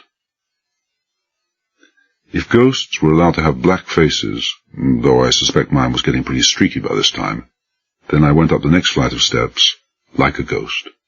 As I approached the light, I could see that it came not from a window, but from a grille-work door set in the wall. Cautiously I raised my head to the level of this door and peered inside. It was on a level with the massive iron girders that spanned and supported the roof of the station. At least a dozen lights were burning inside the station, small, weak, isolated sources of illumination that served only to emphasize the depth of the gloom that lay over most of the huge and cavernous building. 6 of the lights were directly above sets of hydraulic buffers at the end of tracks, and I suddenly realized why they were burning there. Some lights are essential to the safe operation of a railway station, and those must have been battery-powered lamps designed to come on in the event of a power failure. A prosaic enough explanation, and I was sure the correct one. I looked for some moments at the geometric tracery of soot-blackened girders that dwindled and vanished into impenetrable darkness at the farthest reaches of the station, and put a slight experimental pressure on the door. It gave under my hand, and the damn thing squeaked, like a gibbet creaking in the night wind. A gibbet with a corpse on it. I put the thought of corpses out of my mind, and withdrew my hand from the door. Enough was enough. But the door was sufficiently open to let me see a couple of vertical iron ladders leading away from the steel platform just inside. One led upwards to a long gangway immediately below the vast skylights, the other down to another gangway about the level of the highest of the lights inside the station. The former would be for the window cleaners, the latter for the electricians. It was a great help to me to know that. I straightened. At least 6 flights of stairs to go yet before I started getting really interested. The arm that locked around my throat and started throttling the life out of me belonged to a gorilla. A gorilla with a shirt and jacket on, but a gorilla for all that. In those first 2 hellish seconds of immobilized shock and pain, I thought my neck was going to snap, and before I could even begin to react, something hard and metallic smacked down on my right wrist and sent the Webley flying from my grasp. It struck the iron platform and then spun off into space. I never heard it land on the roadway beneath. I was too busy fighting for my life. With my left hand, my right hand was momentarily paralyzed and quite useless, I reached up, caught his wrist, and tried to tear his arm away. I might as well have tried to tear a 4-inch bough from an oak tree. He was phenomenally strong, and he was squeezing the life out of me, and not slowly. Something ground savagely into my back, just above the kidney. The unspoken order was clear as day, but for all that I didn't stop struggling. A few more seconds of that pressure and I knew my neck would go.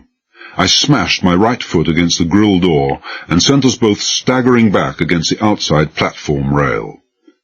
I felt his feet leave the platform as the rail struck him about hip level, and for a moment we both teetered there on the point of imbalance, his arms still locked around my neck. Then the pressures on neck and back were simultaneously released as he grabbed desperately for the rail to save himself. I staggered away from him, whooping painfully for breath, and fell heavily against the next flight of steps, leading upwards.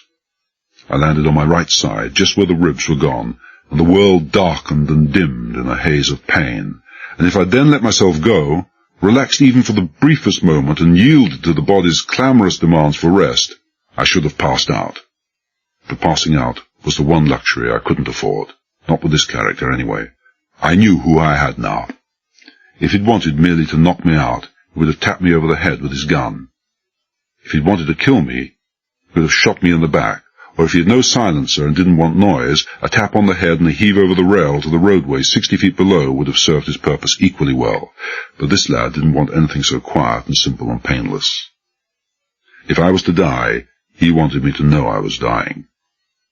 For me, he wanted the tearing agony of death by violence.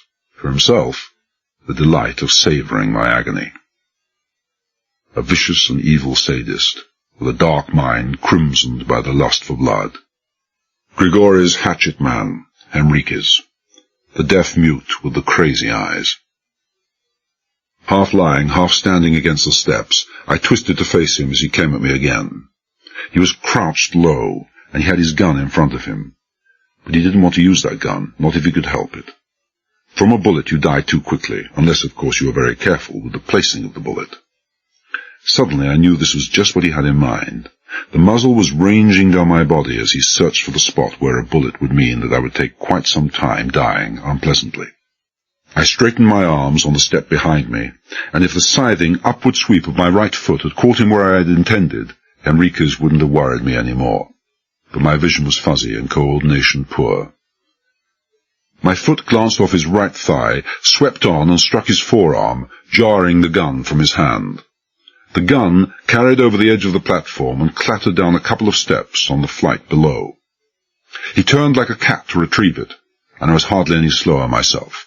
As he leaned over the top step, scrabbled for and found his gun, I jumped and caught him with both feet.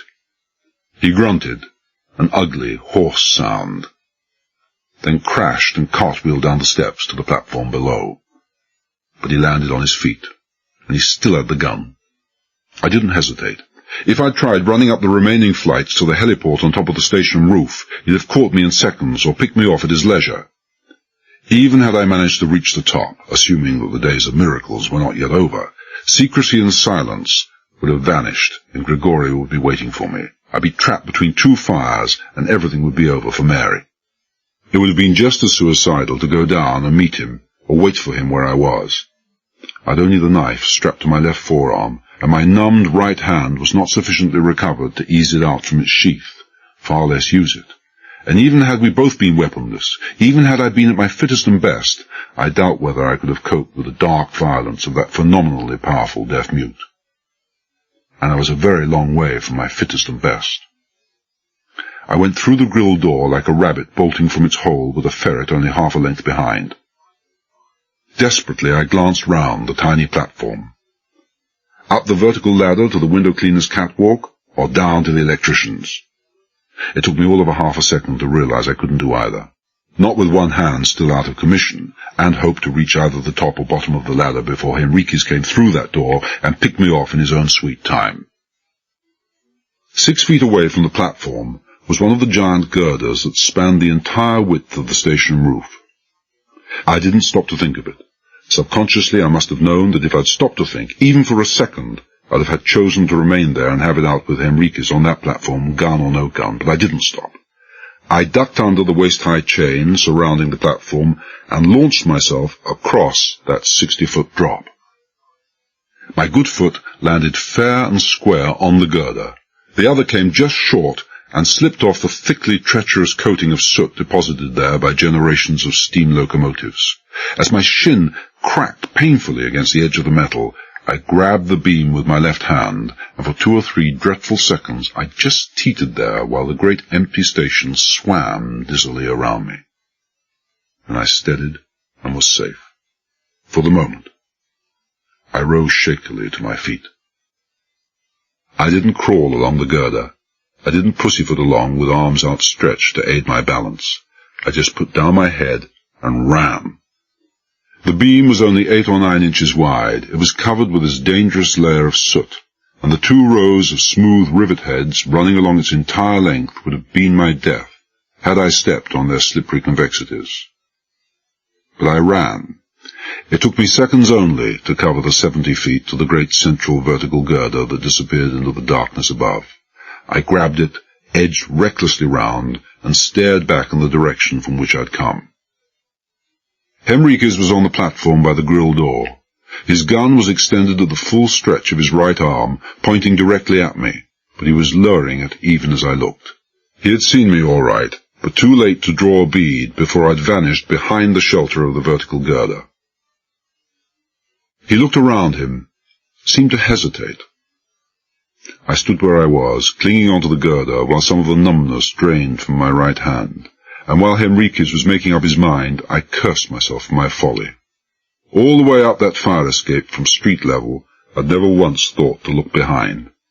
The deaf mute must have been making a round of the posted guards, found the unconscious man at the foot of the fire escape, and drawn the inevitable conclusions. Henriques had made up his mind. The idea of the leap from the platform across to the girder didn't appeal to him, and I couldn't blame him. He swarmed up the iron ladder to the window cleaner's catwalk above, moved over to a position directly above the girder I was standing on, crossed the catwalk rail, and lowered himself until his feet were only inches above the girder. He dropped, steadying himself with his hands on the wall, turned carefully, and started coming towards me, his hands outstretched like a tightrope walker's. I didn't wait for him.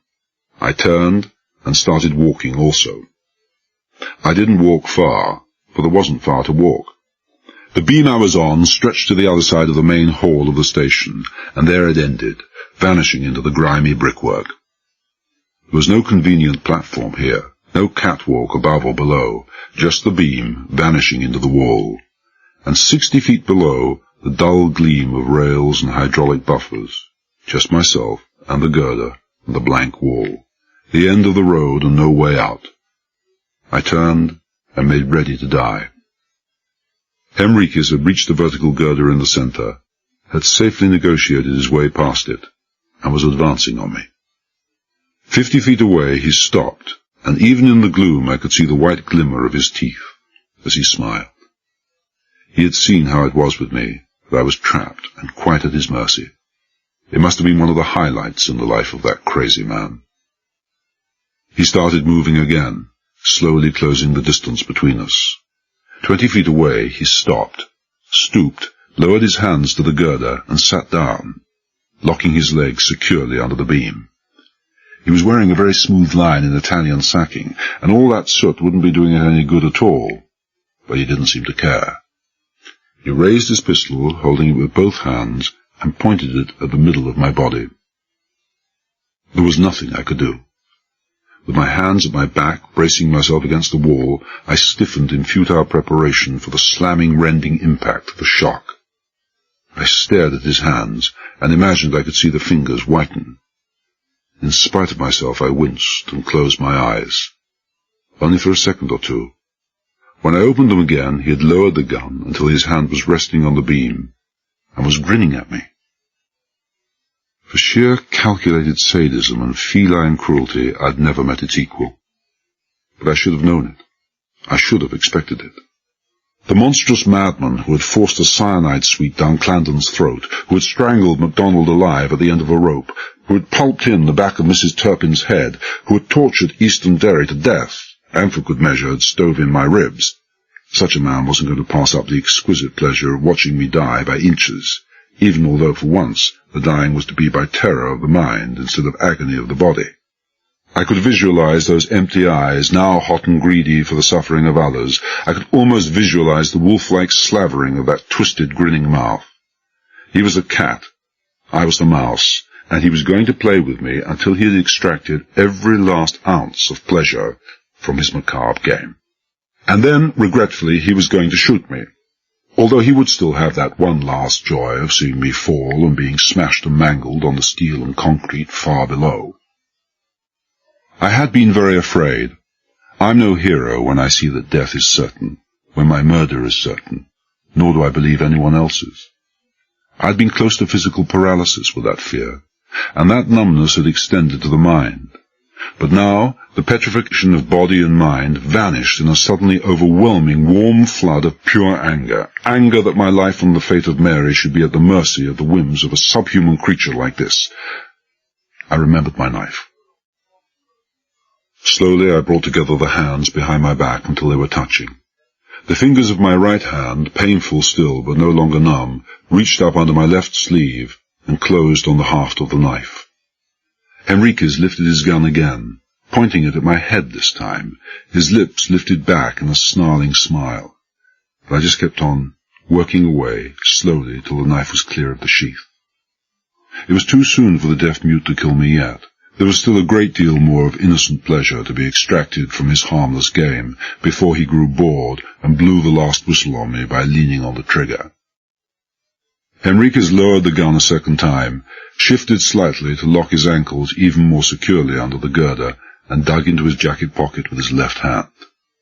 He brought out a packet of cigarettes and a book of matches. He was smiling like a crazy man, because this was the zenith, the towering pinnacle of refinement of torture, the killer taking his luxuriantly insolent ease, while the trembling, terror-stricken victim waits, not knowing when the last moment will come, but knowing it must inevitably come. And he'd thought it all up by himself. He got a cigarette into his mouth, bent over a match to strike it. The gun was still in his right hand. The match flared, and for half a second of time he was blind. Steel flickered and gleamed briefly in the weak backwash of light, and Henriques coughed. The knife buried itself to the hilt in the base of his throat. He jerked violently, arching over backwards as if a heavy electric shock had passed through the steel girder. The gun flew from his hand and curved earthwards in a long, crazy curve. It seemed to take an age to fall, and I couldn't look away from it. I didn't see it land, but I saw sparks on the line below as steel struck steel. I looked back at Henriques. He had straightened and bent slightly forward, and was staring at me in perplexity. His right hand reached up and pulled the knife clear, and in a moment his shirt front was saturated in the pumping blood. His face twisted in a snarl already tinged with approaching dissolution, and he raised his right hand up and back over his shoulder. The blade no longer gleamed in the lamplight. He leaned back to give impetus to his throw. And then tiredness came into the dark and evil face, and the knife slipped from his dying hand and clattered to the concrete below. The eyes closed, and he slipped to one side, slipped right over until he was beneath the girder and held only by his locked ankles. How long he hung like that I couldn't say later. It seemed a very long time. And then at last, in a weird slow-motion sequence, the ankles slowly unlocked, and he fell from sight. I didn't see him fall. I couldn't see him fall. But when at last I did look, I saw him far below, his broken body hanging limply over the gleaming ram of a gigantic hydraulic buffer. For Henriques' sake, wherever he was now, I hoped the shades of his victims weren't waiting for him. I became vaguely aware that my cheek muscles were aching. I'd been smiling down at the dead man. I'd never felt less like smiling. Sick and dizzy and trembling like an old man with the ague, I made my way back across the girder by crawling on my hands and knees. It took me a long time, I think, and I'll never be clear how I managed the 6-foot jump from girder to platform, even though it was easier this time, for the chain was there for my hands to catch. I staggered through the grille door to the fire escape, and half lowered myself, half collapsed onto the platform. The night air of London had never smelled so sweet. How long I lay there, I don't know. I can't remember whether I was conscious or not, most of the time. But it couldn't have been for long, for when I looked at my watch, it was still only 10 minutes to 4. I pushed myself to my feet and made my way wearily down the fire escape. When I reached street level, I didn't even bother looking for my Webley. It might have taken me long enough to find it, and the chances were that some part of its mechanism had been damaged in its long fall. I would have been very surprised if the guard I'd disposed of hadn't been carrying a gun. I wasn't surprised. I didn't know what make of automatic it was, but it had a trigger and a safety catch in the usual position, and that was all I wanted. I started to climb the fire escape again. I made the last 2 flights to the floor of the station on my hands and knees. Not from the need of stealth or secrecy. I just couldn't make it any other way. I was as far through as that. I rested for a bit with my back to the wall of the passenger lounge, then walked slowly across the concrete to the hangar in the far corner. A faint wash of light shone weakly through the open doors. It would be invisible from below, for the hangar doors opened onto the center of the heliport. The light came not from the hangar itself, but from what was inside it, the big 24-seater Voland helicopter that the intercity flights were now operating on their new routes. I could see the control cabin thrust away over the nose of the helicopter, and it was from there that the light was coming. I could see the head and shoulders of the pilot, hatless and in a grey uniform jacket in the left-hand seat. In the right-hand seat sat Dr. Grigori. Circling the hangar, I came to the side door and pushed it back slowly on its oiled tracks. It made no sound. The base of the short flight of portable steps leading up to the open passenger door in the center of the helicopter's fuselage was less than 20 feet away. I pulled the automatic safety catch off from my coat pocket and crossed to the steps. If you could have heard a blade of grass growing, then you could have heard me going up those steps. The passenger cabin was also lit, but the illumination was poor, one single overhead lamp in line with the door. I poked my head cautiously through the doorway, and there, not 3 feet away, sitting with wrists bound to the armrests of the first of the backward-facing seats, was Mary. The bruise above her eye had swollen to duck-egg proportions. Her face was scratched and deathly pale, but she was wide awake and staring directly at me. And she recognized me. With my soot-blackened and battered face, I must have looked like a man from Mars, one, moreover, who's just managed to walk away from the smashed-up remains of his flying saucer. But she recognized me immediately. Her lips parted, her eyes stared wide, and I at once raised finger to mouth in the age-old gesture of silence. But I was too late. I was a lifetime too late. She had been sitting there in the black thrall of a hopeless and defeated misery and grief, with the bottom dropped from her life, and nothing left to live for. And now her husband, whom she surely knew to be dead, had returned from the land of the dead, and the world was going to be all right again, and if she had not reacted immediately and instinctively, then she would not have been human. "Pierre!" Her voice was part shock, part hope, all wonder and joy. "Oh, Pierre!" I wasn't looking at her. My eyes were on one place only, the entrance to the pilot's cabin. So was my gun. From up front came the sound of a dull blow. Then Grigori appeared, one hand clutching a gun, the other above his head to steady himself as he peered through the low archway. The eyes were narrowed, but the rest of the face still and cold. The gun, curiously, was hanging by his side. I shifted mine slightly till it centered on his forehead and increased the tension on the trigger.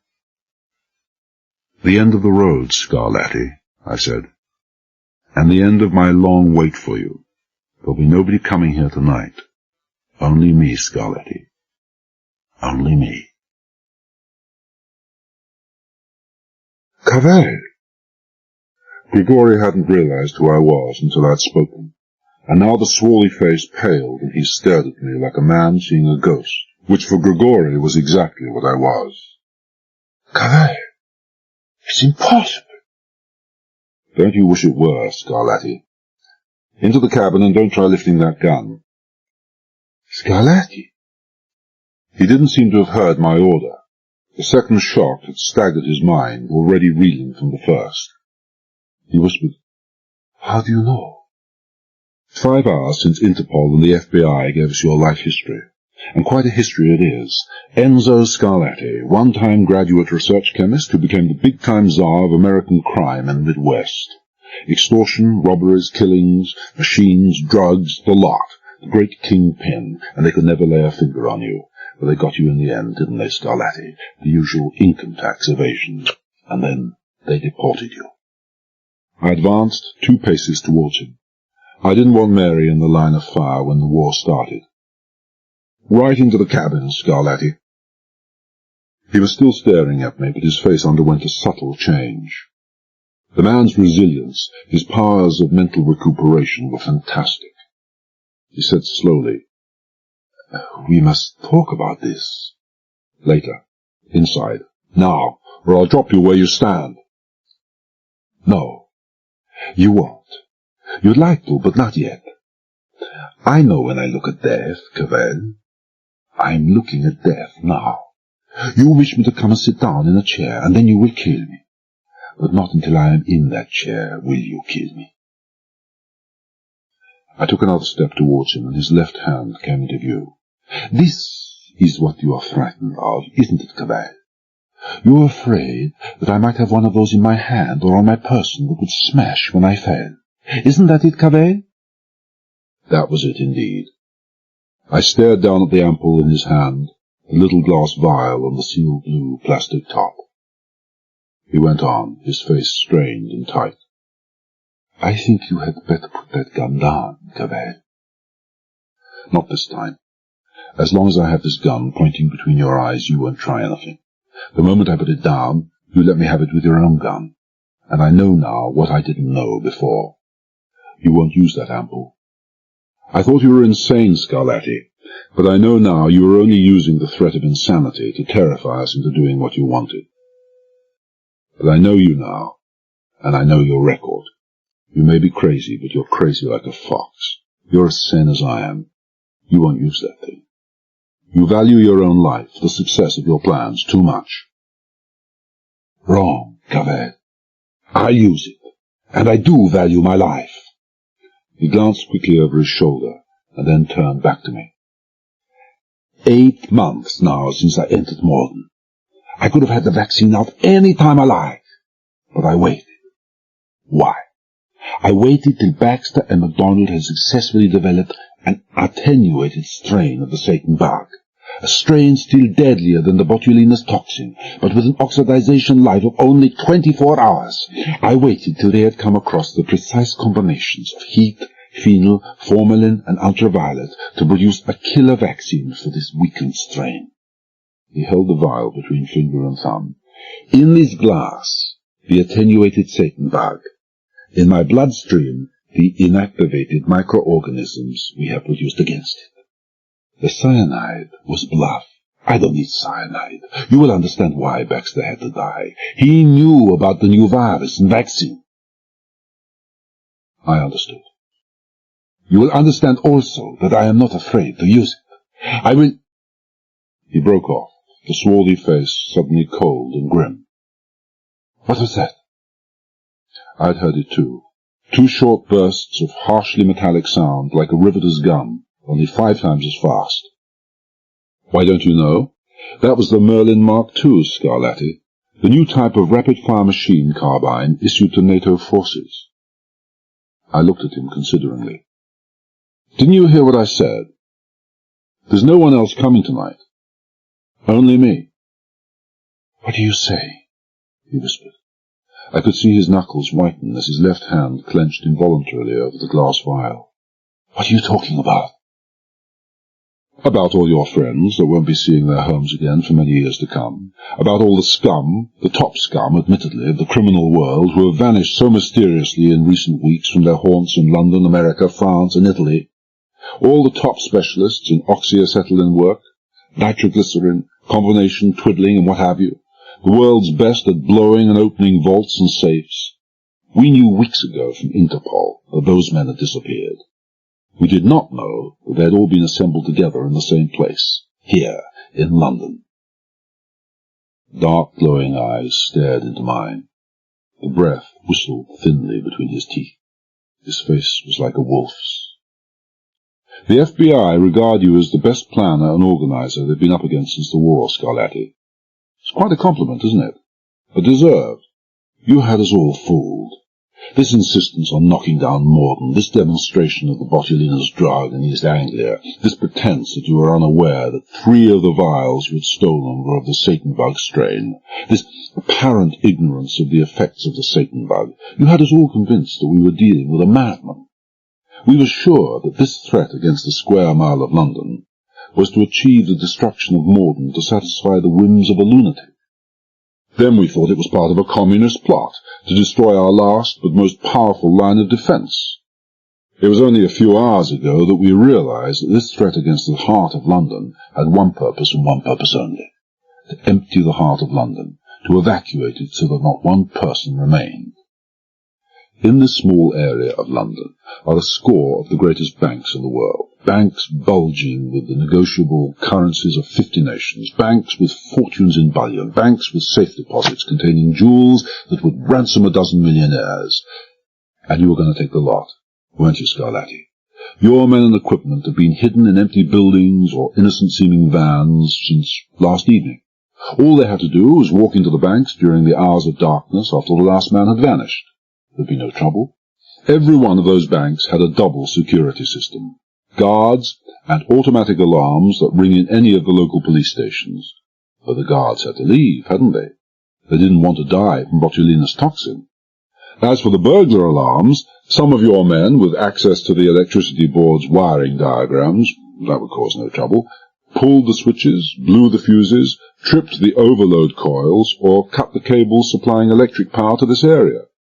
Which is why the city is in darkness, which is why no alarm bells would ring in the police stations. You're with me, Scarlatti? He was with me, all right. His face was masked in hatred. After that it was easy, I went on. I suppose you kidnapped that poor devil of a pilot earlier in the day. You bring the stuff here, load it aboard the helicopter, and make a fast takeoff for the continent. It was the only way. You knew the entire area would be cordoned off, and that there would be no other way to get the stuff out. Your men would just stay put until the scare was over, mingle with the returning crowds, and disappear. As for the banks, no one would find out anything until at least 3 o'clock this coming afternoon, which will be the earliest that people would be allowed to return to the area. And as this is now Sunday, it would probably have been Monday morning before the discovery of the looted banks was made, by which time you would have been a couple of continents away.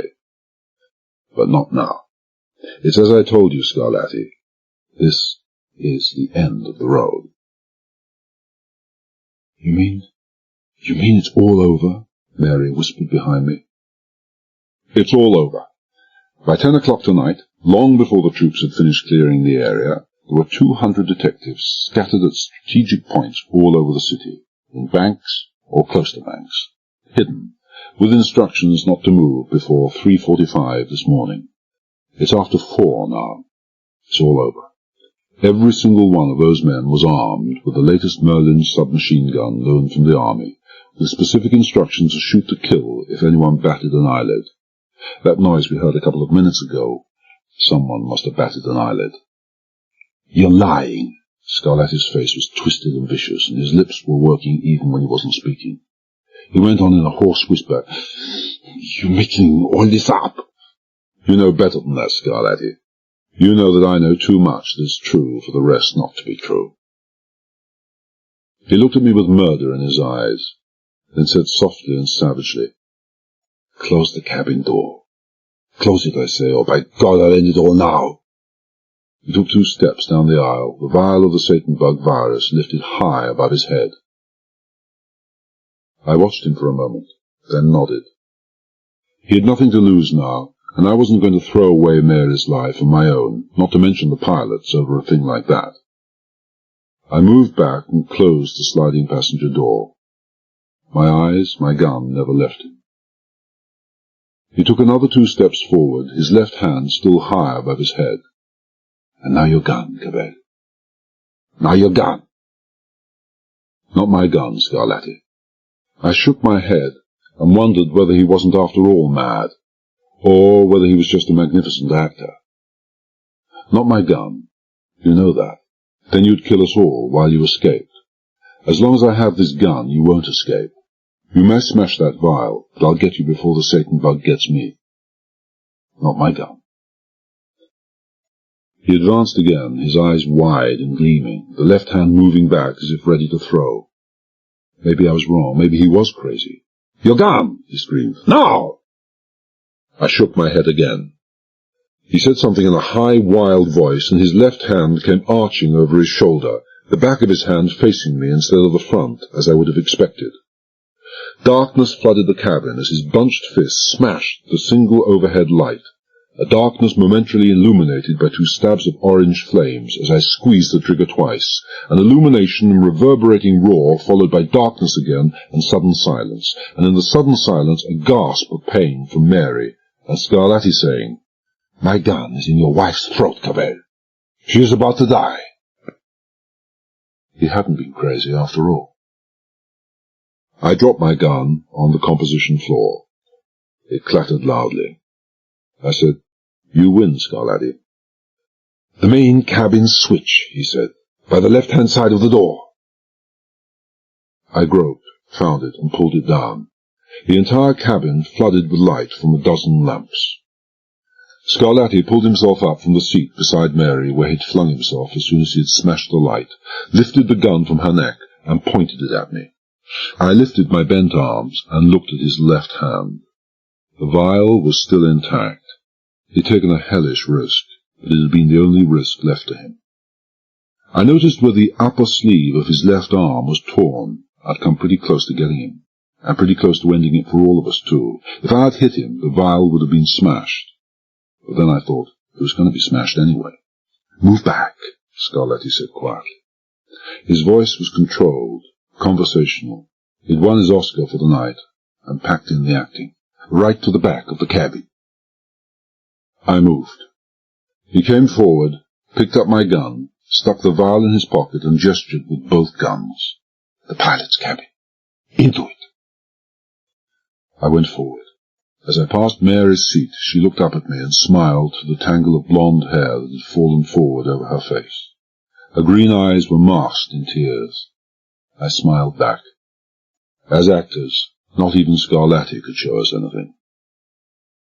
The pilot was slumped forward over the controls. That explained the sound I'd heard just after Mary had exclaimed at the sight of me.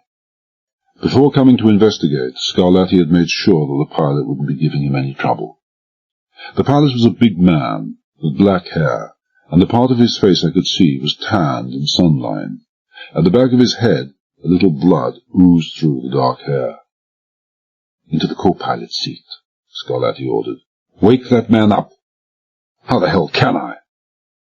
Under the unwavering eyes of the 2 pistol barrels, I eased myself into the seat. "You crushed the poor devil." "Not hard," he said. "Hurry up." I did what I could. I'd no option. I shook the pilot, slapped his face gently, and spoke to him, while Scarlatti must have hit him harder than he thought. In the circumstances, I thought grimly, he hadn't had much time for finesse.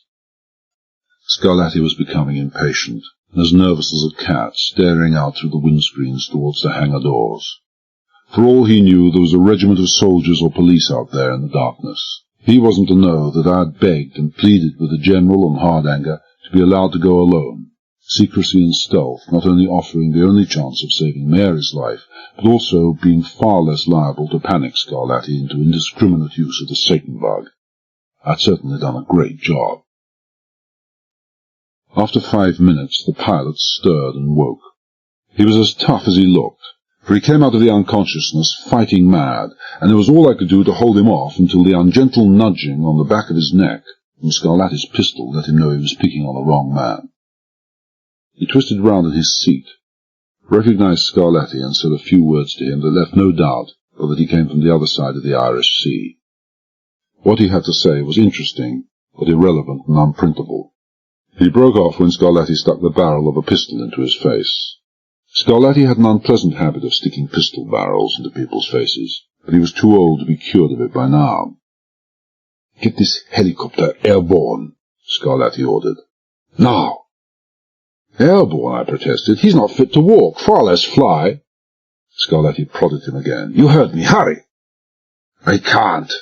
Pilot was sullen and savage at the same moment. "It has to be towed out. Can't start the engines in here. Exhaust fumes and fire regulations." "The hell with your regulations," Scarlatti said. "She can roll under her own power. Don't you think I checked? You fool! Get moving!" The pilot had no option, and he knew it. He started the engines, and I winced as the deafening clamour echoed back at us from the narrow metallic confines of the hangar walls. The pilot couldn't have liked it any more than I did. Either that or he knew it was dangerous to linger. Whatever the reason, he lost no time.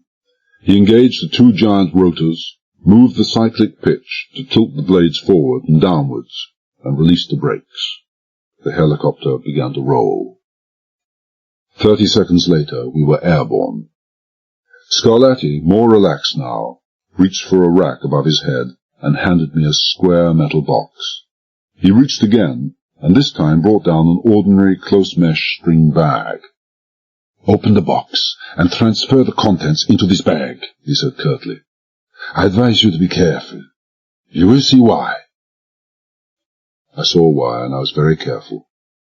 I opened the box, and there, packed in straw, lay 5 chrome steel flasks. Under his direction, I opened each in turn, and with infinite gentleness laid 5 glass ampoules inside the net bag, 2 with blue tops, 2 vials of the Satan bug, 3 with red tops, 3 vials of botulinus toxin. Scarlatti handed me another blue top vial from his pocket. That made 6 altogether. I placed that in also, gingerly gathered up the string bag, and handed it back to Scarlatti. It was cold inside that cabin, but I was sweating as if I were in a steam bath, and it took an effort of will to keep my hands steady. I caught a glimpse of the pilot looking at the bag, and I can't say he looked any happier than I felt. He knew all right. Excellent. Scarlatti took the bag from me, reached back into the passenger aisle, and placed the bag on the nearest seat. "You will be able to convince our friends that I am not only willing, but ready to carry out my threat." "I don't know what you're talking about." "You will. I want you to make a radio call and get in touch with your father-in-law and then give him a message." He turned to the pilot. "You will keep circling above the heliport. We will be returning there shortly." I said, "I don't know how to operate the damn radio." "You've just forgotten," he said soothingly. He was getting too confident of himself for my liking. "You will remember. A man who has spent his life in his country's intelligence service and cannot operate a transmitter? If I take a walk back into the passenger cabin and you hear your wife scream, do you think you will remember then?" "What do you want me to do?" I asked savagely. "Get on the police wavelength. I don't know what it is, but you're bound to. Tell them that unless they immediately release all my captured men, and the money they have, I shall be compelled to drop botulinus and Satan bug toxins over London. I have no idea where they will fall, nor do I greatly care. Further, if any attempt is made to follow, trace, or capture me or my men, I shall use toxin, regardless of consequences. Do you see a flaw, Cavell?" I said nothing at once. I stared ahead through the high-speed windscreen wipers into the rain and darkness. Finally I said, "I see no flaw." "I am a desperate man, Cavell," he said with quiet intensity. "When they deported me from America, they thought I was completely finished. Completely. A has-been. I was laughed out of America. I was, and am, determined to show them all how wrong they were, to bring off the biggest criminal coup of all time. When you intercepted us in that police car this evening, much that I said was false. But this one thing was true. I shall achieve this ambition, regardless of cost, or shall die trying. I am not acting now. Nothing is going to stop me. Nothing on this earth is going to thwart me at this very last moment. They should not have laughed at Enzo Scarlatti.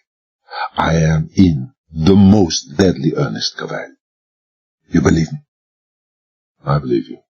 I shall not hesitate to do exactly as I threaten. You must convince them of that. You convinced me, I said. I can't speak for the others. I'll try. You had better succeed, he said evenly. I succeeded.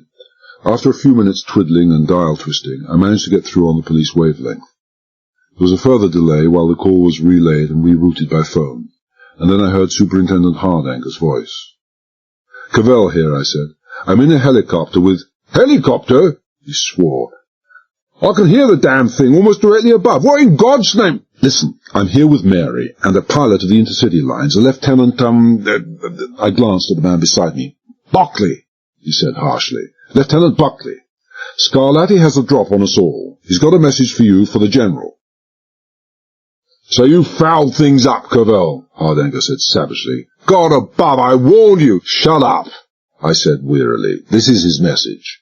You'd better listen. I told them what I'd been told to say, and after a pause the General's voice came through on the earphones. No reproaches, no time wasting. He said, What chance that he's bluffing? Not one in the world. He's in deadly earnest. He'll wipe out half the city sooner than fail. What's all the banknotes and bullion in the world compared to 1,000,000 lives? You sound as though you were afraid. The General's voice came softly. I'm afraid, sir. Not just for myself. I understand. I'll call back in a few minutes. I removed the earphones. I said, a few minutes. He has to consult. That is understandable. He was leaning back, negligently now, one shoulder against the doorway, but the guns as steady as ever. He hadn't a shadow of a doubt about the outcome now. I hold all the cards, Cavell. He wasn't exaggerating any. He held all the cards all right. They couldn't afford not to let him win. But far back in my mind was the first stirrings of hope that he might yet lose the last trick of all. A despairing 1 in 1,000,000 hope. But then I was a man in the extremes of despair and willing to gamble on the 1 in 1,000,000 chance. And it would all depend upon so many imponderable factors. Scarlatti's state of mind, the confidence and fractional lowering of relaxation that might, just might, come with the knowledge that the day was finally his. Lieutenant Buckley's acuteness, intelligence, and cooperation, and my speed of reaction. The last was the biggest if of all. The way I felt, if Scarlatti could cope with an ailing nonagenarian, then he shouldn't have much trouble with me. The earphones crackled. I slipped them on, and the General's voice came through. He said without preamble, Tell Scarlatti we agree. Yes, sir. I'm most desperately sorry about it all. You did what you could. That's over. Our first concern now must be to save the innocent, not to punish the guilty.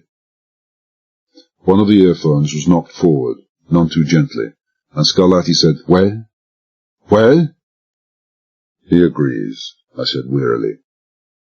Good. I'd expected nothing else. Find out how long the release of my men and money will take, when the police would expect to be clear of the area. I asked, and told him the answer. Half an hour. Again, excellent. Switch off that radio. We shall cruise around for that length of time, and then descend. He leaned back comfortably against the doorway, and for the first time permitted himself to smile. A small hold-up in the execution of my plans, Cavell, but the ultimate results will be the same.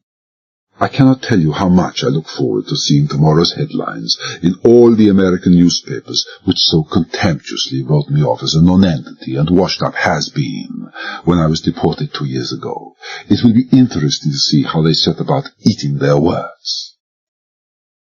I swore at him without enthusiasm, and he smiled again. The more he smiled, the better for me. I hoped. I slumped down in my seat, huddled in bitter dejection, and said sullenly, "Any objection if I smoke?" "None at all." He put one pistol in his pocket, and handed me cigarettes and matches. "With my compliments, Cavell."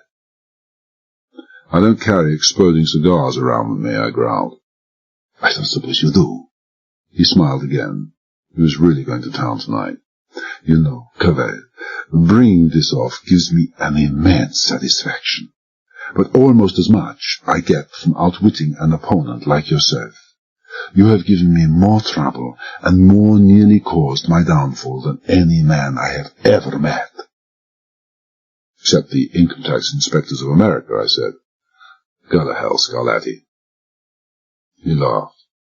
I drew heavily on my cigarette, and at that moment the helicopter shuddered slightly as it lifted over some rising current of warmer air. This was my opening. I twisted in my seat and said to Scarlatti, half peevishly, half nervously, "I wish to God you'd sit down or hang on to something. If this chopper hits an air pocket, you might be thrown back on top of those damn toxins." "Relax, friend," he said comfortably. He leaned his back against the doorway and crossed his legs. "You don't get air pockets in weather like this." But I wasn't really listening to him, and I certainly wasn't looking at him. I was looking at Buckley, but then I saw Buckley looking at me. Not a movement of the head, just a sideways shift of the eyes that Scarlatti behind him couldn't see. He lowered one eyelid in a low wink. No question. The big Irishman caught on fast. He dropped one hand negligently from the controls and laid it on his leg. He rubbed his hand down his thigh till the fingers stretched out horizontally over his kneecap, and then his fingers dipped sharply into a vertical position. I nodded twice, slowly, staring out the windscreen so as not to give any significance to the action. It wouldn't have meant anything to even the most suspicious, and by now Scarlatti was too confident and content to go looking for signs of trouble where none existed. He wouldn't be the first man who relaxed too much when the game seemed overwhelmingly as good as won, and finished up at the losing end when the final whistle blew. I glanced at Buckley and saw his lips frame the word, "Now." I nodded a third time and braced myself. Out of the corner of my eye I saw Scarlatti shift his position slightly as Buckley eased the helicopter a fraction upwards. His legs were still crossed. Suddenly Buckley thrust the cyclic pitch right forward, at the same time banking heavily, and Scarlatti, completely off balance, pitched headlong forwards, almost directly on top of me. I twisted and half risen to my feet as he came lurching towards me. My roundhouse right caught him a fraction too high, just on the breastbone, and his guns went flying wildly to clatter against instrument panel and windscreen. Scarlatti went berserk. Not viciously fighting mad, but completely berserk. Knees, feet, teeth, fists, head, elbows, he used a lot on me, smashing me back in my seat and utterly ignoring the blows rained on him in return. He growled and screamed alternately like some wounded animal, battering at me with frightening power and speed and with everything he could bring to bear. I was 20 years younger and 20 pounds heavier, but I couldn't even begin to hold him. I felt the blood begin to hiss dangerously in my ears. My chest felt as if a giant vice were crushing it in half, and then, seconds before I knew I was going to pass out, the insensate battering suddenly stopped, and he was gone. Dazed, bleeding, half crazed with pain, I tore myself out of the seat and went after him.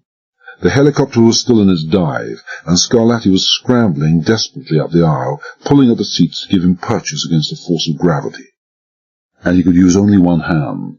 The other held the bag with the botulinus and Satan-bug viruses. Momentarily crazed Scarlatti may have been, almost certainly was, but there was still one corner of his mind working. He could no longer threaten us directly with the Satan-bug, for seconds after the release of the viruses, the helicopter with a dead pilot at the controls would have crashed into the streets of London, with Scarlatti the only person left alive aboard it, hopelessly trapped. He reached the door before I was halfway up the aisle. He grabbed the handle and tried to slide it open, but found it impossible against the pull of the plummeting plane.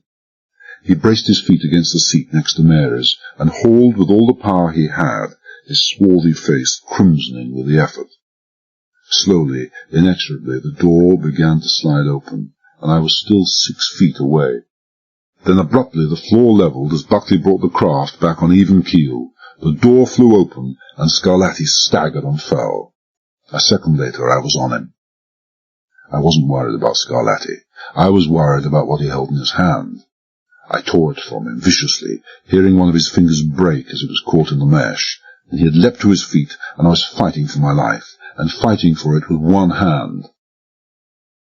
He was silent now, his face the face of a madman, and he was going to kill me. He caught me by the throat, shoved me violently backwards.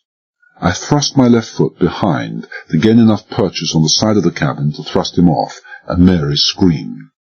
My foot met no resistance. There was nothing behind me, only the open door. Instantly I flung wide both arms and stiffened my back and shoulders. Both forearms smashed with cruel force against the raised metal edges of the doorway, and the upper edge was like a guillotine against the back of my neck. Momentarily the world was a red haze, shot through with blinding flashes of light, and then it cleared. Mary, sitting in the doorway seat just beside us, was staring at me with terror-stricken eyes, green and enormous in the dead-white face.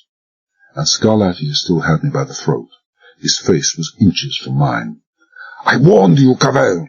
shouted hoarsely. "I warned you! There'll be 1,000,000 dead tomorrow, Cavell! 1,000,000 dead! And you killed them! You, not me!" He sobbed, sunk his hooked fingers deep into my throat, and started to thrust me out into the sky and the darkness. There was nothing I could do. I couldn't even use one of my hands to fight him off. Take away any one point of my supports, and I'd be through that doorway. In front of me was Scarlatti's face, and whatever it had been in the past, I knew he was insane now. My rigidly outthrust arms were beginning to bend inwards at the shoulders, rubbing along the raised metal edges of the door, and my shoulders were afire with agony as Scarlatti thrust me further and further out into the darkness. I could feel the cold wind rushing by, the rain drumming against my back and side with the force of a howling storm. This was the way some people die. I tried to open my left hand, so at least not to take the Satan bug down with me when I fell, but I couldn't even do that. My fingers were caught in the meshes and jammed against the metal. It was then that Mary broke through her terror-ridden thrall. She was tied to the arms of her seat, but her feet were free, and suddenly she jackknifed herself and kicked up with both legs with all the strength that was in her. She was wearing Italian shoes, and for the first time in my life I put up a prayer of thanksgiving for those sharply pointed monstrosities.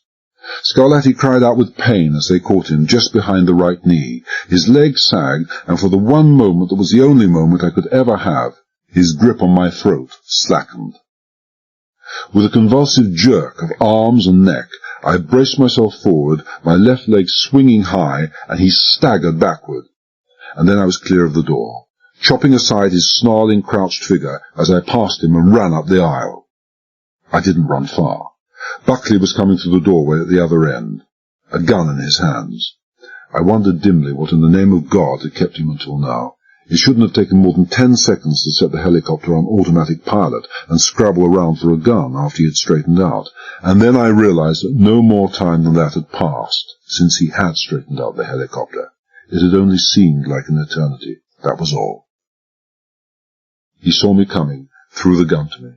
I caught it, taking care even at that moment not to let it strike anywhere near the viruses. I whirled, gun in hand, but Scarlatti wasn't coming for me any more. He was standing quietly by the doorway, still doubled over with pain. His eyes were on me, but they didn't seem crazed any more. He straightened slowly and said, "Don't bother to fire, Cavell." "I won't fire," I said. "End of a dream," he said conversationally. He was standing close to the doorway. The wind and the rain were driving in hard against him, but he didn't even seem to notice it. "Maybe this is the way the dreams of people like myself always end." He paused, then looked at me almost quizzically. "You never really expected to see me in the Old Bailey?" "No," I said. "I never really expected it." "Can you see a man like me on trial for my life?" he persisted. "I can't see it," I said. He nodded as if in satisfaction. He took a step nearer the open doorway, then turned again. "But it would have been nice," he said, "to see what they would have said in the New York Times." His voice was almost sad. Then he turned away and stepped out into the darkness. I cut Mary loose and chafed the blood back into her hands, while Buckley went forward to contact the police and call off their flying squad cars. After a few minutes, we both went forward as Buckley drifted down towards the heliport, and I picked up the phones. The General said, "So she's safe?" "Yes, sir, she's safe." "And Scarlatti is gone?" "That's it, sir. Scarlatti is gone. He just stepped out of the plane." Hardanger's voice broke in, harsh and gravelly as ever. "Did he fall, or was he pushed?" "He fell." I hung up the phones. I knew they would never believe me. That was The Satan Bug by Alistair MacLean.